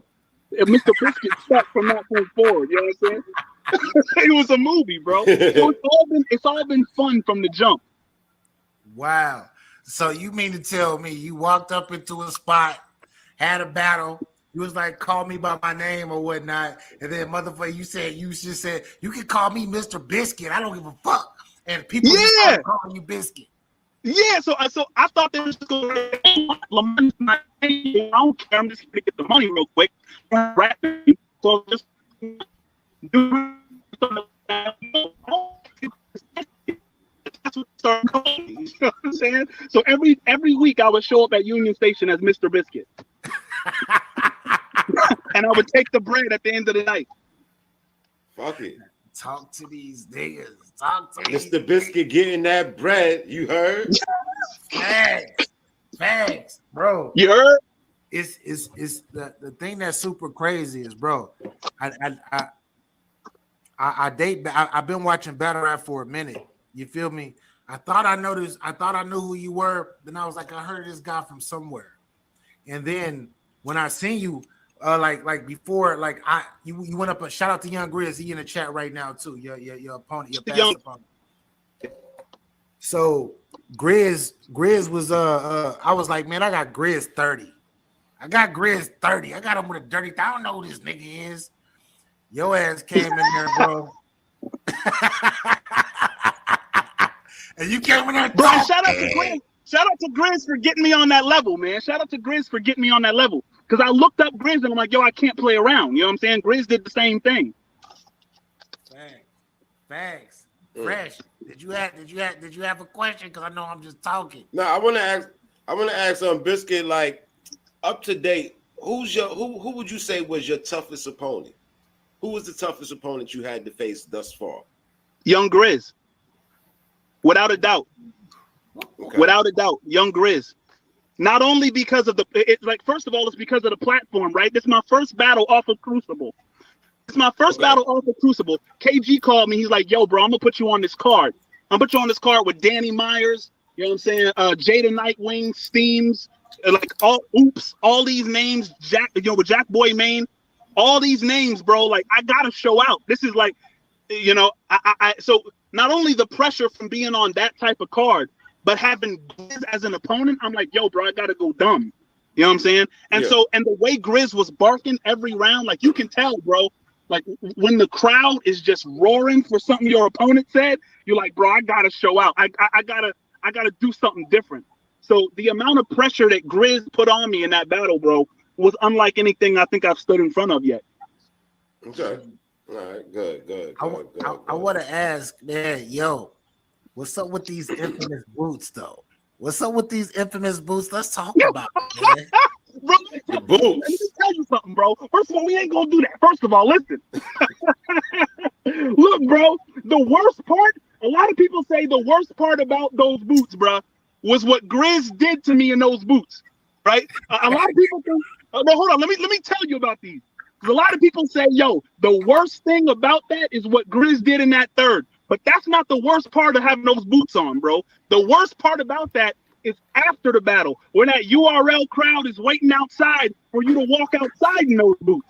That's the worst part of it, bro. I wanted to stay inside. I didn't want to go outside at that point. It was raw, bro. Facts. You need some house shoes to put on after that. Yo, bro. People was calling me Bootsy Collins. People was calling me Lil Bootsy. Yeah. Bro, my man Royalty. Shout out to my man Royalty. I walked outside, bro. Royalty got down on his knees, pointed at the boots, and said, "I hate those." Shout out to Royalty. People was disrespecting me in them, bro. Yo. Oh shit. But by my third round, bro, people were like, "Yo, it's got to be the boots. How is he doing it? It has to be the boots. The boots is on fire." Bro, what like going into this battle, because this was your first time on the actual URL stage, right? With that being said, like, what was your mindset though? Like, what was you thinking going into this battle? Like yo, and for those of you who do not know what I'm talking about Young Grizz. You feel me? My guy, Mr. Biscuit versus Young Grizz, which is actually one of the battles of the year. Like I got right here in the comment. Shout out to Young Grizz. But what was your mind state like? Did you have a lot to prove? Because it sounded like you had a lot to prove, bro. Bro, that's 100%. Like, and shout out to KG, man. I don't know how many times I can say this, bro. Like, shout out to KG because KG took a risk, man. I've never been in front of a URL crowd before. I've been in front of a grind time crowd. I've been in front of like that college crowd of No Coast.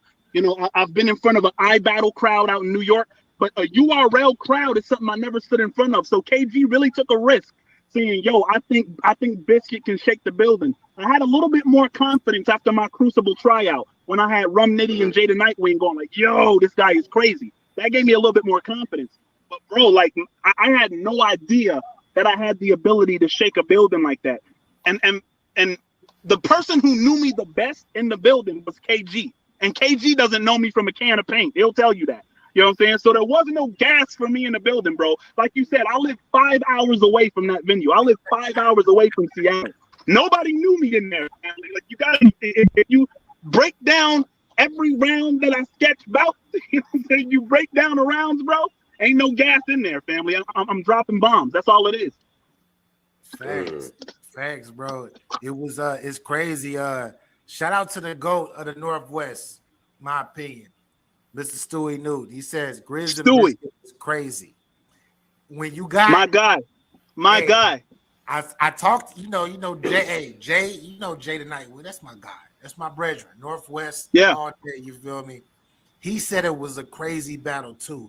With that being said, like, how has the reception been since this battle? The reception has been fantastic, man. Like some people, the only blowback that there has been, shout out to Lindsay. The only blowback that there has been from the battle is that people can't really interpret how the Northwest crowd reacted to me, right? They're like, yo, because I decided to go every single line. And so when you do that, people are so used to the only bar being the fourth bar in the scheme. People are used to set up, punch, set up, punch. And for me, I did punch. And so the crowd is going crazy by the first bar. Then the second bar, they're going crazier. Then the third bar, they're going crazier. And the viewer is confused, like, yo, let him finish. But they don't understand that the crowd is reacting to things that they hear that are tucked into every line, right? So that's the only real blowback that I got from it. Everybody, bro, from Battle Rap Fantastic, shout out to him, to Angry Fan now, finally, right? I had to get on Caps, bro. I had to go in there and air him out, bro. That's my man, though. I seen that shit. Yeah. So the reception has been real positive, man, like for the most part. Yeah. I think you deserve everything that you get, man. And I can't wait. Like, we need to get your ass up here to the Northwest, like to the other side of the mountains. My guy Stewie Newton, like I said, that's brethren, the GOAT of the Northwest. He trying to get you on the H2H card, man. What you talking about? We gonna talk later about it. Yeah, that'd be mean. That'd be you mean, a part of the Northwest, bro. You a part. Right. Shout out to Stewie Newton, but I'm gonna have to challenge that GOAT of the Northwest status. Now, at some point, I need the smoke, bro. Because I'm the GOAT of whatever state I'm in. And I'm not used to not being the GOAT in any state that I step in. So eventually it's going to have to come down to either you sacrifice that crown willingly or I'm going to have to come snatch that eventually. Respectfully. Talk! Respectfully. Capo, talk to us, Capo. You know what I'm saying? Hey, Stewie said we can set it up. With all due respect to Stewie. Stewie, you gonna allow this man to talk to you like that, Stewie? Stewie, what we talking about, Stewie? Respectfully, you gonna let this man talk like that, man? I'm gonna need that. Not, Stewie. He need to be pushed to that level, though. He want to see if he can push his pen to that level. So it need to happen. It needs to happen. For sure. Yeah. With that being said, bro, wow, 2022 Stewie versus Biscuit, we can make it happen. What? Yeah. What? Like that. Or you could put it on that H2H card.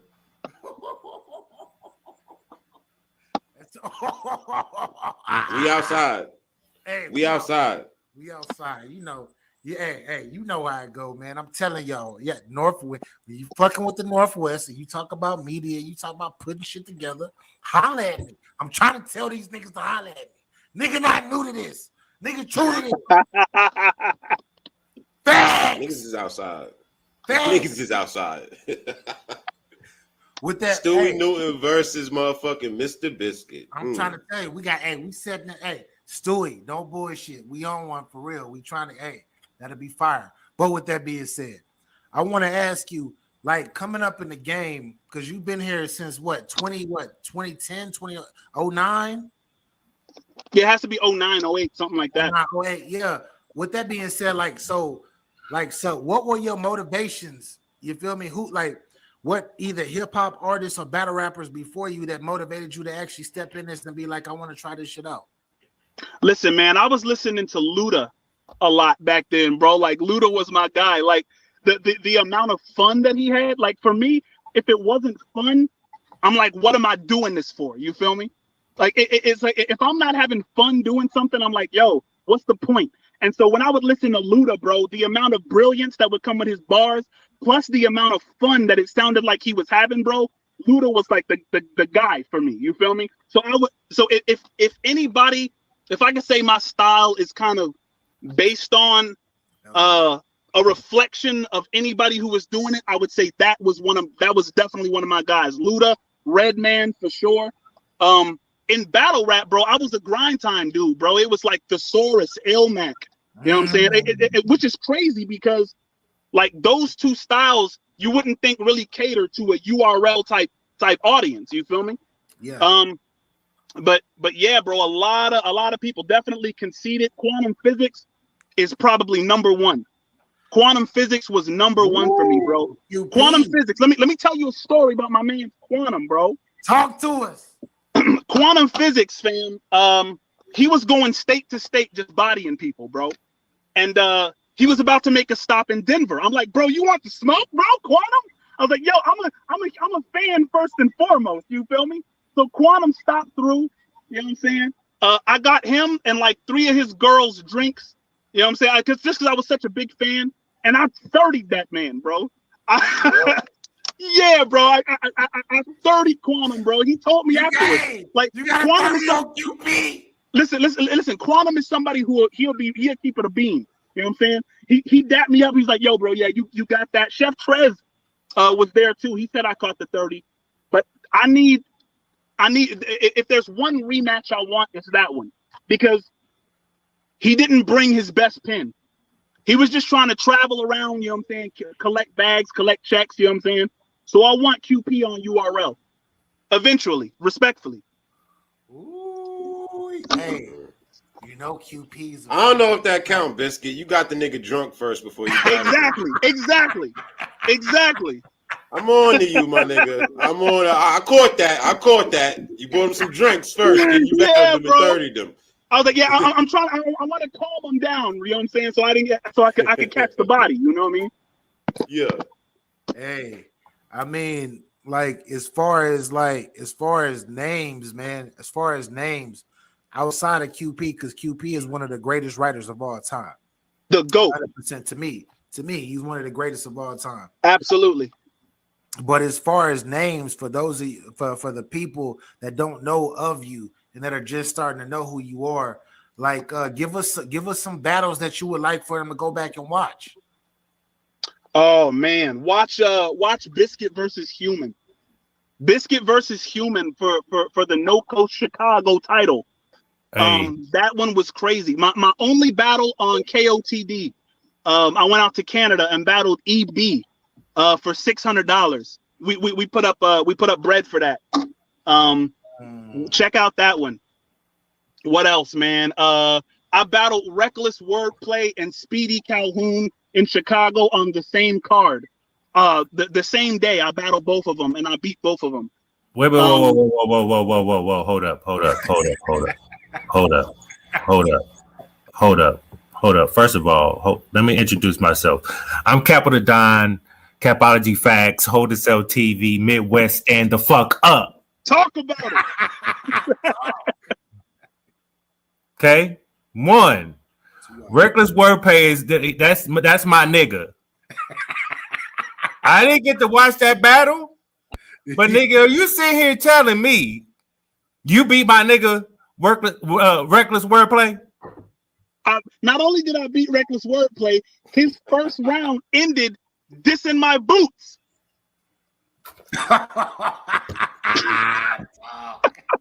Shout out to Reckless STL.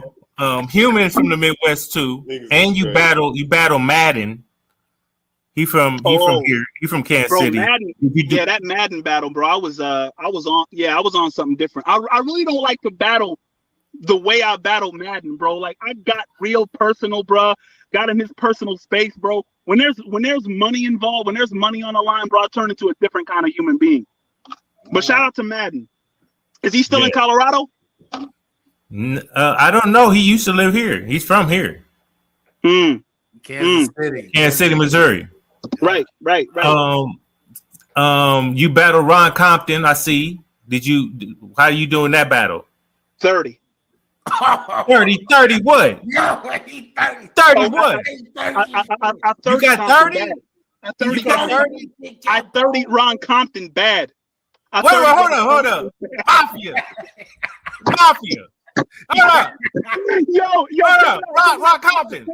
Bro, it was a last minute battle. We was battling in a tiny room, and he came out, bro, talking about some black brotherly love that like we as black men should stop dissing each other, and it was kind of strange. I was like, yo, did you come to? I felt kind of bad, you know what I'm saying? Because all I had was smoke for him, you know what I'm saying? And so like, yeah, it was a very clear 30. I think he stumbled in the second, choked in the third, something like that. Let me ask you this. Out of your I think you had 30 battles, maybe a little bit more, right? Yeah. Out of those 30 battles, how many of those you think you won? 26. Ooh, that's a high winning percentage. Who did you lose to? I lost to Dirtbag Dan. Shout out to Dirtbag Dan from Grind Time. I choked in the first. I was real cocky, man. Like I got to a real arrogant space, man. Like with Dirtbag, he and I were going back and forth on rap platforms, and he just came through and smoked me. Shout out to Dirtbag Dan. I would say that I took an L to Fresco.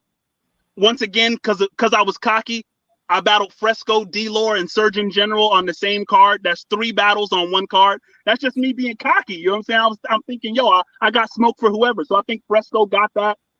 Lotta Zay. Lotta Zay got me because I slipped up in the third. You know what I'm saying? And I think the rest of those are debatables and wins. Mostly wins. Lotta Zay got 40 by LL Cool G. What? Capo, we ain't doing that. Don't tell me that, bro. Don't lie to me. Y'all lying. I don't believe that. Hold up. This one thing that I don't do. This is one thing Capo don't do. I don't bullshit you. Okay? I don't. You see the two cosigns right here. Yeah. All the fresh put the 4-0. Shout out to the first battle was a 1-rounder. He got smoked. He won a rematch with a 3 rounds, and he got smoked again. Fuck out of here. Was it a good Lotta Zay? It was a Lotta Zay that's hasn't really been in the game like that. Lotta Zay. It was a video camera. It was a video camera. I want to film video type Lotta Zay. I was waiting for the towel. That's what I was waiting for. I was waiting for the towel. Yo, just like your boots. Yeah, I was waiting for the towel. Yo, I told my man it was Johnny ugly. Storm, I told my man Johnny Storm the same thing. Like when he battled Carter Deems, I said, "Yo, bro, battle rap need referees, bro, so that they can stop some of these fights when somebody just getting like damaged every single round." Yeah, battle rap need referees to stop the fights. Leave him alone. Leave him alone. Leave him alone. Leave him alone. So I want to ask you, man. So coming up, like who, like a lot of battle rappers have like certain type of MCs that they consider goats, etc. That they want, like it's like an end game to them that they want to see. For yourself, like who is your end game in battle rap that you want to see, like definite that you consider a high standard battle rapper, should I say? It's hard to say because I don't really do that. And the reason I don't is because my purpose is the moment. You feel me? So when whoever I battle, I'm battling them like they're my dream battle. You feel me? I don't want to battle somebody with the intention of battling somebody else. There's not a ladder that I'm climbing. I want to battle whoever I'm battling as if I'm already there, as if they're the person that I've been working towards. You know what I'm saying? That's how I battled Young Grizz. I battled Young Grizz like I've been fighting to battle him for 10 years, even though I'd never heard of him before he was offered to me on Born Legacy. Respectfully, he probably never heard of me either. That's not this. Yeah. But it's like whoever I battle in that moment, I want that to be the guy that I've been trying to go towards. You feel me? I feel like when people say like, yo, I want to battle Lux, or yo, I want to battle Murda Mook, that means whoever's in front of you is not getting the passion that you would put into those people that you wanted at the top. And that's never going to be me.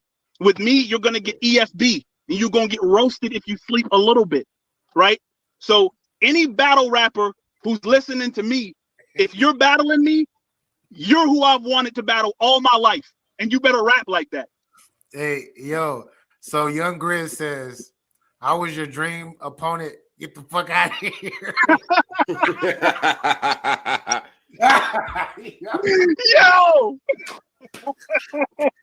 Shout out to my man Grizz, bro. Grizz a real one, bro. Facts. No, yeah, for sure, bro. Anybody I battle, bro, I'm preparing for them like that's my dream battle. Facts. Facts. So, yeah. Talk your shit. What were you about to say? I didn't mean to cut you off. No, bro, like I think if more people would adopt that mentality, like so many people want like you hear a lot, man, and maybe I get your perspective on this. You hear a lot of people saying like, yo, the reason I lost this battle is because I didn't care about it. Or the reason I didn't bring 100% is because I'm not on this particular card, or, you know, they're not giving me the opponent that I want. If you were to give me K-Shine, or if you was to give me Chess, then I would really go all out. You know what I'm saying? I think the way to really get those people is to not put them so high on a pedestal, and kind of put on a pedestal whoever your opponent happens to be, and rap like they are that guy. You know what I'm saying? That makes sense. So that's how I approach it. I agree 100%. I think that a lot of battle rappers these days, you feel me, especially now these days, you know, it's bags with the battles. It's not you have to win to get the bag. I think a lot of MCs these days, they be on that, yeah, man, I'm saving my bars for so and so and so and so. And I think that's crazy. I mean, at the end of the day, it depends on what your goal is. Like ever since I was top 16 in the Crucible, bro, people been in my inbox, like battle rappers that I've known for a long time. Have been like, they go in my inbox and they're like, yo, Biscuit, do you have any advice for, you know, how to get where you are? And I said, what's your goal? Why are you battling? A lot of battle rappers can't answer that question. It's crazy. You would think that people would know like why they got involved. You know what I'm saying? Like, is it the money? Like, do you eventually want to get money from this? Is it notoriety? Do you want to be known for the best things? Do you? You cut out. You cutting out, bro. Yo, you got me? Yeah, you back now. What You were got you me? saying? Yeah, you back now. What were you saying? Oh, he no laggy. I was like, a lot of people don't know the reason. See, this is hey, my guy's out here. He in the boonies. Salute. You got me? Boonies. He in the boondocks.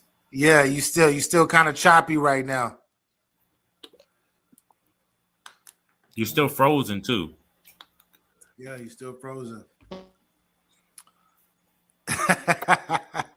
My nigga talking that shit though. He talking that real shit though. I like it. I like it. Let's see What's if up, he Stan? Salute. GX salute. What up, y'all? Hey, you okay? He back. He back. I see you moving now. I see you We clear good? now. Yeah, we good. What were you just saying? What was you just saying? Because it just cut out. Shoot, I forgot what I was saying. I'm dead. I'm dead. So hey,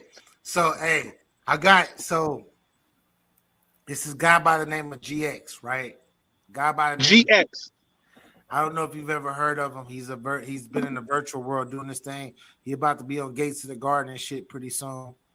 And he's been calling you out, man. He's been talking crazy, bro. What do you got to say to these niggas that's talking crazy that don't even know you and think that they can beat you, bro? With me, bro, it's like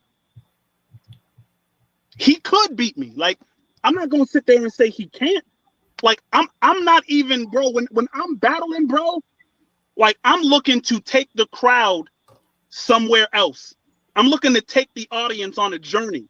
So if you're watching my battles and you think you can beat that, then bro, I say salute to you. To me, this is an art form. You know what I'm saying? Like, I'm not one of those guys that's gonna say, oh, anybody who steps up to me is gonna get destroyed. What I'm gonna say to GX respectfully is, bro, if you look at my battle versus Grizz or my battle versus Human, and you can match the bars, you can match the energy, you can match the preparedness, on a whole different type of scale, something that's totally catered to you, then salute, and it's gonna be a classic, bro.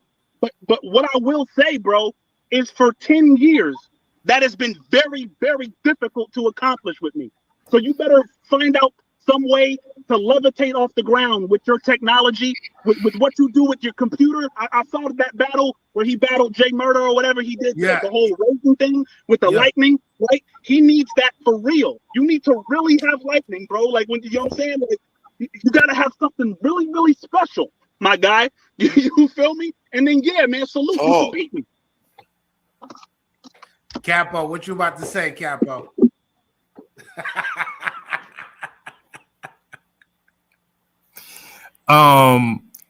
GX, what he really wanted to say in the how battle rappers do in this battle rap form, he saw what you could do. He will smoke your motherfucking boots. That's what he's really saying, my nigga.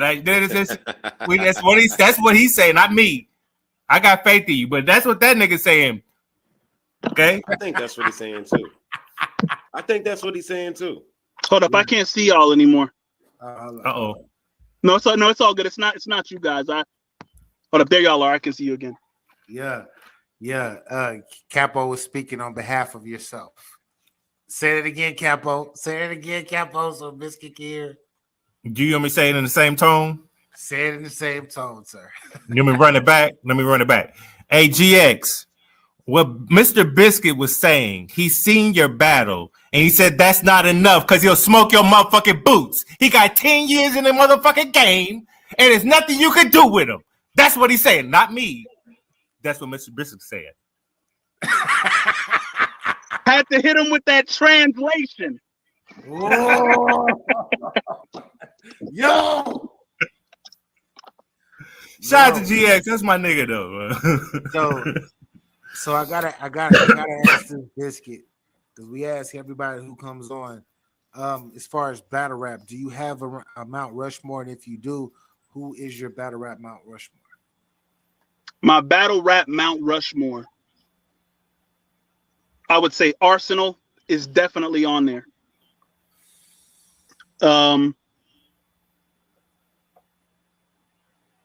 Arsonal. I'm gonna go DNA.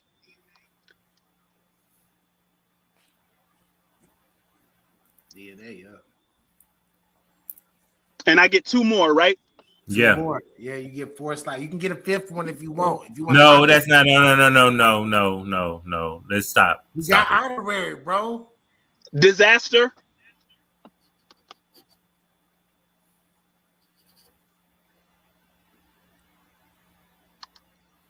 And I got to be real careful because I only got one more. Facts. Arsonal, DNA, Disaster.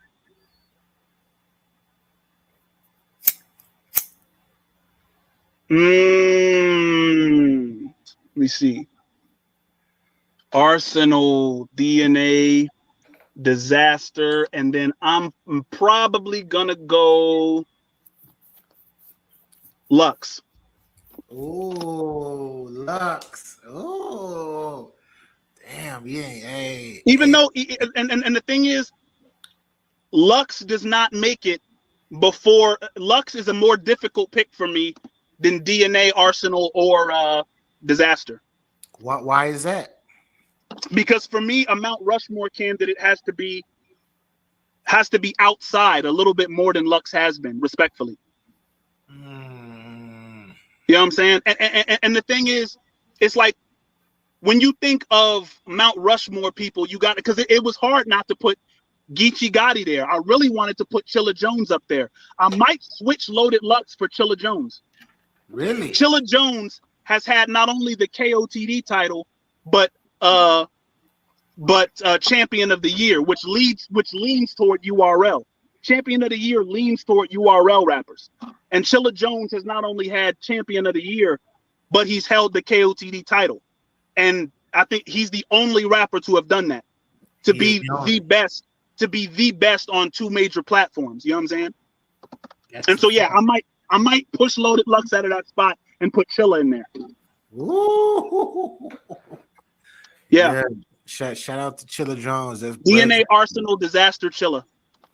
Oh, because, like if you think about Disaster, how spooky he's been to stand in front of his entire career, his freestyle ability, and then you look at DNA, the same kind of package. Chilla Jones, like Arsonal, like you're standing in front of something really, really spooky and consistent across generations.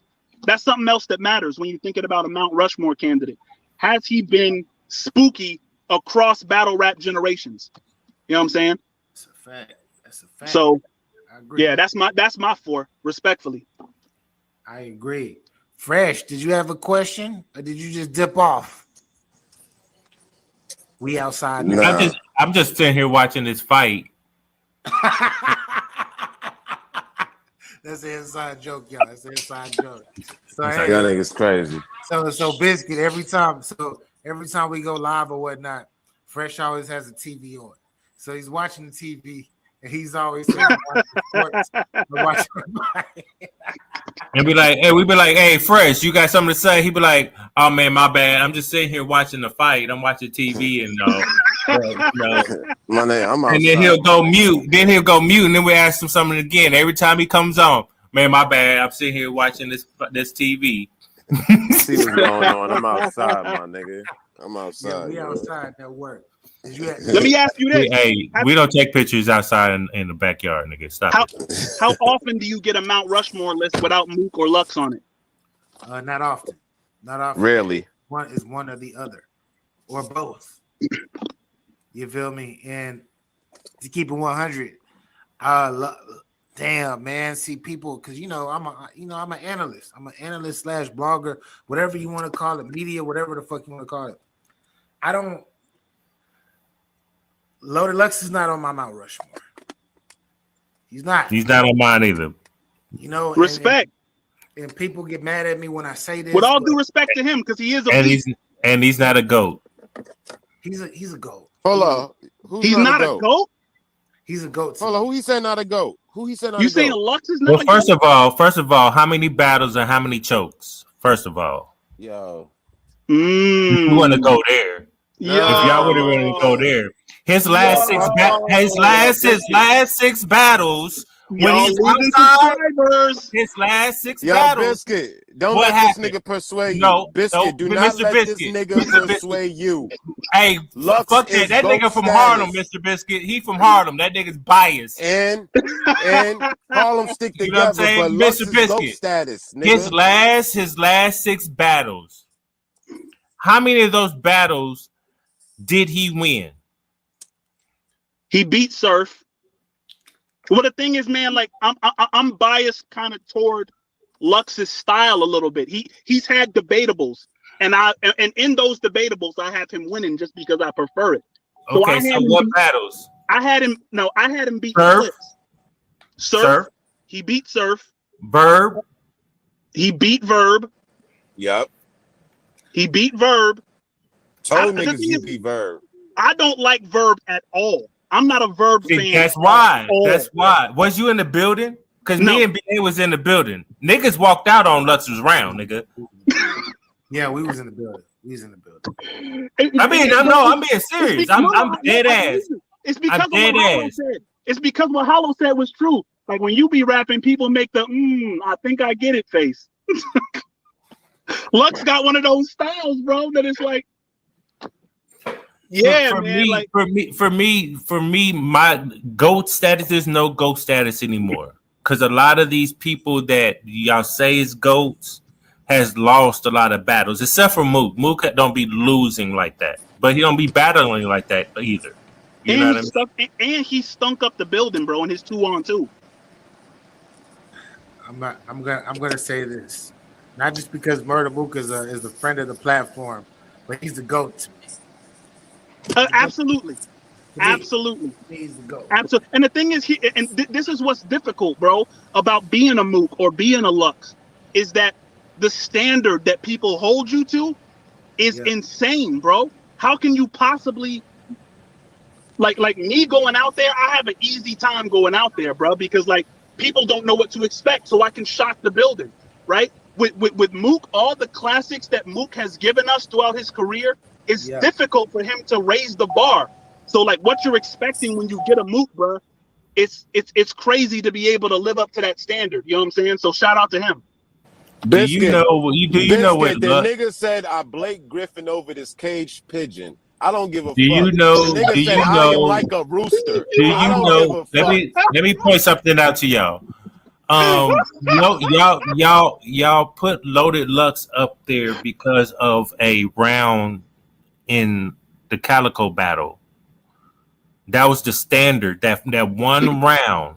Has he ever beaten that one round? Yes. That y'all? No, he hasn't. Yes, Stop he has. It. When he sent fucking Young Miles the rich dollars. What are you talking about? That was before that. That was before that. Exactly. Luck been that was before. I said after that one. I said after that one round versus Calico. Has he beaten that one round? But what I'm trying to tell you that he's been GOAT status since he bodied fucking Young Miles, nigga. He hasn't been no GOAT status since Gray Hoodie was born. Hey, man, everybody beats him. What are you talking about? Hollow Da Rebel battle was one of the greatest battles I've ever seen in my life. Yeah, that's good. Yeah, that was a good battle. Oh man, stand up niggas don't lean, nigga. Bruh. That was a good battle. That was a good battle. Crazy. Yeah. And when, bro, and we're not gonna act like that's a debatable. We're not gonna act like when he threw on the gray hoodie in the 2-on-2 with chess, like that was amazing. He went bonkers. Amazing. He went bonkers. Yes. The robot. But was that better than that second round of the Calico? Lux is GOAT status. No. That's not my question. That's I answer the question. Are you talking about Calico second round? The infamous round that it goes viral. You mean was that round better than the hoodie in a 2-on-2? You mean his third round? His third round. My bad. His third round. No, that wasn't better than the hoodie on the 2-on-2. Okay, good. That's all I asked right there. That was the best Loaded Lux ever, though, probably. Possibly. That you seen in the wild. What, the one in Calico? Yes, third round versus Calico. The one he choked in? Oh, okay, go ahead. All right. That was his first round. But you trying to argue like Lux not GOAT status, but you saying Verb is GOAT status. What goats are out here choking? What goats are out here choking though? What goats over out here? Nah, what all these goats? You talk about goats. That's why I have Mook. If you want to call somebody a goat, you could put Mook because he out here choking. My nigga. This nigga, how many battles has this nigga choked in? We can count about 5 battles. Bro, like, hey, let's hold it down. A goat, bro. When we talking about a goat, and people might bash me for this, bro. But when I think of a goat, bro, I think of somebody like DNA, somebody who is constantly outside and constantly a threat to anybody who steps in the ring with him. So he's constantly outside and constantly the favor to kill you, right? Like, and that goes from generation of battle rap to generation of battle rap, all the way back to grind time. He was the same threat, right? Same, you know what I'm saying? Like the same thing. Like you can't mess with him in any generation that he's in. Like right now, it takes forever to try to get Lux outside, and when he comes outside, he might have a good performance. He might have a lackluster performance. You know what I'm saying? Like against Surf, he didn't impress me. You know what I'm saying? So that's not what I think about when I think about a GOAT. You know what I mean? Yeah. So I agree. With all due respect. So, so we've gotten to the point. So the name of this segment is called Talk Your Ish. We've gotten to this point. And with that being said, Talk Your Ish. It's a question where I ask everyone that comes up that I interview, right? In episode 39, Talk Your Ish, Mr. Biscuit. My question for you is, why is Mr. Biscuit one of the best battle rappers in the world?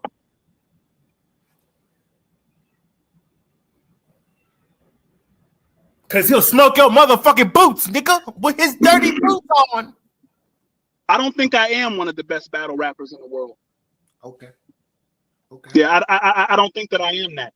I don't think that any amount of people that I beat, like I might have one of the best win-loss records of anybody in the new class of URL. If you check my history of winning battles and losing battles, right? I rarely ever lose. I'm 2-0 on the app right now. That's just going to continue to grow. I'm probably not going to lose on URL at all.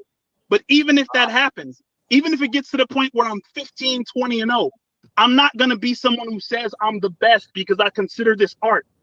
That's the reason my name is Mr. Biscuit and not, some kind of gangster name or some kind of killer name, right? Is because I don't want myself to be commodified in that way.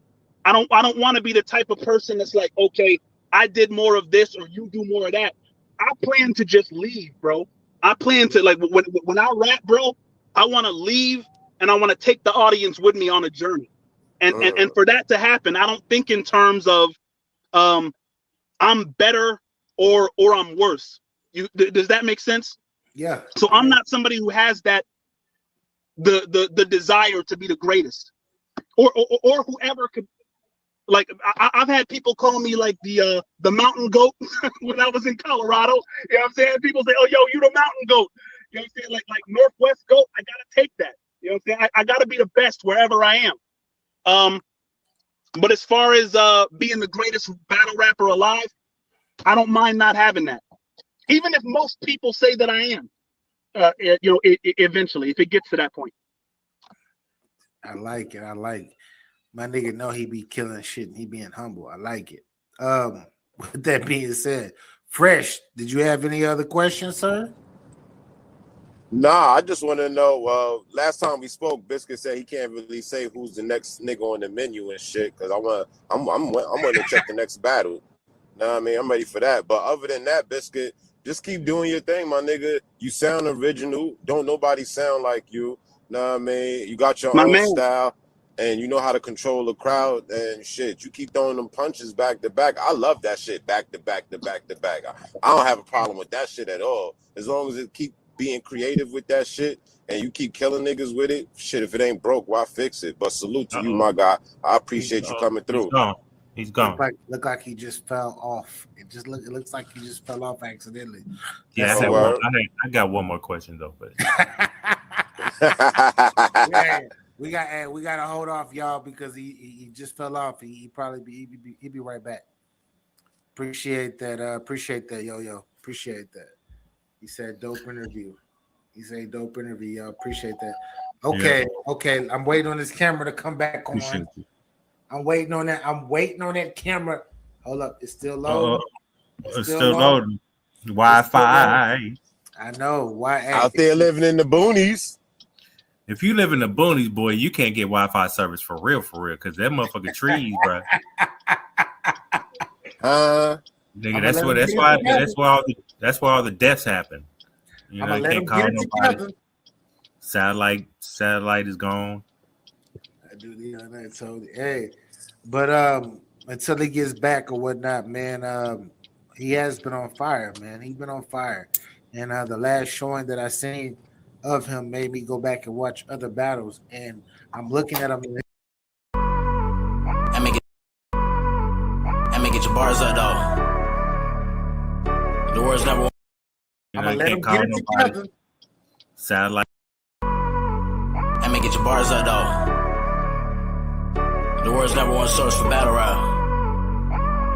And all that, you know what I'm talking about? The opinions expressed on this show does not reflect the ones of the Get Your Bars Up media platform. Therefore, stay at your moist ass feelings and get your bars up, you bitch. In the words of Capology Facts Holders LTV, that is. What up, world? It's your boy BA for Real 100, and welcome to Get Your Bars Up Media. Salute. So today we have a special guest. I'm super lit today. I'm sorry, y'all. I'm sorry, but you know we always definitely gotta have our bars up, right? And I hope you niggas got y'all bars up. But anyways, before we get to it, BP, what's good with it, brethren? Man, what's popping with you, man? Snack King, call your grandma's favorite snacker, man. I'm just here, man. With the champ is in the building, bro. Hey, you feel me? Hey, we talking about an actual tournament winner. When niggas be talking about, yeah, I done beat these niggas, yeah, I didn't got bread. Now we know somebody who got that bread from actually winning. Definitely. But without further ado, we have Get Your Bars Up Media, newcomer of the year. Dude's been on fire. I know y'all already seen the thumbnail. But this gentleman right here has been representing for the land. If you don't know what the fuck the land is, then I think you definitely need to get your bars up. But anyways, without further ado, Bonds, the landlord, is in the building. What's good with it, brethren? What's popping with y'all? Landlord, man. Camp or die. New Midwest, man. Facts. Talk to these niggas. But with that being said, bro, you've had 2020 was a phenomenal year for you. And before we even get this started or whatnot, let me go ahead and put this banner up real quick for you. I want to say, hey, we got to clap it up for you. Come on, BP. We got to clap it up. Get your bars up. 2020, newcomer of the year. Bro, when I say that you were on fire in 2020, bro. Every single battle you had substance. You feel me? Okay. And you arguably was undefeated, period. Beating everybody that you battled. With that being said, bro, how are you feeling about your 2020 period, bro? I just feel like that's just the beginning, you know. I'm ready to keep working. You know, I feel like a lot of motherfuckers was asleep. You know, they starting to wake up a little bit. Still a lot of work to put in, you know. Facts. And with that being said, man, a year. So going into that specific year, what was your mind? How did your mind process entering the year of 2020? Did you say to yourself, I have to go through these certain steps, and did you set out to do what you want to do in 2020? Well, you know, at the beginning of the year, I think they had the Genesis shit. That's when they presented the tournament to me. So just the names in the tournament, I knew I would be able to shine. You know, some nice niggas in there. So as long as I put on, I'm gonna advance anyway. You know, get with the exposure. So I just had that mindset, like I'm gonna come in there and put that work in, and by the end of the year, it should be lit. I didn't, you know what I'm saying? What I ain't gonna say, I ain't complete my goal, because you know my goal is to be champion of the year. Okay. You know, so after the tournament, I wanted to get at least 2 or 3 names out there, but I ended up just only battling half. You know what I mean? So that's the only thing I didn't like about last year, but everything else went as planned.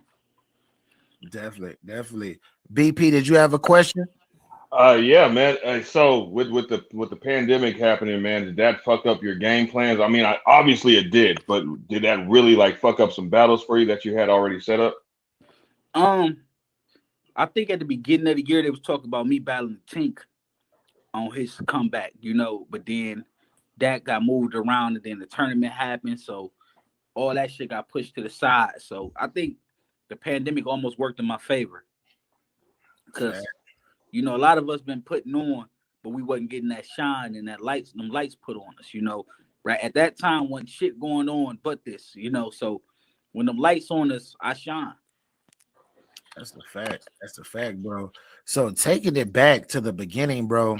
Like what made you decide to actually say, I'm gonna start battle rapping and killing these niggas? Like what got you into the sport? The music, man, you know, because I just really wanted to get a lot of attention and then go back to my music, but I didn't got addicted to fucking people up for real. So I just wanted to come in and fuck up a few people and he nice. Let me listen to what he's saying on these tracks. You know, I thought that was a good way to get more people to tune into the music, but I didn't got addicted to fucking them niggas up. So, you know, I got to try to do both. Facts. So you so like how if you don't mind me asking, how long have you been battle rapping? I've been battle rapping probably for a long time. Like, you know, we battled on the corners and all that shit. So if anybody who competitive with this shit, like you hear motherfucking nice, you gonna want to try them. I ain't on camera probably about 5 years, you know what I'm saying? Something like that. But before then, somebody come, you know, we going verse for verse or freestyle battle and all that shit just because you think you nice. Yeah, definitely. So what was your first on-cam battle? My first on-cam battle was against Young Dash on Bar for Bar. That's my home league. Cleveland Bar for Bar. So it's against Young Dash. That was crazy. Okay. That was a body. I can't man catching bodies, man. Like I done made niggas quit mid-battle. Niggas really go back and watch. I done made niggas, I'm done with this shit, man. Y'all can have this shit. You know what I'm saying? Word. You made, hold on. So you made, so your first battle, you made a nigga quit? My first battle was definitely a body though. And salute to him, he definitely nice. And then I think I battled like a Cleveland like freestyle legend, Osage. You know what I'm saying? He was like the nigga around here on the freestyle side. Body him, made him quit mid-battle. You know what I'm saying? So I just, at that point, I'm like, you know what? I got to start moving around. So I think I battled Prez. I battled Prez Mafia. Fuck Prez up. Battled Trez. Got Trez out of there. You know what I'm saying? He's fucking these niggas up, man. And then I think that's when people kind of start paying more attention. You know what I'm saying? At that point. Facts, man. As far as battling, bro, what has been your what would you say would be your most challenging battle that you've ever had on cam?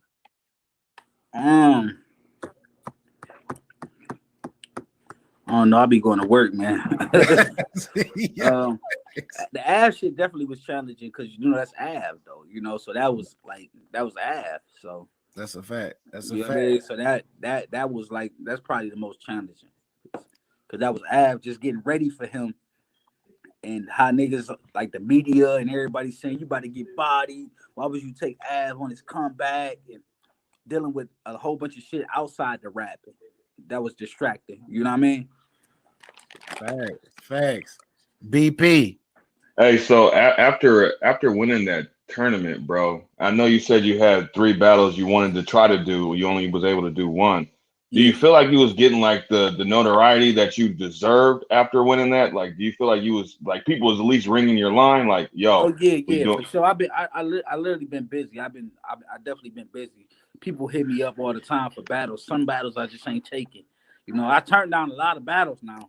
Like they offered me some names, but it was like, nah, that ain't what I'm trying to do. You know, so I ain't just taking anybody on Smack, or that's nice. Outside of Smack. You know what I mean? So they hit my line about a couple people. So, but them wasn't who I wanted. I wanted some nice notable names who I can be a sure winner for that champion of the year. And they really weren't coming with that like that. So it was like I ended up just battling Av, and then my brother ended up passing. My brother got killed. So that, you know what I'm saying? After that, I thank you. So I really wasn't on this shit no more for real. I was just trying to chill, get my mind right. You know what I mean?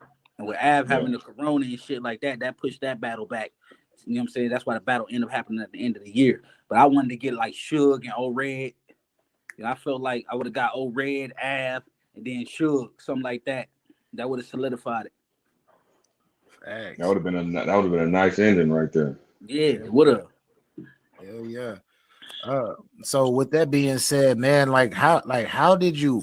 What was your for a lot of the niggas that's actually aspiring to be where you are?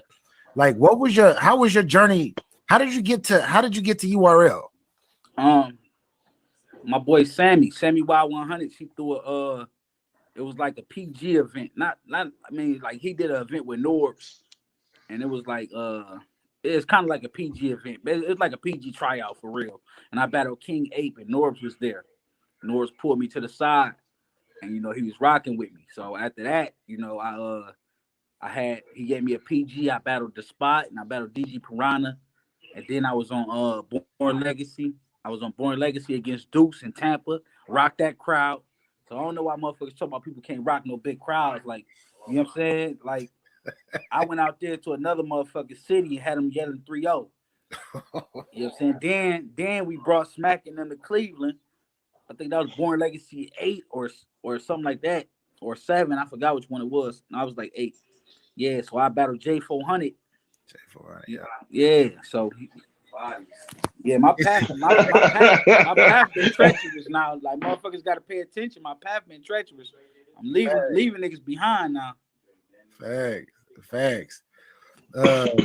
When you so getting back to the tournament that you had won, how was your writing preparation? Because it was pretty much every 2 weeks. Yeah. Like, how did you get through that, bro? Because that's not easy when you're going against killers like you did. See, that's the thing, though. I felt like I write fast, man. Okay. I write fast. I do be bullshitting, I be already bullshitting for real. I ain't gonna say it's bullshitting because I'm a perfectionist with my shit. I wanted to be right how I wanted to be, but I be waiting till last minute. So this was kind of already up my alley because I be always prepping for battles last minute. And my memory good. Like, I don't got no fucked up memory. I can remember some shit in 2-3 days. Yeah. So that worked in my favor. But as the tournament went on, that shit did get stressful. Like, God damn, you know what I'm saying? Yeah. I just got back home. I just got back home, you know what I'm saying? Yeah. And then next week I'm back out here. So a lot of times I was finishing my 3rd round or my 2nd and 3rd round like 2 days before the battle. But I got it done. Damn. That's mean right there to think about. Hey, so earlier you said like you got asked for some names and stuff like that. What do you look for in an opponent that makes you want to go ahead and write for them? Man, I want some killers, man. I look for the killers. I don't really be wanting no pushovers. I looked at Suge as a lightweight pushover, but I felt like if I battle Av and Old Red, then I deserve a little, you know what I'm saying? A little layup to secure it. But I be looking for the killers, man. The people who, like, that's why I called out Sean, because you know what I'm saying? He a killer. And on top, if I get in there and do what I'm supposed to do with that killer, then they gonna know, all right, we gonna stop playing with Fonz. At the end of the day, when we doing this shit, motherfuckers want their respect. They want the respect put on their name. Like, you know what I'm saying? Stop playing, acting like I ain't going crazy. Oh, you definitely. You definitely were going crazy. Like, I don't think you get the respect if you battling a poop. If you out here battling poops, you ain't gonna get that respect. It's like, okay, that was just him though. Put me up there with the killers, man. Well, one thing I can say is, like, I when I first saw you about nearly 2 years ago, I was like, he all right, right? But then you definitely earned my respect when I seen the motherfucking gauntlet that you just went through. I'm talking about pre-tournament. Yeah. Specifically in 2020, the end of 2019 to all of 2020, I've seen progression. Yeah. And a lot of motherfuckers was comparing you to Av. How did you feel about being compared to Av just because of the punch factor? Yeah, they just doing that because we both big and we both punch. It's really like me and Av don't even rap the same at all. Like, that's a fact. We don't even rap the same at all. Like, Av do more than punch. I do way more than punch. I do way more than punch. Like, people told me before I schemed too much. So I started punching more for a motherfucker wouldn't compare me to Chilla Jones or some shit like that.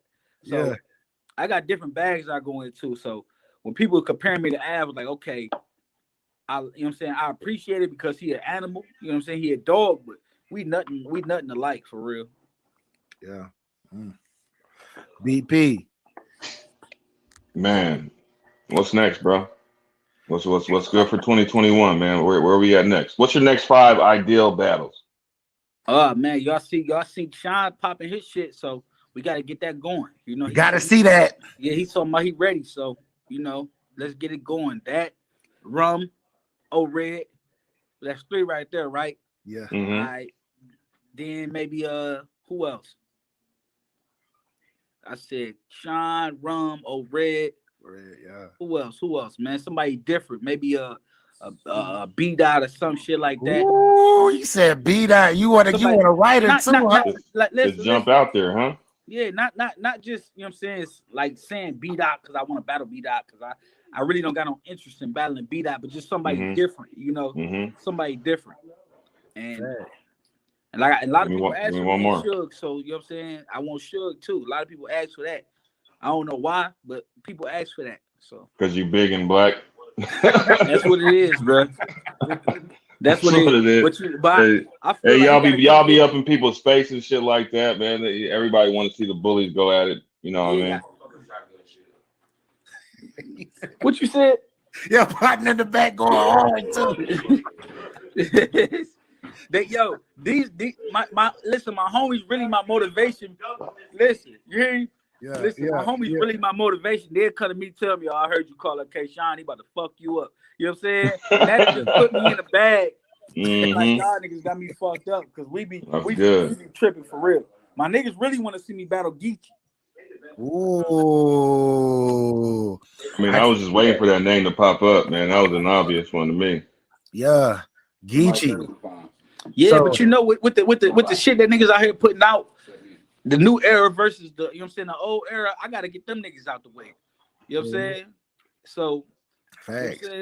Who the old era? Clips, bring clips out. You know what I'm saying? Let's get clips out. Clips out the way, man. You got Arsonal there too. Yeah, man, nigga beat the shit out of Arsonal, man. He said beat the shit out of Arsonal. Yeah, beat the shit out of Arsonal, man. Oh, hey, I know the new guys is going against the old guys. I get it, man. I'm rocking with it, man. But I don't know if this has happened before. But you and Sick, I don't know. I don't know. I feel away. What you mean? Feel away. You and Sick. I would like to see that real Sick. See, that's what I'm saying. Like, I feel like that type of shit can wait right now. Yeah, and that's what I'm saying. I know what you guys is doing, but I would like to see that. You know what I'm saying? That's right. That's gonna be your main event in 2-3 years on Summer Madness when the stages come back. Cause we taking all that shit over. That shit ours now. You know what I'm saying? We getting them the fuck out the way. That shit ours. So now, you know what I'm saying, when the stages and all that shit come back, then you'll see a Fonz versus Sick, Fonz versus, you know what I'm saying, this nigga, that nigga. Y'all can't act like me and Eazy ain't put on a crazy ass classic. That was dope. That was fire. That was fire. Who are your top 5 of this upcoming class that you're in right now? Top 5? Not including me. Yeah, excluding yourself. Yeah, excluding yourself. Real Sick. Chaos. Yeah. Eazy. Yeah. Ace. And Jay. Oh, you think Jay and Ace are in your class though? They came a few years before you, huh? But you know they putting us all in one class right now for real. Okay. You know what I'm saying? So they really saying like we all one class for real. So yeah, they did have Jay battling as a rookie. Yeah, which is interesting. Y'all niggas know what's really up. Y'all know y'all history. Yeah. Hey, because I'm like, he was back. Jay was a rookie. Like I would have called him a rookie in 2018 when he battled Don Marino and them boys. But it is what it is when it comes to that. When it like as far as Don too though, Don is crazy. Like I don't think Don gives fair shake. I think Don is like a really elite puncher and shit. Like he crazy to me. I don't think that people give him a fair shake. Yeah, but at the same time, I ain't gonna speak on that, man. He ain't here, but yeah, he just ain't been showing up a little bit lately either. So he just won the last tournament. Who? I think he did great. I think he just fucked up in the second round against Rum. If niggas really paying attention, you know what I'm saying? When we go against these dudes, like You see me versus Av on the app. Yeah. How it's a big margin. Come on, bro. That battle ain't never that far apart, bro. You know what I'm saying? Literally, I feel like I won the first two. Clear. You know what I'm saying? Yeah. That battle, my opinion, that battle was super close because it was his kind of big bro talk to your new energy talk, which made that battle pretty dope. Right. That's what I'm saying. Niggas getting that type of talk from me, period, because I don't give a fuck about your stature, what you did, none of that shit. Like we right here. You know what I'm saying? So niggas can't really little bro me. You know what I'm saying? Because I don't give a fuck about none of that. You know what I'm saying? I appreciate the jewels niggas drop and the pointers niggas give, but nigga, I ain't nobody's son or little brother. You know what I'm saying? Like y'all got me fucked up. Yeah, I like that. Yeah, you're still a grown man at the end of the day, for sure. Definitely. Well, so like who did you say like who are you anticipating to see next? Like who is your next battle that you want like ASAP right now? Listen, the shit I got, I can't even talk about, bro. Y'all about to see it and y'all gonna like it. You know what I'm saying? I'm gonna just put it like that. You know what I'm saying? Y'all gonna see it and y'all gonna like it. You know what I'm saying? You like it? You like it? I'm excited. Okay. That's I think that's more important right there. Yeah, I'm excited. Yeah. You know what I'm saying? But after that, you know what I'm saying? Like I want to see Rum Nitty. Why you want to see Rum? Why not? Ooh, it's a good one. Hey, and Rum out here was talking. I think after that last battle, he was talking. He's like, man, he's trying to do it. He's trying to do it all the young bucks, man. Yeah. Right, but this I ain't the one. You know what I'm saying? I definitely ain't the one. Facts. I like that. You gonna have to talk about something that really beat me. Like you gonna have to talk about something. Punchlines ain't just gonna beat me. Like no punchline nigga gonna beat me, bro. Yeah. Period. Like you know what I'm saying? And I'm gonna get all the punchline niggas out the way. They're gonna have to bring Khan to get me. You know Punch. Hey, so who are your top three punchers? Oh, DNA too. DNA too. He gotta go. Why DNA? Because you know me and DNA been having a little back and forth for a couple months now. He been popping too much shit. You know what I'm saying? Yeah.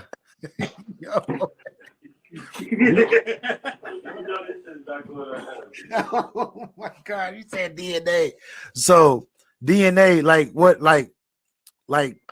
why specifically, why do you think that you can beat DNA? What makes you think you can beat DNA, should I say? Because I'm me. Like, oh shit. I'm me. Like, why wouldn't I think? Like, who comes into some shit thinking they can't beat a person?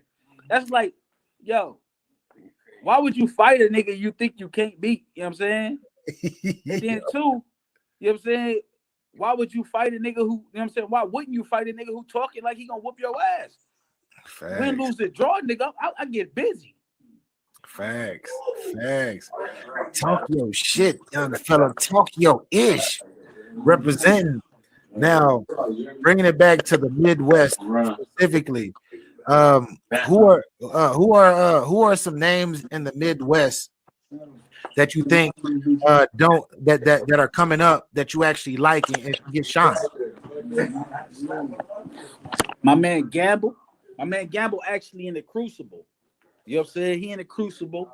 Pain. You know what I'm saying? He also in the Crucible. Pain. I know Pain. You know what I'm saying? Yeah. Ride or die tie. He crazy. He actually really crazy. You know what I'm saying? Y'all gotta check out Ride or Die versus Clean. He get busy.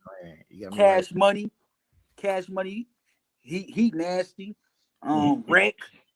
It's a lot of niggas. AK, Twisted Mind. You know what I'm saying? It's a lot of niggas, bro. Facts. BP. I'm good, man. I'm good. Definitely. With that being said, and Piranha, Piranha, one of my favorite niggas, bro. Like Truth, you already know True Foe and Piranha, they getting their recognition, but niggas really sleep on Piranha, bro. Piranha, one of them niggas. Man. I know about True Foe though. I didn't heard about him. Piranha hit Gamble Piranha? too. No, unfortunately, I'm not. Piranha literally be fucking niggas up, bro. Yeah. I'm about to peep him out right before this Nuggets game. See what he's like. He one of them unsung battle rappers that What's the battle? Give me a battle real quick. Piranha and who? Look, Piranha and Drake, they just about to drop soon. He just, You got who Piranha battle? What's this nigga name? He Look just at had Piranha and Wreck. That's crazy. Look at Piranha and Wreck. Them two niggas I mentioned. Watch Piranha and Wreck. Rick. And you got me over here taking notes. I'm taking notes. I want to know who all of these niggas is. If you say that they That's fired. a fact. Yeah. Fact. You said Cash Money. Yep. Gamble. He said, matter of fact, yeah. Speaking of that 25 stacks, man. You get that 25 stacks. What was the very first thing you did with that shit, bro? If you don't mind me asking. You know what? I ain't do shit. Like I was cool already. You know what I'm saying? Yeah. It wasn't never about the bread, bro. It was really about the exposure because I really look at it like exposure bring more bread, bro. You know what I'm saying? That's how I look at it. So it's lit right now. Like that's the exposure I needed and I wanted. You know what I'm saying? So it wasn't even never about that bread because I've been getting bread and I'm getting more bread now that I'm getting that exposure. That's a fact. I'm talking about big bags that a lot of niggas ain't seeing for rapping. You know what I'm saying?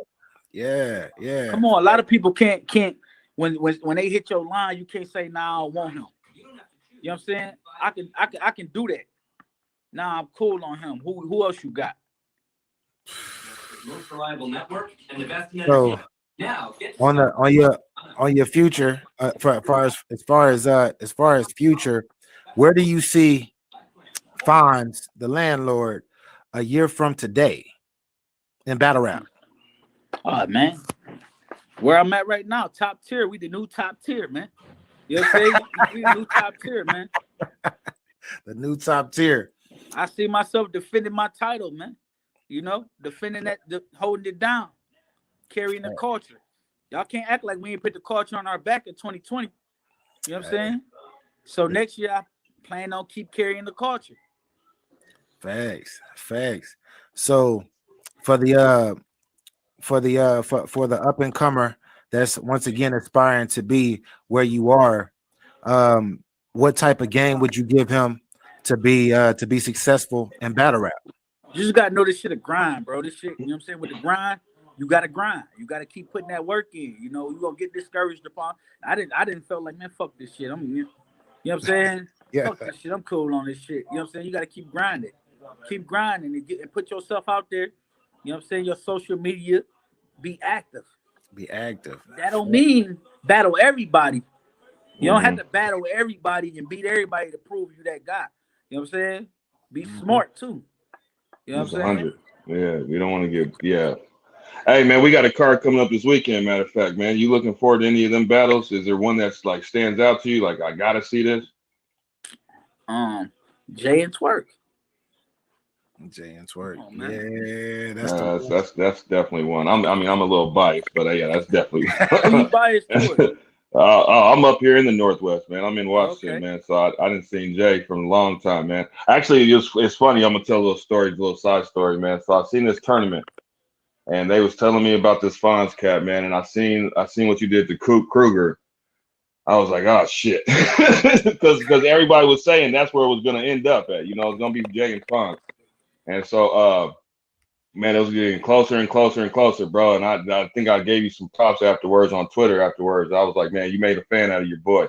Yeah, I remember that. I remember that. Yeah, I fucks with Jay heavy, so that was dope. Jay definitely different. Jay definitely different. But what made you wear the apron though? What made you go apron on my nigga? Just something different. You know what I'm saying? Just something different. Because I feel like if I would have just cooked wing without the apron, it wouldn't have hit as hard. But I had to chef up on him.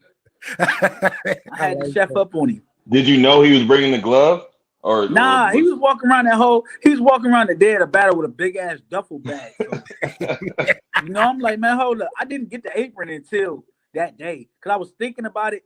I was like, nah, that might be too much. But once I kept seeing him walking around with that big ass duffel bag, I didn't know what the fuck he was gonna do. I'm like, man, let me go get this motherfucking apron and his hat, bro. He got me fucked up. Like he said some silly ass shit though. I said, man, what's in the duffel bag? He gonna say this how I'm just carrying my waters around. I'm like, so you couldn't carry your waters in your hand? Yeah. Like, the fuck? You Hey, couldn't he's carry your different, waters in your man. hand, dude. So once he said that, he gave himself up like something was in that motherfucking bag. He was tweaking too. You see, he go in that bag, he throwing towels and shit. He said he was tweaking. Hey, that was. It was nice though. It was nice, super entertaining, man. It was nice that it ended that way. Right. I mean, for you, of course, man. But yeah, that's what's up. But with the shit in your guys' hands, man. You know, what I mean, the new class is looking really nice. It's looking really nice. And personally, with me, between me and you, I be tired of seeing these niggas, man. Some of these other Niggas get tired of bro, seeing these niggas on every single card. I get tired of that shit, bro. Because I'm always the guy that's watching some of these little low tier leagues. You know what I mean? Come in that bitch and choke and do everything and why And niggas get really booked the put in next that card, bro. motherfucking pain. I be like, fuck, man. I don't be getting it. So I like that you guys is out here getting some exposure, and it's looking like the takeover's happening. Yeah, the future is the future, especially with this class, bro. It's like the future of battle rap is in good hands, bro. Like Yeah, we not playing. Like we definitely not playing no games. Like, and they gotta know that, and they better know that. Like, it's really up there for them. Like, so if y'all want to come playing, then y'all just gonna lose y'all spot because the culture gotta keep moving. You know what I'm saying? The culture gotta keep moving. We definitely grateful for what y'all did. You know what I'm saying? The floors y'all, you know what I'm saying? The path y'all made and all that, but nigga, we about to walk on that path, bro. Like, so y'all gonna have to get the fuck out the way. Facts, man. So yeah, it ain't comfortable. It's not. So with that being said, bro, are there is there any would you ever do any virtual battles?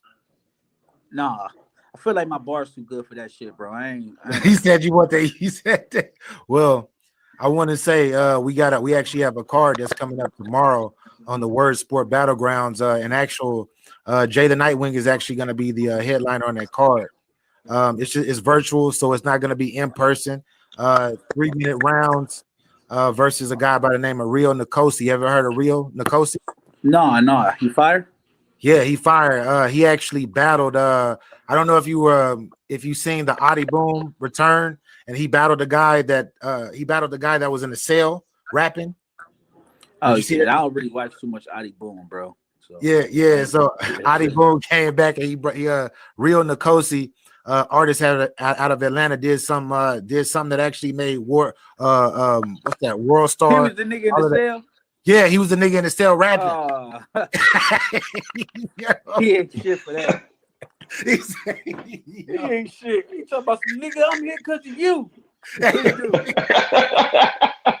Now y'all about to make me go watch it. Like, check it out. Check it out. Well, if you are free around 6 p.m. Pacific time, 9 p.m. Eastern, definitely tune in, bro. The card is gonna be lit. We have LL Cool J versus Latize. We got Spasmatic the Prince versus GX, which are two up and comers that are hungry. Yeah, man, it's gonna be quick, easy, and shit. If you got time, definitely come through. Definitely come through and watch. Yeah, you know what? Jay actually spoke about the battle. You know, I talked to Jay often. He told me that, you know what I'm saying? He told me he really fuck with y'all, you know what I'm saying? Because niggas be getting on his heels about battling the day before twerk, though. You know what I'm saying? So he was mentioning that, you know, he really fuck with y'all. So, you know what I'm saying? He about to come put that work in. Yeah. Facts. I fuck with Jay. Jay is my guy, man, and it's all respect. And that nigga speaks highly of you. He calls you a monster. He better know. He know firsthand. He does know. He definitely knows. Do you have any type of music coming out or drop? I'm actually in the studio right now. We working on some shit right now, for real. You know what I'm saying? I just came upstairs to do the interview. Yeah, it's coming though. You got any merchandise, anything like that as well? Yeah. You got to go to rinse-do at teespring.com. Get the landlord t-shirts, hoodies, and my shit fly. You know what I'm saying? Different colors you can put with your shit.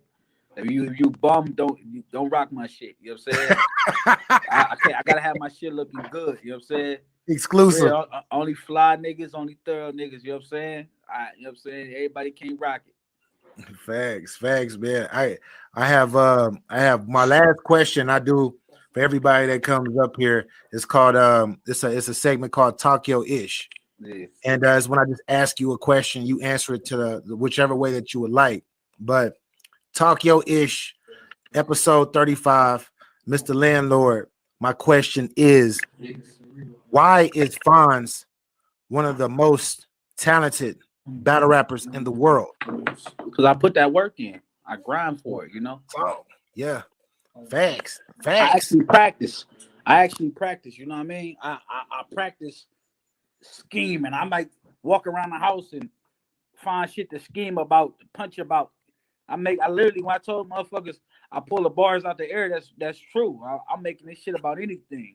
Facts. Hey, talk, sir. And I talk to you. You talk. You talk to a nigga, so you don't be doing that random. That's one thing I do like about you too. You don't do that generic bar type shit. You like, I'm talking to you, nigga. Oh, this is definitely for you. Facts. BP, you got anything else?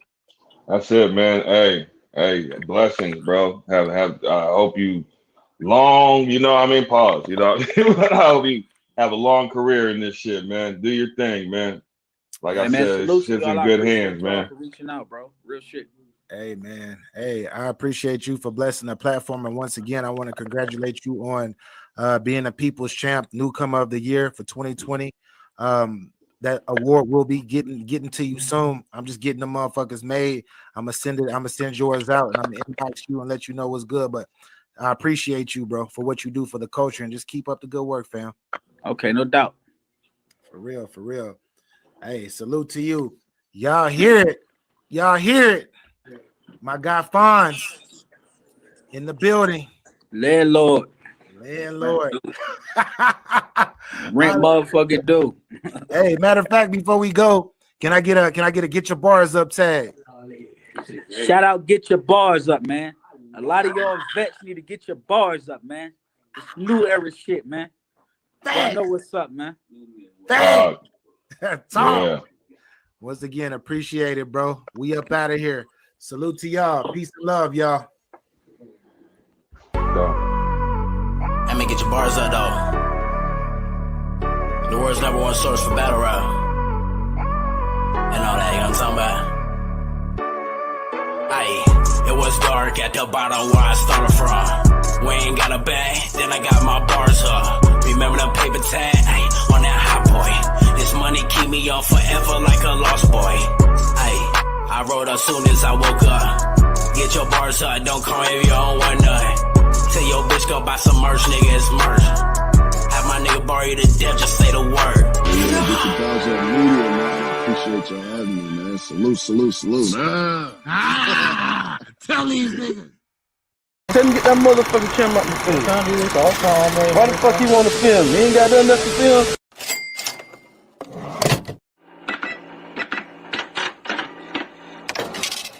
The reality.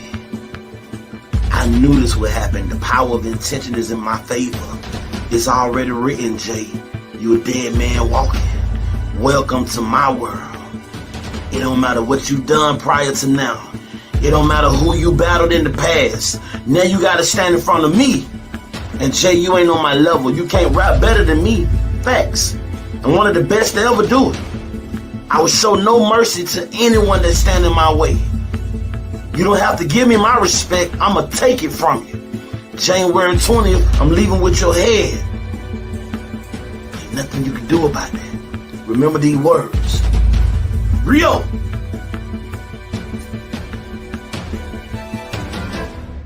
Hey, yo, what's good, world? It's your boy, Yo Escobar, Yo 2 times, whatever you want to call me, except for bitch or bro, man. Make sure you tune in January 20th, 9 p.m. Eastern Standard Time. Me and Get Your Bars Up, meaning got something special, got something monumental for y'all. Lotta Zay versus LL Cool J, Spaz versus GX, with the main motherfucking event, Jada Nightwing versus Real Nkosi, man. It's going up January 20th.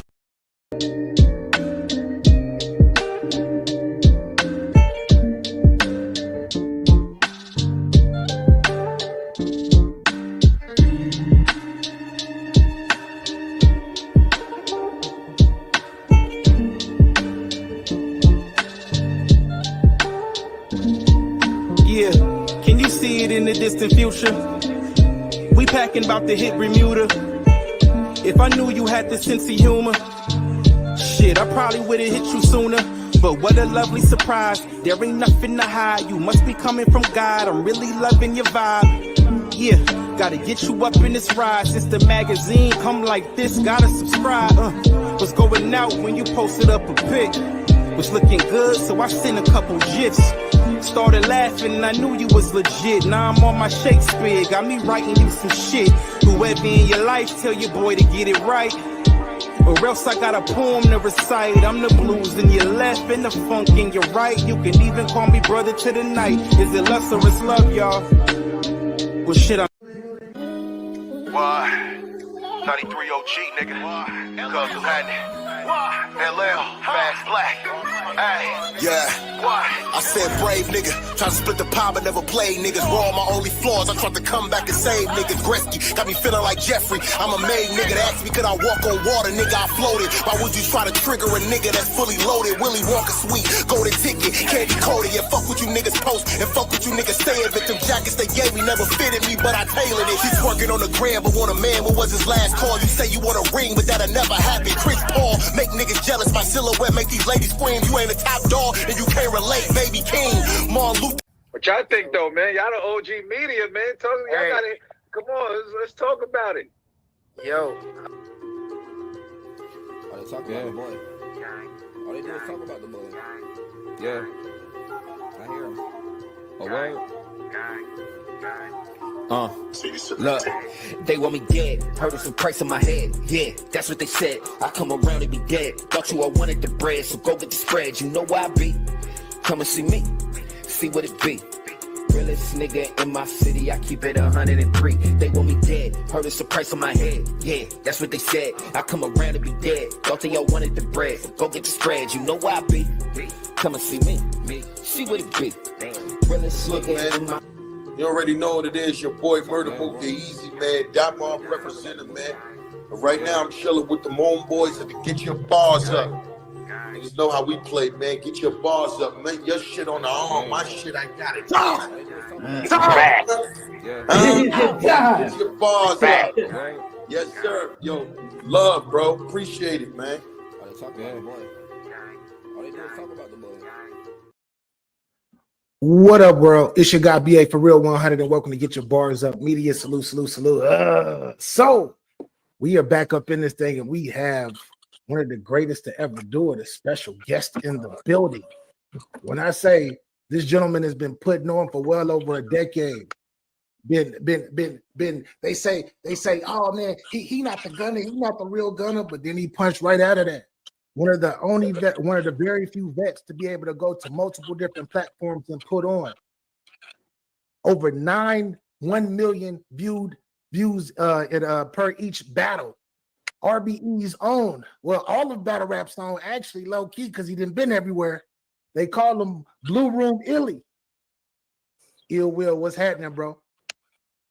What's happening, man? Appreciate the intro, man. That you got a dope intro in the beginning too, bro. I was enjoying that shit. Oh, appreciate it, bro. Yeah, bro. It's I feel like this is like a full circle moment for me because of course I've been watching you for years. You feel me? And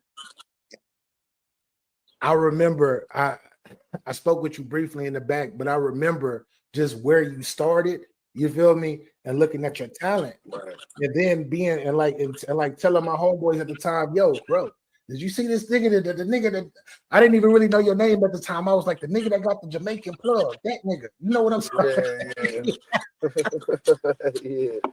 Yeah. I was like that nigga could make it, bro. That nigga got talent, and it's actually a blessing to actually see, to actually watch you grow through the game and actually develop the fan base and the notoriety that you've been deserving for quite some time. And man, kudos to you 100%, bro. I appreciate that.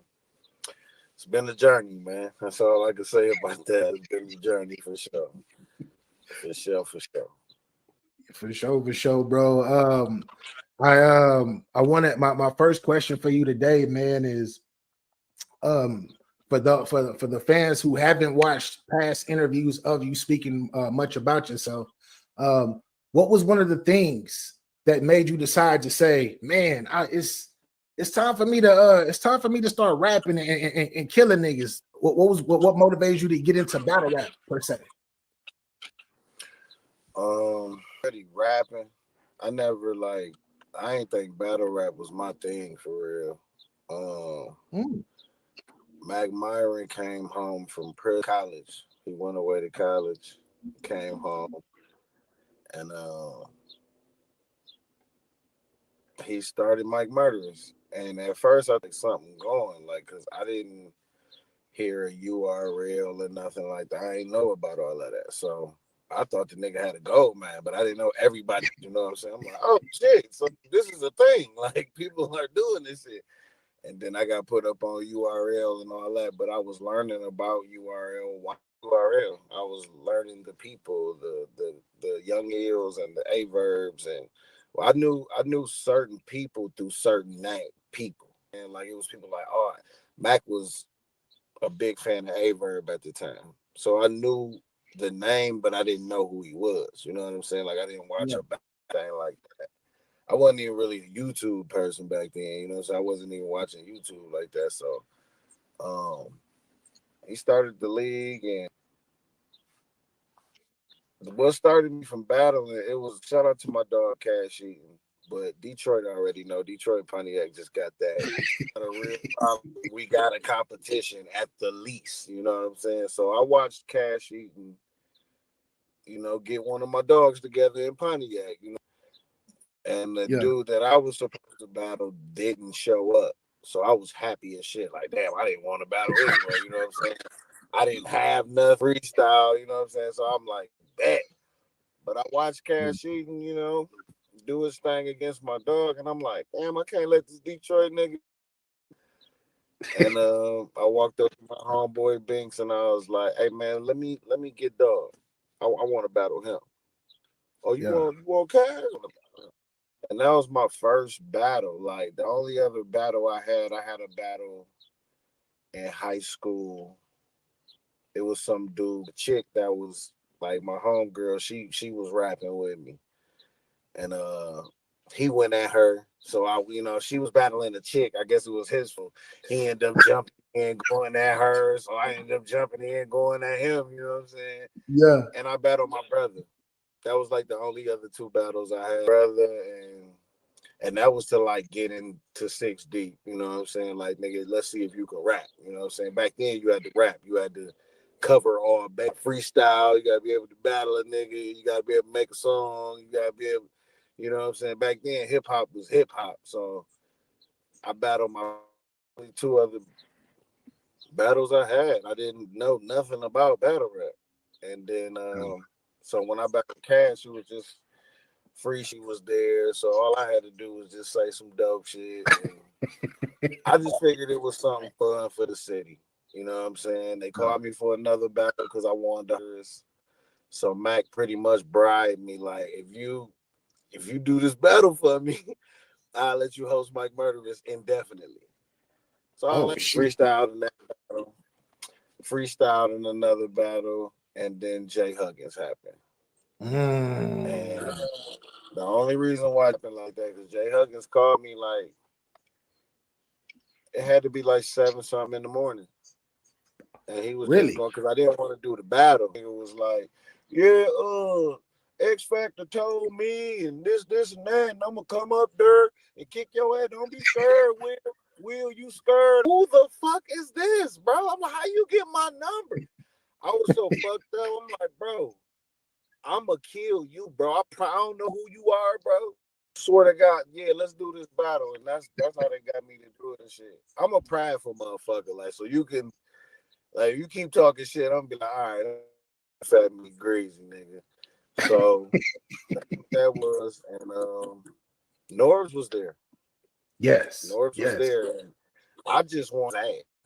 That's all I want. I didn't know who was gonna be there. I didn't know. I just knew this nigga. You say from St. Louis? I'm fucking him up. That's all I knew. When I got off stage, Norbs walked up to me, and it's like, "What's up, nigga?" And I was like, what's up? Who is you, nigga? Hey, what's up? You coming to New York with me? I'm like, bro, why you keep calling me a nigga? But like, who is you, bro? You trying to go to Smack or what? Trying to go to Smack or what? I was like, Smack. No, he said URL. And I was like, what the fuck is that? Yeah. And he was like, URL. I'm like, I heard about it, but like, what? Like, that's your shit? Nah, nigga, that's Smack. You don't know who Smack is? I'm like, hell yeah, I know who Smack is. I did the DVDs. Everybody know him. Facts. So he called me a few times. He called me Big K. I said no. He called me for Danger Zone. I think he called me for Danger Zone T Charlie Clips card in Chicago. And I said no. No, it was Danger Zone. Ended up battling Cash Eaton. I was supposed to battle Danger Zone. And I just didn't want to do it, bro. I kept asking him, like, you gonna pay me? He like, I'm not paying you nothing. Like, I'm like, bro, like, why you keep calling me out there then? Like, if you're not, I don't understand your demand for me to pay me. Like, I get that shit. And I just didn't understand what was on the other side of the wall. That's all. And but I got him to pay me though. I got him to pay me. I got him to pay for the PG. I ain't get paid much, you know what I'm saying? But you got something. Paid, I got something, and I got a trip, you know what I'm saying? But to start, man, I ain't know what I was about to do. I figured I had a free trip to New York. These New York niggas about to hate on me. I don't know how to battle rap. I don't know I just know I'm a rapper. So I'm gonna try to sound as good as possible. And after New JERS rap. As soon as I heard the reaction, I looked around like, oh, you motherfuckers like me? Yeah. I'm here to stay. Take my shoes off, kick my feet up. Ain't none of y'all gonna do nothing to me. So y'all fucked up for liking me because I ain't shit. So So I have start. I have to ask you. So the Jamaican plug, bro. The Jamaican plug. To me, that's genius. I hope to see you bring it back. I hope to see you bring it back in the near future or later future, whenever. But how did you develop? Like, where did that come from? Like, what made you say, "All right, I got a nigga that hit me, my Jamaican plug, and didn't do the accent, etc., bro"? Being a clown. I had a bar verse Jay Huggins, and I was like, the llama spit, and if it's lady there, then she be the first shell like Obama bitch. And so I had that line, you know what I'm saying? I said it to Mac. And he was like, damn, that's why I'm saying you saying Michelle, you just say Michelle, you know what I'm saying? So I'm like, I was like, fucked up. I was like, if I was Jamaican, I'd be able to say, I was like, that llama spit, and I was playing. And nigga was like, bro, that sound cold as hell.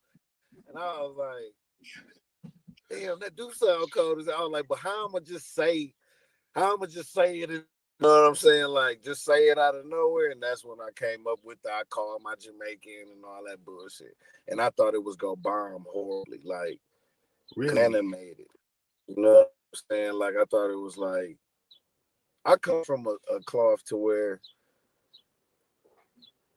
I got an old, so everything got to be gangster and street and, you know what I'm saying? So, my generation, my horizon and was in, but I still was checking myself as far as like, damn, is this too out of the, you know what I'm saying? So I didn't like, I just did it because I'm silly, you know what I'm saying? And that shit hit to the point to where niggas like, hey man, do that Jamaican dude. I'm like, what?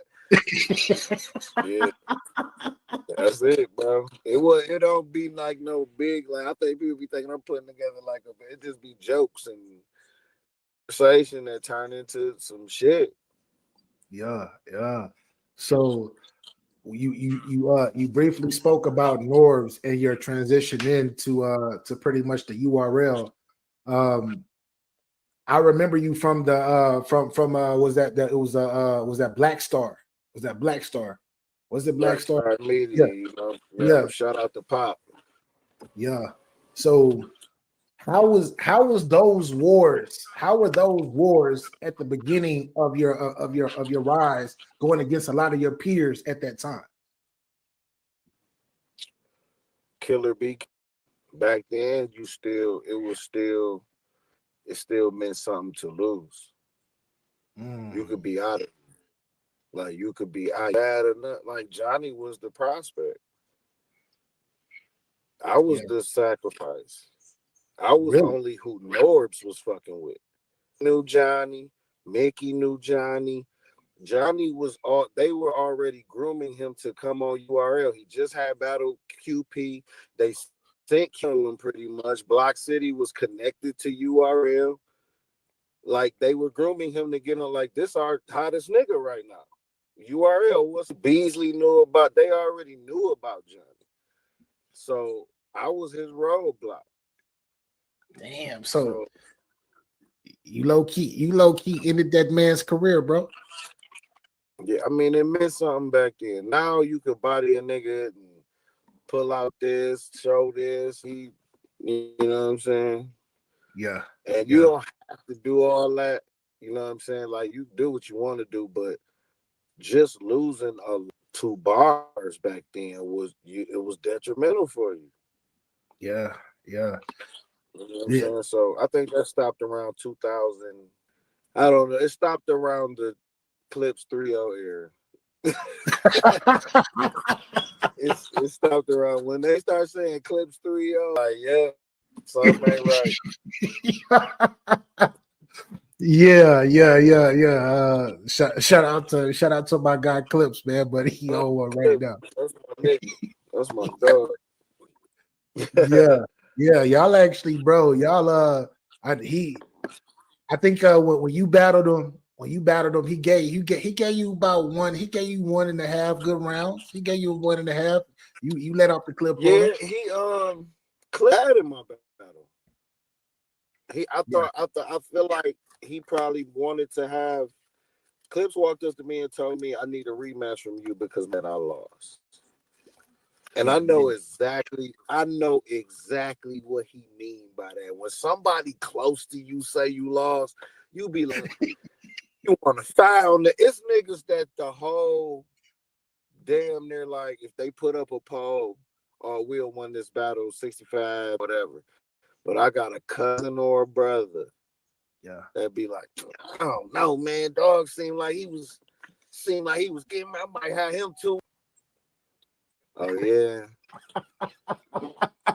You got him 2-1, huh? Oh, that's what's up. It could be 90-10. That one cousin, bro, it just be fucking with me. It'd be like, no, you really think you all right, cool.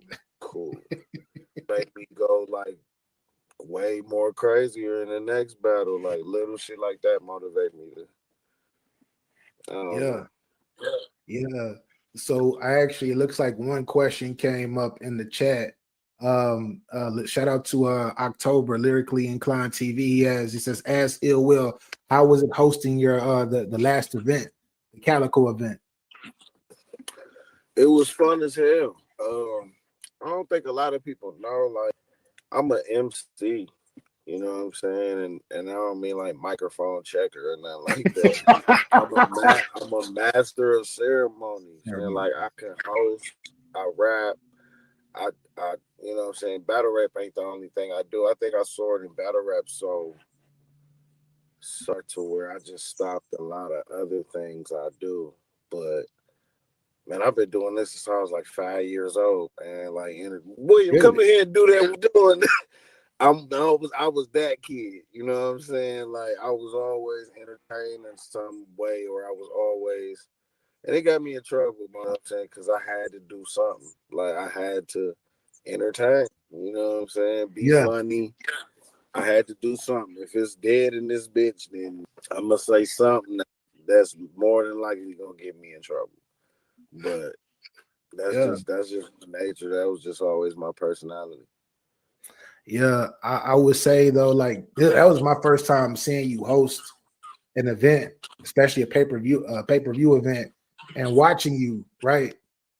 It was dope seeing you in a mode that a lot of people, like a lot of fans, are not used to seeing you be you. We used to seeing you on the stage, rap, you might say something funny, you're gonna attack your opponent, and you go home, we're gonna see you on a 15 minutes of fame or somewhere like that. But we don't really get to see your personality. And to actually see your personality, you up there talking about, I've been drinking, y'all, but hey, this fucking event is fire. Like that was pretty dope to see you in a whole different element, Yeah. bro.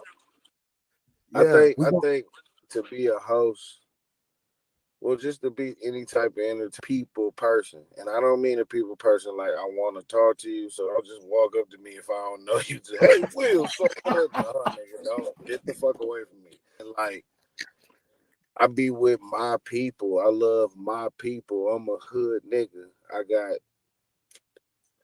Black Panther ass. I got people that love they people.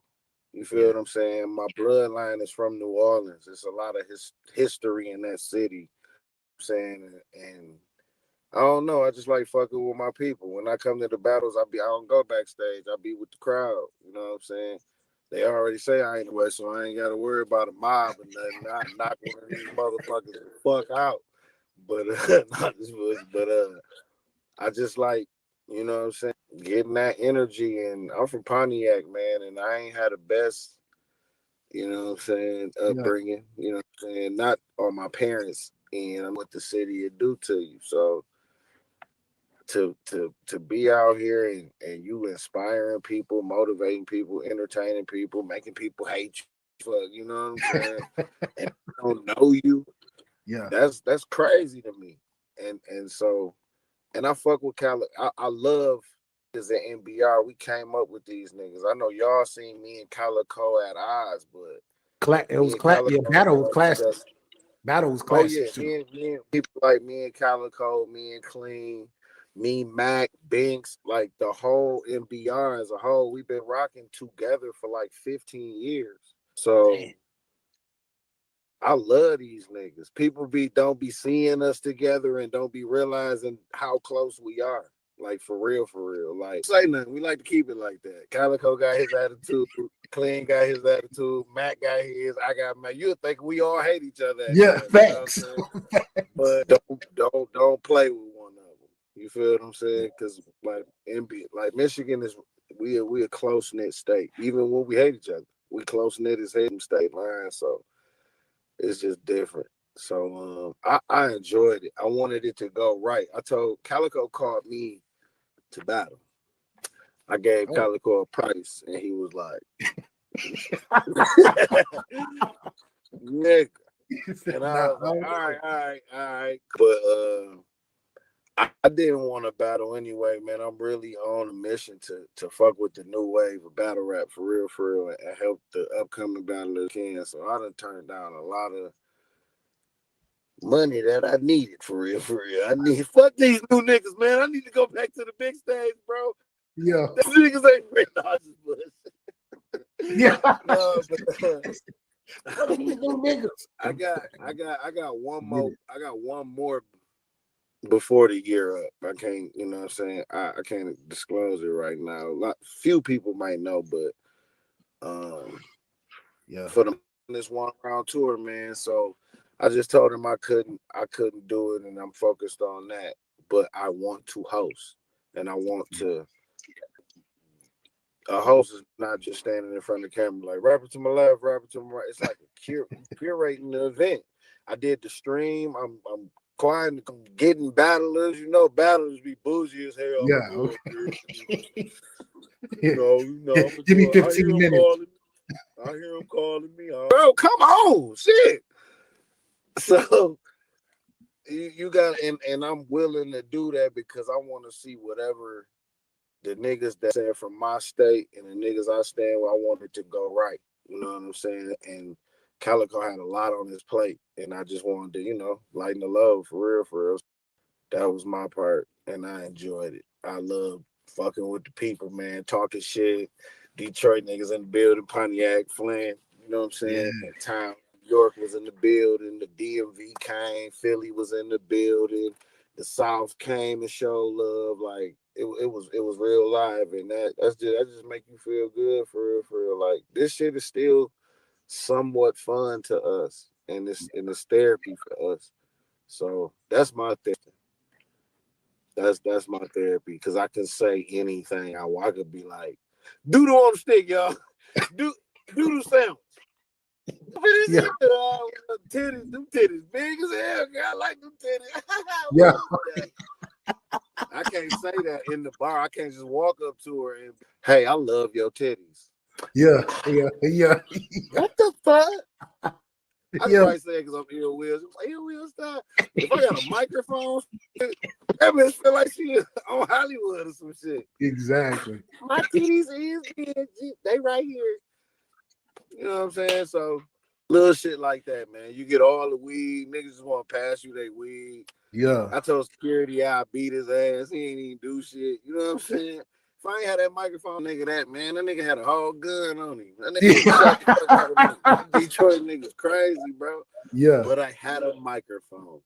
Yeah. Yeah. It didn't say nothing. I like talking that shit though. Like and just making the, getting the people going and shit. DJ stopped a couple times. We waiting on a band. You gotta keep these people, these motherfuckers will walk out this bitch. So You gotta keep them entertained. You gotta keep them entertained, bro. Facts, man. It looks like we got another question from shout out to my brethren Capology Facts. He says, could RBE still have events since ARP had retired? So I mean ARP gave me RBE. You know what I'm saying? So I own RBE now. I don't know what I want to do. I thought about making a porno, you know what I'm saying? Get these hoes some money. You know what I'm saying? Real broads entertainment. That's Real broads entertainment. Battle shit. These bitches getting just bullshit. As far as pay-per-view or live events and big stage events, that's just not what y'all go see from RBE. So it's very possible that's just not what he's wanting to do at this time. You know what I'm saying? If he come back, we all hope he come back.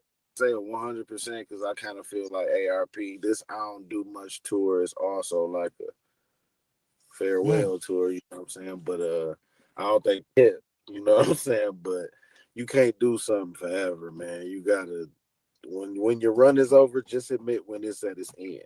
And I ain't got more shit to say. I'm running out of shit to say, bro. Like I'm burnt out. So bro, I just want to go to the next phase. I got kids that need me. I got family that need me. I got me and battle rap irritating as fuck.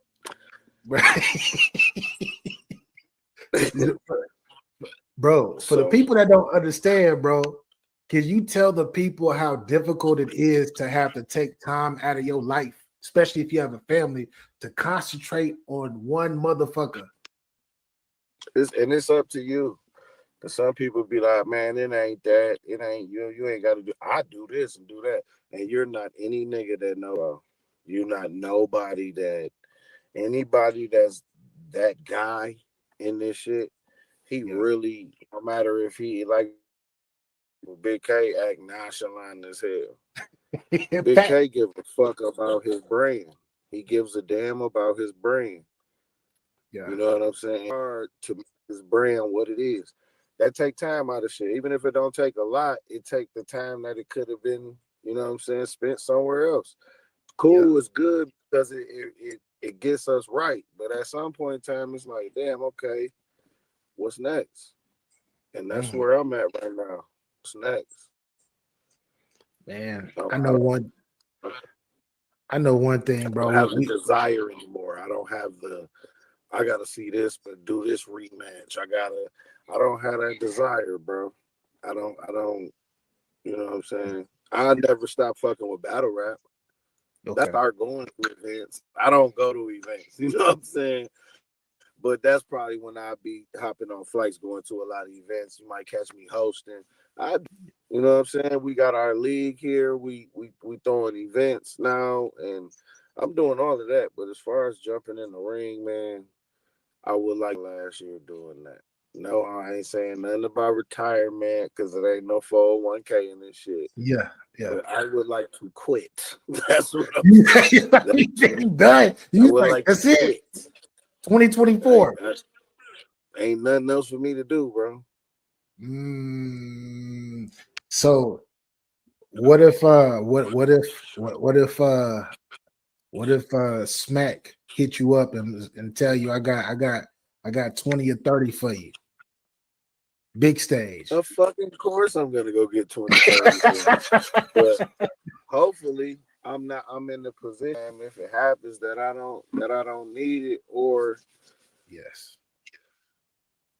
I just don't want to do it. Cause I mean URL been calling me. URL hasn't not been trying to get in touch with me. URL been trying to get in touch with me, but I don't, you know what I'm saying? It ain't no beef or nothing like that. I just don't want to do any business right now. Yeah. So that's just all it is. So they have been reaching out to you. Push. I want Myron to get more of a push. I want people like Breezy Will, Gun Hood, Zeke, NSCJP, Project Prime. I want people like that to start getting looks and all of that. I feel like I'm taking up space now, bro. Like it's a lot of hungry niggas. They rap way better than me. King raps so much better than me. King is fire, by the way. King is fire, by the way. Breezy so much better than me. So it's like, man, put these guys on. Mac Myron raps so much better than me. Put these guys on. And I know it's humble. It's humble coming from the heart. But bro, you have been on fucking fire though, bro. Like you have been on fire, at least to the fans that's watching you, bro. We've been seeing you show up and make classics, bro. We can talk the Hitman battle. We can talk the A-Verb battle. We can talk the Hollow battle. Like, Fire's come on, going bro. out. The fire has gone out. The fire's gone out. Bro. No, I completely understand. I understand what you're saying. But like somebody was talking about B-Dot the other day. And like, man, damn, I think B-Dot should come back. That's fucked up. You know what I'm saying? I want to see. I'm like, damn, it's fucked up. It's fucked up that B-Dot won't come back. It's fucked up that somebody wants to do what they want to do and you mad about that shit. Because the only reason you need B-Dot is for your entertainment. When his battle goes off, you go back to doing whatever you're doing. Only thing I was your entertainment. So B-Dot not doing this, we don't know why B-Dot don't want to rap no more. It could be as small as they ain't giving me the names I want, or as major as, man, that shit was really giving me a mental, like, it was, I was, you know what I'm saying? We don't know what it was. So I just know he's at peace. Yeah. I know he's at peace. And I ain't saying battle rap just so chaotic in my life, but if something is slightly irritating to me, I get rid of it. So, you know what I'm saying? Over the years, it's a mixture of things. It's the politics. It's shit I don't like seeing no more. It's how the game changed. And it's me really feeling like I'm done. You know what I'm saying? It's me really feeling like I don't want to be one of them dudes still rapping, bro, and thinking I got it. And I see the comments and they like, damn, man, I remember the wheel. That was dope. I don't want to put names out or anything like that. But I've seen it. And these niggas are still here. And I'd be like, bro, leave, bro. Like, I know the money good, bro. Sell crack or something, bro. Like, stop. He said, sell crack, stop rapping. Stop. But No, I mean I get it. Like, you know what I'm saying? I just want to do something else, man, and I just want to leave on a good note. I don't want to feel like I'm begging the game or I'm here, I'm overstaying my welcome. And I feel like it's nearing that. And I want to be the one to do that. I don't want to be kicked out. You know what I'm saying? So Yeah. I don't, I don't even watch myself, but when I do, I see The difference. You can I tell see the it's you. difference. And I see everything, breath control, my age, my everything. I just be looking like I remember when you was a baby, nigga. You know what I'm saying? So it's like, I don't know. I just really want to. I don't want to battle rap another year, man. I really don't. And it's fun. Now, it's not the fans. It's not the culture. Like, man, these people, y'all done helped me in some dark times, man. I can go in there and be like, hey, Will, man, I'm from Saudi Arabia. I'm rich as hell, but you're my inspiration. Like, God damn, nigga, like, what the fuck? I own a lion, Will. I know you. What the fuck? To a motherfucker in Honduras broke as hell. Like, nigga, how is you even watching me? Like, how you get a laptop? Nigga, how you live in a shack? What the fuck? But nigga, they watching Ill Will, they fucks with me. So yeah, man, that shit done got me through some shit, man. I ain't gonna act like I ain't went through nothing and life ain't smacked me in my face. So I ain't gonna act like it ain't helped me, money wise and energy wise. You know what I'm saying? Just support and motivation that the fans that gave me. But it's just y'all. Yeah. You know what I'm saying? It's just y'all that makes a nigga hang. And I think a lot of battle rappers can agree. Like, it's of course it's the money. We're not gonna act like it's the money. None of us millionaires except Hitman, I guess. But it's y'all too, man. Like, I think niggas will find other avenues of money. It ain't that many niggas making 5 figures in this shit. So I'm sure niggas will find other avenues to make some money if it was that bad, if y'all treated us that bad. Yeah. This shit, it's a love for this shit. It's a love for your brand, the culture, being able to put words together and they take it and recite it and make it historic and live on forever. Man, that shit mean the world to niggas, but it's a flip side to everything. And I guess now I'm on the flip side and just like, you know what, I'm ready to hang up my jersey. Yeah. I blew out my knee, man. You blew out, man. Your knee ain't blew out. You trying to walk away. You trying to walk away before that shit happened. I hear you. Yeah, that's exactly what I'm trying to do. And leaving money on the table. What's your guy? What's your guy? Barry Sanders. Barry Sanders. I'm good. I didn't Megatron. I'm good. Damn. Oh, Marshawn, I'm good. Yeah. Good. You ain't want to give me the ball on the one? I'm out. I mean, I will say though, as like just from the fan perspective, right? From the fan perspective, like when it comes to artists, specifically as yourself, it's hard for people to let go of somebody they pretty much watch grow in the game. So you got your day one fans, and it's probably more than you think that's actually watched you for over a decade go through shit, get on top of the world, fall off, get right back on, and all of that shit. So I mean, to the credit of the people, we definitely not gonna ever want you to go. But as a man though, as a human being, as a man, grown ass man that I am, I understand. It's some shit do get old. Some shit does get old. Yeah, it's everybody don't like what you do that be close to you. Some people need you for other things. Sometimes your career get in the way. You know what I'm saying? Shit, I lost shit. Yeah. During this, you know what I'm saying? I lost people. I lost people that's still here. You know what I'm saying? And yeah, I totally get it. I don't know, man. This shit just psychologically, after a while, it just feel like a job, and it is. But when it's a job that's like not a job you want to work in no more, you start to look for other employment. This being the industry and this being entertainment, of course, is totally different. So I'm just looking for the next phase, man. It's that too. That's another element. Like, I don't want to battle rap forever.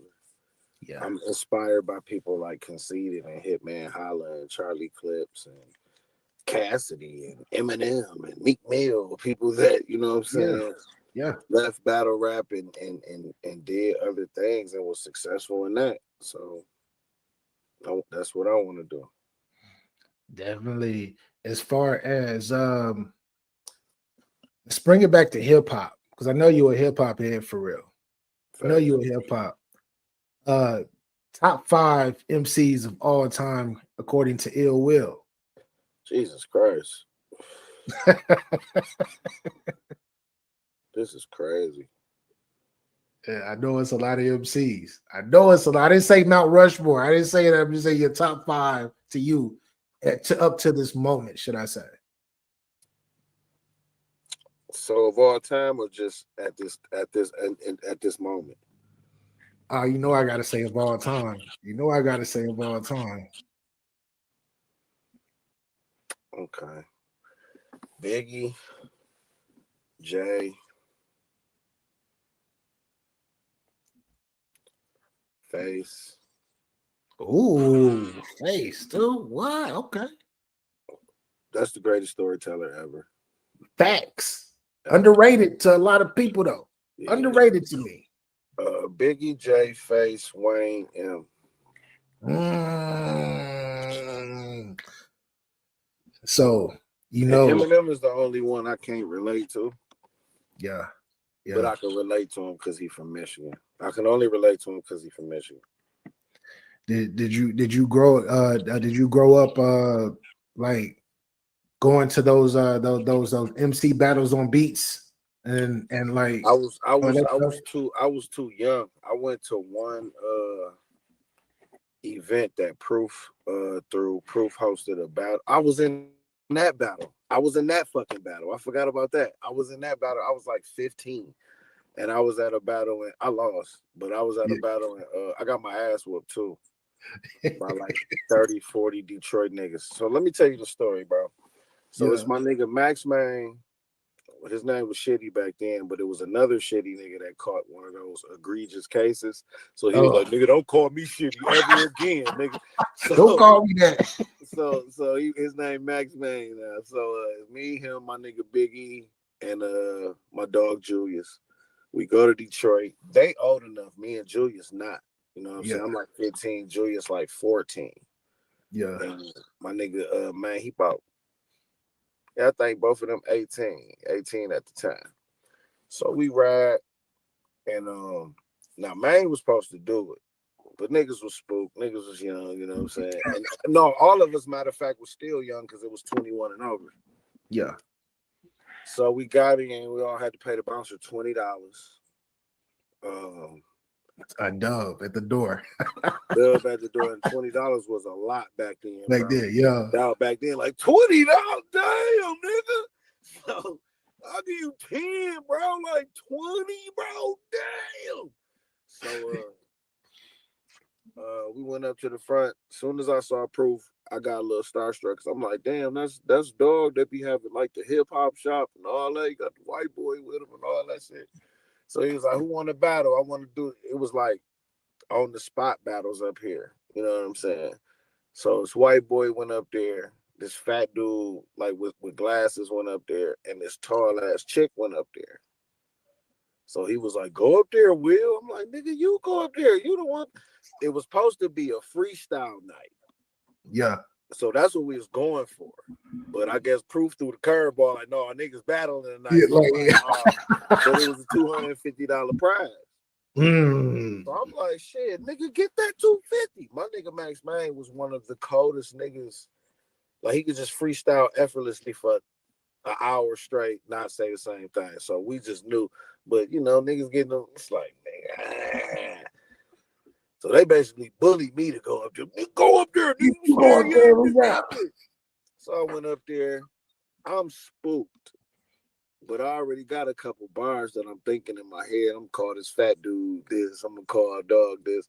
So the girl, she had these little rolling things. So I was gonna call her. I called her the Ghetto Princess Leia. Oh shit! Listen.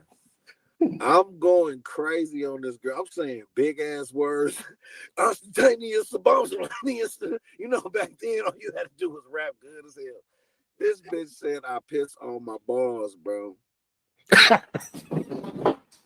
And brought the house down, bro.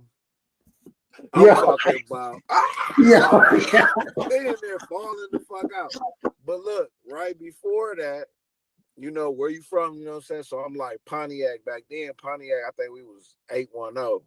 We 248 now, but we was 810 then. So I'm like 810. So I hear a nigga in the back, like, fuck them Pontiac niggas.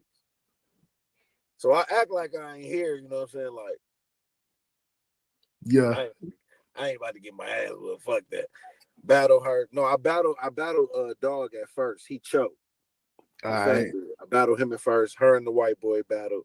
And so me and her battled for the 250. Bitch said I pissed on my balls, man.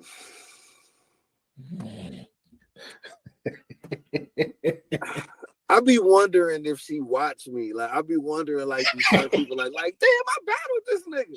You know she has though by now. So she said that, and she won, bro. So and there wasn't no second prize money. I was mad as hell because I thought it was like, damn, maybe if I'm second prize, I get like $50, $100. And he was like, all right, then, man, get off the stage. I'm like, damn, bro, what the fuck? All right, that way, go that way, little nigga. Yeah, I'm walking off the stage, and dog like, fuck Pontiac, nigga. So I look him dead in his eyes, like I see the nigga that said it. He looking at me like, nigga. So I'm like, man, don't say none of this nigga, because he just made my heart jump saying that, because I'm in Detroit. It's 100. Yeah. It's only me and 3 of my friends. That nigga said, bitch ass Pontiac niggas. I was like, nigga, fuck Detroit, nigga. Oh, why did I? Nigga, what? Nigga, why did I say that, bro? They beat my ass out that club. Look, they beat my ass so bad, bro. The only thing my niggas could do was just drag me out the club. Damn. That nigga grabbed me by the back of my shirt and just was dragging me out. Man, I was getting hit with purses, bottles. Niggas just throwing water at me, punching me, kicking me. All because I said fuck Detroit. But I was trying to hold that shit so long, but he was fucking punny. I was like, I gotta say something. Yeah, fact. He challenged you. Beat my ass, dog. And was he older? Because you said this is the 15 version. No, these was older cats. These was older cats. But again, we wasn't the only young motherfuckers in there. You know what I'm saying? Like, it's easy as hell to get in the club. You know what I'm saying? So back then, everybody was at these events. You know what I'm saying? Yeah. Like, Proof was somebody that he threw a hip hop event, a cypher, everybody there, from young to old. So, like, when they shot 8 Mile, bro, the whole, like, them niggas like did something for the city with, you know what I'm saying, that shit, because it was like being televised. Now them niggas was nationwide, Eminem out here, all it. So it was dope, man. It was dope. We was used to, you know what I'm saying. Big Herc is my favorite rapper from Detroit. You know what I'm saying? If y'all don't know who Big Herc is, BIGHERK, check him out. Fire. Big Herc. Yeah, man, we had I went to a few spots like that. The Lush and Hamtramck. That's like a little bit outside of Detroit. I was there when I was like 15, 16 years old. That's where I met Marv One. Yeah. Hey, I just want to tell y'all, I know Marv One be acting all nice and shit. Yeah. Like he's just some humble guy. You know, Marv One was crazy as hell. Yo, hey. Bro, Marv One, he was scary as fuck back then, bro. I be still looking at Marv like, bro, why is you so nice, bro? Kill somebody, bro, so I know. Stab a nigga, bro. Cause you lying, bro. Every time I be, hey brother, I be like, you lying, bro. You know that because you know that's my guy. He come up here to Seattle. He be coming up here to Seattle to have smaller league battles, and he be kicking it and shit. Hey, That's one of my tell guys, Marv the next time you see him, be like, "Hey, Will told me who you really bro. is, bro." I'm going to, bro. I'm Like gonna be like, Will told me about. Hey, just say the lush and ham Tramming. He gonna be like, "Man, don't Lush. ever talk to Will again. Do you hear me? Do not talk to that nigga again." Yeah. I know that nigga Yo. is crazy. Bro, the most like Marv is literally, he's hilarious too, of course, but he's like super humble. Oh man, appreciate y'all for having me, bro. Da, da, da, da. And that's it. And you chop it up about different things, and he's just funny. Serial killer. Really? Marv. No, Marv one is a motherfucking legend, man. Like, yes. In this city, like I be watching people in the culture, you know what I'm saying? Everybody understands status and what's new, what's the new hot topic, and what's this and that. And I just be looking at certain people and how they look at certain battlers. Yeah. And I'd be like, damn, like this person has accomplished shit that you wish that you could accomplish. You know what I'm saying? He's been in rooms with people and rubbed shoulders with people that you wish you could. But hey, it is what it is. He's the hot guy. Okay. Bro. Right. When I seen the very first time I even heard of Marv One, this had to be like 2002. I seen the 8 Mile, the extra whatever. Leading scenes, yeah. Need to see, bro. When I see that nigga said like put Mike 44 on your back like you like a Rick bro. Nigga, I was like, who is this nigga? That nigga beat him. I was like, that nigga won. Yeah. Hey, that's still the same. Hey, Marv beat Eminem. Bro, facts to me, still to this day, bro. And I told him that I think you got him, bro. To me, you got him. He got him to get for sure. For yeah, sure, bro. Shout out to Marv, man. That's my dog. Yeah, shout out to Marv, bro. I want to ask you, my next question for you would be, you talked about politics and battle rap, right? And you talk about how you really didn't like the politics, but what's the difference between then and now when it comes to that you don't like about it?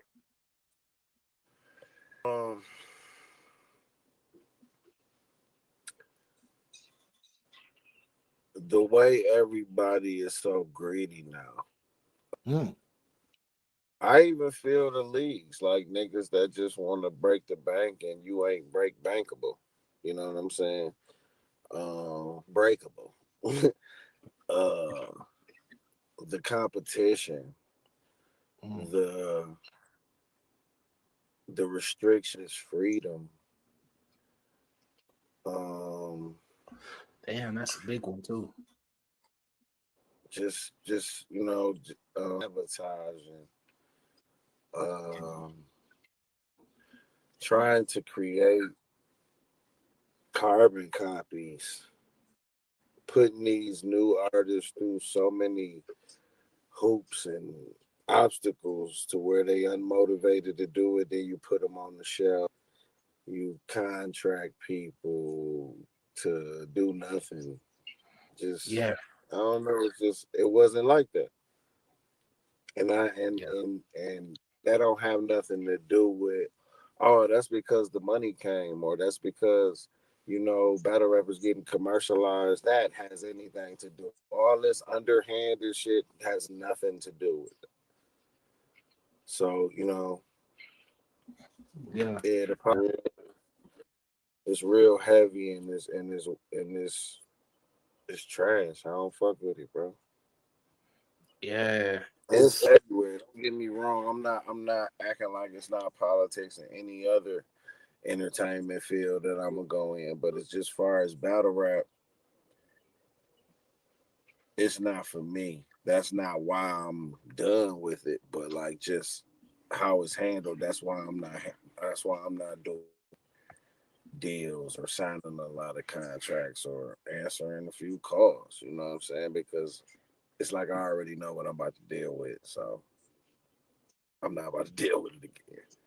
Yeah. I heard you.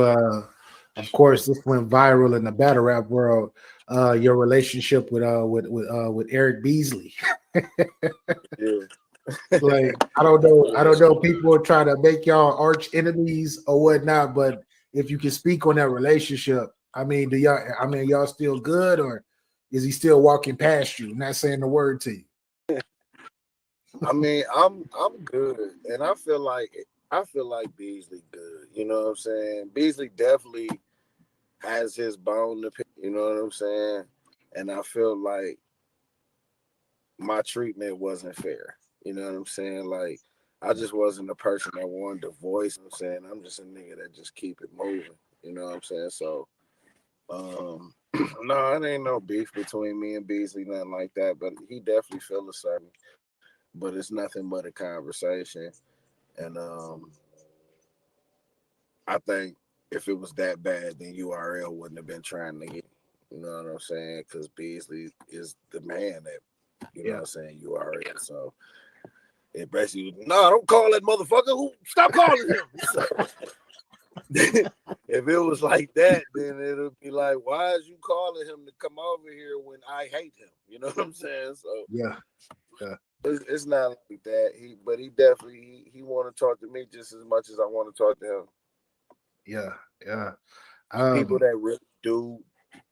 It's one person that really do like have like a dislike for me over there, and I think that person just didn't get information. They only talked to, I think, what was said and what was contracted or whatever deals that were done between only me and Beasley know, and they're only hearing Beasley's side. Yeah. You feel what I'm saying? So if I'm on the ship telling me what this nigga doing, fuck that nigga. I don't want to hear nothing from you. You're fucking over our company and our business, and this is what's happening. Like, you right. So I'm not mad at this person because they are URL. You know what I'm saying? And to them, I fuck some shit up. So it's cool. You know what I'm saying? And it's not Smack. Smack love me. Yeah. Love me to death. So, Smack, I know people think, oh, he talking about. No, I ain't talking about. It could only be two other people in a lot of people's eyes. It could only be two other people you can be speaking on. Yeah. Chico, man. You know me, I don't hold no. Chico don't like me. You know what I'm saying? Chico hate me, man. Yeah. But he is, I cannot hate four men that put me on. Yeah. Norbs, Chico, Beasley, Smack. I can't, man. Y'all niggas was the realest for that. Y'all believed in me. I really, I cater a lot to Norbs because Norbs just me to the table. Like, hey, I got this guy. You know what I'm saying? But besides that, y'all followed through. I didn't talk to Norbs pretty much after that. I was talking to Beasley right after that. I didn't pretty much talk to Norbs anymore. Yeah. Well, I kicked it with Norris. I ain't turned my back as far as the phone call and the business. It started being with Disney. You know what I'm saying?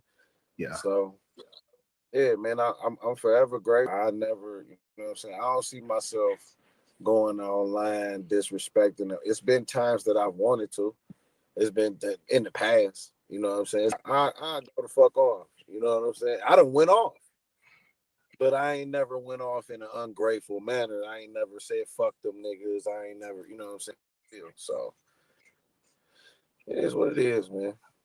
Them fellas always, them guys always respected my platform, but this nigga Chico, this nigga flagged me twice and almost got my channel the fuck up out of here. Hey, man.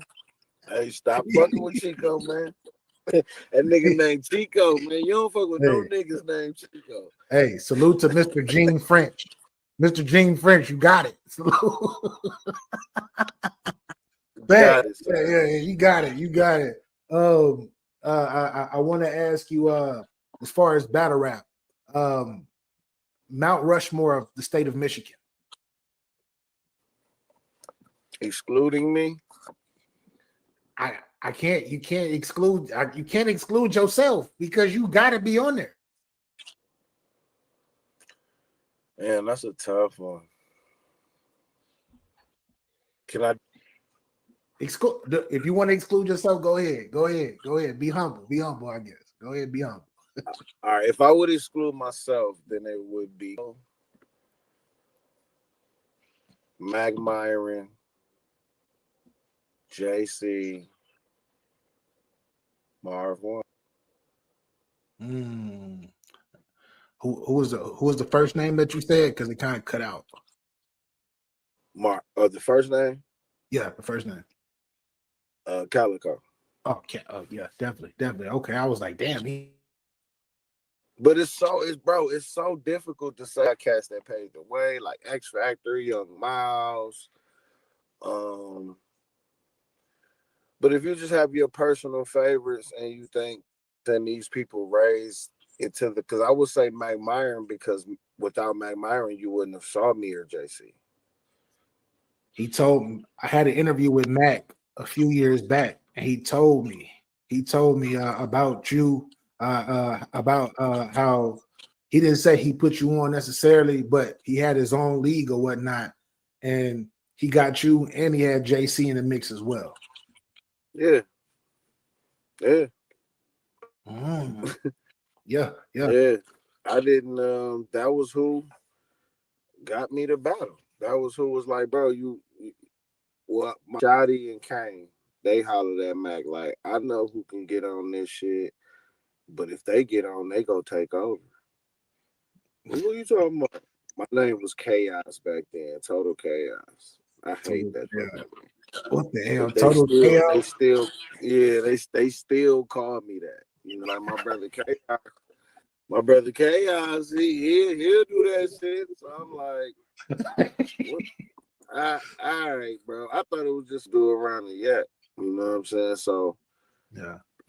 Without Mac Myron, you wouldn't have seen a lot of faces. So, and as far as like the journey and the magnitude that not the magnitude, but the level that me and JC reached, that, you know, imagine battle rap without Ill Will and JC. I can't. That's crazy. But it's a lot, man. I wish it could be eight heads up there instead of 4, man, because shit. But if a real Michigan, I would say me, Calico, JC, Marv One. That's crazy because that is the Mount Rushmore that you named for Michigan. That is my Mount Rushmore, and it's crazy that somebody in the chat, shout out to Spasmatic, Ill Will, JC, Marv One, and Calico. And I feel like the work that all of y'all have, all y'all had impacts in the culture. Not just, I know, like, I can't speak for Michigan battle rap, right? So I'm sure y'all impacted Michigan battle rap specifically, but like in all of battle rap, I feel like each and every one of y'all had moments that shook the culture so much that what you did, it elevated outside of battle rap. So people that were not really true crazy battle rap fans knew who the hell y'all were because of moments that y'all had that went viral that impacted and pushed the culture. Facts. Just at the mall, and this girl walked up to me and was like, can I get a picture with you? I was like, of course you can. She was fine as hell too. I was like, of course you can. I was like, appreciate you supporting. And I ain't gonna lie, I just saw that clip of you telling that girl what you do with your tongue. And I was like, you don't watch it? I was like, hell no. I was like, oh shit. I was like, well, maybe you should check out some battles or something, bitch. I thought, shit, She was Yeah. like, Clip, you talking to that girl like that. I'm like, oh, okay, that's what's up. Didn't know You want to nothing take a else. picture because of that. I took a picture with the tub. I took a picture with that nigga. You know who you want to talk about. Yeah. So yeah, bro, you ain't lying. Yeah. To me, how is it like for the fans who've never been in a situation where they've been like noticed to the point where people know them, but how is it being able to go places and people that you've never seen or heard of in your life walks up to you and just be like, yo, man, you're an inspiration. Oh my gosh. Hey, what's up? Can I take pictures? Like, what's that feeling like? That shit be tripping me out, but still, I mean, it's just be tripping me out, and it's a surreal feeling because I'm from Pontiac. To say like I'm from a small ass city. Like when I'm in Pontiac, everybody here, except maybe some kids or niggas that just much or something like that. But everybody pretty. What up, Will? Yeah. And nothing changed. You know what I'm saying? Because my city that small, and you know what I'm saying. I might go to the store sometimes, and I might see a nigga like, damn, nigga, you really be in this? Damn, nigga, what's up, bro? But other than that, when I leave out of Pontiac, like say if I'm in Detroit or if I'm in anywhere, that's when it get like that. And it's different every time, especially when you like I'm Will. Like I'ma always be Will. So I be in my mode, talking shit, playing, and motherfucker walking up like, hey bro, can I I'll be like, I do this shit. I forgot all about that shit. Like I forget, like I forgot I'm that nigga too. Yeah. So, it surprised me every time. Like, you know what I'm saying? When I'm at a battle event, it's not surprising. When, you know what I'm saying, I'm at a hip hop event, it's not surprising. But yeah, man, when I go to the grocery store or the mall or something like that, like I really be in my world. I'm never I get scolded for this too. Ill will. You need to be more ill. My son be telling me that, like, you need to be ill will all the time, dog. Damn. You will be like, you see, I got Balenci's on. I got Balenci's on. You should have Balenci's on. I got Bottega on. You should have Bottega. Like, nigga, it is. Yeah. I got shoes on, nigga. Your son telling you need to be ill will all the time. You need to upgrade, nigga. Like, I need your style, man, because you will right now. This nigga William. Oh shit! I've heard it all. I've heard it all.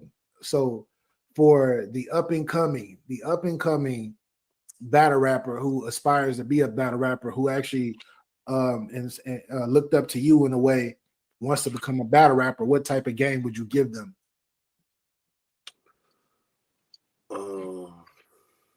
Don't be a battle rapper, bro. I don't know what the fuck is wrong with you. No, if you're aspiring to be a battle rapper, be original. Don't be like me, Twerk, Serve. Don't be like any one of them. Don't be picky. Don't. Oh, I gotta battle this nigga. Oh, who's this? Get the sacrificial lamb and show out in front of that camera.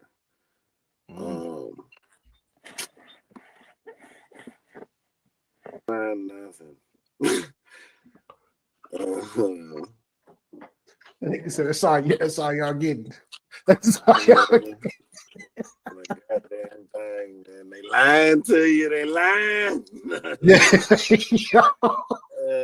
Hey, bro. And you know, have fun, man. Don't, you know what I'm saying? Have fun. You know what I'm saying? And understand that whatever fear you got, whatever oh shit, let me turn this off. Whatever anxiety you got, and it never leaves.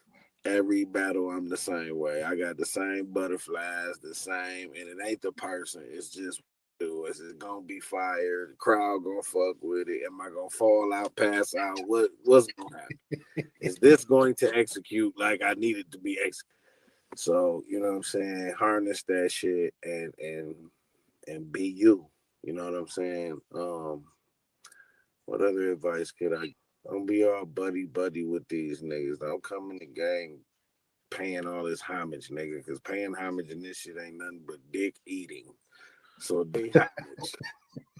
You fired, nigga. I respect your shit. That's it. Don't come, hey bro, hey bro. If you're the bro of bros, the bro is Brody of bro. Shut the fuck up. Shut the hell up. Ain't nobody your goddamn brother, nigga. Yeah. Do you, bro, and be fearless in this shit. And if people do this and they didn't like this battle, and they wouldn't have done this. If A-Verb start fucking with you, if any of those things, then you're on the right track. You got, if it's all battle rappers saying this shit about you, you are on the right track, my brother, or my, because they threatened by you. Soon as I got in here, niggas was talking all type of shit. His views ain't like this. He said this. He raised. Damn, nigga, what the fuck? Y'all threatened as hell. You ain't got to battle me, bro. Yeah. Try to get you out of here. So as soon as they get to jumping on your cap and saying this, saying them little subliminals, and you ain't this, and these little motherfuckers trying to solve, you got their attention. You got their attention. Send a shot at them or something. Let them know you don't give a fuck. Yeah. Niggas is too these days though. I remember from 2010 to about 2016, like it was competitive. Everybody was like, it wasn't about I want to be your friend or oh, let me join your clique. It wasn't none of that. But then like in the end of 2016 going into 2017 to now, all these niggas is, oh, what's up, man? I can't battle him. That's my bro. I'm like, no, that nigga not. No, he's not, bro. He talking about you right now. He talking about you right now. That nigga just said you stink. Oh, stink.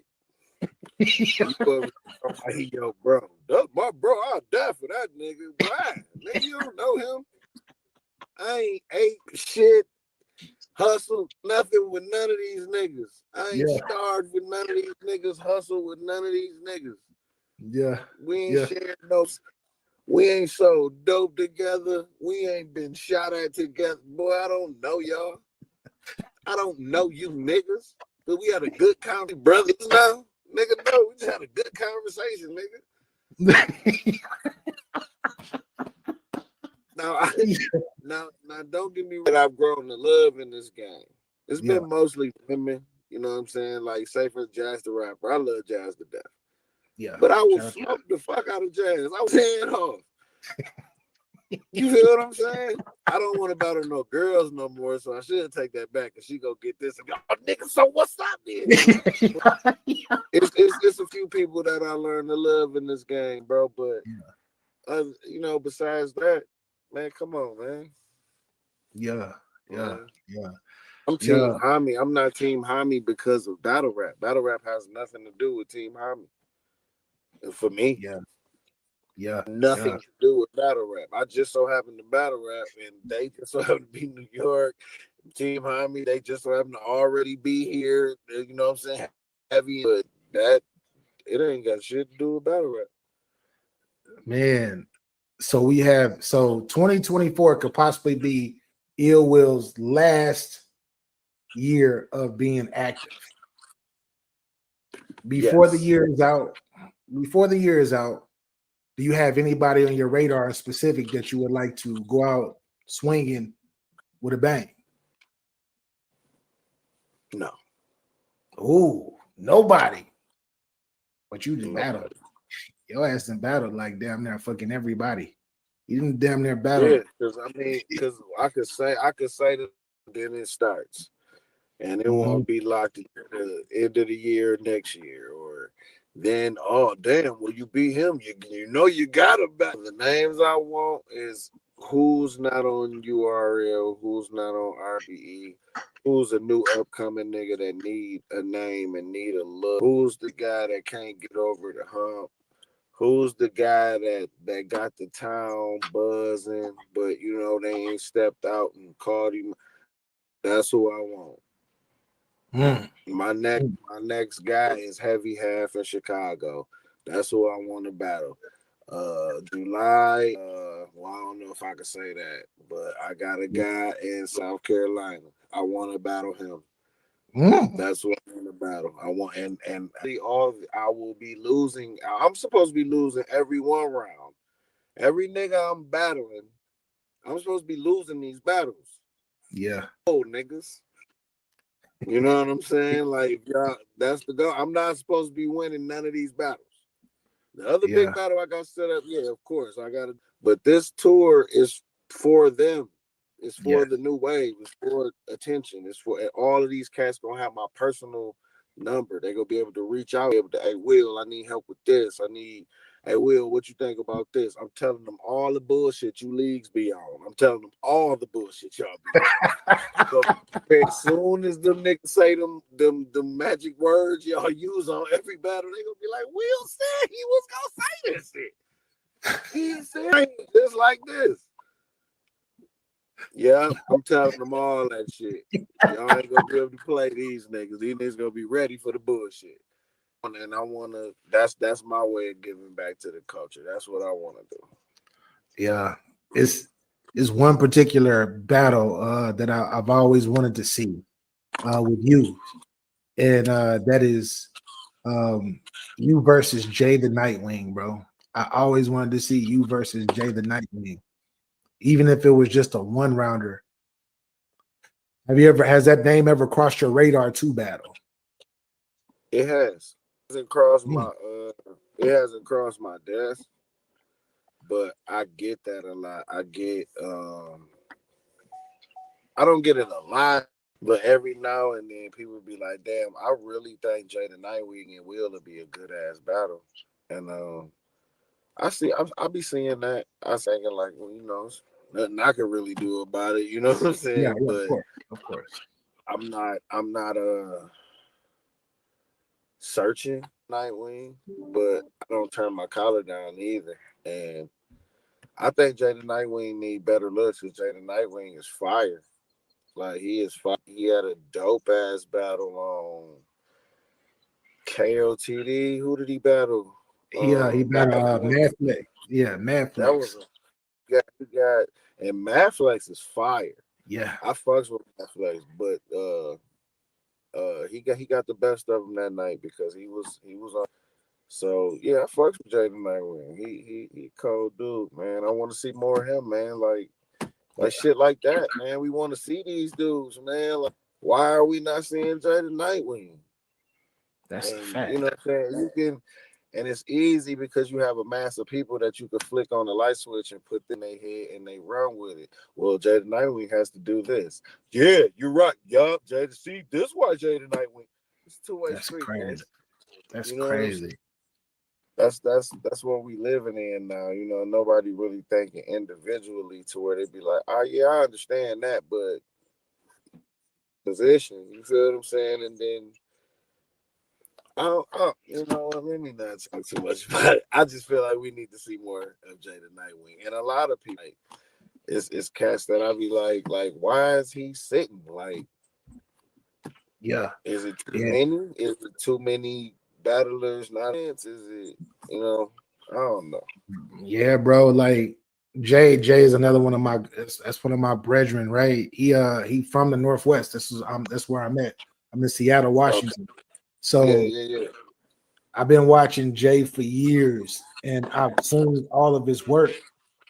And his last two battles, he beat Mad Flex and then you beat Geechee Gotti right after that, but they tried to bury the Geechee Gotti battle in the app where nobody and none of the bloggers and nothing even talked about that battle for whatever reason. None of the mainstream. Yeah, I'm familiar with that.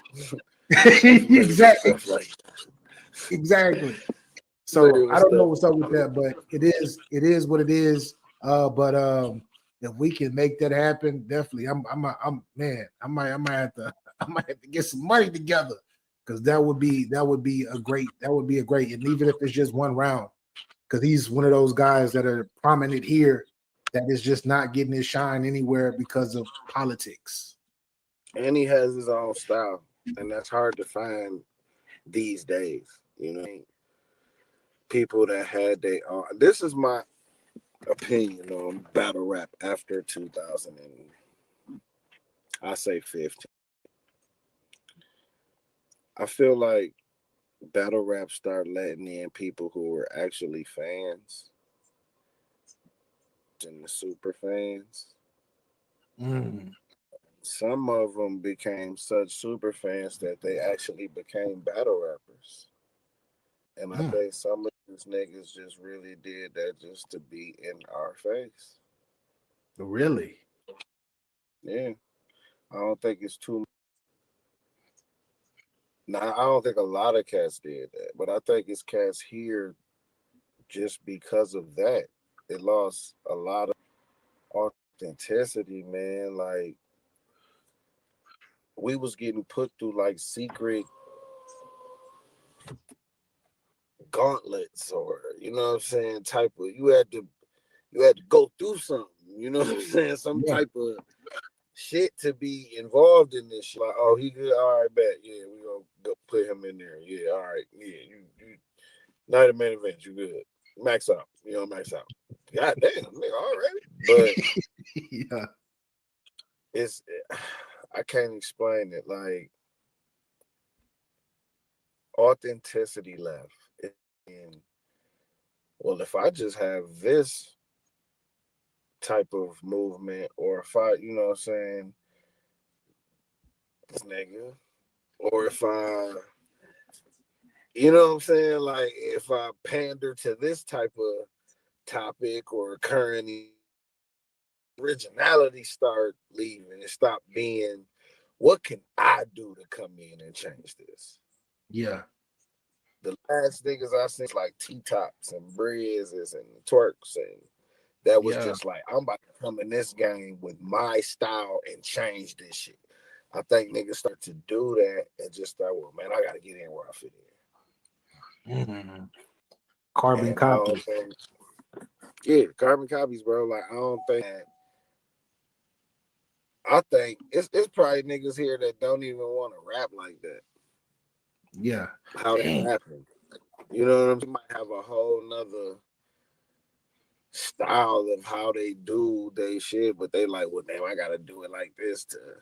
I think you have to do, you know what I'm saying, and whatever you searching for, or why you feel like you haven't done this or reached this, or people ain't paying attention.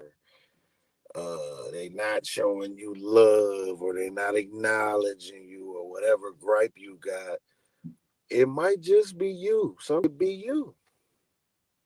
Sometimes it's not the politics. Sometimes it's not the people. Sometimes it's you, and it's because you're not giving people you. You trying to figure out what people like instead of making them like yo.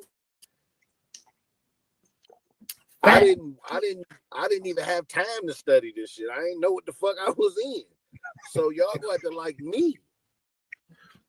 And I can sharpen that. I can learn from this game. I can be inspired, sharpen my tools, but I can't just look at a nigga and be like, okay, that's how he, all right, that's what I'm gonna do. No, nigga, what the hell? He already doing it. What the fuck? So, Exactly. I just think originality. I like seeing, you know what I'm saying? Now, I ain't saying nobody came in this game. I still see cats that come in with, as far as the wave. It used to be wave of niggas that used to be like, no, check my style out. Yeah. Yeah. Chili scheming on my shit. Big K talk how he talk. JC talk how he talk. And before that, it was how it was. When T-Top and them came in, T-Top didn't sound like Breeze. They with each other every day. Exactly. It didn't sound like everybody was honing their own style and trying to give the world them. Like, y'all, me, not what I learned from this guy, or not, you know what I'm saying, how I twerked his flow and critique his style and made bro. I gotta wave the You know what I'm gun. saying? Like, Pop that the nigga held gun. me doing that. Like, what the fuck? That's so like bad. shit, like and it's just, you know, I'd rather doing that than saying it. I'd rather you not sound like the nigga. I don't give a fuck what your hand doing. You know what I'm saying? But it's made to where you just like, damn, that's twerk, bro. Hey, stop doing that, bro. Stop doing that right now.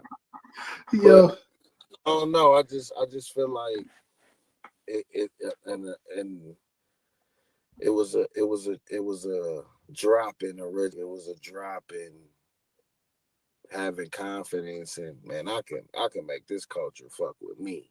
You know what I'm saying? Like, that's a big you difference. don't gotta get. Yeah, it's a big difference. You don't gotta get down with this crew or do all the views or try to be. No disrespect to the media. I'm saying, like, trying to be a character to get love in battle rap, to get love in the ring. Cause they'll love you out there, man. Man, that nigga fun. As soon as you get in the ring, they gonna be like, I ain't about to watch that battle. I'll watch him on Anchor Fan. But battle, what you do in the ring translates to everything else. Now, you can do all that shit as long as you got it covered in the ring.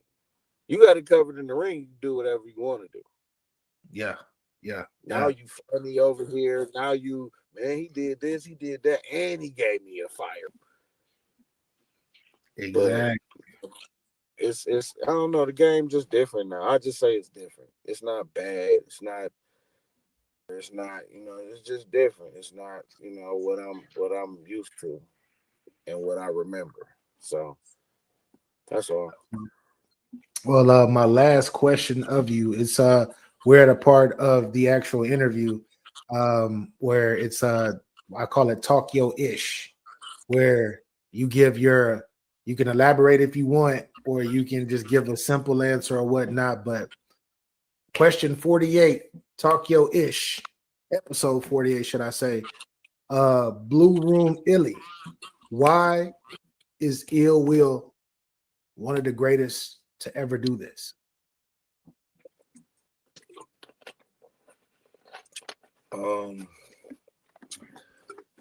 I'm fearless for that, and I got a gift that not a lot of people have, and I'm aware of it. I just follow it. I don't try to stand in front of it. I don't try to think I'm better than the gift. I don't try to give myself the gift. I just let the gift do what it do, and I just have fun and crack jokes while the gift be beating their ass. That's it. I got a praying mama. Yes. Yes. I like that answer. That's a fucking that's it. I can't really give an elaborate answer because I really think I ain't steering. I don't think I'm steering this ship for real. This come from this. It come from somewhere else. So you really be because who was it? Was it Averb or somebody said this? Sometimes you don't even have all three of your rounds until like the night before the battle, where it just hits you upside the head and then you got it. Yeah. Every battle. Wow. Every single battle. I ain't prepared. The last time I was ready for a battle a week before the battle was probably B Magic. What? B Magic? That was what? That was about 10 years ago. I was about to say, bro, I can't even remember. I was about to say 6-7 years ago, but a decade ago. Yeah. And it don't be nothing like that, man. Like when I told Hitman that I was dead, I be trying. I be like, well, let me do it myself. You know what I'm saying? And to the point to where I be like, that shit 2 months away. I'm good. That shit, I'm good. That shit away. I'm good. Damn, that shit a week away. What the fuck? To where I go into like a little, you know what I'm saying? And it usually happens Thursday night. Well, best if I'm lucky, it's a Tuesday or a Wednesday, but it's usually happen on a Thursday night, and I'll just be relax. I'll just relax instead of, man, I gotta think of this, think of that, think of it. I'll just stop thinking, and then motherfucking angels will start coming through my word of God and just hand them motherfuckers out like, here, William, you don't hear William, and I register them bitches, and I get that shit just. I swear to Jesus, on my kid's soul, on my daughter and son's soul, bro. Every single. I used to be spooked, and then get in the battle in the hotel trying to memorize shit, how I'm gonna freestyle this, or if the crowd there, what type of crowd I'm gonna say this. If they ain't there, if it's a lot of females, I'm gonna say. That's it.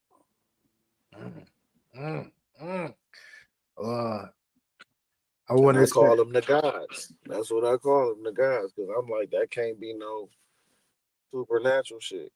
Yo, that's the like it's Tupac said God just grabs his brain and just starts. And next thing you know, he got 10 records that he wrote. That's incredible. That's what it is. I mean, think about that. Pac wrote multi-platinum album in 2 weeks, and it's a double album. Yes. You know, that's godly shit. That's not something that's you know what I'm saying? That's something, that's a gift. That's not just a skill. That's a gift. Every song on there damn near a banger. Exactly, bro.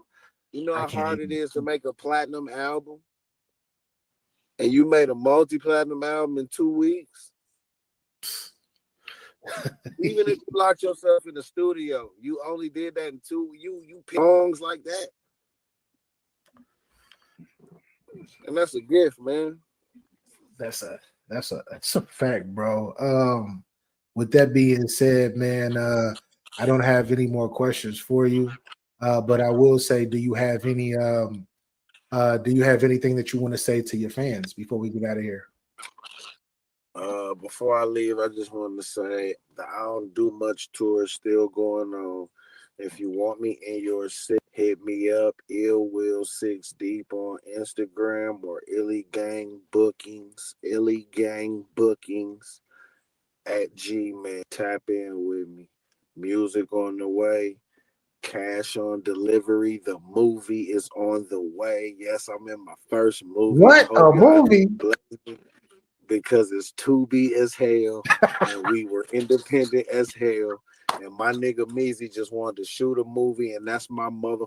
And I tell him, man, whatever you want to do, nigga, I'm standing 10 toes with you. So we rock this movie. I'm starring in it. It's called Cash on Delivery. Shout out to my nigga co-starring in it with me as Pee Wee. And I hope y'all laugh at this shit, man. It's about an hour of some funny, silly shit we was on, man. And Eazy, I tell this bitch. Hey, man, can I get a well, before we get out of here, I want to say, can I get a Get Your Bars Up tag? Oh man, this your boy Ill Will.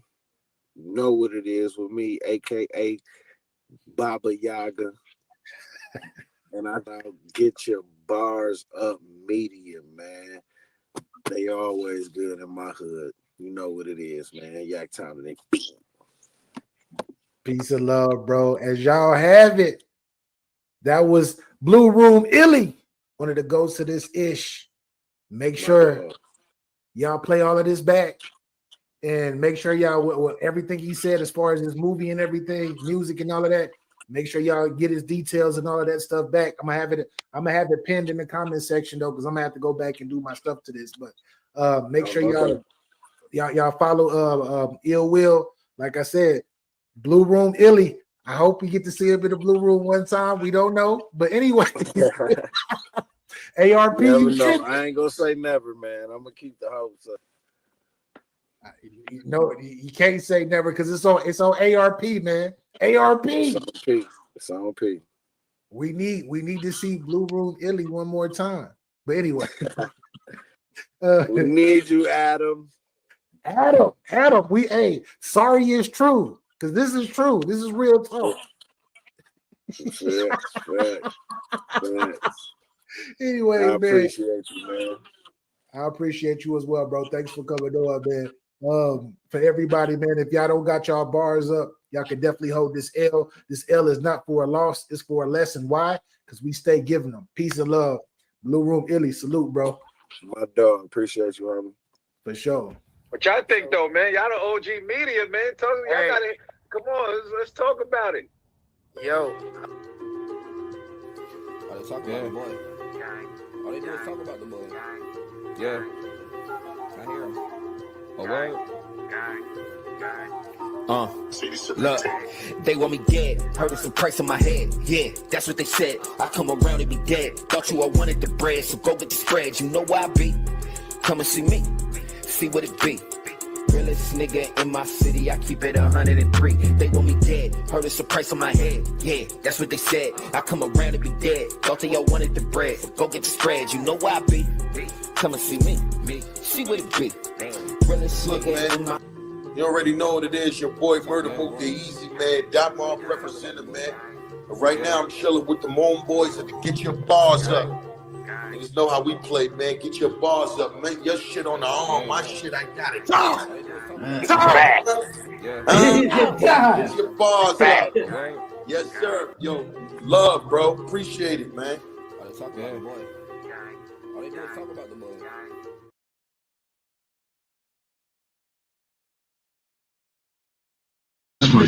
My family, my children, my mother can hold her head up in any neighborhood in the city where she walks down the block. See, in all the 5 boroughs, I'm known.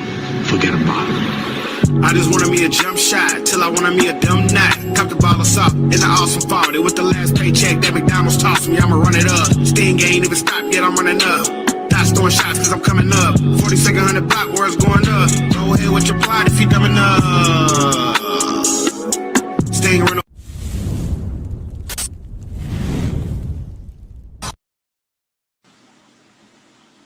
What up, bro? It's your boy BA for Real 100 and welcome to Get Your Bars Up Media. Salute.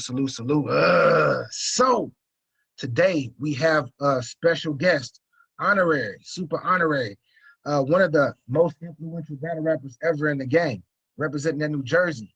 You can't spell bars without putting that arse in it. Facts. Right. Mr. Arsonal Da Rebel. What's good with it, brethren?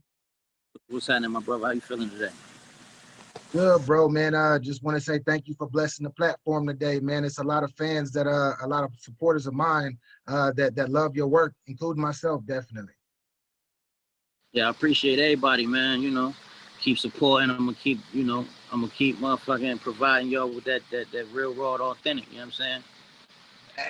Thanks, bro. So my first question for you, bro, is from the beginning, bro. Originally, what made you step into the game of battle rap and decide to actually pursue it? Well, what started me to pursue it, you know, I was in college doing this little tournament, and they one of my friends, he was interning at BET, and he was like, it's a little battle tournament. I ain't really battle rap really like that. Back then I used to do it on the playground and shit like that, but he was like, the winner gonna get a chance on Freestyle Friday on 106 and Park back when AJ and Free was there. So I ain't even believe this shit, to be honest. I'm like, I'm gonna because I used to be in all the like little talent shows and shit. So I'm like, I'm gonna do it. I won the shit. And 2 weeks later, as my man said, I'm on 106 in Park. So, you know, I did the 106 in Park shit. And that was in 2004. You feel me?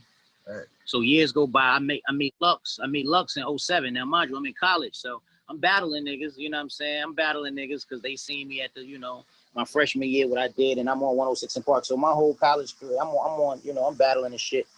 07, end of 07, I met Lux. We was doing this freestyle shit in New York at G4 TV. And you know, it was me, him, Billy Dance, Fame, MOP. You know what I'm saying? They was there with us. We was all freestyling and shit. My man Mikey Moolah at the time. Everybody was there, and Lux was feeling me, like, you know, feeling how I rapped and all of that shit. He like, bro, you something special. You know what I mean? I got this idea, this battle shit called the Lions. Then I want you to be a part. You know, I want you to participate in it, and we're gonna see how, you know, what that could do for you. And I knew who Lux was. I respected him, you know what I'm saying? I know, you know what I'm saying, who he was in the battle rap coach and all that shit. And I respected him as an MC already. So I'm like, all right, I'm gonna see that then. My first battle was Hollywood, you feel me? And it was just history from there. That was my first tape battle on Sub-Zero. It was Hollywood. And niggas seen, you know what I'm saying? You seen what I did to him. And then my second battle was you feel me? My second battle was Tech. You know what I mean? My third battle was Fight Club. You know what I mean? So it just kept going up from there. And I became, you know, like rookie. It just took off. You know what I'm saying? I found the formula to this shit. You feel me? I found out how to do this shit without, you know what I'm saying, without having no worries and just still killing niggas. You know what I'm saying? Facts, bro. With that being said, man, one of my favorite battles of yours, you feel me, was your Hollow the Dime battle, bro. Like the first original one. Like, how did that storyline feel? That was well, it was supposed to be, I think Hitman Hollow was supposed to be in it was supposed to be Hitman Verb, I believe, and me and Hollow or something like that. But I don't know what happened. All I know is it ended up being Remedy and Young Ill. But it was a tournament. Like, they, you know what I'm saying, they told us it was gonna be a tournament, you know what I'm saying? So I had verses ready for everybody who was part of the shit, Young Ill, Remy, and Hollow. And I just was better than all the niggas that night. You know what I'm saying? I came in that motherfucker prepared. I was looking for blood. I was, you know what I'm saying, I was hungry. You know, that money was sitting on the pool table stacked up this fucking high. I'm like, man, I need that. And I know if I do this, Fight Club was one of the biggest platforms at the time, nigga. Like, I made my mark right there where I want. And that was gonna be my introduction to the industry. So it all, you know, I just formed the blueprint and just started following it since then. I just, you know, I've been just checking off the checklist, you feel me? Bro. Man, another battle that was very, very fire. You versus the original, you versus Shotty Horror. Had one of the most fire schemes from Z to A, which was crazy, bro. Like, what were you thinking, like, when you were writing that, bro? I was on a plane when I wrote that scheme right there. I remember that shit. I was on a plane. I don't remember where I was going, but I was on a plane when I wrote that whole entire round. Was like, I don't know. I just was, I was feeling myself that day, bro, and that shit came together.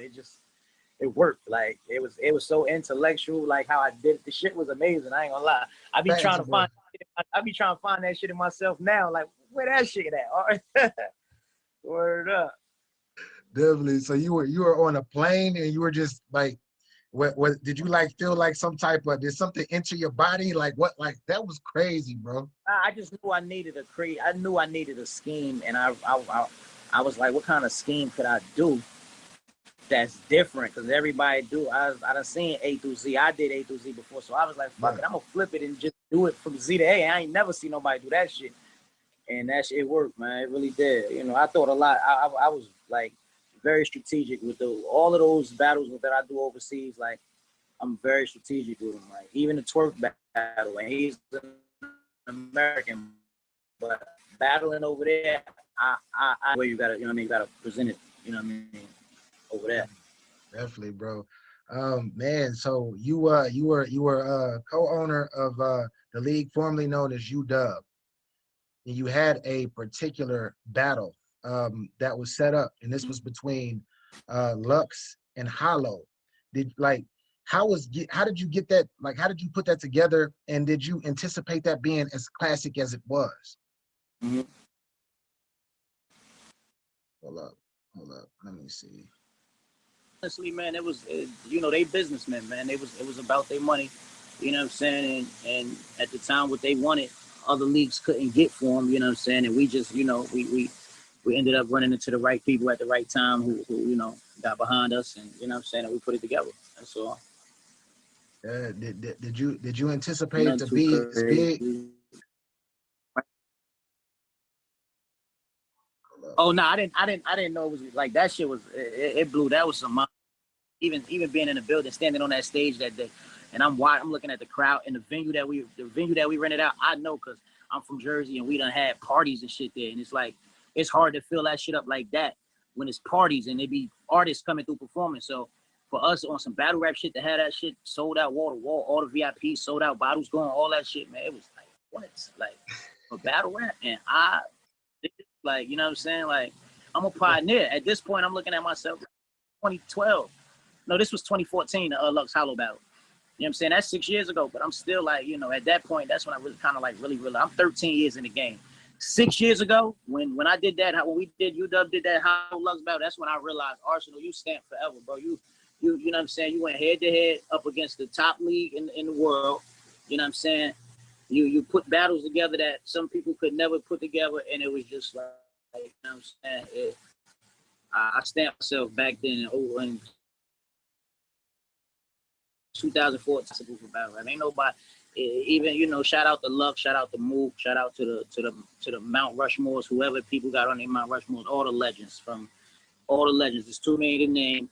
My whole class, you know what I'm saying? Even the guys that came right up under me, the vets, all that. It's too many, and you know, no disrespect, but I still feel like neither one of them has done for the culture of battle rap what I've done.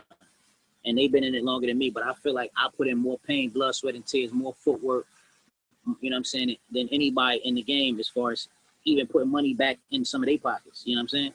That's a fact. That's a fact, bro.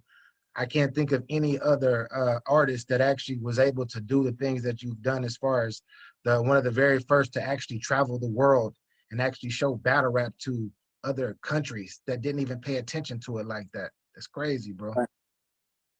Thanks. I appreciate that. A lot of people don't even acknowledge that type of shit, but I appreciate it. Hey, bro, when I say that I've been in battle rap for 20 years just as a fan. Like I've been in it as a fan for 20 years for real. And I believe like people like yourself, the reason why I wanted to do this interview ASAP if we could. And I'm on vacation like a motherfucker because you're one of the goats.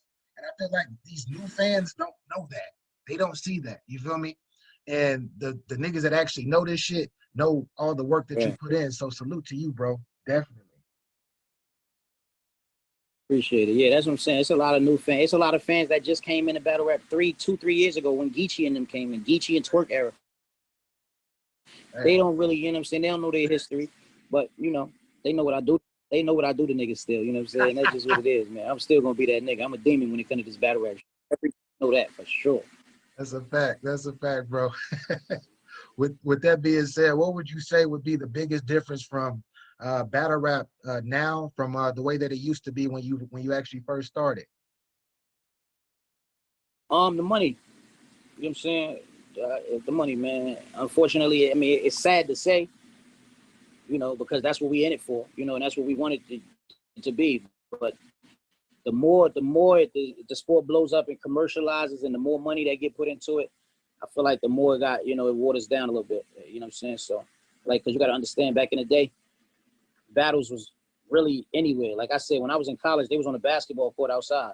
You know what I'm saying? It's niggas out there that don't even go to my school. On the campus, pistols on them. You know what I'm saying? And outside, no cover charge, no security. You know what I'm saying? In the middle of the winter, niggas in there with goose downs with choppers and they shit. You know what I'm saying? Like that was battle rap. Back then, we had to not only, you know, worry about getting killed motherfucking lyrically, but our safety as well. Like, you know what I'm saying? You got to really have them niggas with you that's gonna move on that type of time back then. Now it's kind of like, you know, you can come to the battle by yourself and really don't got to worry about too much. You know what I'm saying? It's all this shit going on. It's WWE shit. It wasn't like that back then. You know what I mean? So it is what it is. Like, you know, I'm happy that the culture is far as it is, and it's only moving further. It's getting bigger.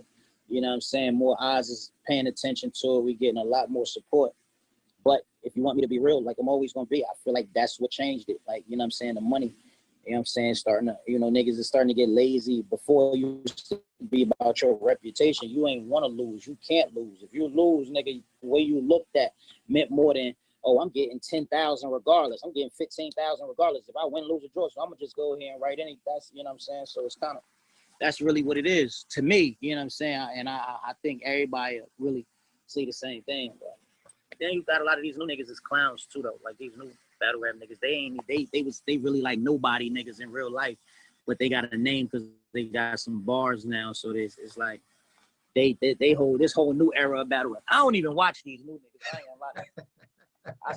I still go watch my real time. I still go watch the Search, the John Johns, the Shugs, the Hitman battles, you know what I'm saying, all my class and shit like that. I still watch Twerk, of course, because that's Lil Bro, he from Jersey. Geechee, that's my homie for sure. So I watch him.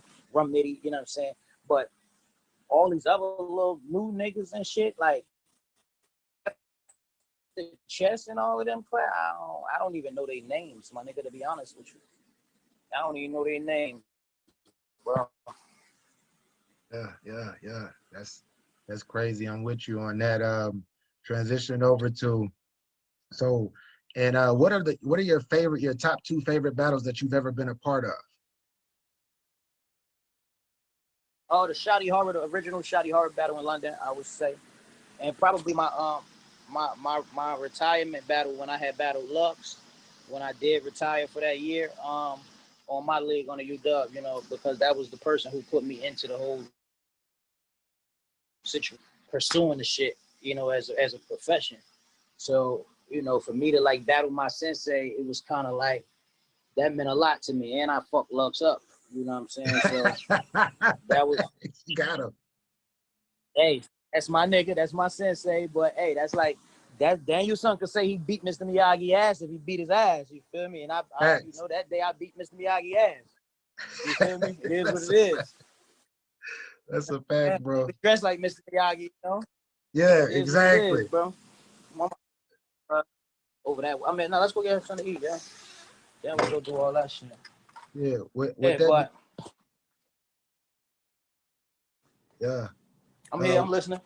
With that being said, bro, Battle Rap Mount Rushmore, with your name on there already, you have 3 more slots that go alongside with you.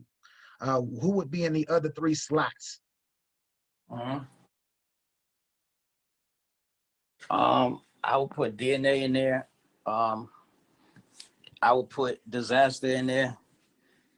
And I always had trouble with the last one, but the last one, if I had to put anybody on that last one, just from work ethic and time put in and everything they've done, I would probably have to go with maybe Clips. Even though he don't take shit seriously, like I feel like he's one of the greatest. Like he could turn that switch on and off whenever he want. Like we just seen what he did off the top, freestyling when he choked. You know what I'm saying? So it's crazy. Like a lot of niggas can't do that. But and he's been to other countries. I've been to other countries with Cuz. You know what I'm saying? He been out the country. Disaster been out the country. DNA. Crowds. You know what I'm saying? That's another thing, you know, no disrespect or no hate or nothing on niggas' names, but Lux or Mook can't even say they ever been out the country to battle and battle in front of those type of fans to see if they'll, you know what I'm saying, rock with how they rock. You know what I'm saying? But you got somebody like me, Disaster, Clips, DNA, we all done touched every single league. You know what I'm saying? We done conquered everything, you know what I'm saying, that it is to really do in the sport. You know what I'm saying? Everybody just, you know what I mean? So that'd be my 4 with me on it, you know what I mean?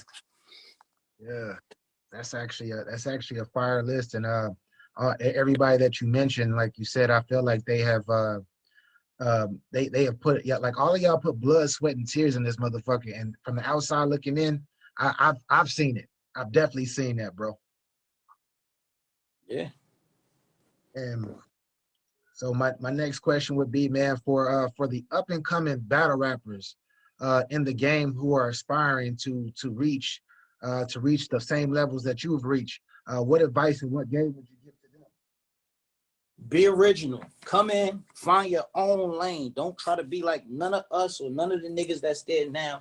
Try to find your own unique lane and stick with that shit. Don't click up. I hate the cliques, all of the groups. Don't join groups and don't sign a fucking contract to exclusively only battle for one league unless it's going to change the entire families. Like if they ain't giving you like 100,000 to them or some shit like that, I'm saying you don't gotta lock in with one league for 5 battles because they guarantee they're gonna give you 30,000 for all 5 total.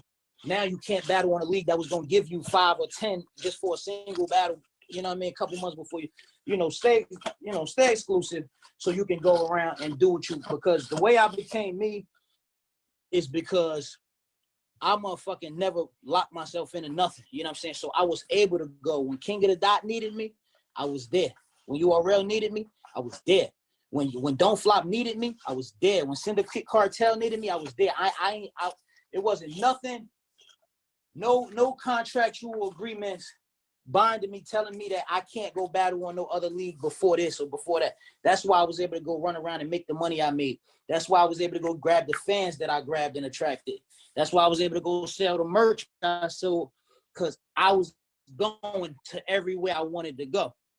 A lot of battlers, they sign that contract to stick with one situation for 6 months. Like, so that means in between this whole 6 months, I can't go get no money nowhere else besides this platform. Nah. So that's there. They shouldn't do that. Just go be original and go get your money. Be about your business. But don't just please be, everybody gotta be original though. Don't go in there trying to be niggas, man. That shit ain't gonna work. Thanks. You see everybody, taking that twerk approach. Everybody trying to be like twerk right now. Feel me? Like, yeah, like that's what I'm saying. Like niggas lost originality. Like everybody, unless you battling that nigga and you trying to intimidate him, like, you know what I'm saying? It be like how I did Tech 9. Yeah. Unless you trying to actually intimidate, like, you know what I mean? Make it, mock that person. It don't make no sense. Like niggas right, doing all of the movements, the hand gestures, and all they battles like cuz and shit. It just like, man, you niggas so unoriginal nowadays, bro. Yeah, bro. I agree. With that being said, bro, so when are we gonna see Arsonal Da Rebel in the ring again? Well, I'm about to battle. When is that shit? I battle Bill Collector.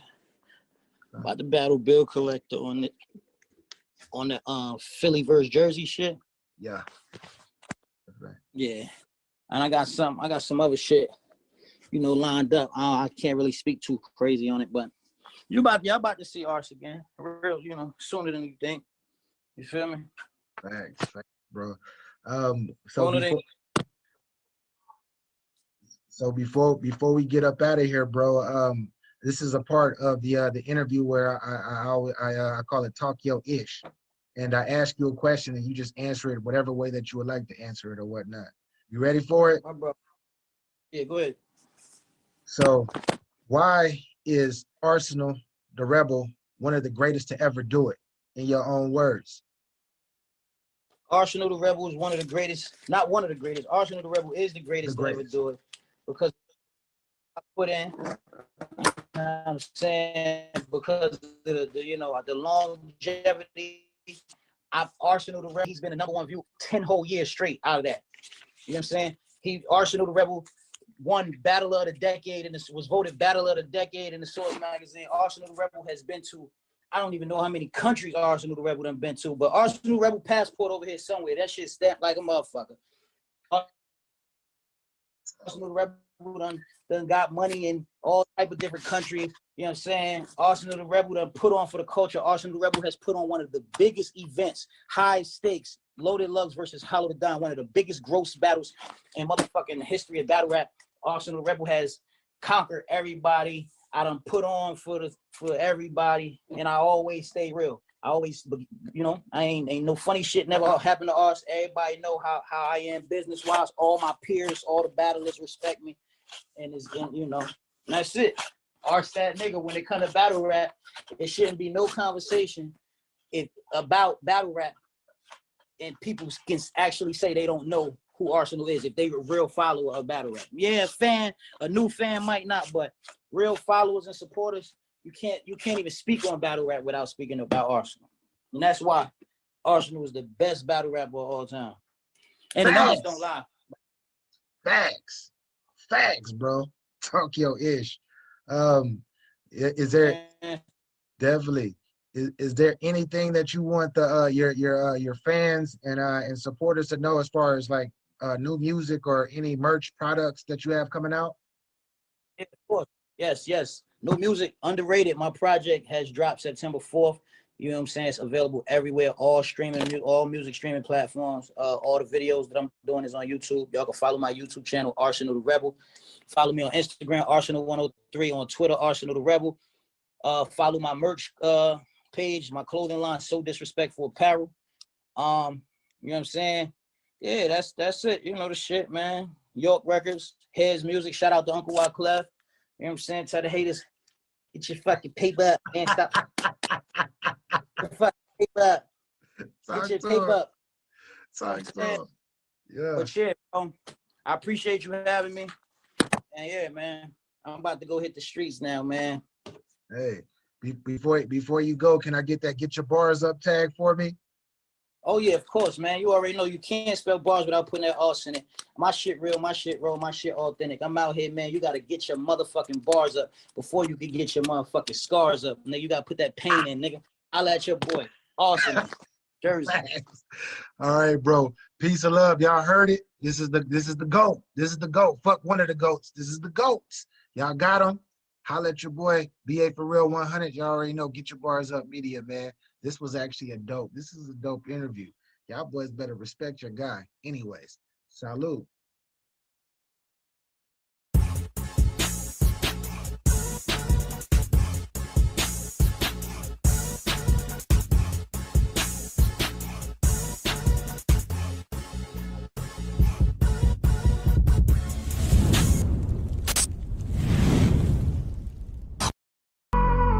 Let me get your bars up, though.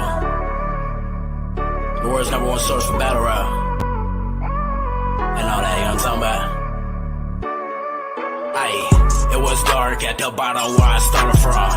We ain't got a bag, then I got my bars up. Remember the paper tag, ayy, on that hot boy. This money keep me on forever like a lost boy. Ayy, I wrote up soon as I woke up. Get your bars up, don't call me if you don't want none. Tell your bitch go buy some merch, nigga, it's merch. Have my nigga borrow you to death, just say the word. GetYaBarzUp Media, man. I appreciate y'all having me, man. Salute. Tell these niggas. The opinions expressed on this show does not reflect the ones of the Get Your Bars Up Media platform. Therefore, stay at your moist ass feelings and get your bars up, you bitch. In the words of Capology Facts Holders LTV, that is. What up, world? It's your boy BA for Real 100, and welcome to Get Your Bars Up Media. Salute. So, Capo, what's good with it, bro? What's happening? Oh, we're gonna put the 2 L's up today. We're gonna put this is the right show to put the 2 L's up today, huh? Definitely. Well, I'm very excited today, y'all. We have we definitely have one of the best battle rappers in the world. Was to me the best battle rapper in the world as of the year of 2020, and has already started off 2021 with a bang. You feel me? When I say that this guy has been in the game for a minute, and it's about time niggas started showing him respect. I mean, what can I say, man? What can I say? The guy has been on fire, and it's about time y'all put some respect on my guy's name. Capo, what you thinking, man? I'm thinking, look, I became a real fan when he battled Arsonal. I became a real fan because I liked what he did. It's just sometimes it was drawn out for me, just for me. Not saying nothing was bad about it, just for me. You know what I mean? And then once he battled Arsonal, from Arsonal on, fire. What's you got something over there rattling when you talk? No, I have nothing. It's probably my beard. Hold on. Go. There you go. I appreciate you, sir. Thank you for the respect. It was my beard. My bad. Hey, get your beard up, bro. Get your beard up. Yeah, that's a fact. But no, I'm glad we got this gentleman on. You know what I mean? For the culture. You know how we do it. Let's go. Facts. With that being said, I won't hold y'all too long, man. The freaking man, what the best nigga in the world right now is looking like Mr. Yeah, that's Chilla a fact. Jones. Mr. Chilla Jones. After a body he committed a homicide. Hey, Still on the run, man. I'm still on the run. The way he 30'd this nigga.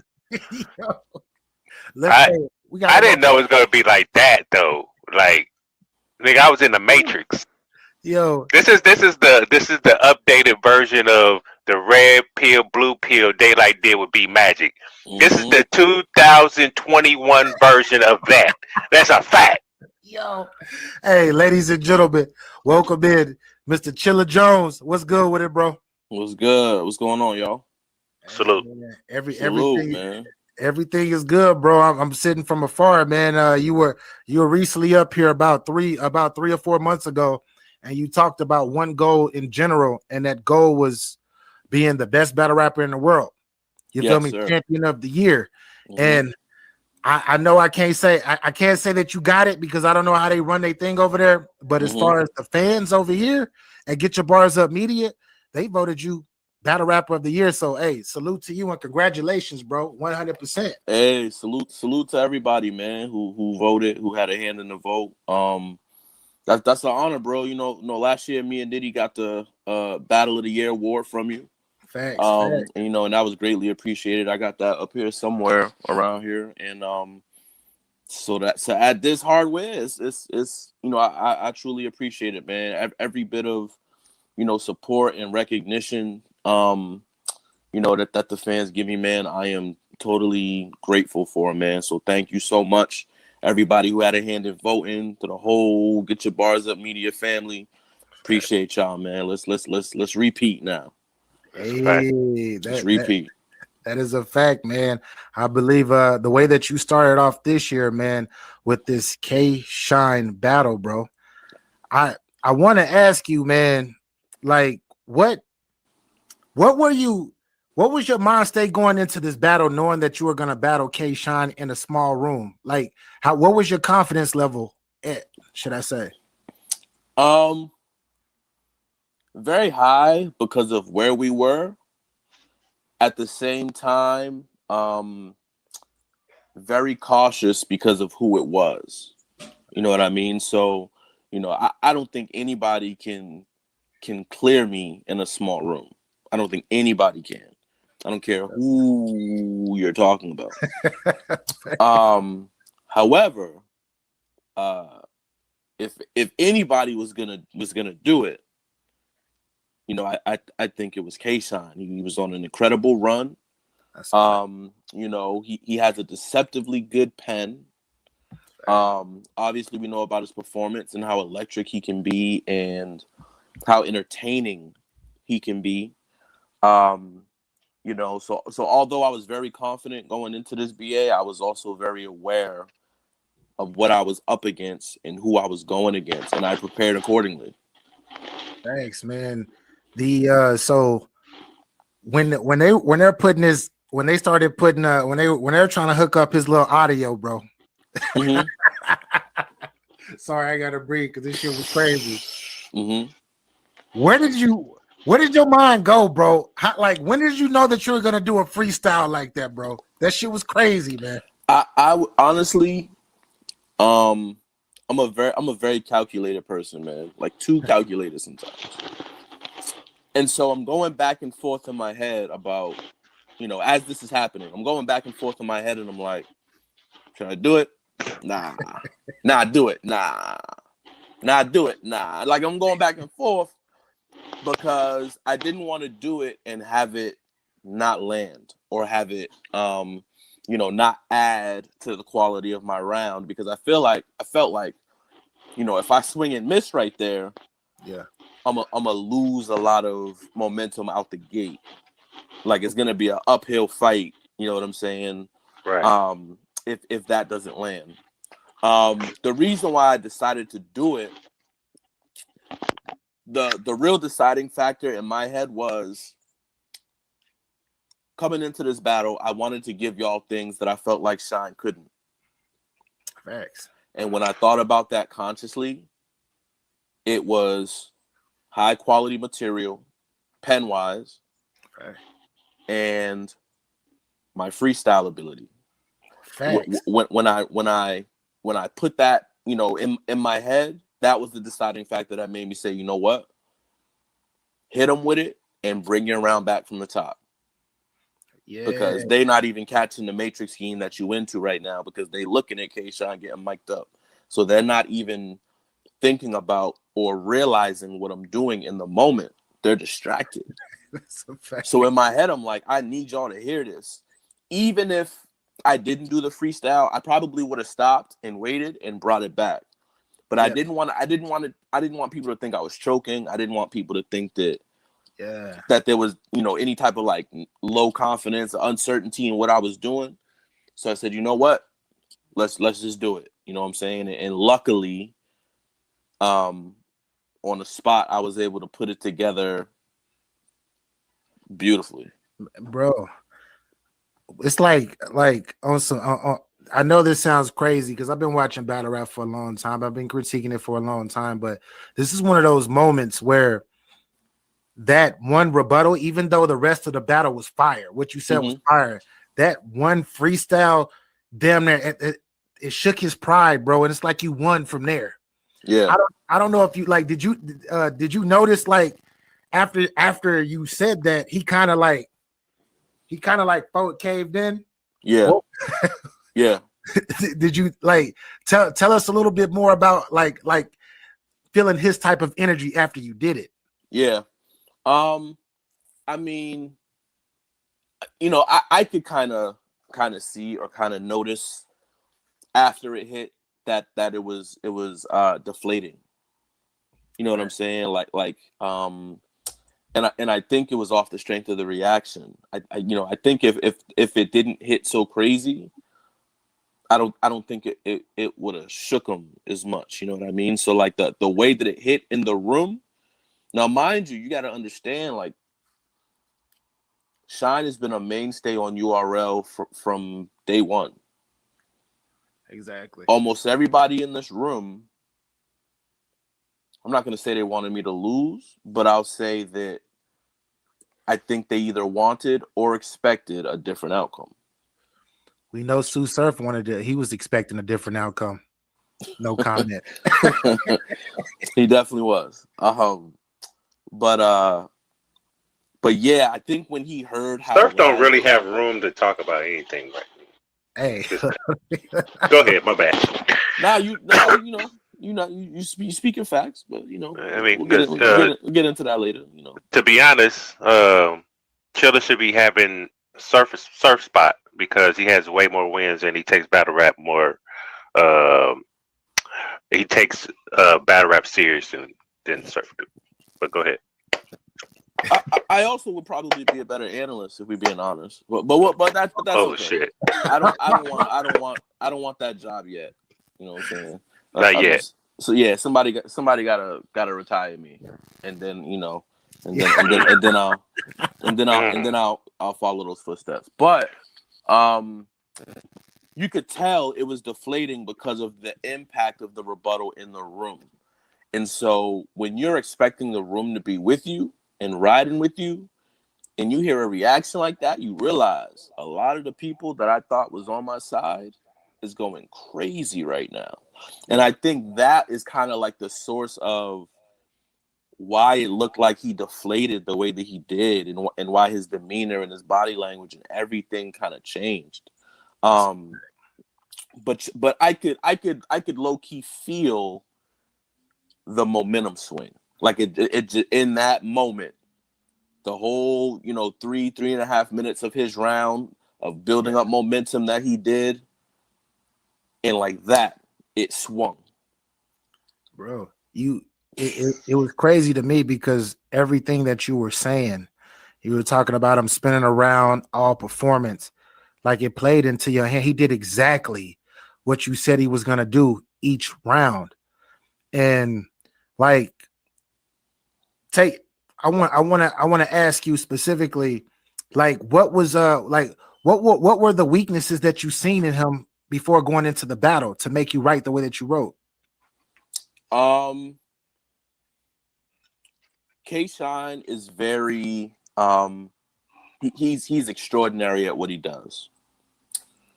When it comes to penmanship and material and how it's formatted, you know, to me, his style is very reminiscent of, you know, and this you know kind of speaks to my second round. Yeah, the default style, the style that I feel like up and coming battle rappers tried to mimic in order to become popular or successful, or you know, however you want to call it, which consists of the high energy, the spinning around and the performance aspect of it with a very simple, easy to digest, like formatted punchlines, just cat back to back in the hat stuff. bars. Cat in the hat bars. Just back to back stuff. You know what I mean? So when I analyze that, I say, oh, okay, you're gonna, you know, like I said in the Matrix scheme, you're gonna spoon feed punches, very easy, you know, movie references and stuff like that. You're gonna spoon feed that, and that works on a big stage, cool. But what happens when I get to scheming? What happens when I get to linking entendres and triples, quadruples, and you know, when I get to doing some of that stuff in this type of setting, it's like putting a 2D figure next to a 3D figure. You know what I'm saying? Like just the way your mind perceives it, and it's just a different look. You can appreciate a 2D figure for what it is. It just doesn't look, bro. You can as definitely impressive. tell the difference when you Exactly. put in that small room. You can definitely tell what was flats and what was actually was eye popping, ear popping in this case. Exactly. And the levels, like going into the battle, it was so many people.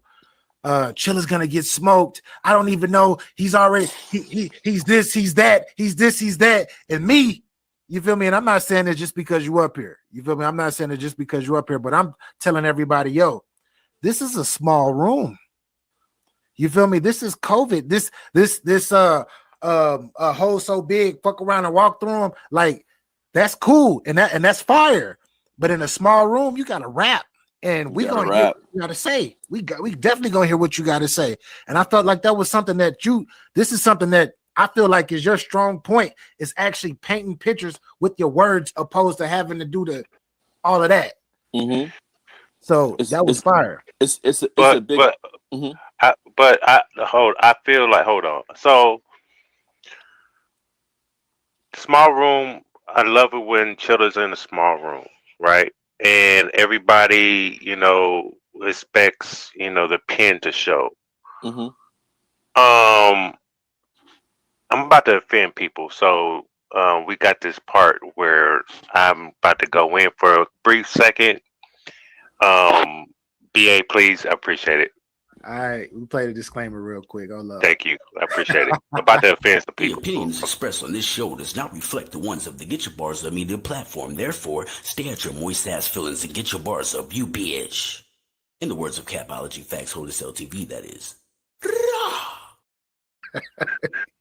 A lot of you motherfuckers that be watching battle rap is dumb as fuck, okay? Because y'all don't know bars, even if it hits you in the motherfucking face. Only bars y'all get is red fish, blue fish. Them the only motherfucking bars y'all get.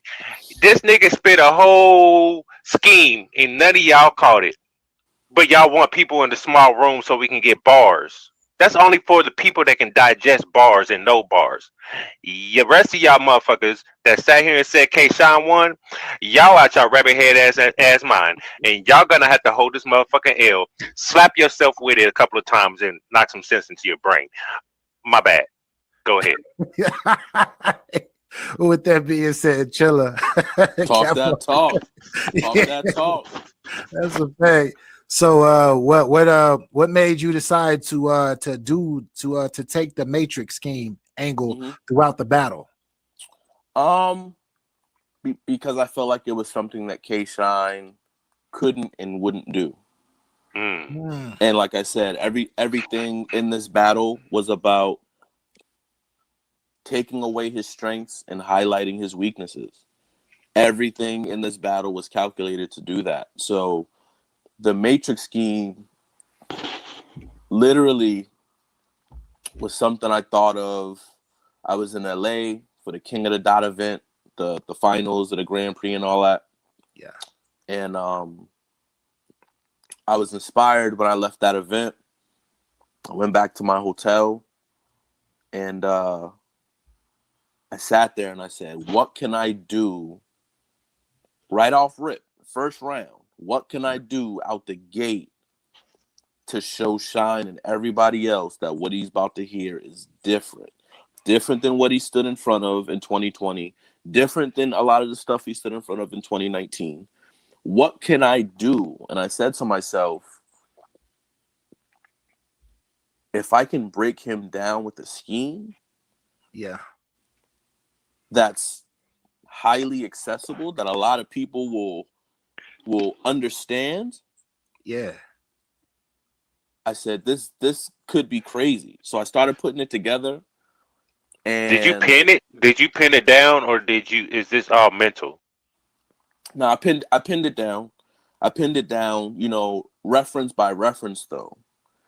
And so as I'm thinking of the Matrix and I'm thinking about how they can relate or tie into K-Shine, whether it's his name, his style, his performance, whatever, I'm thinking of all these references and thinking, how can they tie in to K-Shine? I have literally, you guys got maybe 60% of the original scheme. I had a scheme that was the whole round.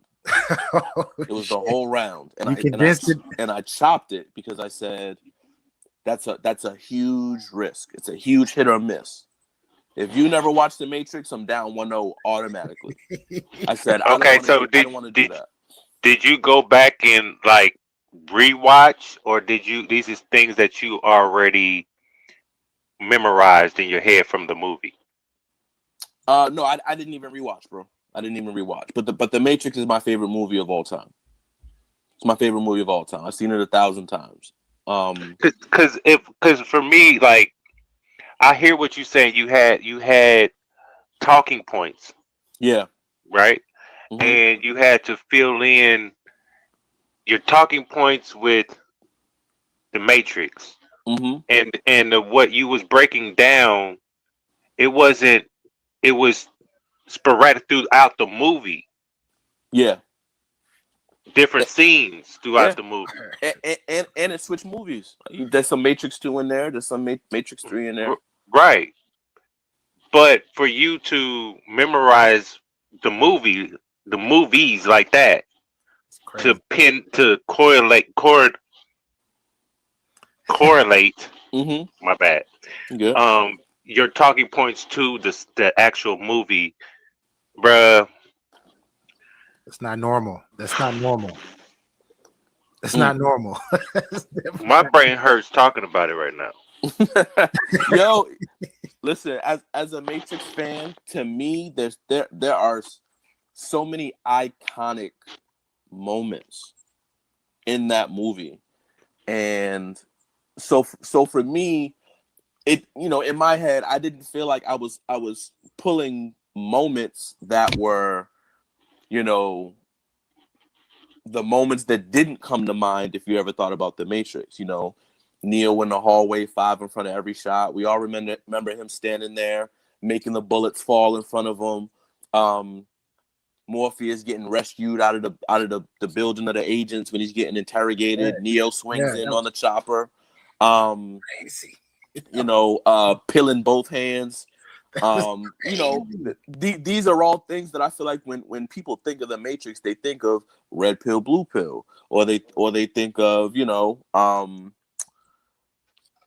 Agent Smith switching bodies to try and catch up to Neo in the Matrix. Like, I felt like I picked widely known references to put together so that even if you haven't seen The Matrix in a long time, you can hear a bar and be like, oh yeah, I remember that part. Oh, I remember that part. You know what I'm saying? Stopping 5 in there. What I don't know how you said some bar with the 5 where you mentioned Neo. Yeah, Neo in the hallway putting 5 in front of every shot. Did you keep in mind the daylight battle? Because he did the whole Matrix thing. So I hit up Daylight, right, as I'm putting this together. And I'm like, yo, I don't really want to go back and rewatch, but did you do an actual like lyrical version of the Matrix shit? And he was like, I had a couple, you know, he told me he had a couple Matrix references, but it wasn't like, you know, most of the Matrix antic gimmick, whatever you want to call it, was visual. Right. So he has, I think, a Morpheus line in his, and then he has another line, I think, in the third round. Like he has a couple in the first and one in the third. But it wasn't like pieced or strung together the way Mines is. If you like, Mines is really reminiscent of his Mortal Kombat scheme against me. Yeah. Very similar. Very similar. Yeah, man, I hit him up. Daylight is actually, I think, the only person to hear like the full scheme. And he thought I should have used the whole thing. He was like, you should just do the whole thing, bro. And I was like, I don't want to go too crazy. This is like your second time bringing up you had a longer scheme, and like I was wondering. You gotta keep those tucked just in case he gotta use them. In case he use them in the future. Let him keep those tucked. Jesus Christ. I mean, I could have, you know, if I could have dipped in that bag for, you know, if he had rebutted any of the Matrix stuff, I could have dipped in that bag and you know, used some of the other stuff I had memorized from it as a rebuttal also. So that was another good part of it for me too, was having other things on deck just in case he was. I'm telling y'all, I over prepare. I'm super calculated with everything. If you think about rebuttaling, I got something for it.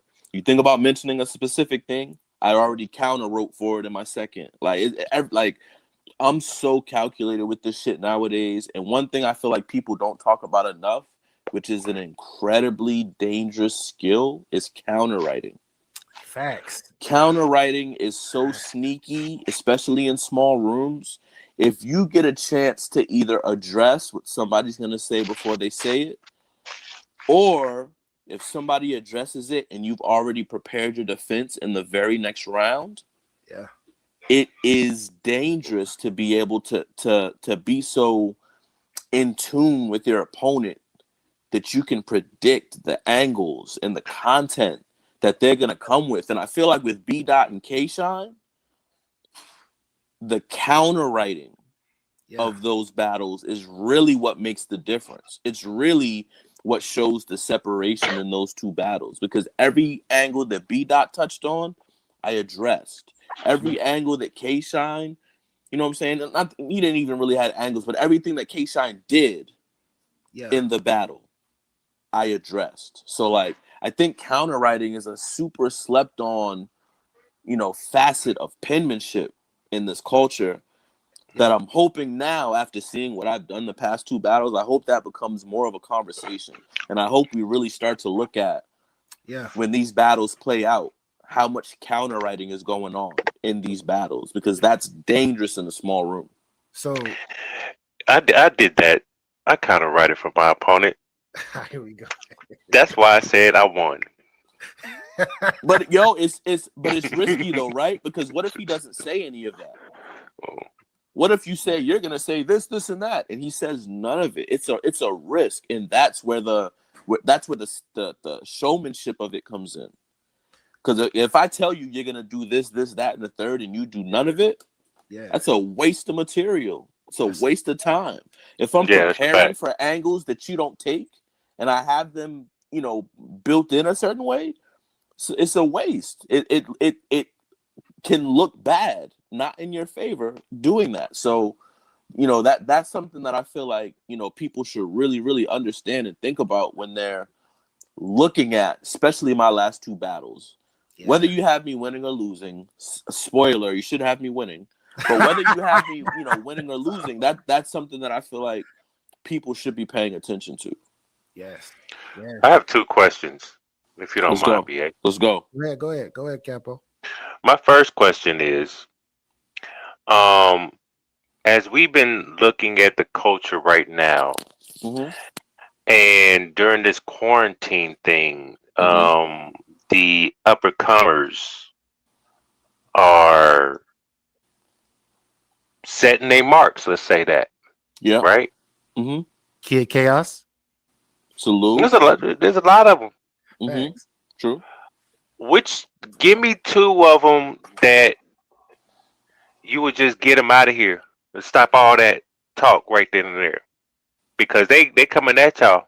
They coming after y'all. Yeah, Chaos and Fawn's on the list. Ooh. Chaos and Fawn's on the list for sure. I like Eazy. I like what Eazy doing. I like Lou Castro. I like what he's doing also. You hear that song Eazy did? I did. That was I did. Yeah. I did. It's the energy. I'm loving the energy. It's a good energy. It's a really good energy. I hope Cal comes outside for him. But it's a really good energy. You're right. I love that energy. I did a song last year. I did a song Hunting Season and called out, damn near everybody. Verb, Rock, JC for a rematch, O-Red, Shotgun Suge. Like, so I love that energy. That's the type of energy. I don't know about Shotgun Suge. Yeah, this was last March when I did it. He was in at a slightly different place at that time. Shit. Hey, Capo, stop hating on Suge. Suge can make a comeback. He definitely can. If I were him, I might wait until stages come back though. Yeah, facts. My second question, this is my last question. Somebody asked me to ask you this question. Sure. Because they want to see this. Have you ever gave some thoughts to battling a female, sir? Yes. I spoke to URL about a Kings vs Queens situation. Didn't work out this time around. But I did request a few names. Okay. Official was one. Jazz was one. E Hart was one. KCJ was one. But yeah, I just kind of hit them and let them know, if they had any interest in me being a part of that. Those are the names that I feel like would make a good battle for the card. But I think they all had, Official his Rock, obviously. I don't know what's up with E Hart. I don't know what's up with Casey, and I don't know what Jazz is waiting for. It's hard to get Jazz off the porch, so that's a fact. Yeah. But yeah, I definitely would do it. I'll be honest with you. I haven't really. I'm not a huge fan of intergender battles. Okay. I feel like the 4 that I gave you would make the battle about bars and less about genders. Yeah, and that's the type of battle I would want to have. I would want to have a battle where we don't even focus on our genders. We rapping. It's just a great fucking battle. That's the one thing I dislike about intergender battles. I feel like it's about everything but rap ability. That's a fact. Yeah, they're too busy talking about who smashed who. This, that, and the third. We worried about how they dressed. We worried about how, it's just. I don't know, man. I don't. When I want to go on YouTube and watch battles, there's not one intergender battle that I pull up. Ever. Yeah. You didn't watch the last Kings and Queens versus Queens? I did. I don't have none of the battles on repeat though. I like the DNA versus Vixen. I like that battle. Fire. Yeah, that was a pretty good battle. Good battle on first watch for sure. Facts. Getting back into the counteract, the counter writing, should I say? It's a battle that you had years ago. I believe it was versus Jonai, where you pretty much rebutted. You had the what was it? Was it the Super Super Mario. Mario? Bro, I know this is a long this battle was a long time ago, but I gotta know how did you do that, bro? How did you do that? I had it for a different battle, man. Oh, I had it written for a different battle. Or should I say I had it written and didn't want to waste it on Jonah. No offense to Jonah, but yeah, I had it written and I was gonna save it for like a really, really big matchup. And when he mentioned Mario, yeah, I thought about it for a second. And I said, same way I did with K-Shine, I thought about it like, okay, I could use it now. I know where I can put it in my round. Yeah. Do I want to empty this clip right now, or do I want to keep it in the tuck? I felt like I was up 2-0 going into the third, so part of me was like, yeah, keep it in the tuck. Like this one's wrapped up. You don't need it. Yeah. The other side of me was, this might come off crazy. Like this might be crazy for me to do right now. So then I just decided to do it. A lot of times, more often than not, bro, when I'm in that space where I'm like, should I not? I usually say fuck it and do it. Usually, it's very it would have very been better. rare. You did it right then and there Yeah, because he said it. He The said mo- something in his round. That's Yeah. one of the craziest moments in battle rap history.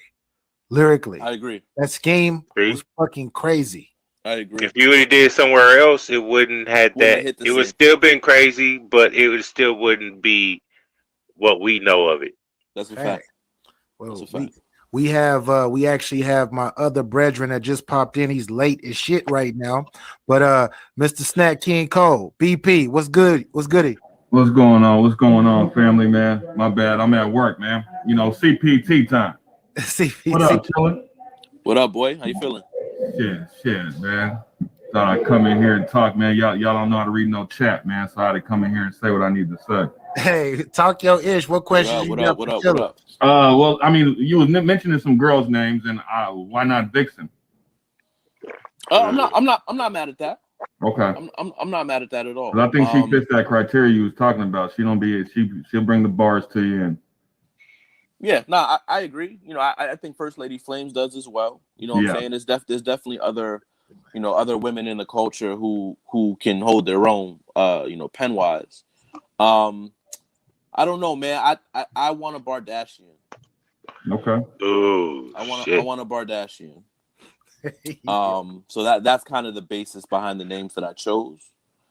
But yeah, man, Vixen dope, First Lady Flames dope. Obviously I would never battle 40, but obviously, 40 is also somebody with a pen who can just make a great battle. Yeah. Bardashian. Officials the bar. And for right now, Jazz is the dash because she be running. Come on. I'm scheming. Relax. Relax.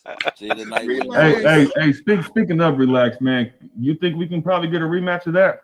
I don't feel like that first battle did any justice, and I know a lot of people didn't see it besides probably myself and you. Who, me and Jada Nightwing? Yeah. I don't know, man. I'm not mad at it. Obviously, I feel like he's in a different spot than he was when y'all battled, though. Oh, for sure. I think we both are. Yeah, I think we both are. But nah, Jay's. I love seeing Jay's ascension, bro. Jay's been putting in work, and I've been familiar with Jay. Yeah. You was there with the mystery battle that we can't speak about. You know what I mean? Yeah, you know what I mean. But yeah, man. I love seeing his ascension. I love, what he's doing, where he's headed. I'm so proud of him. You know what I'm saying? I told him that when I seen him this weekend. Who did you have? Twerk? Did you have Twerk or Jay? I had Twerk in the building. On rewatch, I edged Jay. Yeah. Okay. Yeah. I could imagine being in the building listening to Twerk, man. It could be a little. Yeah. it could be a lot. That Yeah. energy and everything like that could really sway me. Absolutely. Facts. With that being said, bro, as far as big stage, assuming that this COVID situation lifts up within the next 6 months, I know that was a reach, but if it does, and we start to get the big stages back, who would be your top 3 names that you would like to see on a big stage? The names I want are not dependent on the setting. I want the same rock, verb, surf, Lux. Big stage, little stage, backyard, children's party. I don't care. Those are the bar mitzvah. Bar mitzvahs are cool. Those are the names that I really want and that I'm gunning for. I'm leaning most, I think, toward rock. Yeah. But yeah, I mean, that's a battle I want, whether big room or small room. It looks like it's probably going to be a small room, which is fine. But let me ask you this, piggyback off what we're talking about. Okay, so in your battle with K Shine, who you was talking to? You was talking about Kid Chaos? Yes, sir. Right? Yeah. All right. So when you did that, the narrative went around the media, saying, why would you take the opportunity to call his name out, and you have Lux, Verb, and Rock right there, and you can just say A and replace that name with their names. Right. The reason why I didn't just do it like a straight up Lux call out was because I did it versus B-Dot, and I didn't want to do it 2 battles in a row.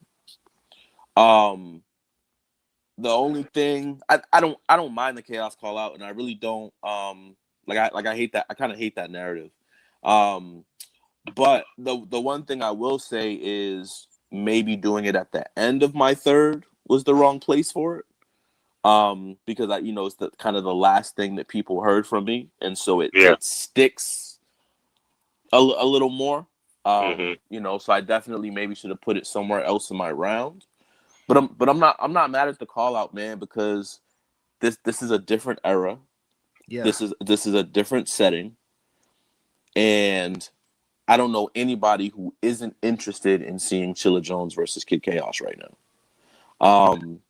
Is it gonna happen right now? Right now? No, it's not. But it starts the conversation. It starts the momentum toward that matchup. It allows the anticipation to build. Facts. And as long as he continues on the path that he's on and continues to have great performances against a lot of the vets, it's gonna be a battle in 6 to 12 months that we're like, okay, we're done waiting. Let's get this over with. It's gonna get to a fever pitch, and then when we actually do it, it's gonna be, can we live up to the expectations? So I just want to keep building it up, get the anticipation high, and let's make it worth something. I don't want to see Kid Chaos run through all of his pen matchups in the first year of his career. He's already battled JC. He's already battled Danger. He's already battled Saga. Who, besides me and B-Dot, what are the other pen matchups that you want to see? Do we want to see Chaos and Emerson? Do we want to see Chaos and I mean, who do we consider pens that we feel like would make an entertaining battle with Chaos? I don't know. I feel like me and B-Dot are the 2 battles that at a certain point are going to help make or break his career. Don't he just started. Let him get hot. You got Danny? Let him get his feet wet. I'm not mad at Chaos and Danny. I just think me and B-Dot make better matchups style-wise than Danny does. Only because I feel like Danny's more of a puncher than an overall pen. Although he is evolving very quickly. Who am I round, or what that round He versus just found drugs? himself. I think Danny Crazy. just found himself. Yeah. Versus drugs, I think he found the perfect version of him that he could I be agree. from here on out. I agree. Hey, BA. Why you patting yourself? Why you This patting is yourself me. with that? Because I told that nigga to stay in the parallel universe and stay his ass there and then spit some bars. Don't be coming out that motherfucker. Don't spit real world bars. You need to stay in the parallel universe and spit those bars at all times. Change my man's whole And he was in the chat when I was saying that to him. Yeah. So yeah, that's a fact. he saw it. He heard it, and he said, "Slew, I got you." Well, So the good talker to the OG, he got it straight. There you go. Any 30 Arsenal. Yeah, I got him. Yeah, 30. he did. I got him 30. I got him 30. So Chilla, getting back to what you were saying about build up of matches, do you think that we lack story, like battle rap lacks storylines these days? That's a really good question. I don't know that battle rap lacks storylines. I think battle rap has become such a place where I don't think all of the storylines are appreciated. Okay. And I don't think all of the storylines matter to people. Okay. However, I will say that like for instance, me and K-Shine may not have had any other reason to happen other than the fact that we were both champion of the year candidates and both on a pretty crazy like year plus long run. His was probably 2 years plus, and mine was a little over a year. That made for a storyline, right?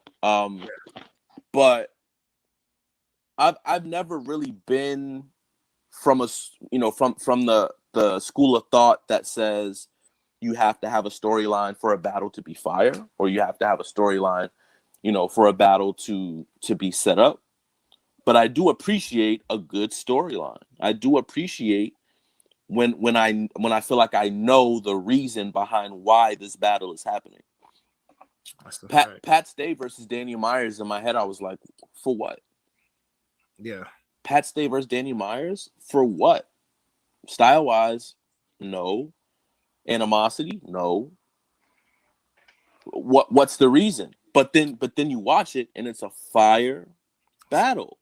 That battle is fire from both sides. You don't always need a storyline, for a battle to turn out great. And sometimes it's better to have a battle like that with, I think like lower expectations, because when it turns out to be a great battle, it's a surprise to people. Sometimes storylines can be bad because you're expecting all this build up and this. Yeah. We've been going back and forth for 3 years, and now we get in the ring and it doesn't live up to expectations, and then it's like, it kind of ruins the whole event almost, depending on, what I'm saying, the magnitude of the battle. That's a fact. That's a fact, bro. With so you went over to KOTD and ran it up. You got to pretty much the highest point that you can ever get. You were the champion. Yes. How would it feel to transition like you have and actually make it to the top of the food chain and actually be champion of the year on this side? First ever. Exactly. First ever. That's the motivation. First ever. And that's what I said in the face-off with B-Dot. I said, at the time, thinking that the B-Dot battle was the battle that was going to carry me there, I said, this isn't about the money. This battle isn't even so much about the battle. It's about what I want to accomplish. I want to be the first person to go from king of the top dog to champion of the year. Back to back. Champion 2020, 2019, and then champion of the year for 2020. Unprecedented. May never happen again. I want to be the first to do it. Call it the Chilla Grand Slam, bro. Bro, if I think like if Mac needs a champion. But if you are able to pull this off, which I'm very confident that you will, but I don't want to speak ahead. But if you can pull this off, bro, I believe that you will open up a lot of battle rappers' eyes to want to actually go to multiple places to actually rap. And to show that they're better, opposed to being like, you're not that good because you on this side, or you on this side because you pushed by the machine. Right. If you can do this it will be. I'm trying to tell you, you're gonna break barriers with this, bro. Yep, you're absolutely right. That's what I want to do. That's what I've always been about, bro. Is putting on good shows no matter where I'm at. How many times you see me out there, BP? I pull up anywhere and I put on a Yeah, show. man. Yeah, I mean, I speak very highly of you, man, when people ask me about you, because you don't play around. You get a lot of people that come out here and they be like, oh, it's Sky Tier. I'll just go out here and collect a check, Arsenal. and so Salute to Slim, man. Salute to Slim. Rest in peace. Rest in peace. Peace, Slim. But yeah, man, Tilla always comes out here and works, man. Always comes out here social. You know, he ain't hidden. You know, he's just one of us, man. That's a fact. Got chicken and waffles with my nigga. That's what I'm saying. That's what it's about for me. That's what it's always been about, man, is branding. And you know what I'm saying? For the people that can't get to URL events or can't get the King of the Dot events, let me come to your city and give you a chance to see me. And so being on different platforms, I've learned so much, so many skills, so many tricks, so gained so much experience. Now I'm comfortable anywhere I go, any stage, any card, any opponent. I am comfortable. I am comfortable. And that's something that you can't really get battling in the same place over and over again. Yeah, I don't know too many guys that can battle with a strobe light in front of their face. They caught a body. They caught a body too. Yeah, man. No, Yeah, salute to Jay though, man. You know BP, that was the birth of the Mad King. Really? Was it? Ask him. That was the birth of the Mad King. Hey, he did turn up after that. Didn't he? I thought he had Danger Zone after you. He did.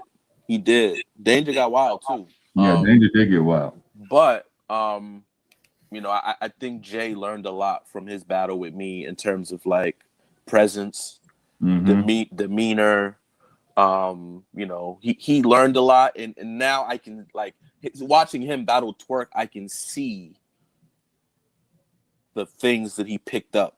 You know what I'm saying? Like I can see the how he you know his poise. You know what I'm saying? To stand in front of Twerk on his comeback and have that amount of poise. Crazy. You know what I'm saying? It's different. Salute to Jay though. Bro, once he said relax and he stayed focused with it. He didn't, you know, Jay he might crack a little smile or something, but no, he was like relax and he really meant it. I was like, oh my gosh, I knew what time it was. And I see a new top tier. That's what I see. Yeah. I see a new top tier before my eyes. He came out of that cocoon like a motherfucker. So that's a fact. Definitely big ups to him. I'm gonna just warn you, bro. My percentage is a little low. Okay, definitely. So you know, maybe one more goodie because I don't want it to cut off in the middle. Definitely. My fellas, y'all got any other questions? Nah, man, close us out, bro. For sure. So you already know this is your second time on the platform, and you know that I always have this segment called Talk Your Ish, right? Yes, sir. You talked your ish very, very well, and that shit came true. It looks like it came true.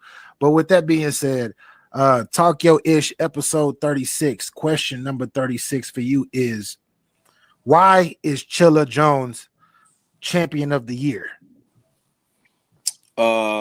Because I beat 5 people in the top 20. Talk.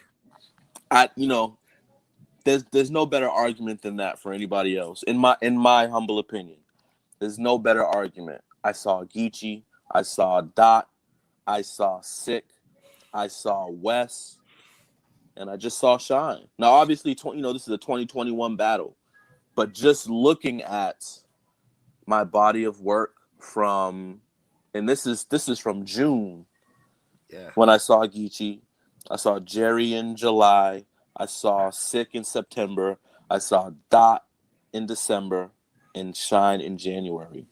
5 of the top 23 in 7 months. Yeah. I can't think of a better argument than that, bro. Give me my belt. Hey, And on top of that, bro, and you seen your guy from is he from Boston, from New England? What's his fuck, he gonna get angry at me. You battled him outside. Oh, you talking about Caswell, Mike. Yeah. See Caswell too. Yeah, I had Caswell and CJA, man. Salute to CJA too. Yeah, I had both them boys in between because my whole thing was that there's a spotlight on me right now because of everything that I'm doing. Let me share some of that with the hometown. You know what I'm saying? So salute to Caswell, salute to CJA. Yeah, man. I deserve that champion of the year belt, bro. I deserve it. We'll see how the vote goes. 48 hours away. We'll see. Yeah. But man, I'm a be. I mean, it ain't like I haven't been robbed before, so you can't be too sure. You know what I'm saying? You can't be too sure. But I'll be tuned in, man. Anxiously awaiting that. It'll be huge for me, bro. If I can. We ain't gonna get it wrong over here. We're not gonna get it wrong over here, player. We already got it right. We already got it right. You know the vibes. It was a blessing. It was a blessing for you to get robbed low key because that led to this. Exactly. It pushed you on the other side to show your talent and your skill to the other side who thought you were just a backpack rapper. Mm-hmm. When in reality, you one of the best motherfuckers in the world doing it. So that's a fact. That's a fact. With that being said, Chilla, man, before we get up out of here, man, can I get that Get Your Bars Up tag? You already know. It's your boy Chilla Jones, the Kingpin of New England. You got to get your bars up, man. Get your bars up, media. BA, what up? Capo, what up? Snack King Cole, BP, what up? You already know we out here. 2021 shit, man. Hey, man. Y'all heard it here, man. Hey, Chilla. Hey. Brady about to win his next championship, baby. I love it. I love it. I love it. I love it. You know I'm pulling for him. Facts. I'm pulling for him. Patrick, my homeboy, he might have something to say. Relax. Dangerous. He's dangerous. You know this is a Patriot fan over here. Stop it. But you from Kansas. I'm Brady fan. How you in Kansas City? How you in Kansas City fan. when you a Fuck these Patriot fan? Chiefs. Fuck these niggas. Fuck these Chiefs, baby. Fuck the Chiefs and they fans. I give a fuck. Yeah. What they gonna do? I be in my Patriot shit all the time. They don't say shit. Nothing. Try me. Straight up. But go ahead. Salute.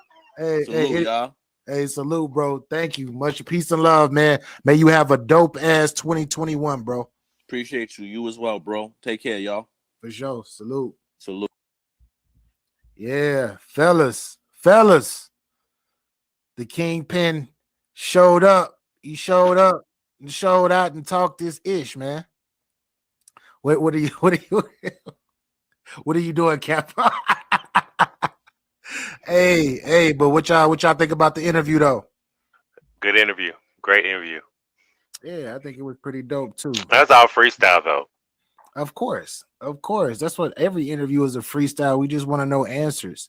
And Chilla, my guy, he's been on the platform multiple times, and it's just interesting seeing where he was months ago when we talked and he came on to where he is now. Everything that he said that he wanted to do and that he wanted to make happen actually damn near happened. That's a fact. And that's rare.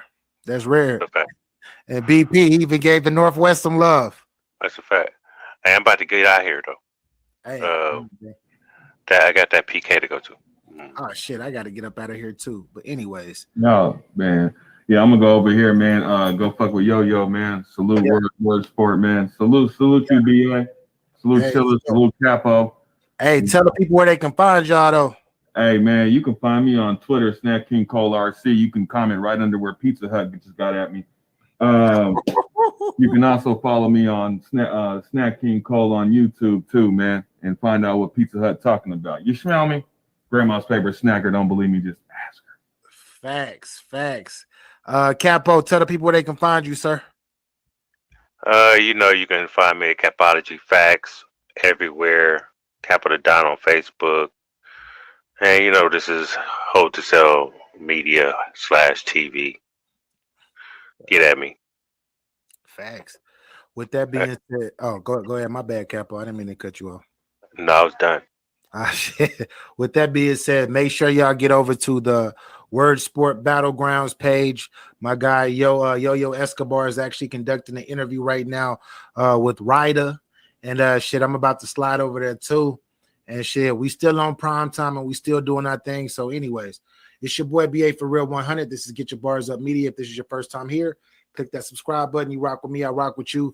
And if you out there hating, just because you think I'm a new guy and you just not stumbling upon my page and I've been doing this for a minute, then all I can truly say is thank you for coming and get your bars up. Salute, subscribe, all that good stuff. And shit, you know, it's always exclusive. It's always exclusive. So get your bars up. Holla at me. Let me get your bars up, though. The world's #1 source for battle rap. And all that, you know what I'm talking about? Aye, it was dark at the bottom where I started from. We ain't got a bag, then I got my bars up. Remember the paper tag, ay, on that hot boy. This money keep me on forever like a lost boy. Ay, I wrote up soon as I woke up. Get your bars up, don't call if you don't want none. Tell your bitch go buy some merch, nigga, it's merch. Have my nigga borrow you to death, just say the word. Yeah, GetYaBarzUp Media, man. Appreciate y'all having me, man. Salute. Tell these niggas. Had beat Arsenal 30, by the way. Yeah. I 30 Suge and Arsenal back to back. I beat all these niggas, bro. It was just they was like, it wasn't per se what you did, it was just who you did it against. That was the difference this time. So the reception is like, Daddy, you done ascended, you done went to the God tier level now. You went from straddling between being a mid tier or top tier. Now you're in God tier. First of all, I never said I was in any tier. I always felt like I'm above all of that shit. Like whatever the fuck. And that's not to sound conceited or full of myself, but honestly, I really be feeling like these niggas can't do what I do. Like really. Like at least with the bars. Maybe entertainment wise, maybe delivery wise, people have me beat in certain areas. But when it comes to the actual art of the writing the raps and the shit I'm saying, the creativity, I feel like nobody's close, bro. Like honestly, the closest nigga to me with the bars would be Rum Nitty. Like that's where it's like, but then now what separates me from Nitty is the time travel sequence versus quantum physics, where I set up the time travel shit. Did that whole shit, but with his parents and how his mom and his dad wrote the name in the wet cement, shot quantum physics. He died right there where their names was written, but I had set it up in the first one. Like I'm doing shit that has literally never been seen before in battle rap. When you see me first drugs and I do the whole who am I shit, and I really become drugs, literally. I became the actual drugs, illegal substance. And use that as a way to attack this nigga drug. That was one of the best rounds of the year. That was one of the best rounds of the year. This is shit we never seen before in battle rap. So when I say I don't feel like nobody on my level, that's how I really feel. There's nobody actually doing this shit. It's not like we seen somebody do these things before, and then he just kind of recreated it and did it his own way, put his own little spin on low. I'm doing shit straight from scratch, parallel universe.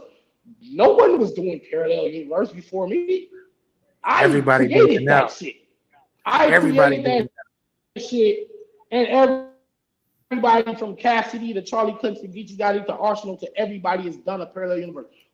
Who created that shit? It was me. This is why I say, in terms of creativity, nobody in battle rap is close to me. That's just a fact. So when they say tiers, what tier are you in? Like, nigga, I'm not part of none of them niggas.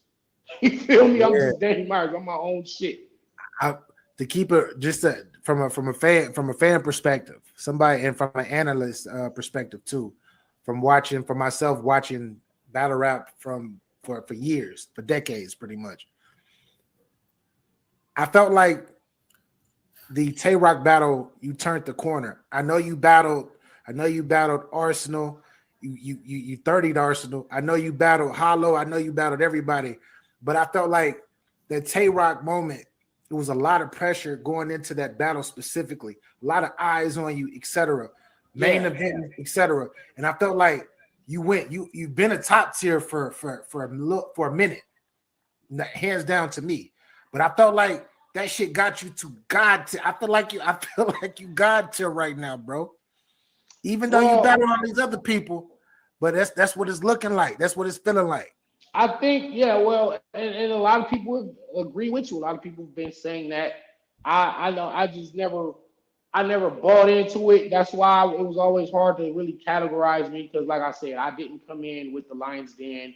I didn't come in with Fight Club, you know what I'm saying, or the Smack DVD era. So here's this guy from LA that starts on a small league in Las Vegas and then just comes out of nowhere on his own. Like, Lux didn't bring me in, Mook didn't bring me in. It's like, oh, this is the next guy. I just appeared out of nowhere. So I was always like on my own. Like, I was just a lone gunner.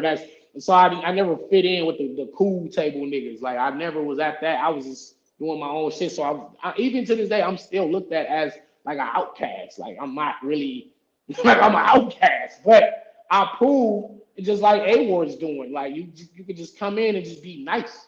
You can just be nice and don't necessarily have to have superstar affiliation with certain people and certain politics behind the scenes to push you to the forefront. Sometimes you could just use your skills that'll drive you forward and get you to the forefront. Because I mean, even with myself, with me being on URL for these last 3 years, it's like they never pushed me. Like, I've never had a URL push.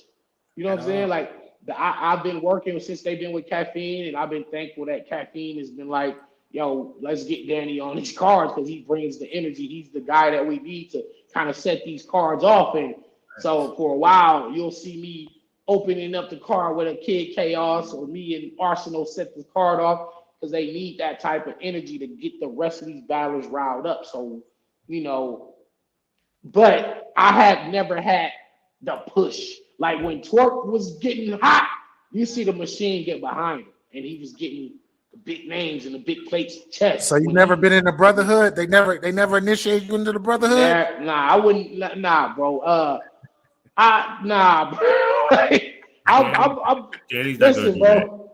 Nah, because I'm an outcast, bro. Like, I'm not with that shit. You feel me? Like, right. They didn't want you in a circle in the first place. You know what I mean? So right. got used to being by yourself. Nah, I rock with my West brothers, with EFB. You know what I mean? Before EFB, we was all Left Side Connection. It was LSC, if y'all remember. It was me, GT, Daylight, Nitty, Mac, Disaster. Yeah, bro. We was Left Side Connection, so that just kind of morphed into EFB every fucking bar, and which is something that I had been already saying since 2012, 2013. The first nigga, I really feel like the first person saying that shit was B Magic, bro. I feel like B Magic was the first person that was like, man, it's like every fucking bar, man. And so what me and Rum Nitty did was we built off of what B Magic and Cassidy built in terms of them back-to-back bars, just relentless punching. Me and Nitty took that and revolutionized it. Yes. So shout out to the Godfathers, the Sons. Shout out to Quantum Physics and Heartless, Black Heart Adonis, Conceited, B Magic. Shout out to those guys that paved the way for me and Rum Nitty. And then me and Rum Nitty went so hard, we paved the way for other niggas to come in. So now you get Av and you get all the other guys that are doing it. So shout out to JC. So it was just a natural progression. Hey, Danny, if Heartless was still here, would he be out here smoking shit? Absolutely. I miss Heartless, man. Like him and Black Heart Adonis and AB Hoggish. You know what I'm saying? Like, shout out to these guys were kind of ahead of their time, man. Heartless punches. Like, niggas be still saying Heartless lines today. When that meteorite, you see meteorite shit, like that shit came from, I think that was like Heartless versus B Magic, if I'm not mistaken, or one of them battles. Heartless originated that meteorite shit. And in 2022, niggas is still saying you better calm it down or you gonna see meteorite. like shit like that. Niggas is still saying Heartless was the godfather of a lot of these niggas punches, man. So shout out to him. You know what I mean? I smoked him too, by the way. You know what I mean? That ether. But I had to just throw that in there. Like, don't get it fucked up. Like, and that was another thing. Like, yeah, you one of the godfathers, but I'm the new nigga here now. It's a new kid on the block. Got him up out of there on ether, man. And for some mysterious reason, they took the audio off the fucking battle. Fortunately, I have the actual original copy, so I got the audio. But yeah. Shout out to Heartless, man. So in 2022, shout out to Heartless. 2022, are you aiming to be champion of the year? Are you actually gonna go for that? You know, it's like every fucking year I'm in the league, and then like a choke happens or some bullshit happens, and then they just drop me out. Like, put it like this: if I go this whole year and I beat, let's say I get 15 wins, I choke one battle. Let's say I choke, so I'm 15-1. They'll put me down at like number 12 on a list or some shit. I'll be good enough to maybe make number 9 or number 7. You know what I'm saying? Like it's so much. So bullshit. do you Think think you'll cut that in half and just do like 7 this year? Shit. Well, as far as and then you can cut. You could do that 7, and still get battle of the year. Yeah, if you beat everybody, that's with that 7. Yeah. This year on URL. And then you get Mook on your hit this year. Yeah. Like this year on the URL, I definitely want to. It's not gonna be as many battles. I mean, I still got a few obligations I got to take care of from last year. So I still got Kaboom coming up in February. I got J Lopez. Shout out to J Lopez. I got a few guys that I still got, battles that should have happened last year, but shit was just timing was off. But as far as URL goes, it's like I said, Surf, Av, Lux, Mook. You know what I'm saying? Like those are the names, like 4 names, possibly me and T-Top. So you probably see me like, 6 times, 7 times. But yeah, them all that's all the battles you need, bro. Those names, you will get champion of the year. Yeah, for sure, man. Like, but am I going? Because I know you battle a lot, Danny. You know what I mean? Yeah, I do. Am I going for champion of the year? I don't know. I don't necessarily know if I'm going for the champion of the year. I should. I mean, we'll see. We'll see, man. Like, think about it. Last year. I went like damn near 20-1. I lost with the real sick. Yeah. I lost the real sick on behalf of myself. Not necessarily that I spit my 3 rounds. He spit his 3 rounds, and his was just better. Like I just I couldn't get my shit out. Had I got my shit out, I would have beat him straight the fuck up like that. Like that's how I really feel. Like had I got my material off, I would have won. Now would I have still won champion of the year? It's questionable when you have Geechee Gotti winning a tournament, beating Lux, giving you another crazy battle with A Ward, and right after that, giving you a dope 1-rounder with Drake Dennis, on top of beating KCJ the way he did, Riggs the way he did, beat DNA and Matt Hoffa. Yeah. It's just like even with me, even if I had beat Real Sick, it would have been a little more of a conversation. But I feel like Geechee would have probably won that shit anyway. So shout out to him. But my thing is, hey, the belt stays in the West Coast regardless. You know what I mean? Like, shout out to him. So a win for him is a win for all of us. It's EFB. So it's really we competing with each other. That's how far away that we are in skill set from the rest of the culture. Like we be competing amongst each other. Me, Nitty, Geechee, B Dot. Like it's really this is where it's at. Not to be trying to discredit or undermine the talent that lies in the South and in the Midwest and in the East Coast, Chicago, Jersey. New York City, not to undermine what those talents bring, but when you look at the hard data, you understand what I'm saying? Bro. When you just look at the hard fucking evidence in front of you, the West Coast has really been on top for the last few years. Yeah, no bullshit. Damn near the last 3 years, bro. Man, last 3 years, bro. Yeah, sure. without a question. You know, you talk to Surf will tell you Jersey run battle rap. You know what I'm saying? If you talk to somebody in the Midwest, look, surf is delusional. You know what I mean? oh, That man. nigga, Jersey's never ran battle rap. We're not gonna Man. slander my nephew, Capo. We're not gonna slander my nephew right now. He's my cousin, so I don't give a fuck what about your nephew right now. Well, we have to. We have to with this guy. With this guy's They was known as Jersey Choke Jersey. Yeah, that's a fact. That's a fact. That's a Everybody fact. from Jersey, except for Real sick. O-Red. Nah, I'm talking about from O-Red to Suge to fucking Surf to Twerk. They was all messing up. So I don't know at what point did they run battle rap. Maybe 2012, maybe like 2013 when like Suge now was getting hot, Surf was hot, O-Red was hot. You know, maybe at that little stretch of time, but you know, then when you get the Midwest movement involved, then you see Verb and then Young Ill and B Magic and Hitman Holla and then Big T and then Calico. Then it was like, well, I don't know what point Jersey ran this shit, because when you look at the history of the Midwest, they've been doing a shit too. I feel like the only region that never really had a dominating period was the South.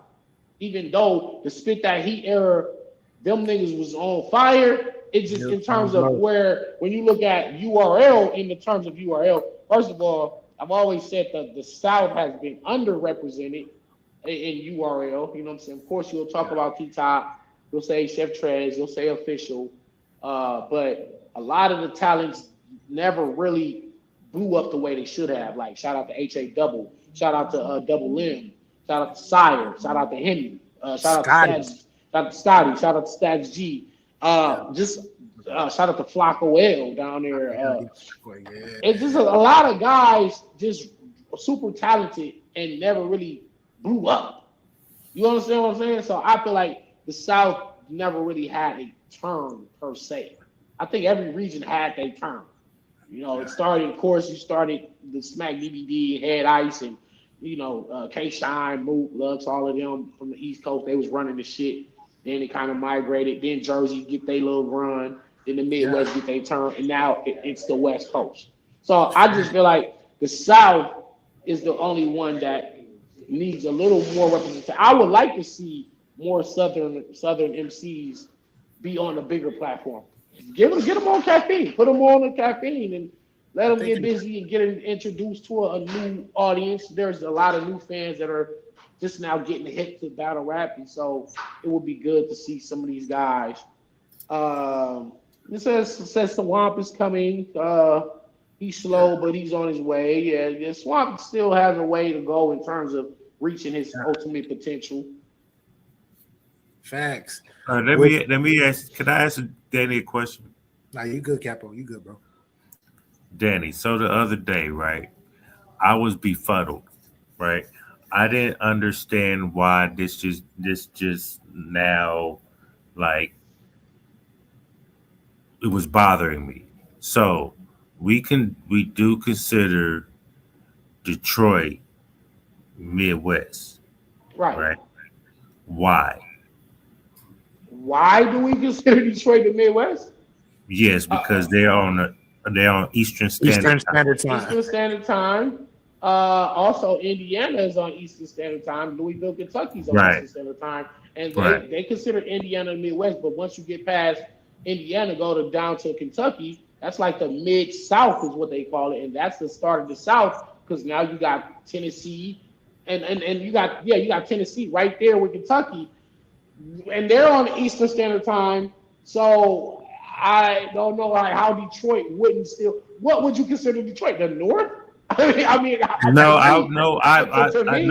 always consider the Midwest, right? Okay. Because they're right here. They're right up here, right? Right next to Illinois. Right next to Illinois, right? Right. Okay. So, but I was doing some research, and I was about to interview this guy, right? and I was like, hey, I'm gonna send you the link of the show so you can get on the show and do the interview at like 5 o'clock. So Central Standard Time, which I thought, he's in Detroit, right? Cool. So he hit me up at like at 4:15, and I'm like, he was like, hey, you didn't send me the link to the show. I said 5 o'clock. It's 5 o'clock in like 40 minutes, 45 minutes. He's like, oh shit. It's 5:15 here now. I'm like, what? Oh, so you thought so you thought he was on your same time zone? Like right. Y'all Central Standard, right? Right. Yeah, so Detroit, like once So wait a minute, you in Kansas City? Yes. Missouri, yeah. Okay, so when you get past and then Missouri, Illinois is Central. Yeah, it is. Chicago is definitely Central Standard Time. Yes, and Michigan right next to it. But it only that line is thin as hell. So once you go a little more east, now you're in the Eastern Standard Time zone. So I guess they would still be, because to me, for me, living in Los Angeles, right? I always thought North Carolina was an East Coast, because if you look where same here, bro. If you look where North Carolina is, right under New York. It's on the coast, right? It's on the coast. It's on the east. It's like the East Coast. It's on the facts. East Coast. Facts. The fuck? But they will tell you they're from the South. And I'm looking at it like, wait a minute. So when you look at, you're looking at Georgia, Tennessee, Texas, Florida, even South Carolina, Louisiana. Right? But North Carolina, they said the East South, right? Yeah. So like, I always looked at North Carolina as an East Coast, region. At least North Carolina, because South Carolina is clearly a little more, but even that's still on the east. Like South Carolina is still on the east. It's not, but niggas will get technical and start saying like once you get past the Mason-Dixie, anything below that, anything below the Mason-Dixie line is considered the South. So I'm like, is North Carolina above or below the Mason-Dixie line? I don't know. Somebody in the comments let us know. You know what I'm saying? But I thought they was East Coast my whole life. You know what I'm saying? Yeah. They was like, no, nigga, we not East Coast, nigga, we from the South. And I'm like, what? I'm looking at the map and I'm like, well, like you said, it's east and it's on the fucking coast. What the fuck else can you call it? Ocean right there. East Coast, you put them together, it's literally the definition of on the east and on the coast. And that's literally what North Carolina is. But they'll tell you like even New York niggas will say, nah, them niggas from the South. They're like, nah, nigga, I hustle down there. I get more money down there. Them niggas slower down there. Like that's how they was talking back in the 90s, bro. Like for real. Like so I was like, damn, but ain't they like right like a few hours drive from y'all? Like that's crazy. So I figured Detroit, yeah, is it Midwest? Yes, I think. But I'll be looking at the way you look at it is like it's almost East Coast and it's Northeast damn near for real. Like if you look at almost like Mid-East. Michigan. You feel me? Like Mid-East. Facts. Because they have. I lived in Detroit for some years, and they got a little bit of a East Coast vibe to the way they get out. They got Tim's on, and they got the Cartiers. That's their own thing too. But they got the big ass coats. It snows. It's cold in a motherfucker over there. And I'm like, well, this is kind of towards the east. Okay, so if that's the case, what is Cincinnati? Great question. Cincinnati, because Cincinnati is Ohio, right? But see, I go by time zones though. You know what I mean? Go by the time you got zone. Pacific, you got Mountain, you got motherfucking the Central, and then you got East. But check this out. But check this out. With Texas, like Miami, is that's also on the Eastern time zone. But they East are Coast. they are the fucking at the bottom of they The damn East near Coast. going to Cuba. Like they damn near Okay, so how did so we go from when battle they rap? talk about Hawaii, Yeah, when right. they Yeah, talk he about went. Hawaii, it's specific. How we go from battle rap to trying to Yeah. Oh shit! My man said Cincinnati is Midwest. They on Eastern time. Damn. Yeah, But they got like a like damn near East Coast feel to them too. Like I met some of them dudes. Shout out to HNAT, Marco Maz, all them dudes. Like they don't seem like they from the South. Like Ohio is like one of the definitions of the Midwest, right? But that's what they Cincinnati say. is kind of like Because Cleveland is that in nigga Ohio. said it changes for Midwest states during daylight savings when we switch over to Eastern time. What? I gotta do research. Yeah. Do research. Hey, my man live out there, so he probably know what he's talking about. But I ain't heard of that shit. So you saying y'all on like Central Standard Time during certain times of the year, and then they switch over to Eastern Standard Time? That shit How crap. the fuck does this work? I would be confused as hell. Y'all go back and Google this shit because that shit sounds different. I be confused as hell living over there. Hey, well, Capo, thank you for giving us the coordinates. No, I was just asking. No, it was basically asking about the Midwest, like far as like Detroit, because I was astonished that it was on an East Coast time, and I don't like if you're on East Coast time, I just assume you're East Coast. From the East. That's all it was. I feel you. Because I don't want to I look at Detroit as Midwest. I look at Michigan as Midwest. I look at Ohio. No, regard he says, you know what I mean? Bro, put it like this. If I tell my kids, hey, look, we finna move to North Carolina, I don't feel like I'm moving to the South. To me, I would feel like we moving all the way to the East Coast of the United States. I'd be like, we moving over to the East Coast. I wouldn't say we moving to the South, because to me, in my mind, we going to fucking Houston. We going to Louisiana. We going to Memphis, Tennessee. If I say the South, I wouldn't even think about no goddamn North Carolina. But so it is what it is. That shit is different. So I want to take it back to battle rap because we ain't gonna hold you too long, Danny. I appreciate you definitely again for coming up. But my next question is for the up and coming battle rapper. Okay. Who has been watching Danny Myers for his whole life, and he's aspiring to be a battle rapper to make it to the God tier level or GOAT like status. What advice would you give him to first of all, in the game? Well, first of all, I would say be the original, because the minute you come in sounding like Twerk, sounding like Surf, sounding like Rum Nitty, people are just gonna peg you as a bootleg, and your career probably won't be taken as serious as you would want it to be. You understand what I'm saying? So, like, my thing is, it's okay to get inspiration from anybody. Whether you watching all Danny Myers battle, you watching Twerk battles, you like Surf, it's cool to like build some of your foundation off of those particular styles, but put your own twist on it and create your own thing out of that.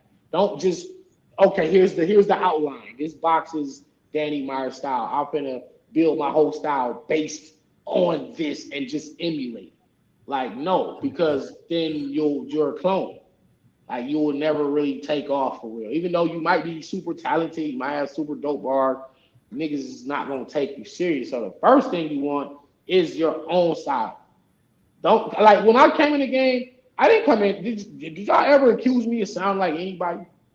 You have always been yourself. Like, you've been original. Like, right. Like Capo never said, yo, who the fuck is this bald head Ninja Turtle looking nigga thinking he Loaded Lux or thinking he Murda Mook. Like, nobody ever said that. Nobody ever accused me of sounding like anybody. So that was one of the keys to my success, is just being something new that battle rap haven't seen before. So that's first thing. Shout out to Rain on here. So yeah. First of all, have your own style and be consistent. Be dedicated to the craft. Study the craft. Study the past. Do your homework. Don't just jump into shit. Don't just be like, oh, okay, I'm all right. I get it. I see what they doing. I watch me like 5 smack videos. All right, I know how to do it, and then just jump in. Like, no, you gotta really like, where does this shit come from? Who were the best? Who were the originators? Like, it's like study the craft, watch the battles, watch how the older guys did it, and learn from them. You can really learn just by studying. I'm not saying learn, like watch them and then take everything they did. No, just learn. It's gonna spark something within your own mind to create, to be creative. So those are some of the main things that you need. Is really just the knowledge, the creativity, and the consistency. Be dedicated to it. You can't just be like, oh, that battle rap shit cool. I know how to do that, and you just dabble in and out and just do it every now and then because you're not gonna be good. You're not gonna unlock like Kobe didn't become Kobe that we know him of by just shooting around in the gym every couple months. Like, oh, I hoop every now and then in the rec center down the street. Like, I'm all right. One time I scored 20 points. Like, no, nigga, Kobe was in a gym counting from sun up to sundown. When they locked the goddamn gym up and the janitor left, Kobe was still locked in that motherfucker shooting. Working on his game. When the sun came up and the janitor unlocked the gate and came back in there, Kobe was still in that bitch shooting. He like, damn, nigga, I locked up. You know what I'm saying? So be dedicated to whatever it is you're trying to do if you want to be the best at it. Facts. So this is a statement, but you were like when you was talking about originality, right? Being original, being yourself, forming your own identity. I look at you as like an original. Like we can't kill you with a stake. You feel me? We need a special type of motherfucking dagger or something to kill you. Therefore, you feel me? I know. Have you seen it? Have you ever seen that show, The Originals? Yeah. You are one of them, bro. That's crazy. It's real. Nobody. It's not. It's gonna take something rare to even make you to fuck you up for real. You feel me? No stakes. They can't kill you with no stake.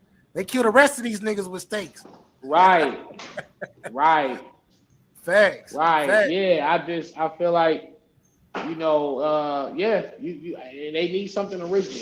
Niggas need something original to really beat me. You're not gonna beat me with a 12K angle. You're not gonna beat me with your wife is a drug addict angle. Oh, you got 10 kids. You're not gonna beat me. I never lost to none of them. I never lost to none of those angles. So I be like he said, befuddled and bewildered. Why do niggas still use those attack methods to attack me with when it hasn't worked for nobody? That's crazy, right? That's crazy. Right. That's very crazy. He says, "Golden child, you need the that should be getting on my nerves." Right? Yo, facts. That is a fact.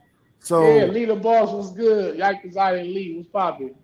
Facts. Yeah, so, man. I think like with a battle like me and Lux, I think I would be one of the guys that Lux is gonna really bring out his true what we be wanting to see from him. Yes. You know what I'm saying? Not saying Lux not dope, but I be feeling like we're not getting the top level potential out of him when we see him in these battles. Like when I saw him on that Hot 97 shit, I'm sitting here thinking, yo, whatever nigga would have stood in front of that would have probably turned into a cloud of smoke. Like a nigga would have been okay. So I be saying, but his last how many battles, Danny? His last. Why don't we get that Lux on the stage? Serve. Move. Like it just don't be that. It be like you'll get moments out of him. Against Surf. Yeah, he you know, you'll get those type of moments like when he put on the gray hoodie in front of Chess and when 2-on-2 and he's like 8-0 banging like an 808. He goes into that little rhyme scheme and he, you know, the shit, the hole in the desert like quicksand. I let that sink in. Like he's saying some shit. It's like, why you can't be this for at least 2 rounds? You know what I'm saying? I don't care if you like take 1 round and you want to angle a nigga and talk to his soul, but like at least give us a Is he round too and a half. comfortable? Is he too comfortable? It's probably that. It's probably the comfort. It's the comfort level. But like I said, you lock him in a volume room with me, or Daylight, or JC, or Iron Solomon, or B Dot. He gonna have to. It's either you bring out this motherfucking gray hoodie that we've been asking for, or die, and he knows that.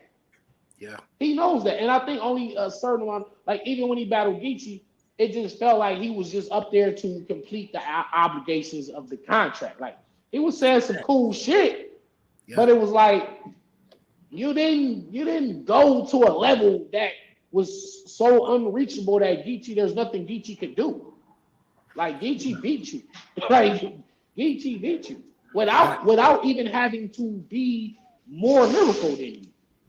I actually think from what just transpired with the Geechee thing, I think whoever he battles next, right? I think that gray hoodie, that freestyle that we just had, I believe Look, Capo shaking his head.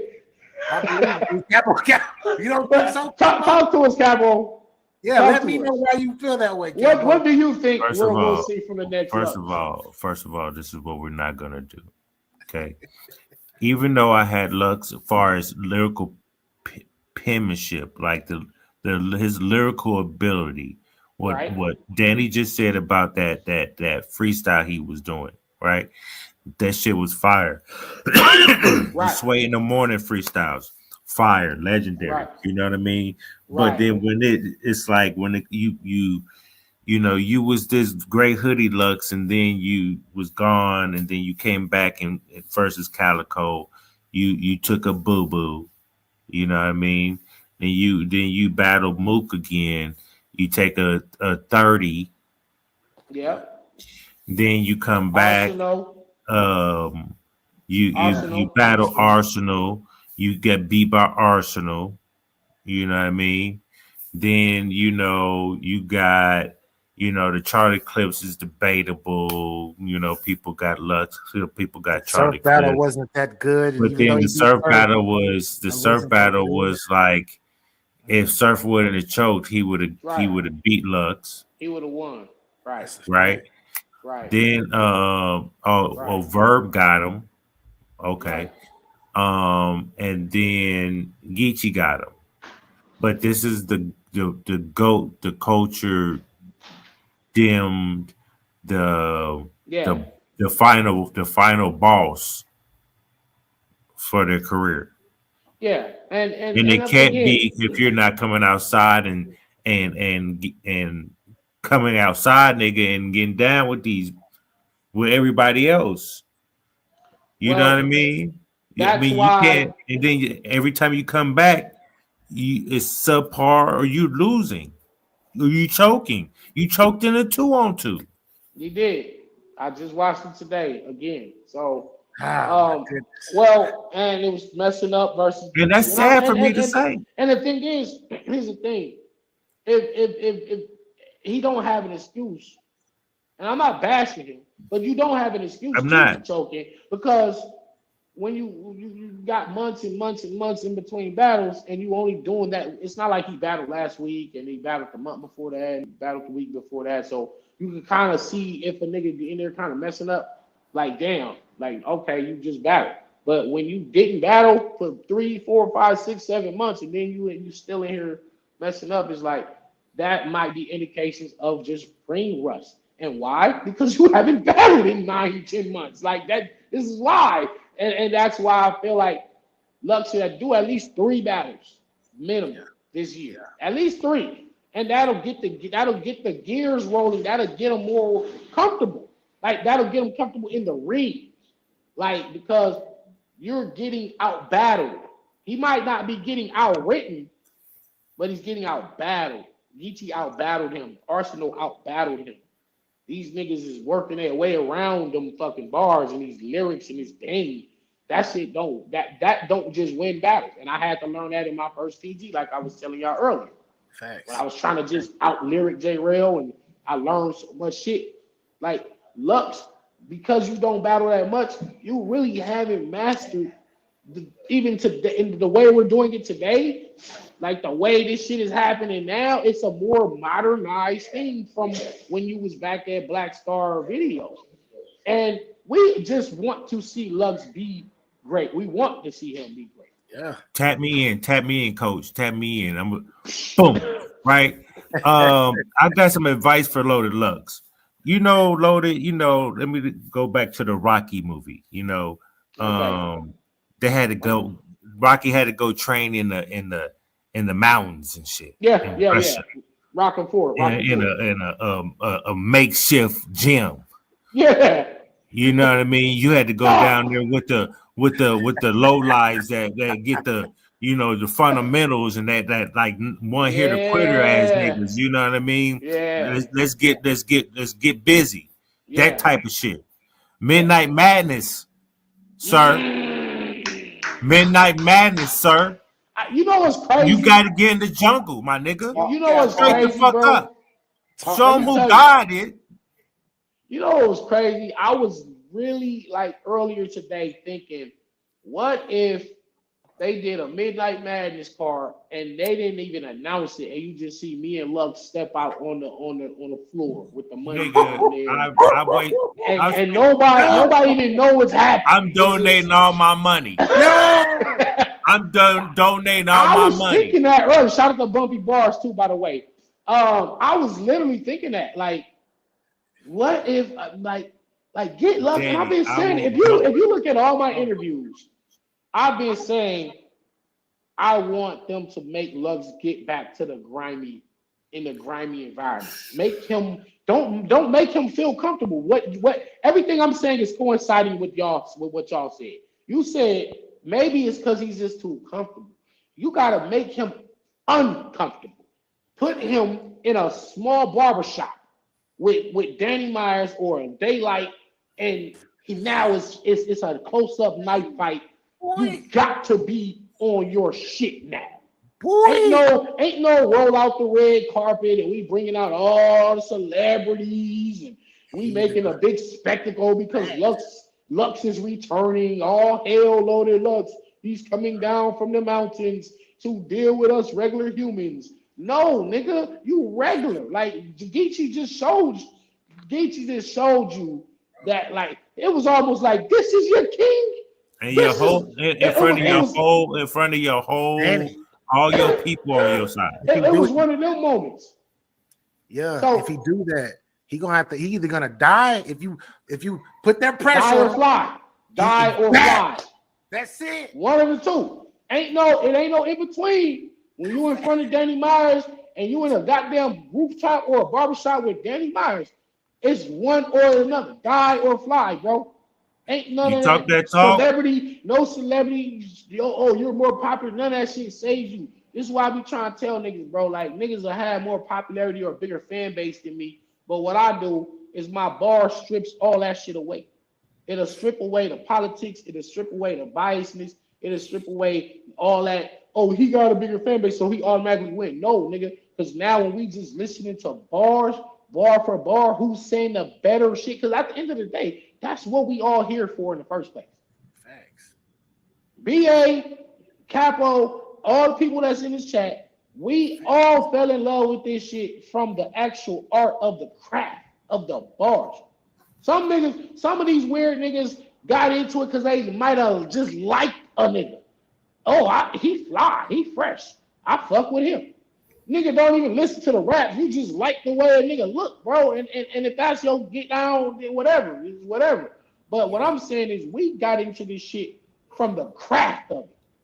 So when you put Lux in a situation where he cannot rely on his star power or notice this fan base, he gonna only rely on the shit he wrote down and how he delivers this shit right here in this moment.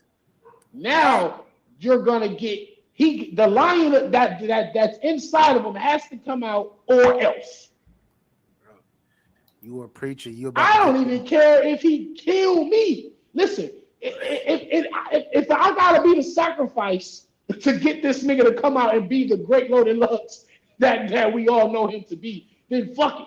let that be the situation. You feel me? Like if I gotta be the nigga that stand in front of them two of them hot 97 rounds, hey, Danny Myers is the nigga that it took to get this nigga to do that.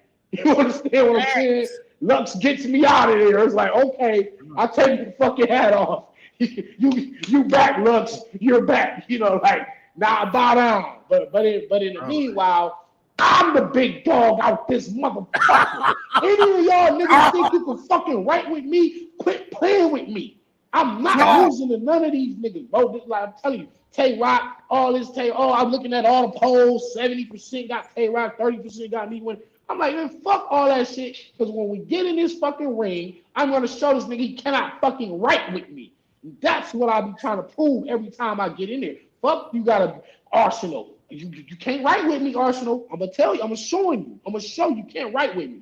You got 100 million fucking views. You're one of the most viewed of all time. I don't give a fuck. You can't write better than me. Shotgun should.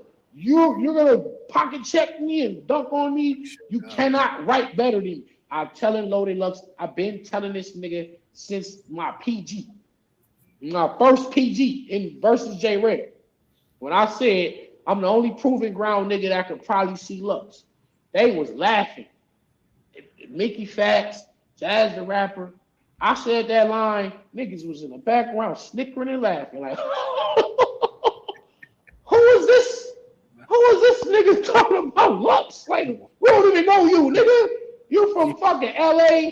You're in New York City talking about you can beat Lux. What the fuck?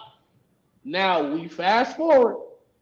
I want to see Danny versus Lux. I want to see Danny versus. Oh, look, I got so many screenshots and inboxes and messages and motherfucking niggas want to see me versus Lux because I've been calling for this shit. He got on his song and dissed me, bro. And listen, it's not a clout chasing thing. It ain't no, oh, I'm on his dick.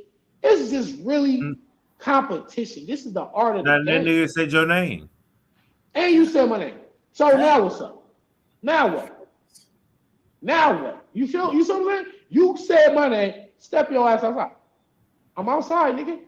It's time to get the Danny Myers versus Loaded Lux with the campaign. I think he's still on vacation.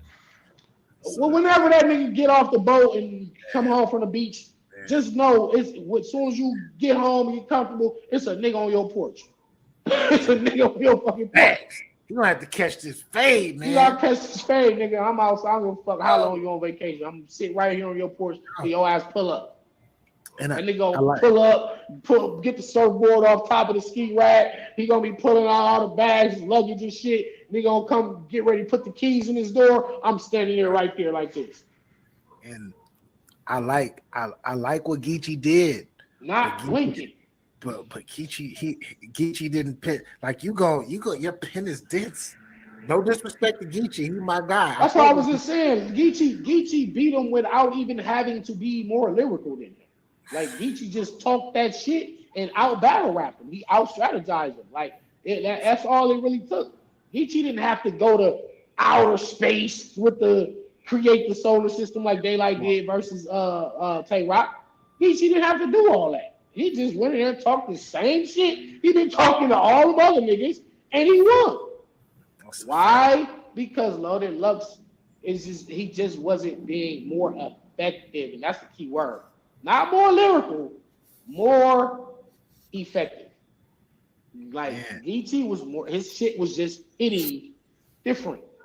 Lux was doing a lot of build up, and then it would get to the final point, and it wouldn't lead to nothing. It was a lot of shit. And some bars was dope. I'm not undermining what he did, but it just wasn't effective. It just wasn't.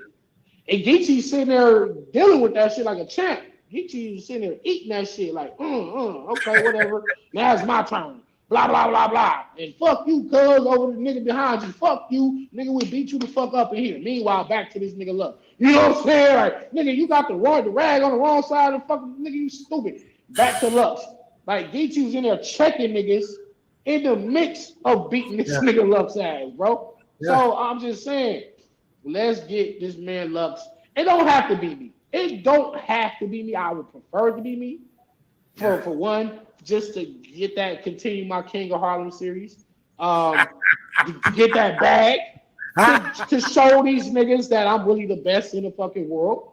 And if that's one of the niggas I gotta cross off the list and to keep proving what I've been saying, because I'm backing up the shit I be saying.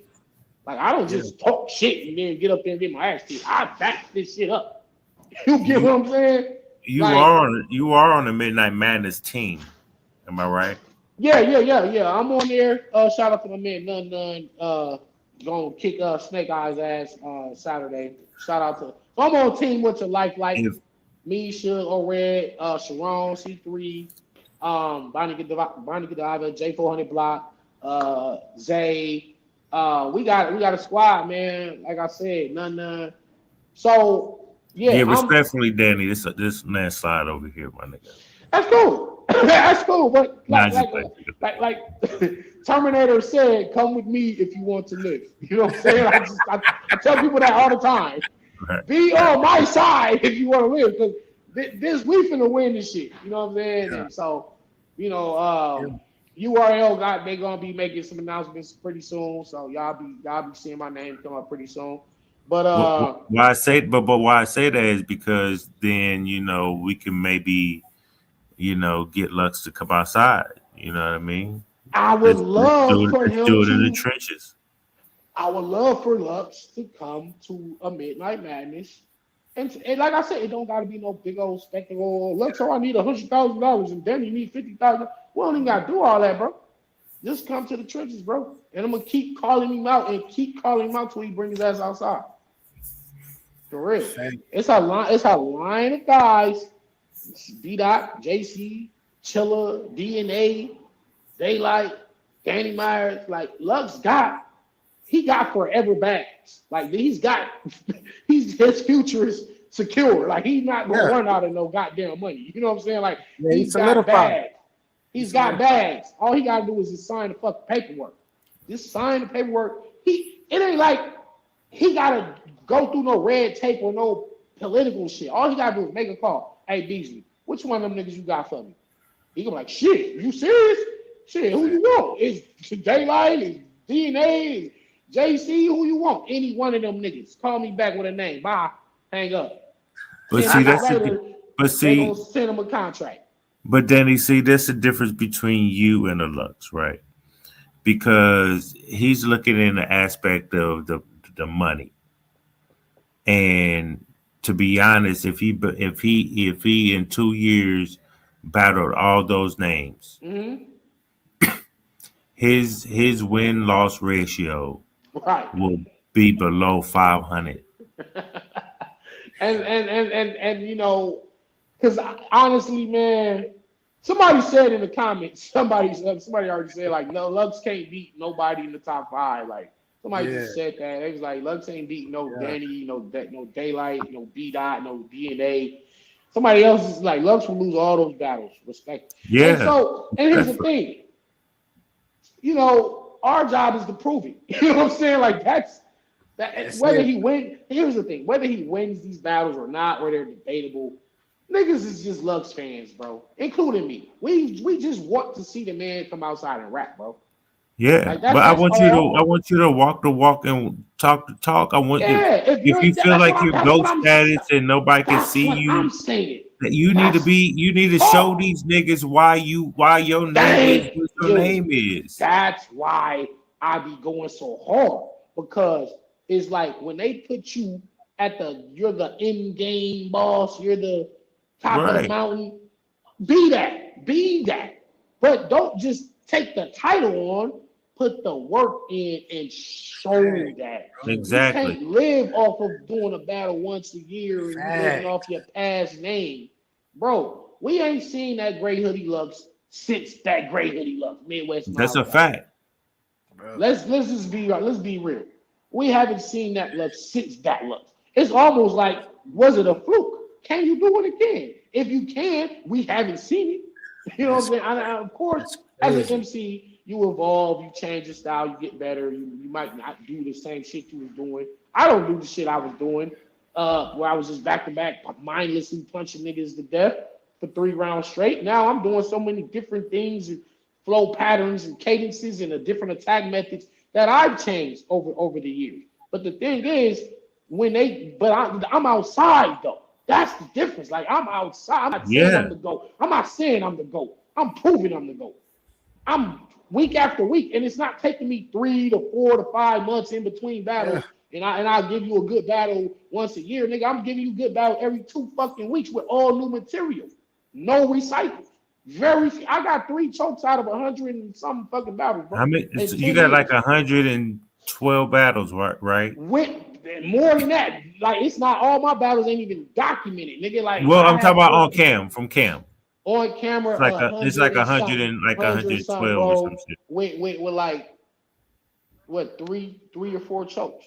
How many battles do you think you and lost? the chokes that I did, the ones that I choked in. Like if you ask me what battles I feel like I lost, I will tell you Stewie Newton passwords and real shit. Yeah. And the common factor, I choked in all those battles. So it's that's like, what I can't argue the battle. I lost. Like I choked.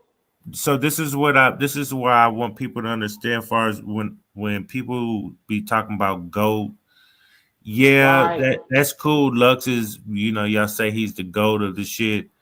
He's not proving it to me. He's a pioneer. He is a pioneer of this shit. That's what he's a vet. He's a legend, he's an veteran. He's a legend. But he's not a GOAT. He's not putting in GOAT when work. You say greatest of talk your shit. All time. All time. That's see. Let me get up. Right. Hold on.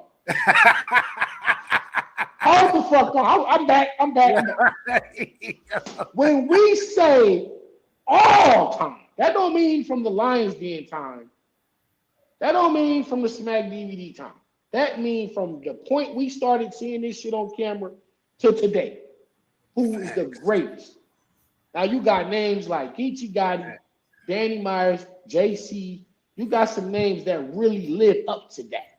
Because from the end of 2012, when me, JC, Chilla got on the scene, and even if you go fast forward to where Geechee Gotti, only the last 4 or 5 years, has damn near reached GOAT status in 5 years, the fastest time that anyone's even reached that level of talk. Even if you don't think Geechee's the GOAT, if you don't agree he's the GOAT, the fact that his name is even mentioned in a 5-year run and has battled every big fucking name possible damn near, only got a few left to do. It's like, when you say Lux is the GOAT, it's kind of like a slap in the face to the niggas that's out here putting this pain in week after week, month after month, win, lose, or draw. So let's not mistake GOAT with vet or GOAT with pioneer or GOAT with trailblazer. Exactly. So I would label you a GOAT, Danny, because if you got 112, 13, 15 battles, because I looked at the verse tracker as far as everything online, and then I seen how many battles you had on motherfucking the app. Look at that. Look at You the know app what I where they mean? don't track those. So- You get what I'm saying? And I'm number 2 You on the app. put in all this work, and you don't have that a lot of, you don't have that losses like that. You know what I mean? That's what I'm So saying. it's like that's GOAT. That's GOAT status. That's GOAT work. Right. For And me. it's not just and when you contribute and when you add the fact of the material, not just I had 100 something battles. Because it's other niggas, Dre Dennis, DNA, disaster. That's what you do with those battles. It's also the shit I'm saying in these battles. Yeah. And I set trends to come outside shit. That started with Danny Myers. Restore Order started with Danny Myers. Parallel Universe started with Danny Myers. I've started so much shit. Parallel Universe, all this shit. I'm trend setting along with putting in this much work, along with giving some of the best bars ever. Is like that. People sleep on a resume because that's why Verb passed it to you, nigga. Like look at Verb's record and all his wins and losses. Resume, bro. He's one of the GOATs too. Yeah, Verb. To me, if you ask me who was the GOAT, I would tell you is a Verb. If anybody asked me who's the GOAT, I would say it was Verb. If I wasn't gonna say myself, I would say it's Verb. If I wasn't gonna say Verb, I probably would say Geechee. Like that's real spill. That's real talk. Like in my eyes, these Verb and Geechee are the GOATs of this shit. Like if there was to be just one person to represent what battle rap is, I mean, there's names. If we were gonna do a battle rap dictionary and there's like gotta be like 5 faces of this shit, I'm gonna say Disaster. I'm gonna say Danny Myers. I'm gonna say DNA. I'm gonna say Arsonal. Yeah. And you can say the Source. And I mean, you can say Tay-Rock. These guys are literally the definition of battle rap, bro. Like for real. Some of these guys get slept on because like the time has passed and we got this whole new caffeine era and shit like that. And where they'll forget about the work the Source put in. They'll forget about Disaster. This guy's traveling the world. This nigga's in Australia. This nigga's in Denmark. He's in Alaska, battling, literally. Like, the world over. Arsonal is, wow. When you say battle rap, Arsonal name is up there, man. You know what I mean? Tay-Rock, JC, Verb, like these are the definitions of the actual modern day and from even back from the past. Them niggas didn't just start rapping when Smack started. Like these niggas already in Block to Block doing this shit. Yeah. T-Rex and them. Mook and Lux traveling, doing their shit around Harlem, doing their shit around the city, getting their name up, man. You know, so Danny Myers just legalized drugs. yeah, man. I'll just be on some shit where like I'm looking at it from impact and from consistency and just from the actual material, the actual bars. Like I might have the most bars, the most quoted bars out of any one man. Like dead serious. Out of any one nigga, I definitely feel like I have the most. And you can put me up against any, you can Serve, Rock, Mook, wherever you want to get, put me up against them. And let's go bar for bar, resume, battle for battle. You'll see that I have said the most outrageous shit in the history of this sport. I put you up there with Nitty. I put you and Nitty up there. That's why I said the only nigga close to me would be Rum Nitty. Like that's what I literally said. Shit Like, I've never heard before in my life. Yeah. Who? Danny, I would definitely put Danny over Nitty. But or shit that I've never heard in my life that I hear every battle, it's gonna be at least one thing that you say that I'm gonna be like, what the fuck? Yeah, that's the aim that I have, like, cause I'm just staying true to the art and not losing myself in the fame and the fortune and all that shit. Like I really honest to God did not come into battle rap for that. Like, so that is just a byproduct of the craft, the money and the fame. That's a byproduct of what I do. You know what I mean? Like, I like Kobe and LeBron, Michael Jordan. Like, these guys made a fucking fortune off of something that they dedicated their life doing. That's a fact. The ball was first. That fucking ball from when they daddy bought them a little bitty old court and gave them a little basketball and they was dunking it at 2 years old. Like from that was first before the money came, before the fame came. Hey, and they never lost sight of that. Who you going with? Who you going to prom with? Spalding? Yep. Spalding. Yeah, so I think I just never fell off because I never stopped loving the art.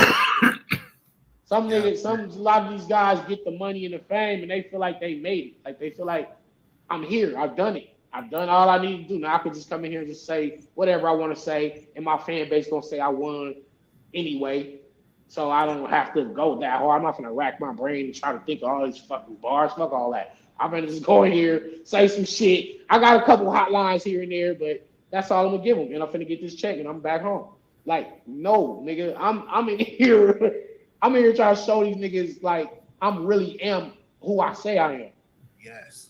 Yeah. But good. That remains machine. That remains. Like I still got work to do.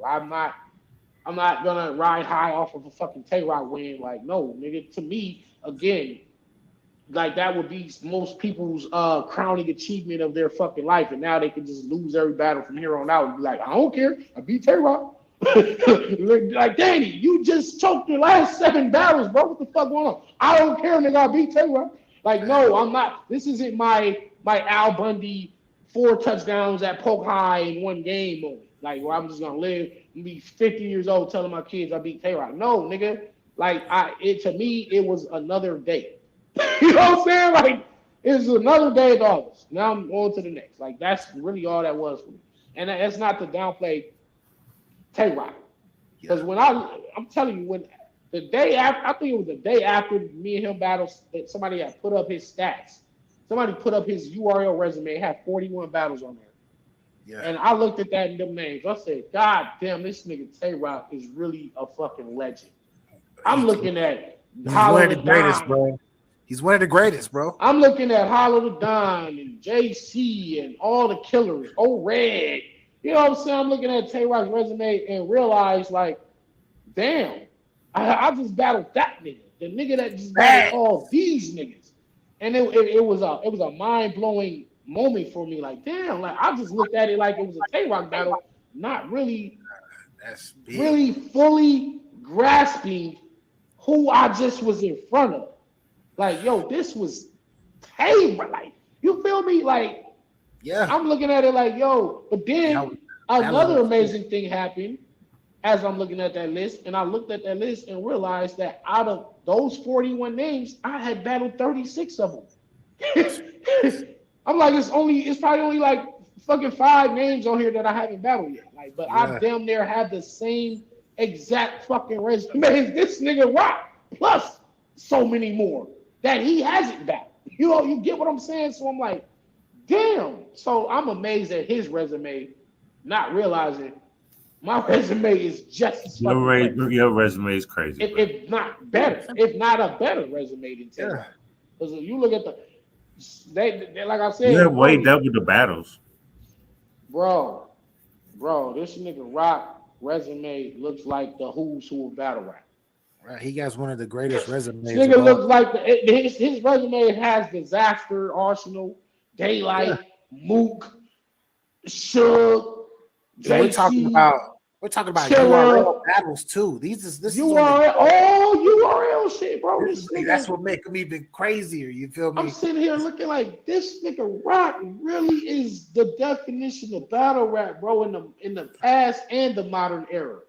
Yeah, that's a fact. Whether you're a fan of him or not, whether you think he's just all right or he's just a bunch of gun bars or you feel he's the greatest nigga in the world, regardless of where you lie in the spectrum of being a fan of Tay-Rock, it's one thing we all must realize and recognize and acknowledge is this man is one of the greatest that we ever seen do this shit. That's a fact. X.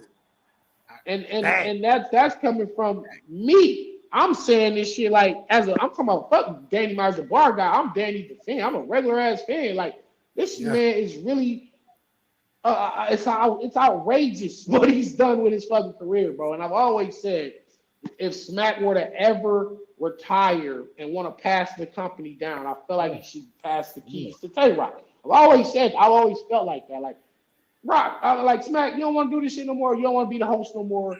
Give it to Tay-Rock, man. Let him take this shit over and be the new face of URL and keep the company going long after you retire, you know, because he done did so much for this fucking company. I feel like it's only right y'all pass some type of ownership of the company down to that man. And that's coming from me. It's crazy because I got into a debate with like 15 other niggas, right? And this is a chat. This is just a chat, right? And I say, Tay-Rock, if you gave me 2 people and said who you got to roll with you in the battle rap world in the tournament, you have Loaded Lux or Tay-Rock, who you taking? I said Tay-Rock. Everybody was like, no, I'm taking Lux. And I was like, look at that resume. Who's had a better career? You gotta take Rock, bro. Who's had a better career? You gotta take Rock. Who had a better career? It's clearly Tay-Rock. Clearly. I don't know. I got a better career than Low Lux right now. Relax, respectfully. God always talking that shit. Tell that nigga Lux to hold this L, nigga.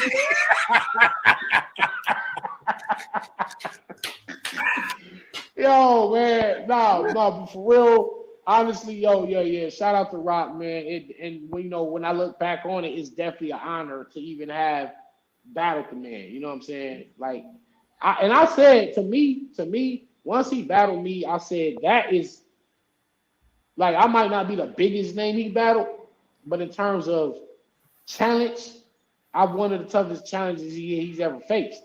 Like clearly, he lost the battle. Like it's not like we're not debating that. What I'm saying is that was the final check on his career that he needed to do before retiring. And he said it. He said it himself when him and Caution was on his caffeine show. He said, "I cannot retire until I battle Danny Myers." And he said that out of sheer respect for my skill set. And basically, it would have been the equivalent. Imagine Floyd Mayweather retiring undefeated, but never having fought Manny Pacquiao. It would be like Floyd might be the GOAT, but there's an asterisk right there. It's always that what if, like, yo, why you didn't fight Pacquiao? Like, was you scared? But he fought Pacquiao. Now, whether he won, lose, or draw, he won. Now he can retire without no question marks on his shit. That's the Because fact. niggas can't hold that over his head. Now, had Rock retired, niggas would be like, yo, Rock, looking at your resume, you the fucking GOAT. But I would have loved to have seen you and Danny Myers lock in one time, bro. And so he don't have that on over his head no more. So now that he's checked that off, it's kind of like, what else do he got to prove in this shit, bro? He don't got nothing. He don't got nothing else to prove to nobody. He done battled Mook. He done battled Daylight. He done battled, Chiller, the writers, the Pins. He's been in front of the JCs. He's been in front of the Bullies. He's been in front of the West Coast Titans. What do he got to prove? Nothing. Now, from this point, it's kind of like he's just lapped everybody, and now he's just running because I done already broke the ribbon at the finish line. This is him. He can give shots now. This is a moment where he can give shots. Yeah, he can come out and take on Swamp. He could take on Eazy the Block Captain. There's still other battles that he can do that would help other people, but I don't think there's no battles left that can help him. That's you a see fact. what I'm saying? Yeah, that's a fact. He don't need the help. He don't need. He's solidified already. He's solidified. Like he's at the point now he can just battle, and it don't matter if he loses these battles. Like honestly, God, it don't matter if he take an Eazy to Block Captain or Swamp and loses. It doesn't fucking matter. Them niggas will never damn near ever be where he at ever. So I've always told Rock, listen, you can battle me and lose to me, and it won't be a bad thing. Because I promise you, it's not like your stock's gonna go down. Not like your fan base is gonna turn their back on you. Oh, you lost to Danny Myers. Oh, you're trash now. Like, no, nigga, everybody is supposed to lose to Danny Myers. Like, that's one of the things that I wanted to solidify in my resume is to stop taking me as like it's a joke. Like Arsonal should lost to Danny Myers. Nobody batted an eye. Yeah. Nobody talked shit to Arsonal. Nobody talked shit to Suge. It was almost like, yeah, you was supposed to lose to Danny, bro. Like this dude is one of the best in the world at this shit. If not the best. Rock loses the battle to me. Nobody care for real, bro. Like it's like you're still Tay-Rock. You're gonna get the next big bag that they have for you on your next bag. Like if you just move on. So I'm telling Lux the same shit, bro. Well, actually, it's a little different for Lux because Lux losing to me it probably proved that you really wasn't the best. Because when you got Danny Myers out here saying, "Yo, I'm the best writer of all time, the best writer of all time," that nigga Lux, he's not really him like that. And then if I beat him and prove it, then it kind of knocks Lux a few notches down from that mountain he's been at all these years. Because you know who we thought you were. That's like, yo, you lost to KG, then you battled Danny Myers, you lost to Danny Myers. Like, come on, Lux, what's up with you, bro? Like, he dropped down my list to 11. Well, where was he before that? 3. Damn. So you telling me he went from 3 to 11 to 11 with a loss? With one loss? No, I named about I named everything that I named everything. Well, when you say You're- list, what do you mean list? Like, is this a list of best battlers of that year, or is your all-time list? My all-time list. Well, who's that one? Verb. I just said it. I said it. If anybody's the GOAT, it's Verb, bro. It's Verb. It was Verb. My top 3 was Verb, Daylight, and Lux, right? Okay. So out of all 3 of them, Daylight and Verb battled. So they're in first and second, 1A, 1B. Daylight beat Verb. You know, I go back and forth with that battle, but No, we can't do that. at the end of for me because I like the battle, right? For me because I like the battle. Now we're leaning into bias territory. Right. But I'm not biased. To be honest, I in the beginning I never liked Verb. Wow. You got to keep it in right? here. You just grew But to then respect him. I started respecting him because of that nigga was outside. It's that Midwest connection. You know what I mean? The nigga was putting on for Midwest battle for St. Louis battle rap. He was doing events. Yeah. You know what I mean? He was doing all this shit, going to the East Coast, battling. Facts. You know what I mean? So yes. Like, and then I started respecting what he me. do. That's why he the GOAT to me, man. Definitely. Ain't Verb, bro. Verb is fucking GOAT, bro. Like, cause it wasn't that he was doing this shit in style. This nigga's actually saying some shit with that pen. And I think that's one of the most slept on areas of his entire career. They look at the showtimes and they see the waves and the jackets and the chains. And he looked like a hip hop star. But they not realizing this nigga says some of the coldest shit of all battle rap history, bro. And for further proof, just go back to his first round versus Briz Rothstein. Briz, the young killer, on his way up, murdering everybody. Stepped in front of Verb. Verb had on him gold phone posits, which I bought. He kicked Briz ass so bad. I bought Verb shoes that he had on in that battle from Verb off his feet. Like, as Verb. Like, I bought them shoes off Verb feet. Like, nigga, I need them shoes. I'm gonna walk in your shoes, literally. Like, the man's pen was at a level that the shit they be saying Lugs do, the level we be talking where we picture or imagine Lugs being, Verb was doing that shit versus Briz Rothstein in that battle and schooled that nigga. He schooled Briz. Yeah. He had to do it to a few of these guys. I do remember we talk about Twerk and Verb Volume 2 and Twerk takes off the hoodie. They don't know who did it. I'm put the hoodie down. Yeah. Everybody going crazy, right? Verb won that battle though. Niggas is not remembering how Verb won that battle. lyrically. That's what I'm getting at. We're not forgetting that Verb just done lyrically schooled Twerk in these first 2 rounds, bro. That's a fact. Schooled him with rapping. Rap, yes. I'm not finna come here and outbar you, little nigga. I'm finna teach your ass some shit. Verb was in teacher mode, and Verb won that battle, bro. It's just that Twerk had the most memorable moment, the most memorable haymakers. That round was one of the best rounds of all time. Yeah, let's not undermine what Twerk did in that battle, but it's kind of like me and Mike P battle. Mike P second round. It's one of the most all-time perfect rounds in battle rap history. Takes the angle on my wife, and it's amazing writing. But we're not gonna forget round 1 and 3. I'm really just having my way. I'm beating the hell out of Mike P in his first and third round, which he admitted on his own show. He tell you himself, yes, I had the more memorable moments. Danny Myers beat me that battle, bro. And I just say all that to say, let's not forget that Verb really schooled twerk in that battle, bro. And this is why Verb the GOAT to me, because this man, like you said, like Capo was talking about, outside, held it down for his whole region, helped put his region on the fucking map. Helped put his region on the map. It was Verb leading the way.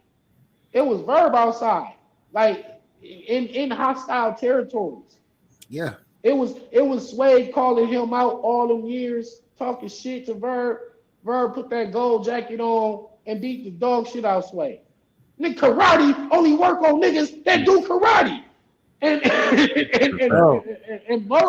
got Sway the fuck about it. Yes, Verb took his share of losses. Hollow?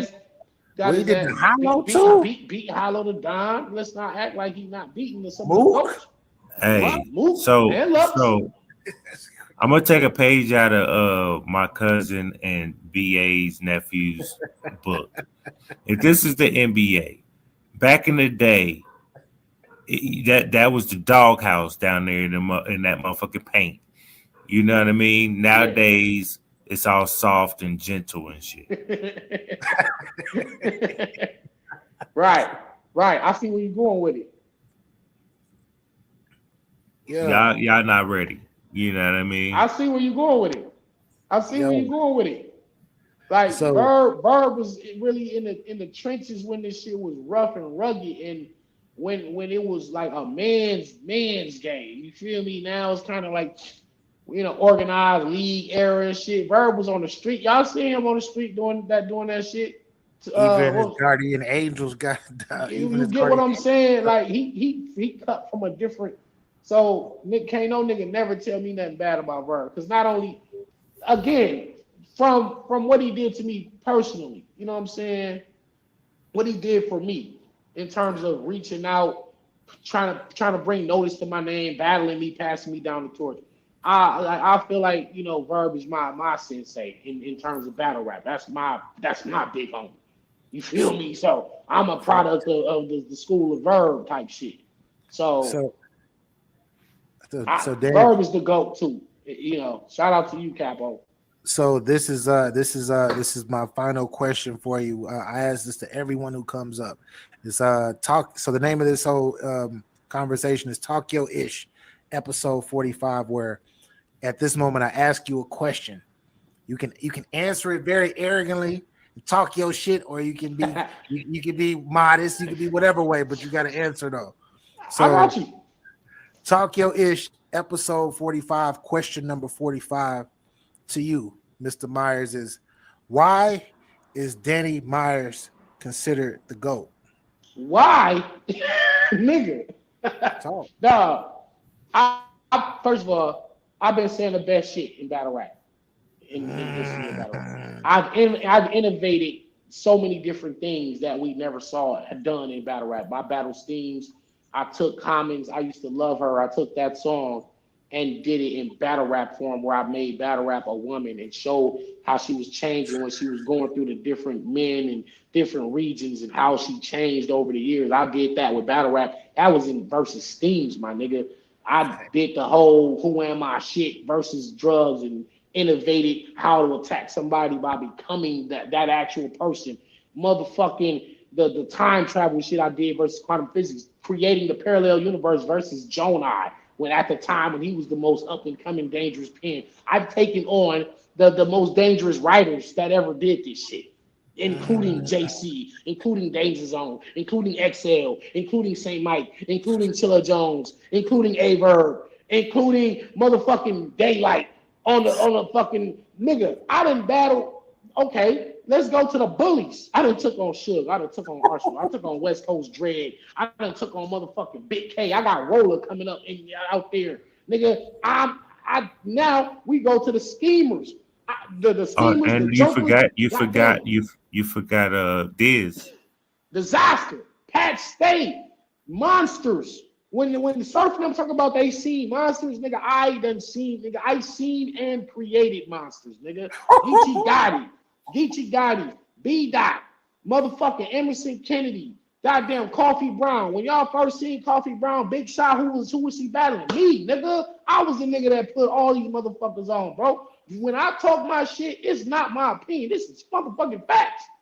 This is why I say I'm the GOAT. Who also gave out the most shots to all the up-and-coming niggas in the world? Was it Lux? Was it Mook? Was it Hollow Don? Or was it Danny Myers? There's only one right answer. I'll wait. You understand why I be saying I'm the GOAT, bro? I didn't put niggas on. I didn't took niggas out the game. You know what I'm saying? I not only fucking created this niggas, you know what I'm saying? I killed the killers. I create the killers. You know what I'm saying? I did this shit, bro. I do so much more shit behind the scenes for battle rap that motherfuckers don't know about. I got my show. I coach. I teach. Motherfucker, I got a book coming out about battle rap, the Bar Bible. Y'all get that when it drop on Amazon. The motherfucking movie, the documentary, 9 minutes. Y'all get that. You know what I'm saying? I'm outside every 2 weeks, not every 2 years, every 2 fucking weeks, with all new fucking material, consistent as fuck, in front of the most dangerous niggas of all time. Three O's. The most dangerous niggas of all time, including Arsonal, including Tay-Rock, including Chilla Jones, including whoever the fuck else you want to name. I done 30 them. If he was dangerous, Danny done 30 them. Name him. So let's not. Oh, that nigga reminded me. He beat A War too. Niggas forgot about it. Let me get up. Yo, he's talking right now. Listen, bro. Hey, you know what? I could go on and on about why I'm the GOAT, but like I said, I don't just talk the shit. It's out there. It's documented. So yes, if it ain't gonna be Verb, if it ain't Geechee guys, Danny Myers, and I think I've just done so much over the years. I had a question for Capo before I get out of here. Now I'm gonna say a name. And I want you to tell me what you feel about it. It's not even battle rap related. It is hip hop related. I'm gonna say a name, and I just got I would say I just got hip to the guy maybe a year or two ago, and me and my bro was debating. And this nigga is actually one of the hardest. This nigga dope as fuck. So I'm gonna say the name, and you tell me your immediate thoughts. His name is Rich the Factor. Oh, I'm gonna get up. Hey, yeah. Hey, yo. I know my shit. Hey, I know my shit, Cabo. Hey. I know my shit, bro. Between him and between Rich the Factor and Tech Nine, they was running the city. Tech Nine had the mainstream. Yeah. Rich the Factor though. Man, this nigga Rich the Factor. Man, listen. I told my bro, and his favorite rapper is Cameron, and he the one put me on the Rich the Factor. I said, you know, this nigga Rich the Factor is actually harder than Cameron. When I think about it, when I listen to his shit, this nigga harder than Cameron. Maybe not from a lyrical standpoint, but the shit he talking about, this real D-boy and shit, I ain't really heard to, like, he damn near like on Scarface and Tupac level when it comes to talking this street shit. He runs the North. He run the North in Kansas City. Wow. You know what I mean? Back in the day when they was doing mixtape, the mixtape joints, they have all the famous song instrumentals, and you rap on them, motherfuckers. Kill him. Nice. That nigga nice as hell. Rich the Factor is that's my nigga right there though. I didn't know he was such a legend, bro. I didn't even, man. But anyway, that's my time for the day, man. It was a very enjoyable show. It was a pleasure being on here, both of my brothers. You know what I'm saying? Y'all already know we all from the trenches. We done all came up in this shit together. You know what I'm saying? Like, for real. Like, we've always been supporting each other from day one. So I just really appreciate y'all, man. And I'm back in the lab, man. I'm getting right back in the lab. Like, you feel me? Like, we got some gang of battles coming up. Shit. So I'm battling pretty soon. Y'all Tennessee announcement. Yeah. That's a fact. Yo, get your fucking bars up, niggas. Tell these niggas get their goddamn bars up if they want to get in front of me, nigga. Like that's some for real Hey, shit. this is what we say over here, Danny. If you don't get your motherfucking bars up, you definitely gonna hold these motherfucking L's, you bitch. Appreciate you, bro. Yo. Yeah, that was fun, bro. That was fun. Yeah, man. yeah. Hey, man, Dope-ass shout out to conversation. Danny, man. Yeah, man, he's done a lot. He's done a lot for the culture, and yeah, y'all gonna have to stop. Well, y'all can't sleep on him now. He gonna be in y'all face at a lot of big time events coming up, specifically this year. So yeah, you can't overlook him. But I want to shout out to my brethren, Capo. Man, Capo introduced me to Danny a couple of years ago on his actual show. So for those of you who are in here, I need for y'all to, of course, hit that like button while you're here, but go to Capology Facts, hold this LTV, and make sure you subscribe. We in this thing, man. How you feeling, Capo? I feel great. You know what I mean? I'm chilling. Good show, good interview. You know what I mean? Got some moments in there. Thanks. And shout out to the chat, you know, respectfully to everybody except for one motherfucker. I hate you, you bitch ass nigga. Matter of fact, he in my DMs right now. He in my DMs and shit. He hit your DMs. What? Yeah, he hit my DM and shit. Something about Really? stop disrespecting his name with my low views. I know he You ain't. bitch ass niggas, I'm gonna put you. Well, anyways, forget all of that. This is a dope. This wasn't even an interview. This was a dope ass conversation. And for those of you who are new to the channel, you feel me? I need y'all to go look at the resume. We got so many dope ass conversations with so many of y'all, God tier, top tier, mid tier, low tier. We got conversations with everybody, all the way up from Mook, Hollow, all the way down to the basement battle rapper, if you want to say that. But we got so much dope content. But thank y'all for rocking with us today, though. 100%, man. 100%. Capo, any last words? I just want to tell people I was not asleep. I'm just high as a motherfucker. My eyes are low. You know what I mean? I'm looking like my laptop is right here. You know what I mean? I'm a tall nigga, so I have to look down. Like if I did like this, you might see my eyes. See, you can see my eyes, but you can't.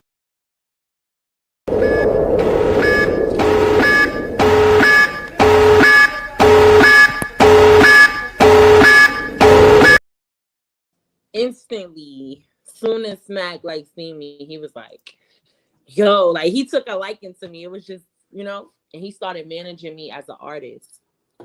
Dope. So he was basically telling me like, yo, you my first lady, you don't ever have to battle. He told me that you don't ever have to battle. I don't care what nobody say. You don't gotta battle, you my first lady. Okay, cool. But then, you know, the fans, they started, how was she a first lady of a battle league and she never battled? They pulled you out. I'm a Scorpio, so I'm very competitive. I like to prove people wrong. So that's how it happened. I was just like, fuck it, let me just do it. Like, Smack was kind of, it wasn't that he was upset. He was just like, he just didn't want me to be a battle rapper. Okay. Right. So like, what was your first battle? E Hart. E Hart. That was your very first one. E Hart right off rip. What you mean right off rip? I brought her to URL. Yeah, let's go. I'm the big deal. Nah. I'm the big deal. I be telling them I'm a big deal, like a big sponsor. Let's go. Let's go. Right. Okay, that's dope. I mean, you know, like I said, you've been here for a minute. Your earliest battles include Gaddis, Red, QB Black Diamond, Jazz the Rapper, E Hart, Misfit. So many fucking names. Twerk like a year and a half ago. Like Official. 40 bars was crazy. Official. Official. Like the fucking list goes on and on. Like I said, you've been active for so long. Is there a specific moment that you can recall that's been like your favorite throughout your whole career up until this point? Yo, honestly, I can't even single out one. They all have their special moments with me. You know what I'm saying? So it's like I had electrifying moments with Jazz, with Official, with Ferg. Like, you know what I'm saying? So it's like it's not one in particular. Like, and I learned something from each experience. So Definitely. I mean, with that many fucking names, you know what I'm saying? The track record is great. You can't not argue that you're not top 5. Right. You can't. People That's don't like not me, for but debate. Whether you like me or love me, you gotta tell the truth. Like that's not for debate. You feel me? Like, do you have a preference of battling women or guys? Because you're pretty good with them fellas too. Does something bring you out? Like, you know, I mean, something motivate you more? I don't have a preference. My only preference is you have to be dope. You got to be nice. I don't pick battles that I know I could win. Yeah. I never do that. Warrior shit. I see people do that a lot. Like they take battles they know they could win. Listen, if I feel that I could trash you, I'm not taking it because this is a battle. I like competitive. Like I like competitiveness. Like I want to say I beat you and you was the best. You know what I'm saying? So like you ran into Twerk when he was gaining that momentum too. So like you be running into people like when it's need be, you know what I'm saying? Like when they're at their fucking height. Right. You know what I'm saying? So it's not like you're taking any slouches. It's not like you're coming in half-ass, solid 3 rounds. You're like, come on. What the fuck are we what are we talking about? That's why I don't understand like how, you know, some people say certain things. I'll be like, yo, I never disappoint. Whether you prefer the other person over me, I always come 3 solid rounds, performance stellar. I don't be choking. You get what I'm saying? So it's like I give the fans what they pay for. Yo, if anytime during this interview you get a phone call, you might not be able to hear us, so you're gonna have to come go back in. Okay. Snack. Man, you know, you and Vixen, bro. Yeah, that 2-on-2 y'all had. Y'all some beasts, bro. Can we see any more of that? Are we gonna see any more? Yeah. How did that all work out? Because that looked like it was like y'all been kicking it for a minute. Perfectly meshed. Meshed. It's so crazy because, you know, Ebony and Ivory, whatever. That's our name, Ebony and Ivory. Basically, Vixen had threw a shot at me in her TS battle. So we was beefing for like a minute from there. And I seen that her dad had passed. So I hit her up and I was like, yeah, you know, like, I know we're beefing, but, you know, in this battle rap shit, we all family. If you need me, I'm here for you. So I guess she was like, wait a minute, this fucking girl that's beefing with me is talking about, you know. So, you know, she took a liking to me after that. Then we started chopping it up over line or whatever. We exchanged phone numbers and stuff like that. And she was supposed to battle at Black Ice Cartel. And I was like, yo, ask them, can we do a 2-on-2? She was like, you want to do a 2-on-2 with me? Like, I said, yo, Vixen, listen, I want to help you because I see that you're dope and people don't acknowledge that you're dope. Yeah. And she was like, but me, I'm like, Vixen, yeah. Like, I'm like, yo, look, soon as you do a 2-on-2 with me, watch, everybody gonna be on your dick. Like, you know? So she like, you sure? I said, yeah, let's do a watch. And as soon as we did it, she called me. She was like, yo, such and such called me. They want me to do. I said, yeah, I told you. So that springboard. Let's go. Yeah, it was more so that I seen her potential and I know that she's dope. Like, you feel what I'm saying? So I just wanted everybody to see that she was dope. Yeah, that springboard was real too, because she's everywhere now, man. You know, she's everywhere now. That was a good look. And y'all was going against QP and Bankhead, like them ain't no weak slouches right there, and got them out of there. I'll take that. He was ready for that. Right. So what's so can we see some more of that, or you guys Yes, got anything else definitely. planned? Definitely. We were supposed to be on Double Impact, but they had to cut it down to like 5 battles. So Oh shit! Can you say who y'all was supposed to go up against? Damn. Twerk and Ace Amin. Oh, I don't think that would have been ready. Y'all was gonna bump him. I could tell it was gonna be some bumping going on in that, but yeah. Yo, Phoenix Fire salute. Smoke Kings just came in. Smoke Kings at some OK3 was good with it. I think he's on I'm the way. good, brother. I'm here, man. I'm in the elevator right now. I'm trying to hurry up and get to the hotel room. Yeah, you gotta pay respects to the queen, man. Pay fucking respects. Let's go. We also got a squad in the building. Keystone, salute. What's Salute. going A on, bit bro? late. A bit fucking late. My whole squad is late. Hey, man, my fault, man. I didn't know you had the queen up in here, boy. You know, I'd have been in here 10 minutes early. Hi. Boy, you know, I've been looking for her all my life. Shit. All right, What's going so on, family? How y'all feeling today? no, we're doing good, man. We're doing good. Definitely got Miss Hustle in the building. You feel me? Hey, look, check it out. I ain't come to talk to you, yo. I'm sorry. He said, I ain't coming to talk to you. Keystone, I'm about to exit you off. Don't kill me yet, bro. Don't kill me yet. Miss Hustle, Miss Hustle, congratulations, man. I hate you had to 30 my Midwest brother, but congratulations. Thank you. Still saying a prayer I feel for Bird. bad. That's my homeboy. Man, I felt so bad, but at the same Nah, time, fuck that. He deserved that shit. Don't feel bad. He deserved an ass whooping. Everybody said that, like, yo, he was too cocky. He needed to humble himself. So it was like, man. No, we not doing that. Though. Okay, fuck it. Since we on the verb topic, you know what I mean?